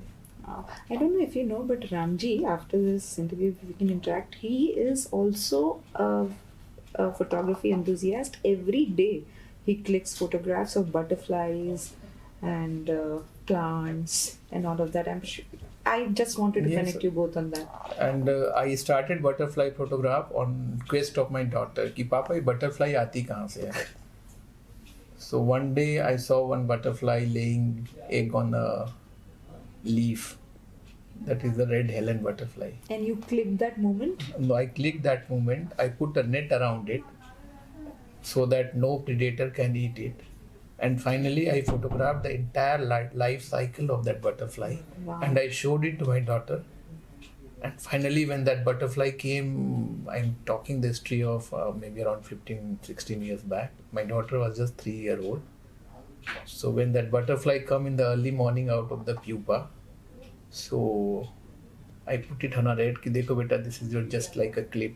And that photograph I still cherish. So likewise, I do it for my satisfaction. I'm not a wildlife photographer. I'm not a technical expert. But yeah, I can compose. In my early days, I used to do painting and calligraphy, so I can compose good photograph, that I can think. But if I am a very good wildlife photographer, I disagree. I have also come to know that you also have very deep love for languages, linguistics. No, it's not like that, because I born in Jharkhand, so I know I born in Jharkhand, then I studied my up to schooling days, and part of college life I spent in Ranchi. Then I shifted to Delhi. Then I was allotted to the Karnataka cadre. In Karnataka also Kannada was an alien language. Then I learned Kannada. Then I was posted in Mangalore and Coorg. There they use the different language like Kurgi and Tulu. Some part Konkani. So it's not that instead of avoiding it, craving it, I cannot control the external. Likewise, I told just few minutes before that things which are not under my control. If you can only converse with me in Kannada. I cannot control you, and I cannot force you to learn Hindi or English. So it's better that it is in my control to learn Kannada. So I started learning. That's why I learned. Wonderful, great outlook. No, it's not outlook. It's just a. It's a very smart self-development to navigate your own way through life, right? I mean, Yes. I wish people were knew that becoming flexible and making yourself flex is actually a smart move for one's own self. It is already invented. We don't. Of late, people stop reading books and other things. Yeah. If you read the Meditation of Marcus, I forgot that Greek philosopher. He has written already maybe 5,000, 6,000 years back. And you know that serenity principle of Bible. God give me power to change the things which I can change, except the things and wisdom to differentiate. So that's what, on that basis I'm telling you about learning this language only. Right. Or suppose many of my friends I know, they used to crave, how can you eat the South Indian food when you are going from North India? You wouldn't get chapati. But I'm a foodie and I love food, and I can tell you that each district of Karnataka is having different food, and I love it. Only thing is I'm a vegetarian, so except non-vegetarian I can eat, and I enjoy food. If you go to Vaishno Devi, you will search dosa there. It is my first-hand experience. If you search dosa, it will taste like your chole or rajma chawal. And if once I ate one chole bhature in Udupi, it was a horrible experience. And then I learned कि जहाँ हो वैसे रहो. So ऐसे ही जहाँ का language है, अगर मुझे काम करना है, I cannot quit the service. It's better to learn. If I went to Delhi, if my surroundings are the Punjabi peoples, I learned. It's good now that you try to learn and you can interact more deeply with them. Absolutely, absolutely. To stay informed about the startup ecosystem, subscribe to MyStartupTV.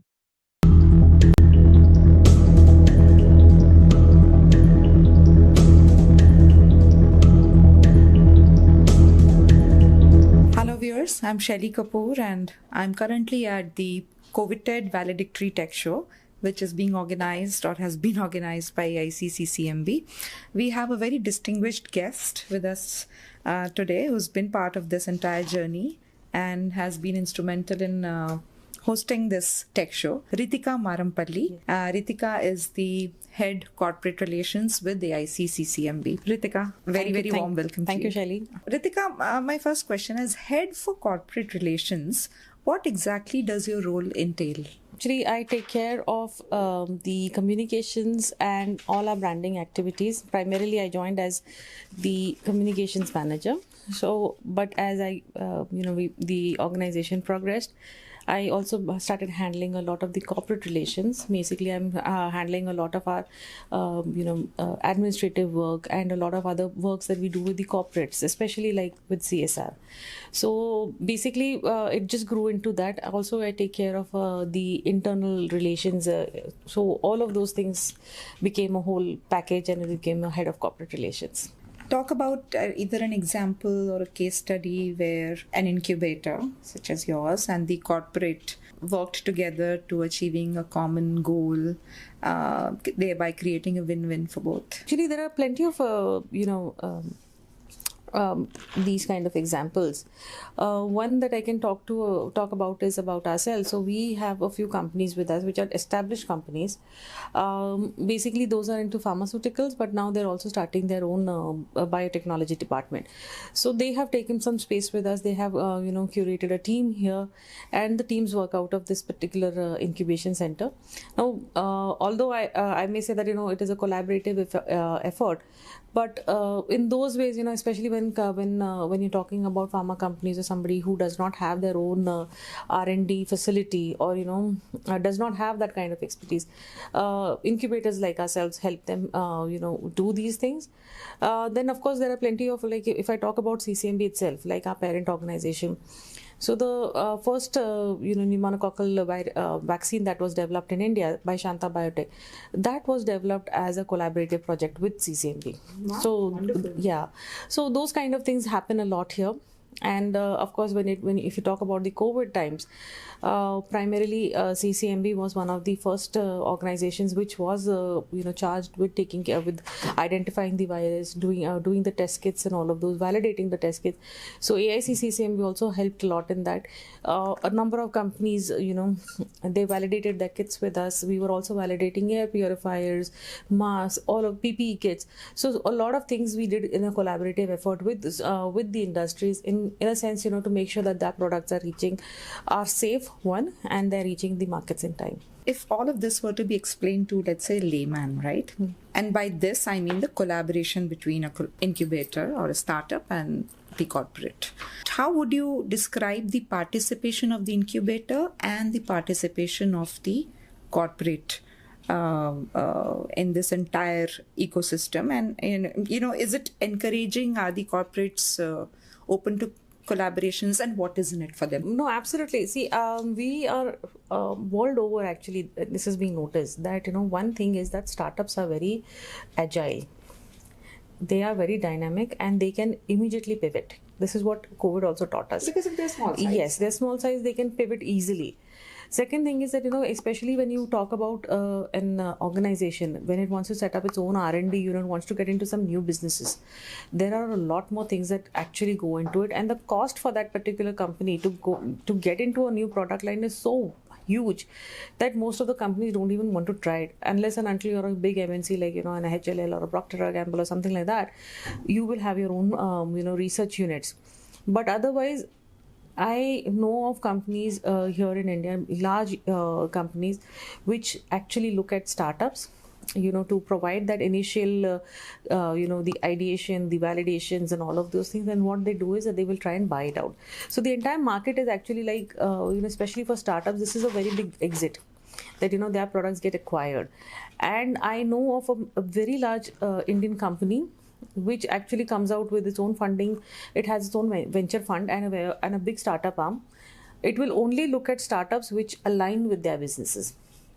And I was a part of that particular project some 3 years ago, and I know that their new business that they're coming up with, they just recently launched it, and it's again a big game changer in the market, was because of the kind of startups that we also introduced them to, the startups that they invested in with us. So we know that these things are happening. And first, for a startup, of course, it's a win-win situation because they're getting the money, they're getting the exit, and they are getting to do what they want to do. And for a corporate, it's a more agile and a more cost-effective way to get into new businesses. Wonderful, thank you. Any gaps or challenges, and I'm sure there are some, in bridging the gap? Any gaps or challenges in bringing the startups and the corporates together? It used to be a lot of challenge, but as the ecosystem is maturing, a lot of corporates are interested. A lot of corporates, are looking at this kind of a, situation, and they are looking at, looking at startups in those ways. A lot of if I talk about some small corporates, like even in Infotech and all. They are now looking at startups, to support startups maybe through some small monies. If they are not able to do by funding them, some of them with us, there's a company called Blaze as well. So they are into data analytics, but they want to they have some CSR funds, and they're supporting startups in healthcare, because they are good at analyzing data, and healthcare also brings out data, so they want to help the startups that ways. So in some way or the other, they are also looking at startups which align with their businesses or which are completely new. So everybody, I think, has started looking at that. And now as I know that a lot of corporates also are for their senior leadership, they're trying to bring in founders, like people who've been entrepreneurs before. That when you have a founder who's been an entrepreneur before, it opens up a whole new avenue, a whole new horizon of entrepreneurship, which brings a maturity within the organization to look at startups and for industrial collaborations with incubators. So that is a positive change that we are seeing. It's happening slowly, but it is happening, and it's good to see that. So these are the changes that are happening. But if you were to, let's say, name the top 2 challenges, or even let's say the topmost challenge that you have come across and witnessed in getting corporates and startups together, what is the topmost, the top 2? The topmost challenge, of course, is the licensing issues. So because basically a regulatory and by the time the companies finish their regulatory, they definitely get into patents and all, but how they approach a patent and how a company looks at a license is different. So there are a lot much more documentation that needs to be done from the startup side, which the corporates want. That is a gap that is there, and that is one of the primary reasons why a lot more deals are not happening. But this is one of the primary things that we see. The second challenge that I would say would be more, it's just negotiations. Sometimes, especially with entrepreneurs, there are a lot many things that have to go in. And if it is a single, founder company, these are challenges that startups need to address. But at the end of the day, every negotiation takes to 6 years to 6 months to about a year. It is a slow journey, but I think maturity is required from both the ends, which I think incubators like ourselves are trying to also address. We are helping these startups, see their flaws early on, especially when it comes to team, because one of the things is that any company is not investing in the product, it is investing in the people. team. Yeah. So we try to work with the team as well, and yes, we are seeing a lot of maturity in those ways coming in about. What would be your message to the corporates for collaborating with the ICCCMB? So I do a lot of this, I go for a lot of outreach events, I go for a lot of networking events and all. And I also, so I see that, it's always a challenge, corporates want to understand, they are interested, but they want to understand how they can work. So I would just want to say that, let's start a dialogue. Because we cannot suggest something that you don't want, and you cannot expect something that we are not doing at all to get there.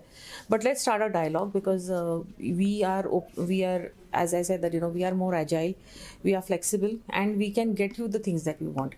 I have this mantra, we keep on saying in our incubation center, we are like Hogwarts, ask and you will get it. So that is what my only message is, that if corporates are interested in working in biotechnology and life sciences, please let's start having a dialogue. We can start working on a project together. You were there in the corporate earlier? I was. How many years in the corporate were you? I think it was almost 8 years. How different are you finding it in the startup ecosystem? I kind of tell the startups that I would like the founders, if they have come from a structured corporate background, to only get into to start inculcating those kind of disciplines into the and processes. Yes, because what happens if you look at if you think of a startup, you think of the founders coming in shorts, coming in at any time, start working in the night at 2 o'clock and 3 o'clock. It doesn't work, especially when you're trying to build a team. So your team, if you don't have discipline, your team is not going to have discipline, and you need to work on strict timelines. It is extremely important, one, for the confidence of the investor and for your own product development. So I would really like to have those kind of, like, these startups to start inculcating those kind of structures into their organization. I actually do do these sessions where we call in some HRs and everybody and tell them, these are the things that you should try, and this is how you build your team, this is how you start, put a timing for the whole team. We know that you want to work any hours, but it's better to have something. So that is something that I really want startups to do. And even in my own organization, I have put in some processes. Of course, as the team grows, there are a lot of labor issues and other compliances that we have to take care. So by default, you have to become a little more process oriented. More around how are you finding the change? Oh, personally for yourself. No, for personally, it was a very, very conscious decision from my side that I wanted to leave corporate and I wanted to get into something like this, because even before I took the decision of that I wanted to quit my corporate job and then I wanted to get into something like this, I was already engaging with the ecosystem. I put in my own money to to do a project that I wanted to, I just wanted to have something on my resume to show that, demonstrate that I have done this. So yeah, it was a very conscious kind of a change for me. And I've been an entrepreneur for the age of 18. So this is something that, is my baby. It's something that I take care of. I'm very, very possessive about it as well. You find it more satisfying, gratifying? Absolutely. This is like, it's not a joke, when you say that, love your, what you do and, you'll never work a day. It's like that for me. So right now I'm in a very happy zone. Yes, there is a lot of stress. Absolutely, there's a lot of stress, but I enjoy it.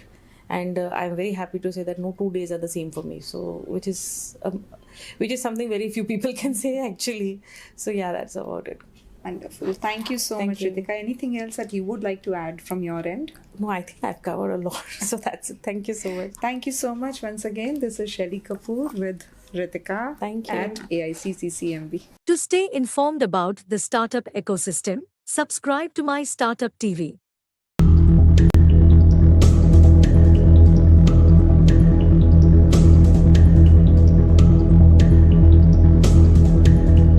Hello viewers, I'm Shelly Kapoor and I'm currently at the COVID Valedictory Tech Showcase organized by AICCCMB, event coverage courtesy MyStartupTV. We have a very distinguished guest with us today here on the Thought Leader Show, Dr. Ramji Pallela, Chief Operating Officer, COO for AICCCMB. Ramji, you're also a dear friend of mine. Thanks, a very Shelly. warm welcome to you. Privileged to have you also. Thank you. I wanted to know your initial thoughts on the whole day as that went, starting with the roundtable to the tech show, which was inaugurated by Vijay Ranjan ji, and subsequent, discussions that he had and the excellent feedback that he gave, which I saw firsthand. So any thoughts on the entire day? And before you, congratulations on conducting such a wonderful event. Thank you. Thank you so much. Yeah, in fact, it's a big day. 2.5 years are over that we try to actually conglomerate the entire efforts of the COVID warriors, in the sense not only the people who got infected by COVID, because their samples ultimately validated by the products which are developed by the startups.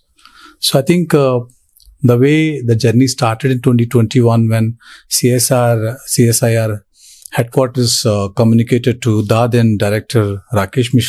Rakesh Mishra, a message from Dr. Lalita Goyal and also Dr. Dayanand, that there is a Security Printing and Minting Corporation India Limited, SPMCIL.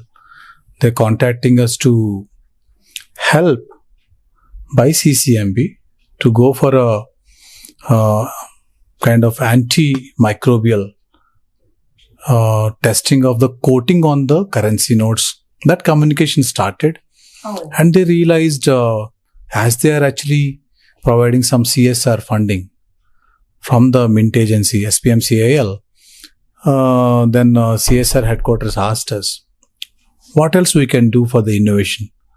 So in that sense, in 2021, the then CMD, Dr. Tripti Ghosh, she kind of came into picture. About 2.3 crores of funding that they disbursed to us in a couple of tranches, and we actually designed a program around this CSR program, because this is the first of its kind of support for any of the incubators for innovation activities. And also to say first CSR project for the AICCCMB. So it's a kind of a great exercise through the pandemic wave. It's a wave 2 actually. And we engaged with private partners to design a program to pick the best startups which can actually provide COVID solutions through this program. A small mini acceleration program, you can say. So we engaged more than a dozen of startups, but 8 startups have been supported with funding. And without funding also, the people who got the founders, scientists who got funded through this program got benefited out of this SPM-CIL program. So throughout this journey, we learned a lot of things, how to actually map the partnerships for these startups, their business plans to be set up, and their tractions to be made by connecting with relevant customers, and also corporate advisories as well as business advisory. Because technically we are sound, CCMB can help. We connected to a few of the scientists out there. So as a whole in this marathon, we have seen the impact numbers. So today, the great day, the current chairman and managing director, so Vijay Ranjan Singh ji, who is an IFS officer, distinguished IFS officer, who has some scientific knack as well to understand these impactful solutions, how they should be going forward.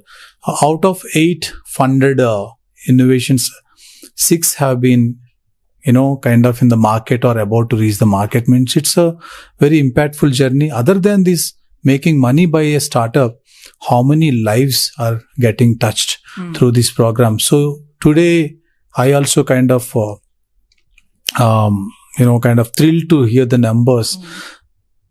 Across the country, more than 15-16 states, these products have been spread. So did you fall in love with all that you achieved all over again today? Because this is your learning again. I know. Because I love to learn through this program and what kind of impact. Ultimately, funding can be raised in any other means. And India is having enough funding for early stage innovators. Only thing is that your ask should be clear, your passion should be reflecting, and also your journey to say, yes, these are the impactful parameters that I'm targeting. So here that happened today, it's a realization that, 2-3 products have been unveiled by the CMD, and also one impact book has been revealed by the CMD for one of the startup that has been supported here. So the team is asking the questions to these founders, and also you have witnessed already, some kind of businesses can be revisited, or some plans can be, tweaked to more aggressive way of commercialization and touching more numbers of lives. So I think, as for your question today, we kind of, concluding the activity in the sense of the program per se, but not impact per se. Absolutely. So as the journey goes on, we are giving some follow-on funding to few of the startups which are funded by SPM-CIL. We directed them to bigger hospitals as well as other channel partners. And again, we are helping them to raise at least kind of $1 million or $1.5 million funding today, so that they can set up their own manufacturing facility. So this engagement today is very interactive, and also those questions are very imperative in the sense they can get more help. So thanks for asking that question. My pleasure. I could see firsthand how impressed he was. He was so involved, asking all those questions to the startups, giving them suggestions as to what they should do to improve the product and the product development, and even very encouraging them to reach out to him directly if they needed help. That was amazing, and it really showed how. I can say that it is a rare opportunity that chairman and MD sparing some time to see a very unique way of spending their own CSR money. Yes.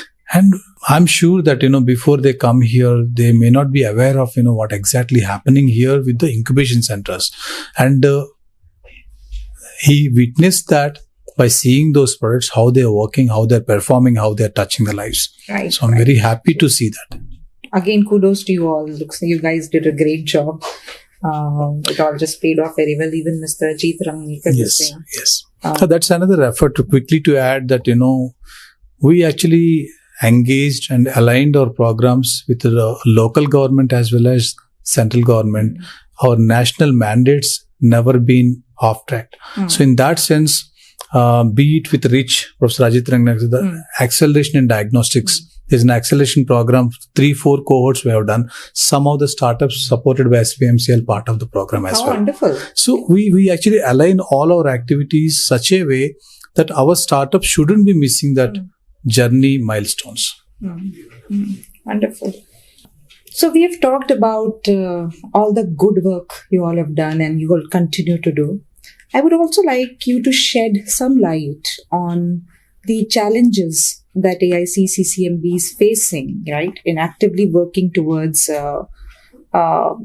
addressing the growth and nurturing of some of the biotech startups that are with you. So anything, any kind of hurdles or challenges. Yeah, in fact, I can relate this question to this program as well as overall AIC's activities.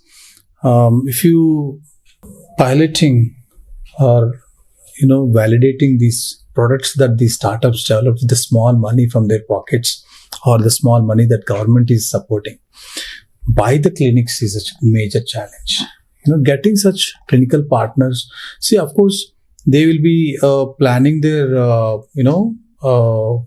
innovation, product development or a process development cycle by including these clinical partners as well as regulatory partners. And of course, other field level, you can say maybe the clinical in the sense, even PHCs. So the major challenge what we observed even for this program, connecting them to the government-based PHCs, for example, because they actually need the support if they can actually help these startups to actually get the products validated. Right. I think that is really helpful. Right. And even private hospitals, again, they're not that open, to validate unless until there is a kind of value addition for them. But still, we kind of took help from Apollo hospitals, for example. They actually talked to Bryota and they kind of advised them in the reiteration of the device. So we have identified such kind of mentors to address these challenges, but still I think India should open a kind of larger mechanism of piloting these innovative products at the clinical side. And also, second challenge that always I vouch for is about the regulatory aspects. So the single window regulatory, clarifications for these devices or diagnostic kits. So we will apply to ICMR, DCGI, and that's a kind of, the things are speed up actually, thanks to COVID, another way. But still, locally, I think, we need to get a lot of assistance. This is second challenge. And third challenge, of course, it's not related to the complete ecosystem per se. It is the individual per se, the mindsets, and also the consistency of the innovator, how they would be planning their complete innovation journey for next 2 to 3 years or 5 years. So that also major challenge, especially in the biotech entrepreneurs. So because, money can come fast and money can simply spend easily in a high blink time. That's what, being a program manager in the past 10 years, I have seen that, the exciting moment that startup get a money and within few months, Evaporates. the money evaporates, and then they will realize, oh, please tell me what's next, what has to do. All the important things I have to spend on, I haven't yet even touched those areas. So I think that visionary way of thinking for their own activities, their own products, yes, prioritizing and segregating the expenditures, and also planning of funding in advance and regulatory aspects in advance and the IP. So all these things are very important. That is the third major challenge, which is actually an individualistic challenge, not the ecosystem challenge. What is the message that you would have for some of the biotech startups out there for all the roles and opportunities that are available with AICCCMB? You mean to say guidelines, probably? Or yeah, guidelines or any message that you would have for us? Why should they come to yeah, them? yeah. Got it. I got it. So we don't have cohort systems. We just have a word of mouth way of spreading about our good works. Anybody is welcome to step into our center, see the facilities, talk to our existing startups or even graduated startups. What kind of facilities are there? What kind of convenience and comfortability that they will get, even from the host. Or I have to thank the director, CCMB, because the complete staff, the scientists, they provide a lot of infrastructure, not only in the AIC premises, but also in the main campus. Vinay sir. And even the previous director, Dr. Rakesh Mishra. So that kind of support, then when we have the advice for all the student innovators, faculties, and also the startups, just to step in, talk to us. When you open up with a dialogue, the conversation, then only you will come to know what we have, what they have in their mind and heart, because they may be having brilliant ideas, but they may not be having confidence. Unless until you actually talk to us, Dr. Madhu and myself, we are having some technical background as well. And also we enable a lot of startups and students and faculty towards entrepreneurship.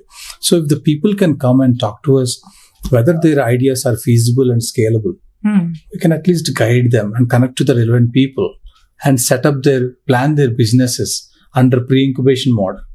Then they can actually raise funds with the small data that they generated, and then they can actually incubate with us and raise more money, go for scale up. They can graduate. So this is one quick advice that I can give. Can I say this to our viewers? Any of them, they are biotech startup companies. If you have, you have Ramji Patela here. If you have any opportunities, any clarifications, any questions, any guidance, any mentoring support, funding support, anything that you need, you can reach out to Dr. Ramji Palela at AICCCMB. Ramji, I've said it out there. Now you can't backtrack. I mean, I can't say, no, don't give my contact.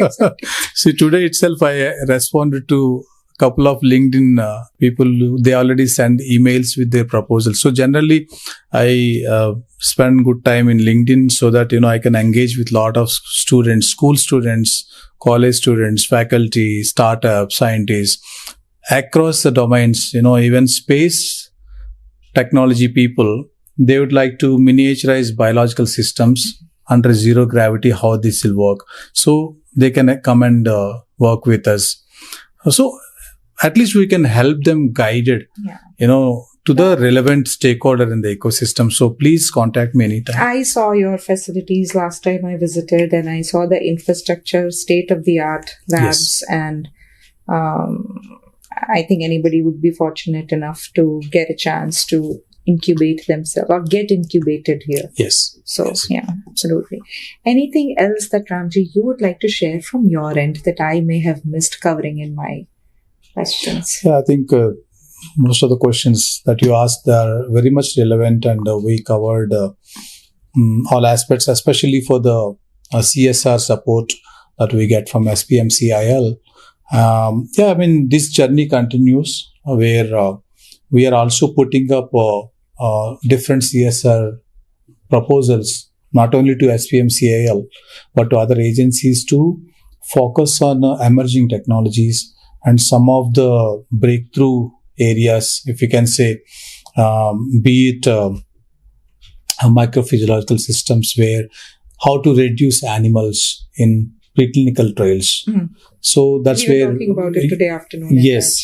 So now HDFC Parivartan grant that we got, we actually try to address that grant towards these areas, organ on a chip kind of models, where we can screen drug molecules or any other formulations, something like that.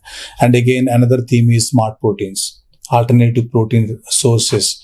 So similarly, what I'm trying to tell here is that we are actually trying to partner with larger corporates who can actually show some interest in co-development with CCMB scientists or our startups to build something that can actually create larger impact through CSR or non-CSR means.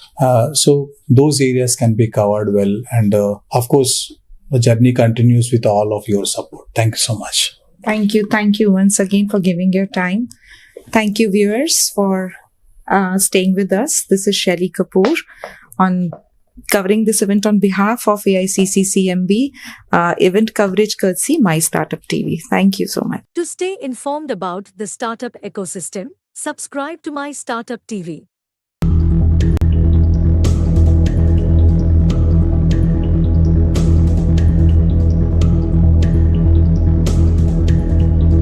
Hello, viewers. I'm Shelly Kapoor, and I'm currently at the Coveted Valedictory Tech Showcase, organized by AICCCMB and being covered by MyStartupTV. I have a very distinguished guest here today at the Thought Leader Show, Dr. Madhusudan Rao, who is the CEO of AICCCMB. Sir, very, very welcome to you. Thank you. Now that the event has been concluded, what are your impressions and thoughts of the entire day, on the entire day? We started with a roundtable discussion. The chief guest, of course, was here. So I have a lot of questions for you, but just to kind of get you started, what are your thoughts on the entire day? The first feeling is relief. Okay, we've been at it for almost 3 years now. There's a kind of culmination of a lot of activity that went in last 3 years. So it's a big relief. And then going by the response, we are always happy with what we have done, but that's our perception. But we always want to see the others' perception about our achievement. On that part, I think we have done the kind of feedback I got from various participants. I felt good, which means that what we have done has, been seen by them equally. That's a good feeling. So I'm happy. Wonderful. How long you guys were planning this or organizing this? The whole planning. We know that it's going to happen around this time. So it's kind of a thing in our back of our head for a long time. But the actual event started maybe a month ago. Mostly trying to look at the participation of CMD. So that we wanted a bit longer time from him to be part of this valedictory. So maybe a month is what, but then, fortunately, both CCM and AIC, CCMB has very good organizational skills getting into place because we have kind of known vendors, known devils in terms of services and things like that. So and a fantastic team. That's what I'm saying. Besides my AIC team, the CCMB team considers AIC's activity as their own. Which is extremely important, right? Because the moment I use their facilities, their physical space, their security, or the horticulture people, which are all small, the canteen and all that, but they come with no second thoughts about participation. They consider that is their own event. So that takes a lot of load on what would be the outcome. I never had a worry, though there will be some nitty-gritties, but that's not really an issue. But the support system is excellent. So, in terms of executing an event like this, yes, it needs a lot of planning, but it gets smoothly. So it's not a problem. Like, minute to minute programs and what is the role of each of the divisions at CCMB and our own, whether it is display, Shamiana, great thing. Yeah. Absolutely. it is concern, but it never became a concern actually. Wonderful. So, what is COVID Valedictory Tech Showcase? Okay, I just came up with COVID more like it sounds like something, sound wise it makes that something we want to do it. COVID, tech, event kind of technologies kind of a thing. So the idea was when these people wanted to support, everybody realized that the pandemic is a big challenge and everybody wanted to do their own bit. So at that point of time, we came up with this kind of a suggestion to support startups. And then I think probably that everybody probably I can tell you all people who can give money, gave money. So fortunately we had the support of SPM CIL and we were very much into, around that time, I just came out of a project by Gates Foundation on assessing the Indian capability in manufacture of kits. Because at that point of time, which kits? The PCR kits for the diagnostics. Okay. So at that point of time, with the support of Gates, we set up a team. At that point, there was no, except one who was doing it, but many people, nobody had come up with a kit. Everybody has the components of their own, enzymes, primers, what we call. But not a full-fledged kit. They didn't put together in a packet. But everybody knows what need to be done. So there is, we wanted to assess, say one of the end goals at that point of time was, there is a capability to make 10 million kits per month by India. So because I'm a scientist, I know I can back calculate what is the quantum of enzyme, how much primer I require, how much of Taq polymerase, how much of tubes I require and all that. So we back calculated quickly and asked people to submit their own component to us. And then we tested them. I had a team of some 8-9 people who were we bought the best in the market and benchmarking the things that came to us again as the best in the market. Okay.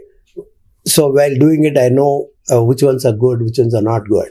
So we gave a feedback to them. They came back to us with their improved versions and all that. So that helped. They gave a lot of confidence to those people. And I know their capacity. Like, an enzyme guy, if he has a 50-liter capacity, he can produce this much. So that is sufficient for 100 million kits if everything comes up. That kind of a calculation became very important. And that also gave me a kind of cost analysis of the whole process. And now when somebody was saying in the morning that it costed around 3,500 rupees per test, it came down within a year to less than 1,000 and eventually came down to 600. And now I know the kit doesn't cost, the raw material doesn't cost more than $70. No. Okay. But the equipment is costly again, but the point is I'm not including the equipment cost, the whole thing, the human resources. But the basic cost is something, 60 rupees is quite amazing. I mean, what the hell? Suddenly the whole eyes opened and then, probably you could have offered the kit for $150, not 3,000. So, and the more important thing is we can do it ourselves. Right. That's more important because at that point of time, I was also part of the testing for ICMR. The Telangana government, we get a lot of samples every day. And then I was buying all the kits. And then they don't come in time. Well, these certain realizations only come when you worked on things and then you... The pandemic kind of is shouldn't be saying, but it's a very good teaching. Very good teaching. Very good teacher, actually, about our own selves. Yeah. A lot of... In many ways, then. Yeah, a lot of misplaced confidences were kind of sorted out. And then now suddenly we know that, okay, these are the bad patches, these are good patches, so look at good patches. Yeah. Wonderful. You must be very proud of all the work that AIC CCMB is doing in the molecular biology sector. Talk to me a little bit about that. Yeah, I mean, I was a scientist for almost 30 years and I always felt that when I look around, obviously during our service we travel a lot. Abroad in various places. I must have gone to some 15 different countries and see what goes out into the market. Looks to me, what the hell, we also have it, but why are we not putting it out? then we know that what are the pathways that each of these universities in the West have, like technology transfer offices, how to protect the interest of the inventor, institute, and the client. That never happens very smoothly in our country. Nobody was pushing it. So I thought it's an important avenue for us to be, because every time the government says, what are your deliverables? If you say, I have published and I trained these many students, is not what the government is looking for. Ours is not a teaching and research institute, CSR per se. CSR is a scientific and industrial research thing. So they look for applications.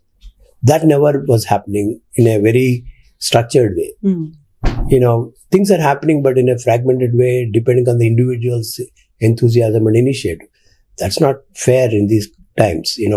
There should be, systems should take care of these inventions and take them out and make a product.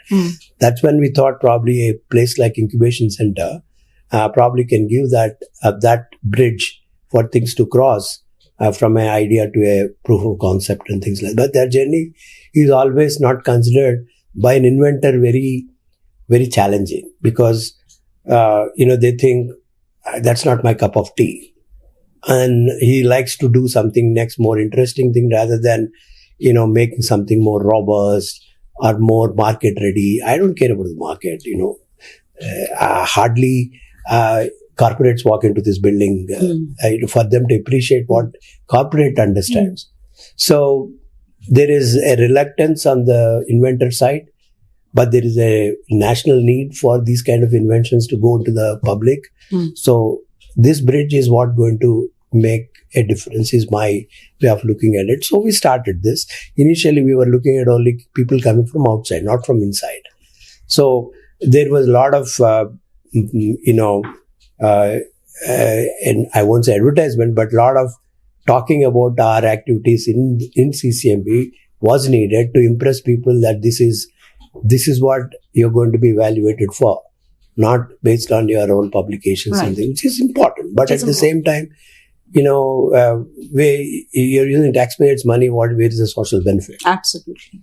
So now AIC can give some kind of a activity that they can show. Obviously, AIC is part of CCMB in a way, promoted by CCMB. So they can showcase the technology, the startups that are flourishing here, as an activity that they have taken up. And then there is, in at least last 5 years, at least 10 different companies used the resources of CCMB to mature their products.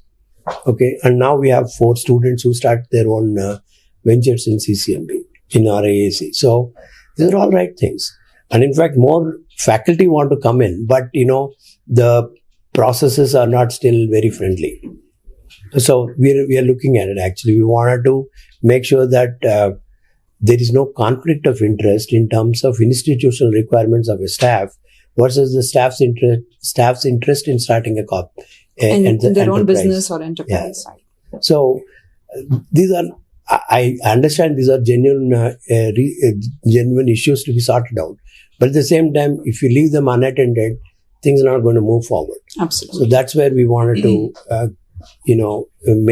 start a conversation so that SOPs or operation methods will be in place so that it's a smooth transition. Like, I made an invention. I don't know how good it is, but I want to give it here, start a company, employ somebody, take it up, and things like that. That's what we wanted to do. Right. So you were a chief scientist for over 3 decades with CCMB, 35 years to be precise. So I was 28 years, but these 7 years and as a CEO for AIC CCMB. What is the difference in both two roles, and how the expectations of your role have changed? As a CEO of AIC CCMB. As a CEO of AIC CCMB, the passion is to make sure that more startups are reached and they're enabled in their journey. That's the overall objective in the life sciences, because that's where AIC is probably good at. How do you, as I said, most of these startups come with, if I can say, monochromic vision, in the sense that they know this has They value. know what they want to do. They're want stuck to on do, that. but what else is required, they're not very clear about. So try to make their vision more colorful in the sense like what is around the corner and what kind of business. Open their minds. Open their minds for. It's not a purely a bench activity. It's more It's of a journey. It's a business journey which has its own different mandates and then requirements. You have to wear different hats. That part is something challenging. So that's the kind of inputs that we try to give with this team. Bring in a lot of mentors and keep on, from all corners, almost like a Nico. We keep telling them, this is the business plan you should have. This is how you look at the balance sheet. This is how the regulatory timelines. And this is where you can go for initial product design. All kinds of things. There is so many requirements that they need. And they're not very, they don't think they're serious. Those requirements, they don't think they're serious, but they are the only thing serious. And another big lacuna is communication. I mean, most of the scientists think that ideas are good, so others should appreciate them. Nobody gives a damn about science, in a way. They're more interested in the product based on science, not on science behind it. So you should understand the difference. You have to dilute yourself, the science part of it, and then tell them what is the benefit for the investor or the next guy about it. And these are not something that easily come to most of the founders. That's where we have to make that, break that, ice. Yeah, absolutely. Yeah. I saw firsthand today Mr. Vijay Ranjan Singh, the chief guest, chairman and managing director, SPMCIL. He was very, very impressed with the startups and their products which were displayed. But I would like to know from you, what his feedback was, what all he said to you, and if there's any specific direction that he further gave. Yeah, I think he's a very experienced man, and I'm sure he has seen many. But, taking the kind of comments he made about the activity per se, and actually I liked what Ajit Rangnekar was also saying about, the importance of both the things. What Vijay Ranjan Singh said about some of the CSR things that most of the companies spend on, 10 hospital tables or toilets for the school children, or ambulances, or a eye camp or a blood camp. I mean, these are all things, is what most of the people do. And it probably gives them the optics that they're looking for. But the point is that's somebody else's job. Basically, I thought that's a nice way to put it. And also Ajit was saying that, it is important for CSR corporates should look at innovation centers like ours to promote this one, because he said the right word, that is multiplier effect, which adds value to the whole chain ecosystem, rather than plug and just deliver some 100 toilets or one ambulance here or 100 wheelchairs and things, which is also important. But at the same time, this lasts long, and probably it has a much more outcomes than those kind of activities, which are also important. So what he was suggesting, at least 2% of the CSR money should be spent towards innovation. I thought I liked that a lot. I think Vijay Ranjan also I agree with that, the way he reflected in various ways, saying that, he was very happy with the way the money was realized, though he was not very happy with the percentage of money given to the startups, but that's fine, because that budgeting was done, it's a kind of a top-down thing rather than what we asked. So there are many aspects. I think I liked it a lot, and I think he was happy that the money was spent well. Yeah. I agree with you. I saw both of them were very impressed. Mr. Rangnekar also was very, very impressed. And he was right that you guys should be talking about it more. So all the good work that you've done here. I will just end this with one last question. What is the vision of AICC-CMB, and what are your future milestones? We've been in this game for almost 6 years now. And then we are reaching a kind of a revenue model that is going to become static. And that's not where we want to stop. And that is one part. But what we are looking at it is, obviously, we are looking at around what are the more successful models elsewhere in the world. Okay. And also, what are the kind of challenges most of the startups face? I can clearly tell you, it's easy to get money, half a crore, 30, 40 lakhs. If you have a decent idea and a passion for it, it's easy to get that kind of money. But once you cross that initial journey, then the money that is required is big when you want to go for trials, especially life sciences. I'm not talking about IT. So you need money in crores. That never comes. Or the money that comes is very limited. So now, how do you, so many of them come there and kind of stop. Or they get delayed because of I can tell you so many companies start with a bright idea and then suddenly find their cash is crunch and then go for services which is not their forte. Okay. They were not in it for that. But they have to survive. So now what we are thinking is bring in investors right from the beginning and then almost say, I'll give you, 1 crore if I do a acceleration program of some 30, 40 people and give some 5 people who are the best among that acceleration, give them 1 crore each and then ask them to now there can be a stake taken by the investor also. But investor right from the beginning is very important in their journey.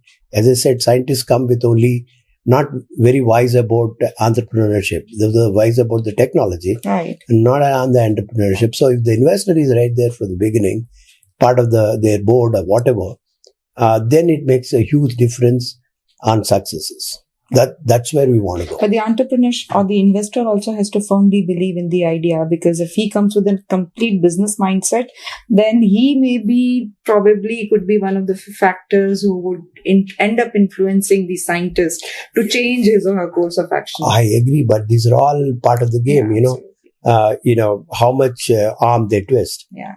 These are all, stories of life. So I don't see that as a problem. But the latter is nevertheless a better scinario. Yeah.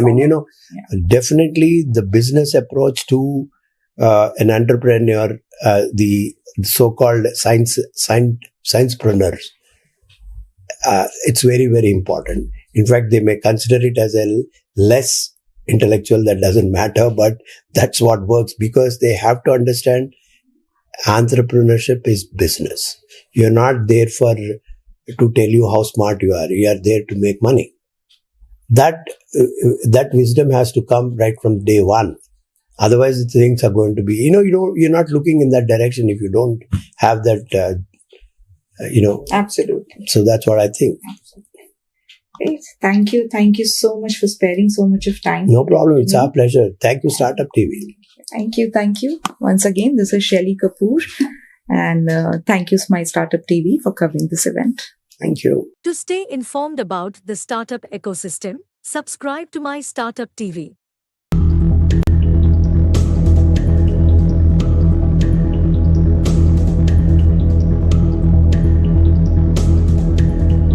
Hello viewers, I'm Shelly Kapoor and I'm currently at the coveted valedictory tech showcase organized by AICCCMB.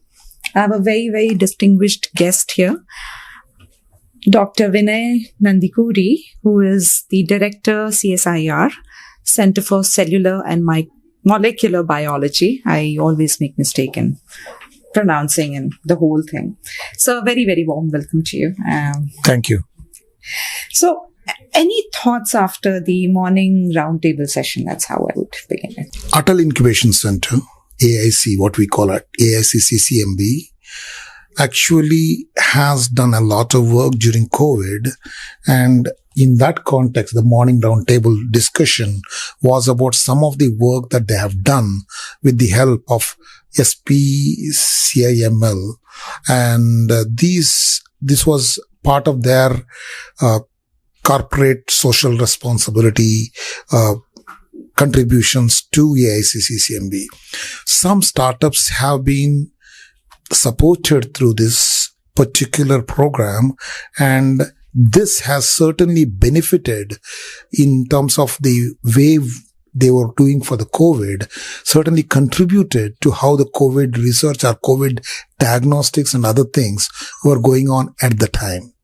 So roundtable discussion was to showcase what has been done during that times with the support that was provided, and to see if such programs can be taken forward in, not in terms of COVID anymore, but maybe other things, because startup culture in India is now really deep rooted. And last 5 years have changed the ecosystem in India.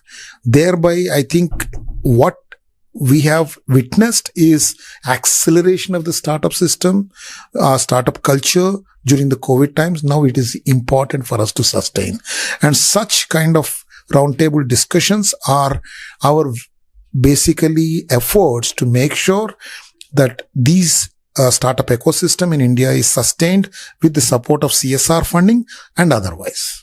Tell me a little bit about CSIR first. See, CSIR is an organization that was started in 1942, before independence. And since then, number of labs have been added to this. And at this point of time, there are 37 labs, CSIR labs across India. Hyderabad alone has 3 laboratories next to each other: IICT, CCMB, and NGRI. And so these labs work on varied aspects. So we have labs starting from road research all the way to deep molecular biology like we do. So we have labs in engineering. We have labs working on computer. We have aeronautics lab. We have a national physical laboratory.